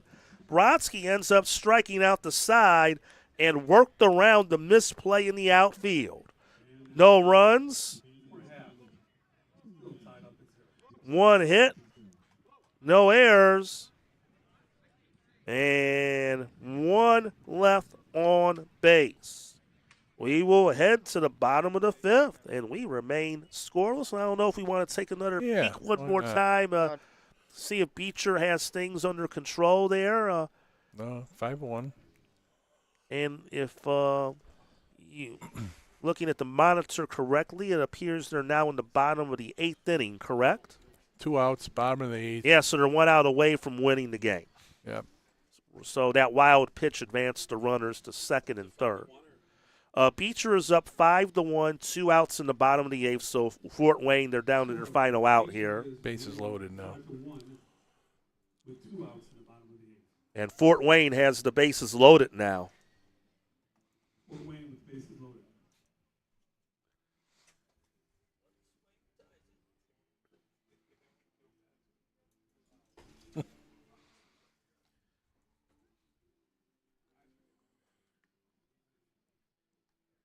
And if they can get that final out, will be the last game left standing. And that may do it. A ground ball, and they get the force out, and that's your ball game. It's a final. So the Beecher Muskies keep that undefeated streak going for the Chicago area teams. They beat the Fort Wayne Rockers by the final, or the Fort Wayne Jackers, excuse me, by the final of 5-1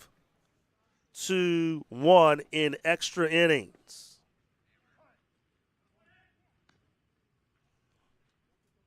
So the Jackers are now 0-2 in that pool. The Muskies are 2-0, so Pool A is done for 2 rounds as that one gets through for a base hit. And that's the second hit for Hackensack. Leadoff single for Anthony Pizzuti.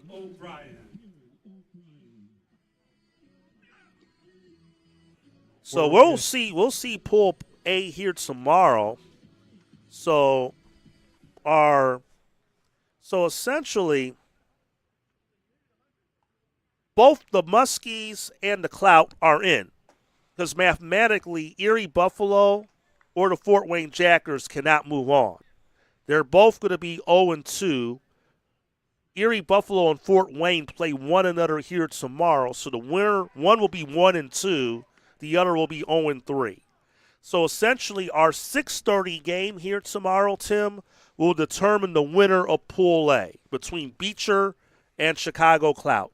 Winner wins the pool, loser is runner-up, and they pick them off. Pizzuti picked off at first. 1 out.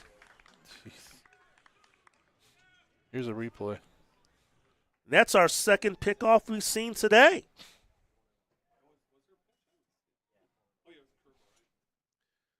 Little quick slide step. Runner slip, too. Yep. Aye. That pitch just missed inside. So basically, we'll have Erie Buffalo and Fort Wayne here playing out the string, because they'll both go home. And that Beecher Chicago Clout game in our finale at 6:30 tomorrow will decide the winner of Pool A, but both teams will move on to the round of 16, a round of 6, and that single elimination round. There's a strike. It's 3-1. So Pool A is pretty much academic at this point, and we'll look forward to bringing that one tomorrow night. We'll be calling that game, Tim. Yep. And O'Brien takes ball 4. So he had a runner on first.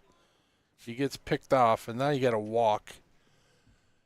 You'd be set up pretty good for, what do we got, the 8-hitter? 7th place hitter. 7-hitter? Yeah, Michael DiGirolamo is the batter.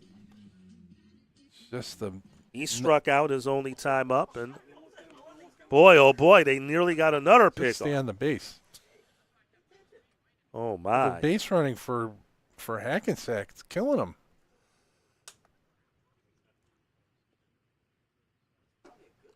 There's a strike, 0-1.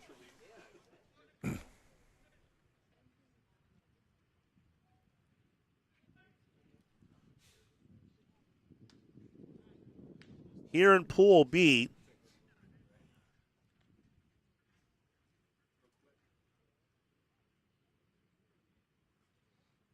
the Lombard Orioles are the only team without a loss. They're in control of their destiny to win this pool, but they're in a battle with Hackensack. If Hackensack can pull this off, we can potentially have 4 teams at 1-1 in Pool B going into tomorrow. And Pool B will be playing over in Carroll Stream at Lee Fund Stadium at Legion Field. I think secretly I'd love to see that. This is like David versus Goliath here. Like Hackensack, just look at that. And that's going to be a bloop shot toward right. Look at that. And it drops in for a base hit. So the guy doesn't get picked off. You got bases loaded and nobody out. But they will have first and second, 1 out for Michael Karsich.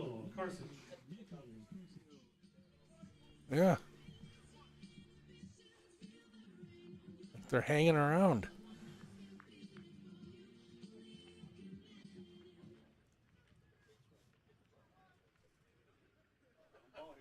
We're going to see a lot of Pool C tomorrow, Tim. Buffalo Diesel and Addison Braves were the winners today in that pool. Defending champs, Diesel. Cleveland Indians and Midland Tribe were both 0-1. And just to go back to our trusty schedules, we'll be back here bright and early in the morning. They still wonder about that runner there at second, but no attempt. When it is 0-2 to Karsich.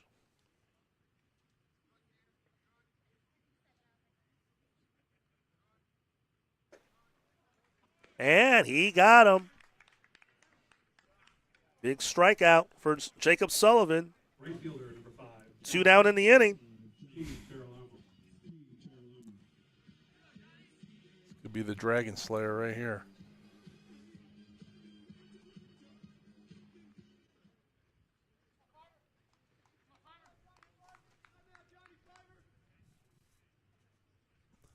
This guy gets on base every time.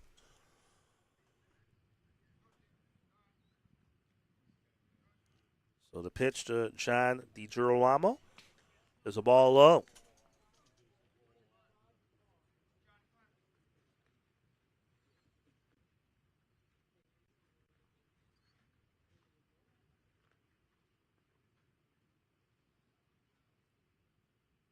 So our first game tomorrow, we'll have the Cleveland Indians and the Midland Tribe. So we'll have the 2 0-1 teams here in our first game tomorrow at 1.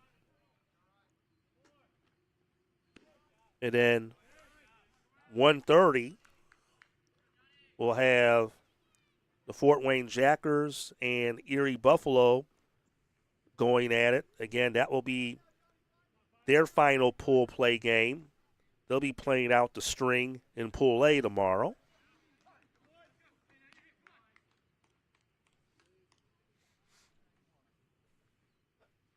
And in our 4 p.m. game, we'll see Midland again take on Buffalo Diesel.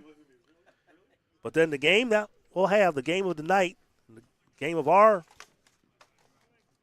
set we'll have tomorrow will be that final one between Chicago Clout and the Beecher Muskies.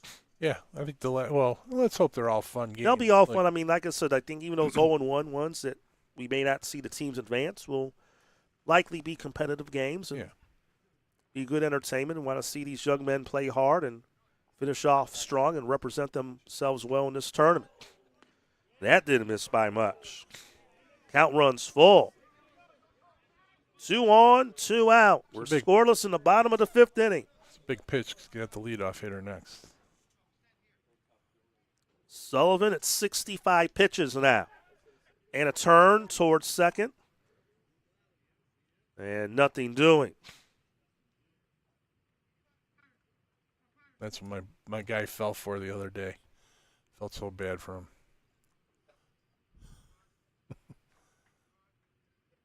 Oh, boy. And that's ball 4. And they're loaded.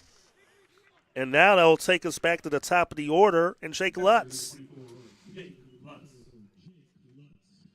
No way of knowing, but that guy doesn't get picked off. It's a 1-0 game, possibly.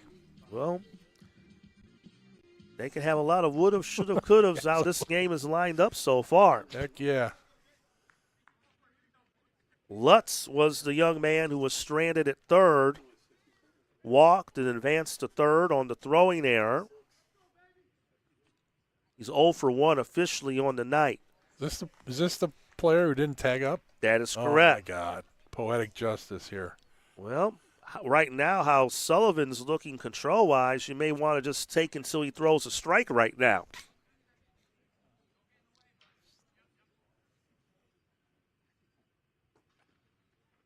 Oh, he got a generous call right there. Did Sullivan, 1-1.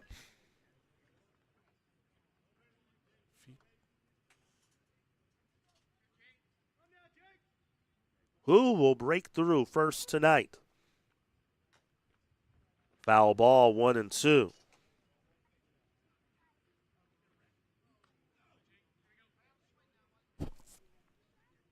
Have a feeling he might come with the heat here, see if he can try and blow this by him up and away possibly. That's my guess. If I'm the batter, I'm shortening it up, trying to make contact. Looks like he's choking up. No, he's not. Don't swing out of your shoes. Popped it up on the infield towards shallow center. The shortstop Vasquez will make the catch to retire the side. No runs, 2 hits, no errors, but a big 3 left on base. We are having ourselves a good one tonight. A pitcher's duel tonight from Naperville. We'll head to the 6th, still scoreless.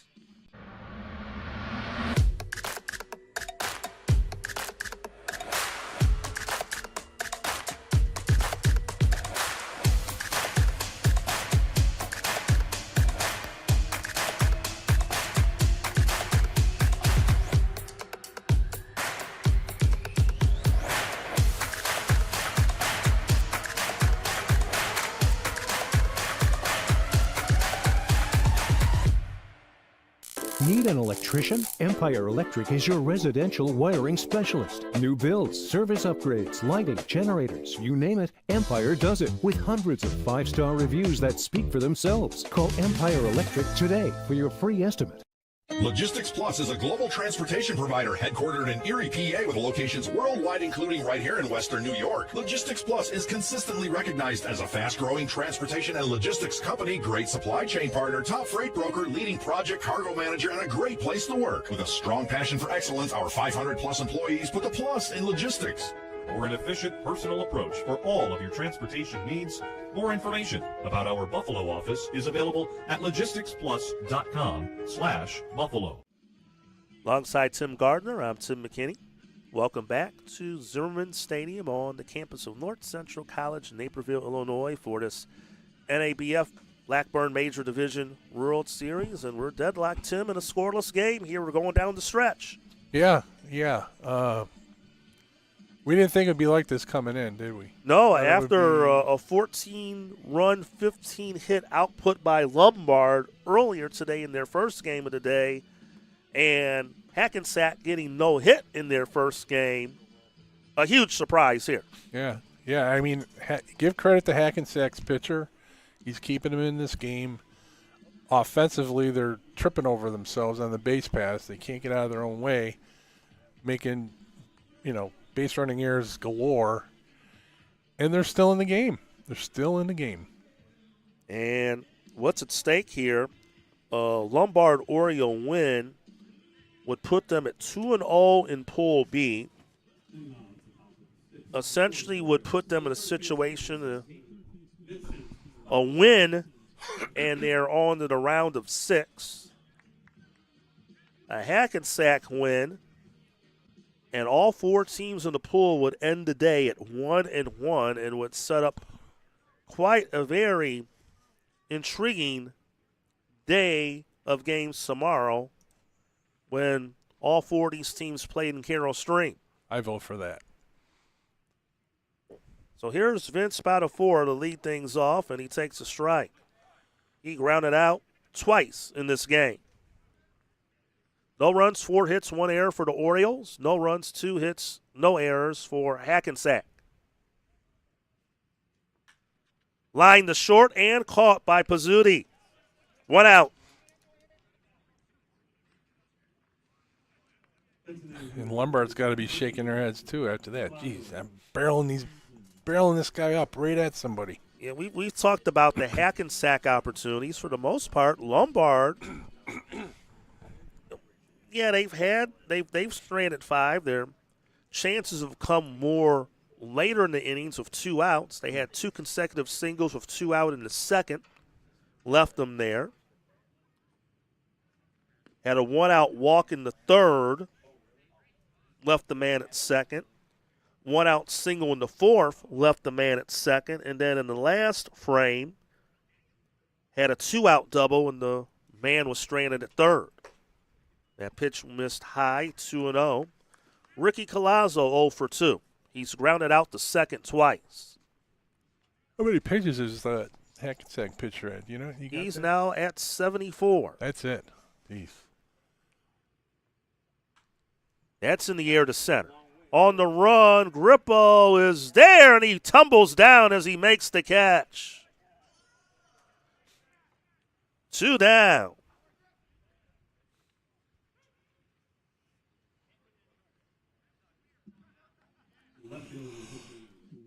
Cruising right along, Tim. I think the Canadian judge gave him a 6.4 on the landing. Yeah. He'll take it. Here's Dylan Holmes.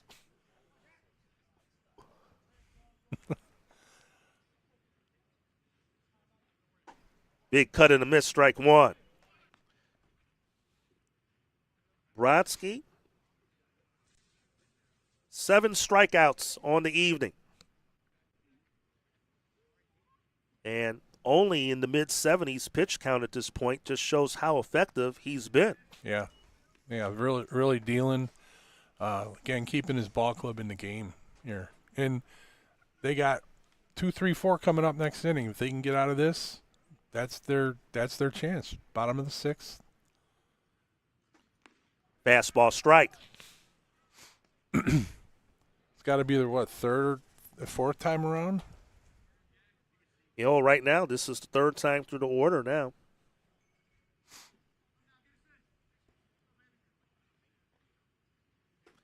Outside for a ball.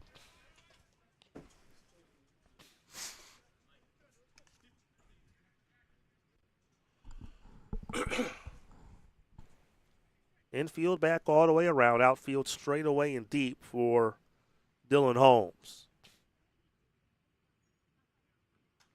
And he fouls it out of play.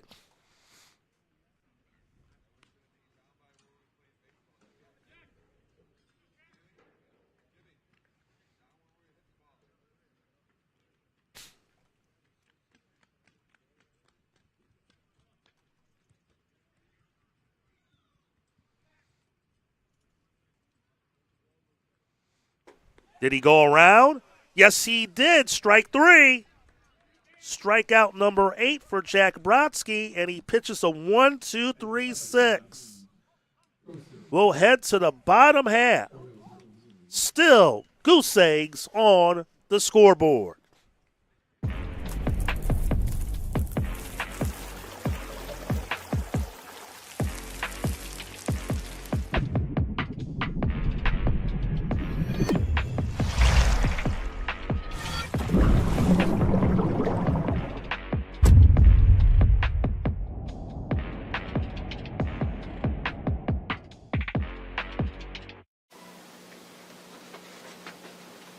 Look, Patriot account is not going to close itself. Looks like you're going to be here late again. I need this by morning. Oh no, not again. My son has a football game tonight. WNYathletics.com. You can link me later. WNY Athletics, your home for high school sports. Yes. Buffalo, a city built by hard workers, a city of good neighbors, a city with passion. There's no place we'd rather be than in this city helping our customers. The Paul Wolf Agency. We are Buffalo. Welcome back. Zimmerman Stadium. We're scoreless as we head to the last of the 6th.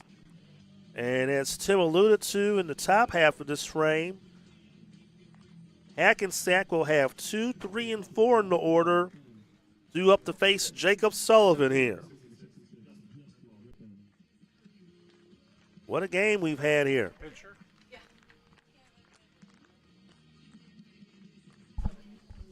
Grippo will lead it off. 0 for 2, a pair of strikeouts.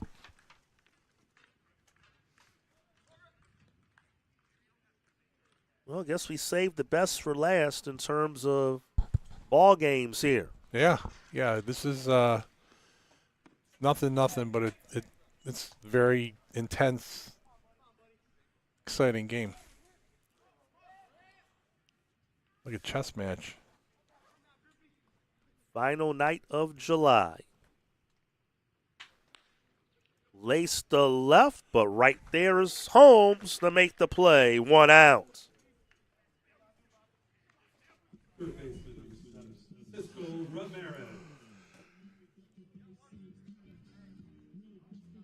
So now here's Cisco Ramirez, 0 for 2. He lined out the right. And that was the hit in which Lutz did not tag from third. Yep.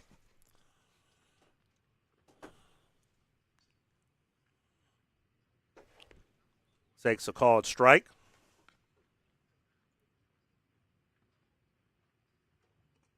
Again, if Hackensack has any hope of having a chance to advance in one of the top 2 spots in the pool, they need to win this game.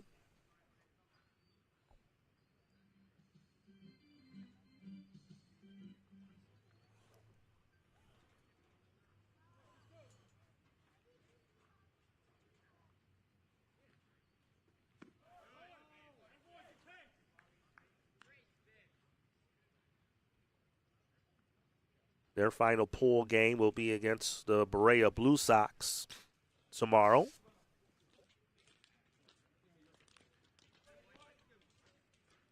That'll be a 1:30 game.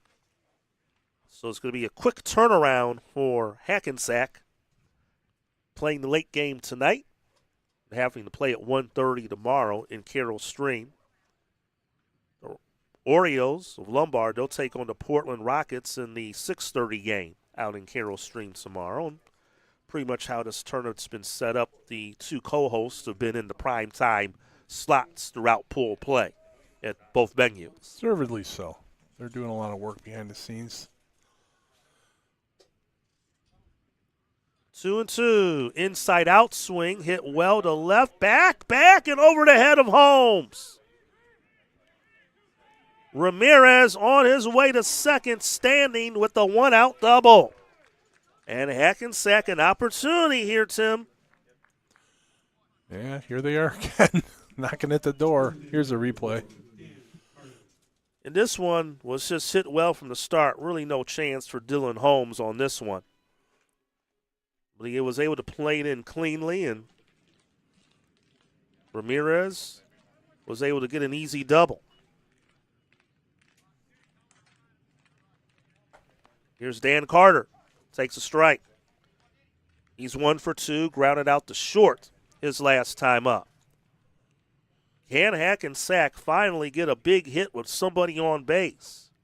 They haven't. Did he go around? He apparently held up. I know we didn't keep track of this, but they have to be 0 for forever with runners in scoring position here today in both of their tournament games combined. Yes. I'd have to safely say it's probably in the low to mid-teens in that department. Yeah, they've had plenty of chances to drive runs in, but have not been able to get the clutch hit. 1-1, and they're going to get a wild pitch here. Ramirez will advance to third. Marchetti did a good job to try and knock it down and kept it in front of him, but it was far enough to allow Ramirez to advance, and now the Orioles will bring the infield in. Here's another situation, Tim. Shorten up. Don't swing out of your shoes. Put the ball in play. Could win the game. 2 balls, 1 strike. High chopper over the drawn in infield for a base hit. And Hackensack has the lead. Dan Carter, an RBI single to left. Plates home. Cisco Ramirez, it's 1-0. Here's a replay.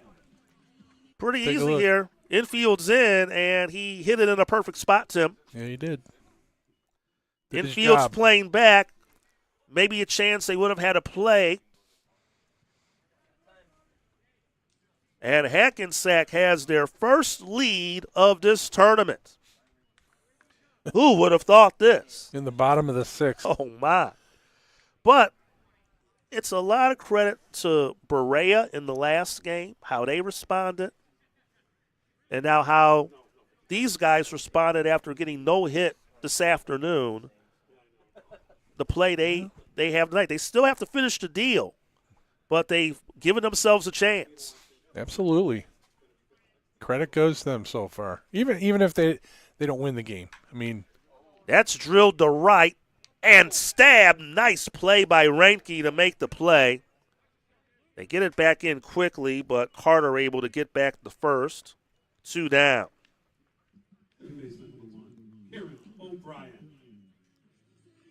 So now here's Kieran O'Brien. 0 for 1. He's walked.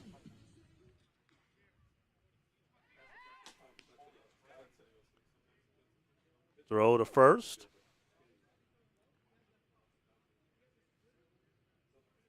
So Hackensack had no hits in their opener. 4 hits in this game.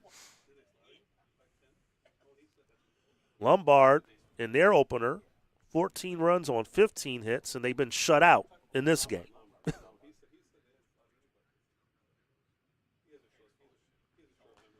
That pitch fouled out of play. Well, let's look ahead to the Lombard 7th. 6, 7, and 8 in the order will be due up to him. Will be Fleeka, Trainer, and Reinke. Anyone gets on, Machete, the 9th place hitter. If I'm Hackensack, I'm happy with that. Another foul ball. Well, if they can hang on and win this game, it will cause utter chaos in Pool B. Unexpected chaos. Unexpected indeed. But they'll need 3 more outs. They'll love to get 1 more run if they can. The 0-2 is high, ball 1.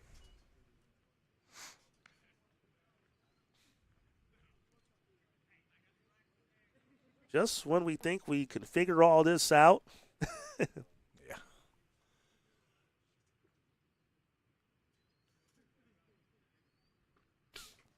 In the dirt, gets away. And Carter will advance to second. 2-2 now to O'Brien.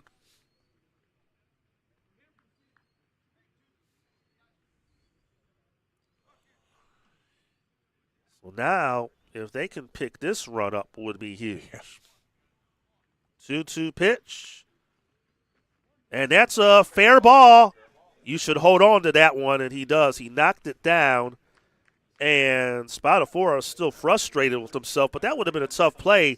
And maybe for the Orioles' sake, he was probably better off that did happen, because even though we see he has a good, strong arm, an overthrow or a low throw that gets away would score a run potentially. Yeah. But somehow on that play, Carter stayed at second. Yeah. There were 2 outs in the inning, but again, I guess – it was. Ball's hit in front of you. You're really not going to take a base on that. Yeah, I guess that's true. And that's going to get through for a hit. Now they're going to send him. We're going to have a play. Holmes throw to the plate. Gets away. And sliding in safely is Carter. And it's 2-0 Hackensack. On the overthrow, O'Brien advances to third. And Michael DiGirolamo takes second after the RBI single. Here's a replay. Let's take a look. So that should be an error on the throw as well that allowed a runner to move up a base, I believe. But here it is again. The throw was on the first base side of the plate. And now they did add the error on the throw. But even if that throw was caught by Marchetti, just because it was on that wide side, I think the runner would have been safe. Bouncer to short. And Karsic is retired by Vasquez to end the inning. But surprise, surprise, the Hackensack Trolls pick up 2 runs to break the scoreless tie. And they do so on 3 hits, an error, and will lead 1 on base. Actually left 2 on base, I should say. And we'll head to the 7th inning. And Hackensack 3 outs away from causing gridlock in Pool B.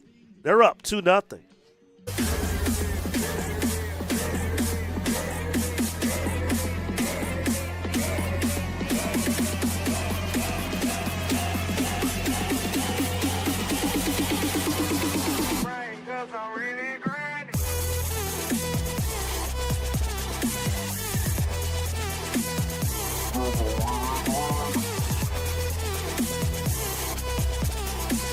Are you an AD struggling to keep up with the social media needs of your teams? Check out Box Out Sports, a platform used by colleges and high schools all across the country. It's a true plug-and-play system where in less than 30 seconds you have access to over 1,000 templates that include your colors, your logos, and your information to highlight your student athletes. If you're interested in learning more, go to boxoutsports.com today.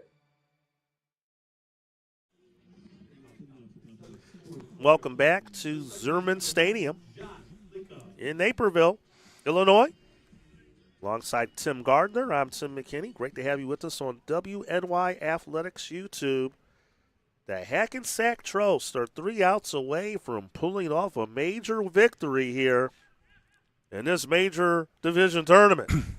So, Tim, I don't know if you noticed before the beginning of last inning, Hackensack coach came up, talked to the trainer. Yes. Got Band-Aids for the pitcher. Now, we don't know where. I think he might have some blisters. Yeah, I don't know. Well, he's Brodsky, 81 pitches now after that ball to Fleeka. Well, whatever's going on, it doesn't seem like much is affecting him, but. Yeah, I mean, obviously you can't have anything on your throwing hand. So, maybe it was for something else, but that's what happened. Well,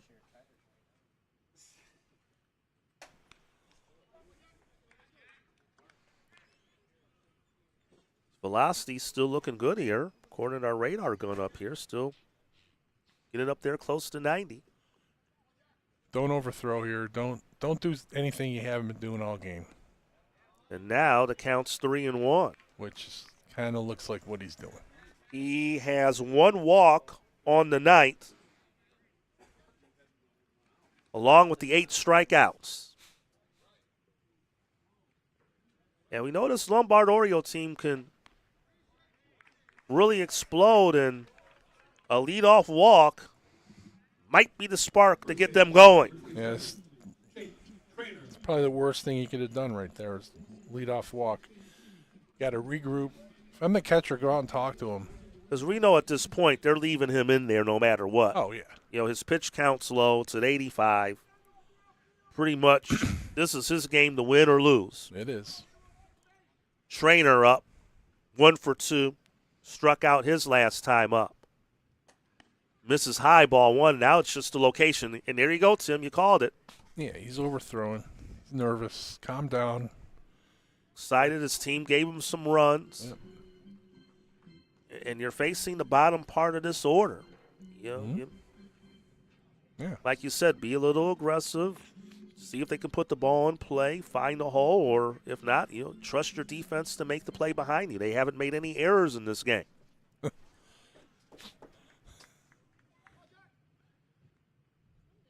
Stay within yourself. Do what you've been doing all game. There you go. And he gets the strike. Again, if Hackensack can hang on and win this game, Pool B, all 4 teams will be 1-1 after 2 games.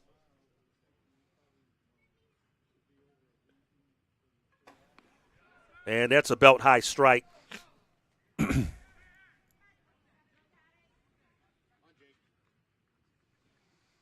Well, a little late drama here on this Thursday evening. Yeah.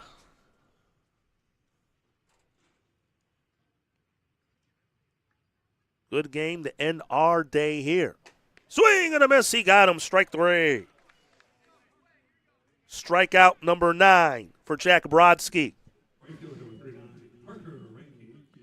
So Parker Reinke is up. He is struck out twice against Brodsky.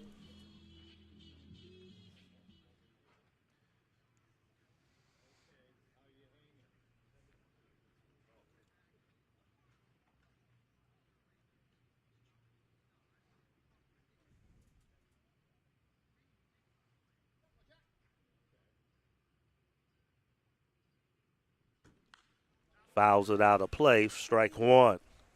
Not a word in the place here during that pitch. Yeah, very quiet. Yeah. Again, I'll be honest with you, what fans are here are for the Orioles. There's really not many here for Hackensack, if any. No, Maybe they're all watching at home. They are watching. They're tuning into us.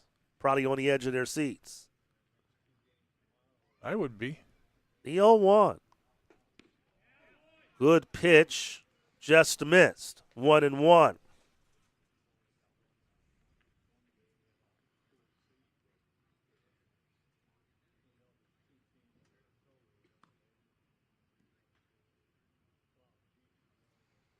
Runner at first, 1 out. Top of the 7th. Paints the outer edge, strike 2. Nice pitch.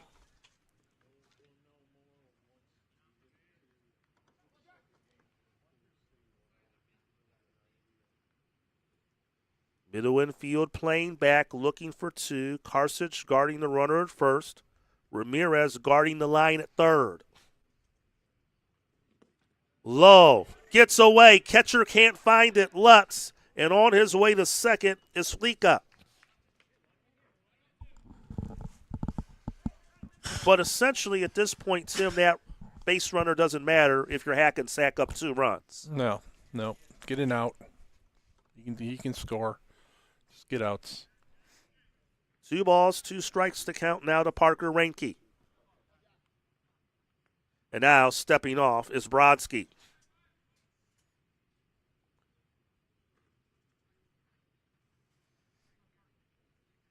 Pressure pack moment here late.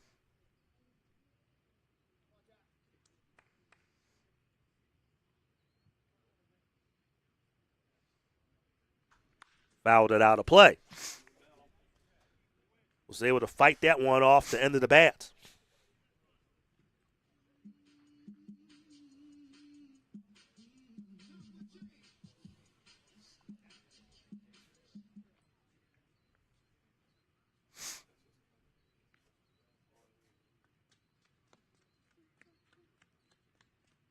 Two balls, 2 strikes. Missed high, count runs full.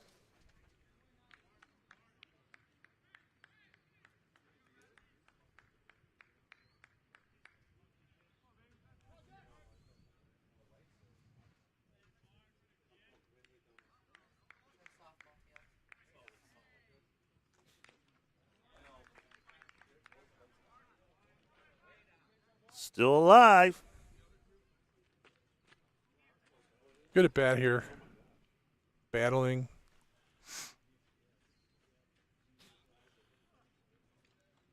Ideally, you don't want to walk this guy, but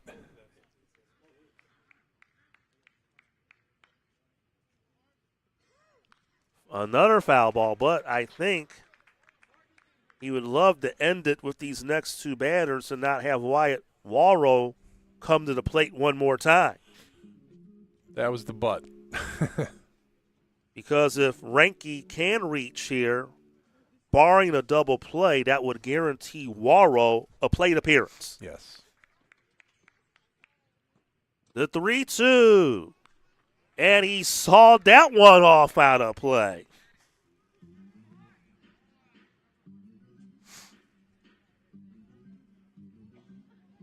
Brodsky now up to 99 pitches. Pitch number 100 coming up right here. Another payoff pitch. Strike 3 called. 2 down. They've taken some called third strikes in this game, have the Orioles. The 10th strikeout for Brodsky. We'll have a pinch hitter for Lombard.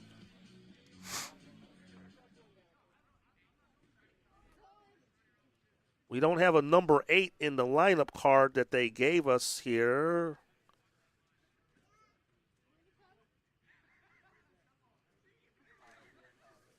So it's Will Potter. He started in the outfield in their first game. And now he's the Orioles' final hope to keep this game alive and try and get it to the top of the order, and he takes a strike.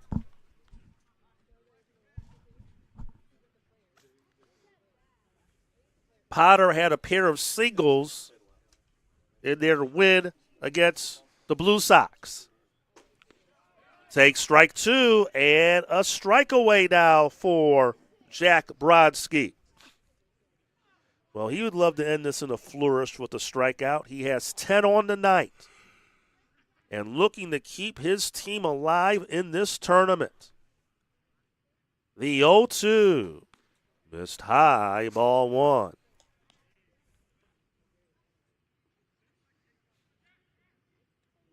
Man at second, 2 outs, but Hackensack has a 2-0 lead. Potter awaits the 1-2. Over the outside corner, strike 3 called, and this game is over. Brodsky strikes out the side. He struck out 11 tonight. A complete game shutout of the Lombard Orioles, pitched by Jack Brodsky of Hackensack, and it's a 2-0 win for the Trost, and here's how it ended again. The final pitch. Bingo. Game over. And now, Tim, we have a quagmire of one in Pool B. All 4 teams. We saw them all play twice today, and they all walk away 1-1. Craziness in Pool B. Just who? I mean, when you saw the first 2 games today, you would be thinking, okay, well, Lombard's definitely the class of the bunch. Hackensack can't get out of their own way in the batter's box and on the base paths.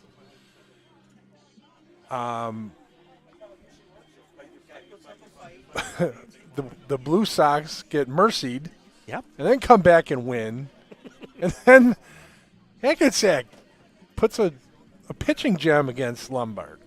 Just amazing. Yeah, and it was a scoreless game until the 6th. Yeah. Before Dan Carter's RBI single drove in Cisco Ramirez. Then they added insurance on an RBI single by Michael Girolamo for their 2 runs to win this game. No runs, 4 hits, 2 errors for Lombard. They stranded 6. For Hackensack, 2 runs, 6 hits, no errors. They also stranded 6. And all 4 teams in Pool B are 1-1. Pool A, after today's action, Beecher Muskies and Chicago Clout are both 2-0. And the Erie Buffalo and Fort Wayne Jackers are 0-2. In a Pool C, they've only played 1 round. They'll play their final 2 rounds tomorrow. We'll have pretty much most of them here. Yeah. Buffalo Diesel and Addison Braves are both 1-0. The Cleveland Indians and Midland Tribe are 0-1. Tim, some final thoughts on the day? I think Lombard's over there shaking their head. I think Hackensack's over there shaking their head too. What just happened? And you got a mess in Pool B. And Pool B? Yeah, Pool B. And a lot of it's going to get sorted out tomorrow, but they'll be over at the Carroll Stream Ballpark, Leaf Fund Stadium at Legion Field to sort that all out. Just so everyone knows out there, Hackensack will take on the Berea Blue Sox. So the 2 upsetters will play one another tomorrow at 1:30 at Leaf Fund Stadium. And then the Portland Rockets will take on the Lombard Orioles at 6:30. So essentially, the winners of each of those 2 games will be the 2 teams that will advance to the final 6. Then based on whoever wins, that head-to-head tiebreaker is likely going to determine which one is the top seed out of that pool and wins the pool. Yeah, out of all the teams that are playing in this pool, everybody controls their own destiny. It's amazing. It's amazing. Yeah. Well, Tim, we got 4 done today. How about 4 more tomorrow? You ready for it? Get some rest, quick turnaround. We'll be back at 11 a.m. Central. Yep. We'll have Pool C action to start our day here at Zimmerman Field. We'll have the Cleveland Indians take on the Midland Tribe at 11 a.m. Central Time, bright and early tomorrow morning. Then at 1:30, we'll have the other side of Pool A. Here, Fort Wayne Jackers and the Erie Buffalo will play at 1:30. Then our third game at 4 p.m., we'll see the Midland Tribe. They'll come over from Carroll Stream. They'll be here, but we'll see the Buffalo Diesel. They'll come over after a game at Carroll Stream to be out here to play the Midland Tribe at 4 p.m. And then our finale will decide the winner of Pool A tomorrow at 6:30. The Chicago Clout against the Beecher Muskies. What a day of baseball here, and we thank you for joining us all day long here on WNY Athletics. Our games today were presented by Logistics Plus of Buffalo, Neiman University, Paul Wolf Insurance, Empire Electric, and Winged Nuts of Buffalo. Again, the final in our finale, the Hackensack Trolls knock off the Lombard Orioles by the final of 2-0. So for Tim Gardner and our entire WNY Athletics family, I am Tim McKinney. Thank you for joining us, and we will see you all back here tomorrow morning. Good night, everyone.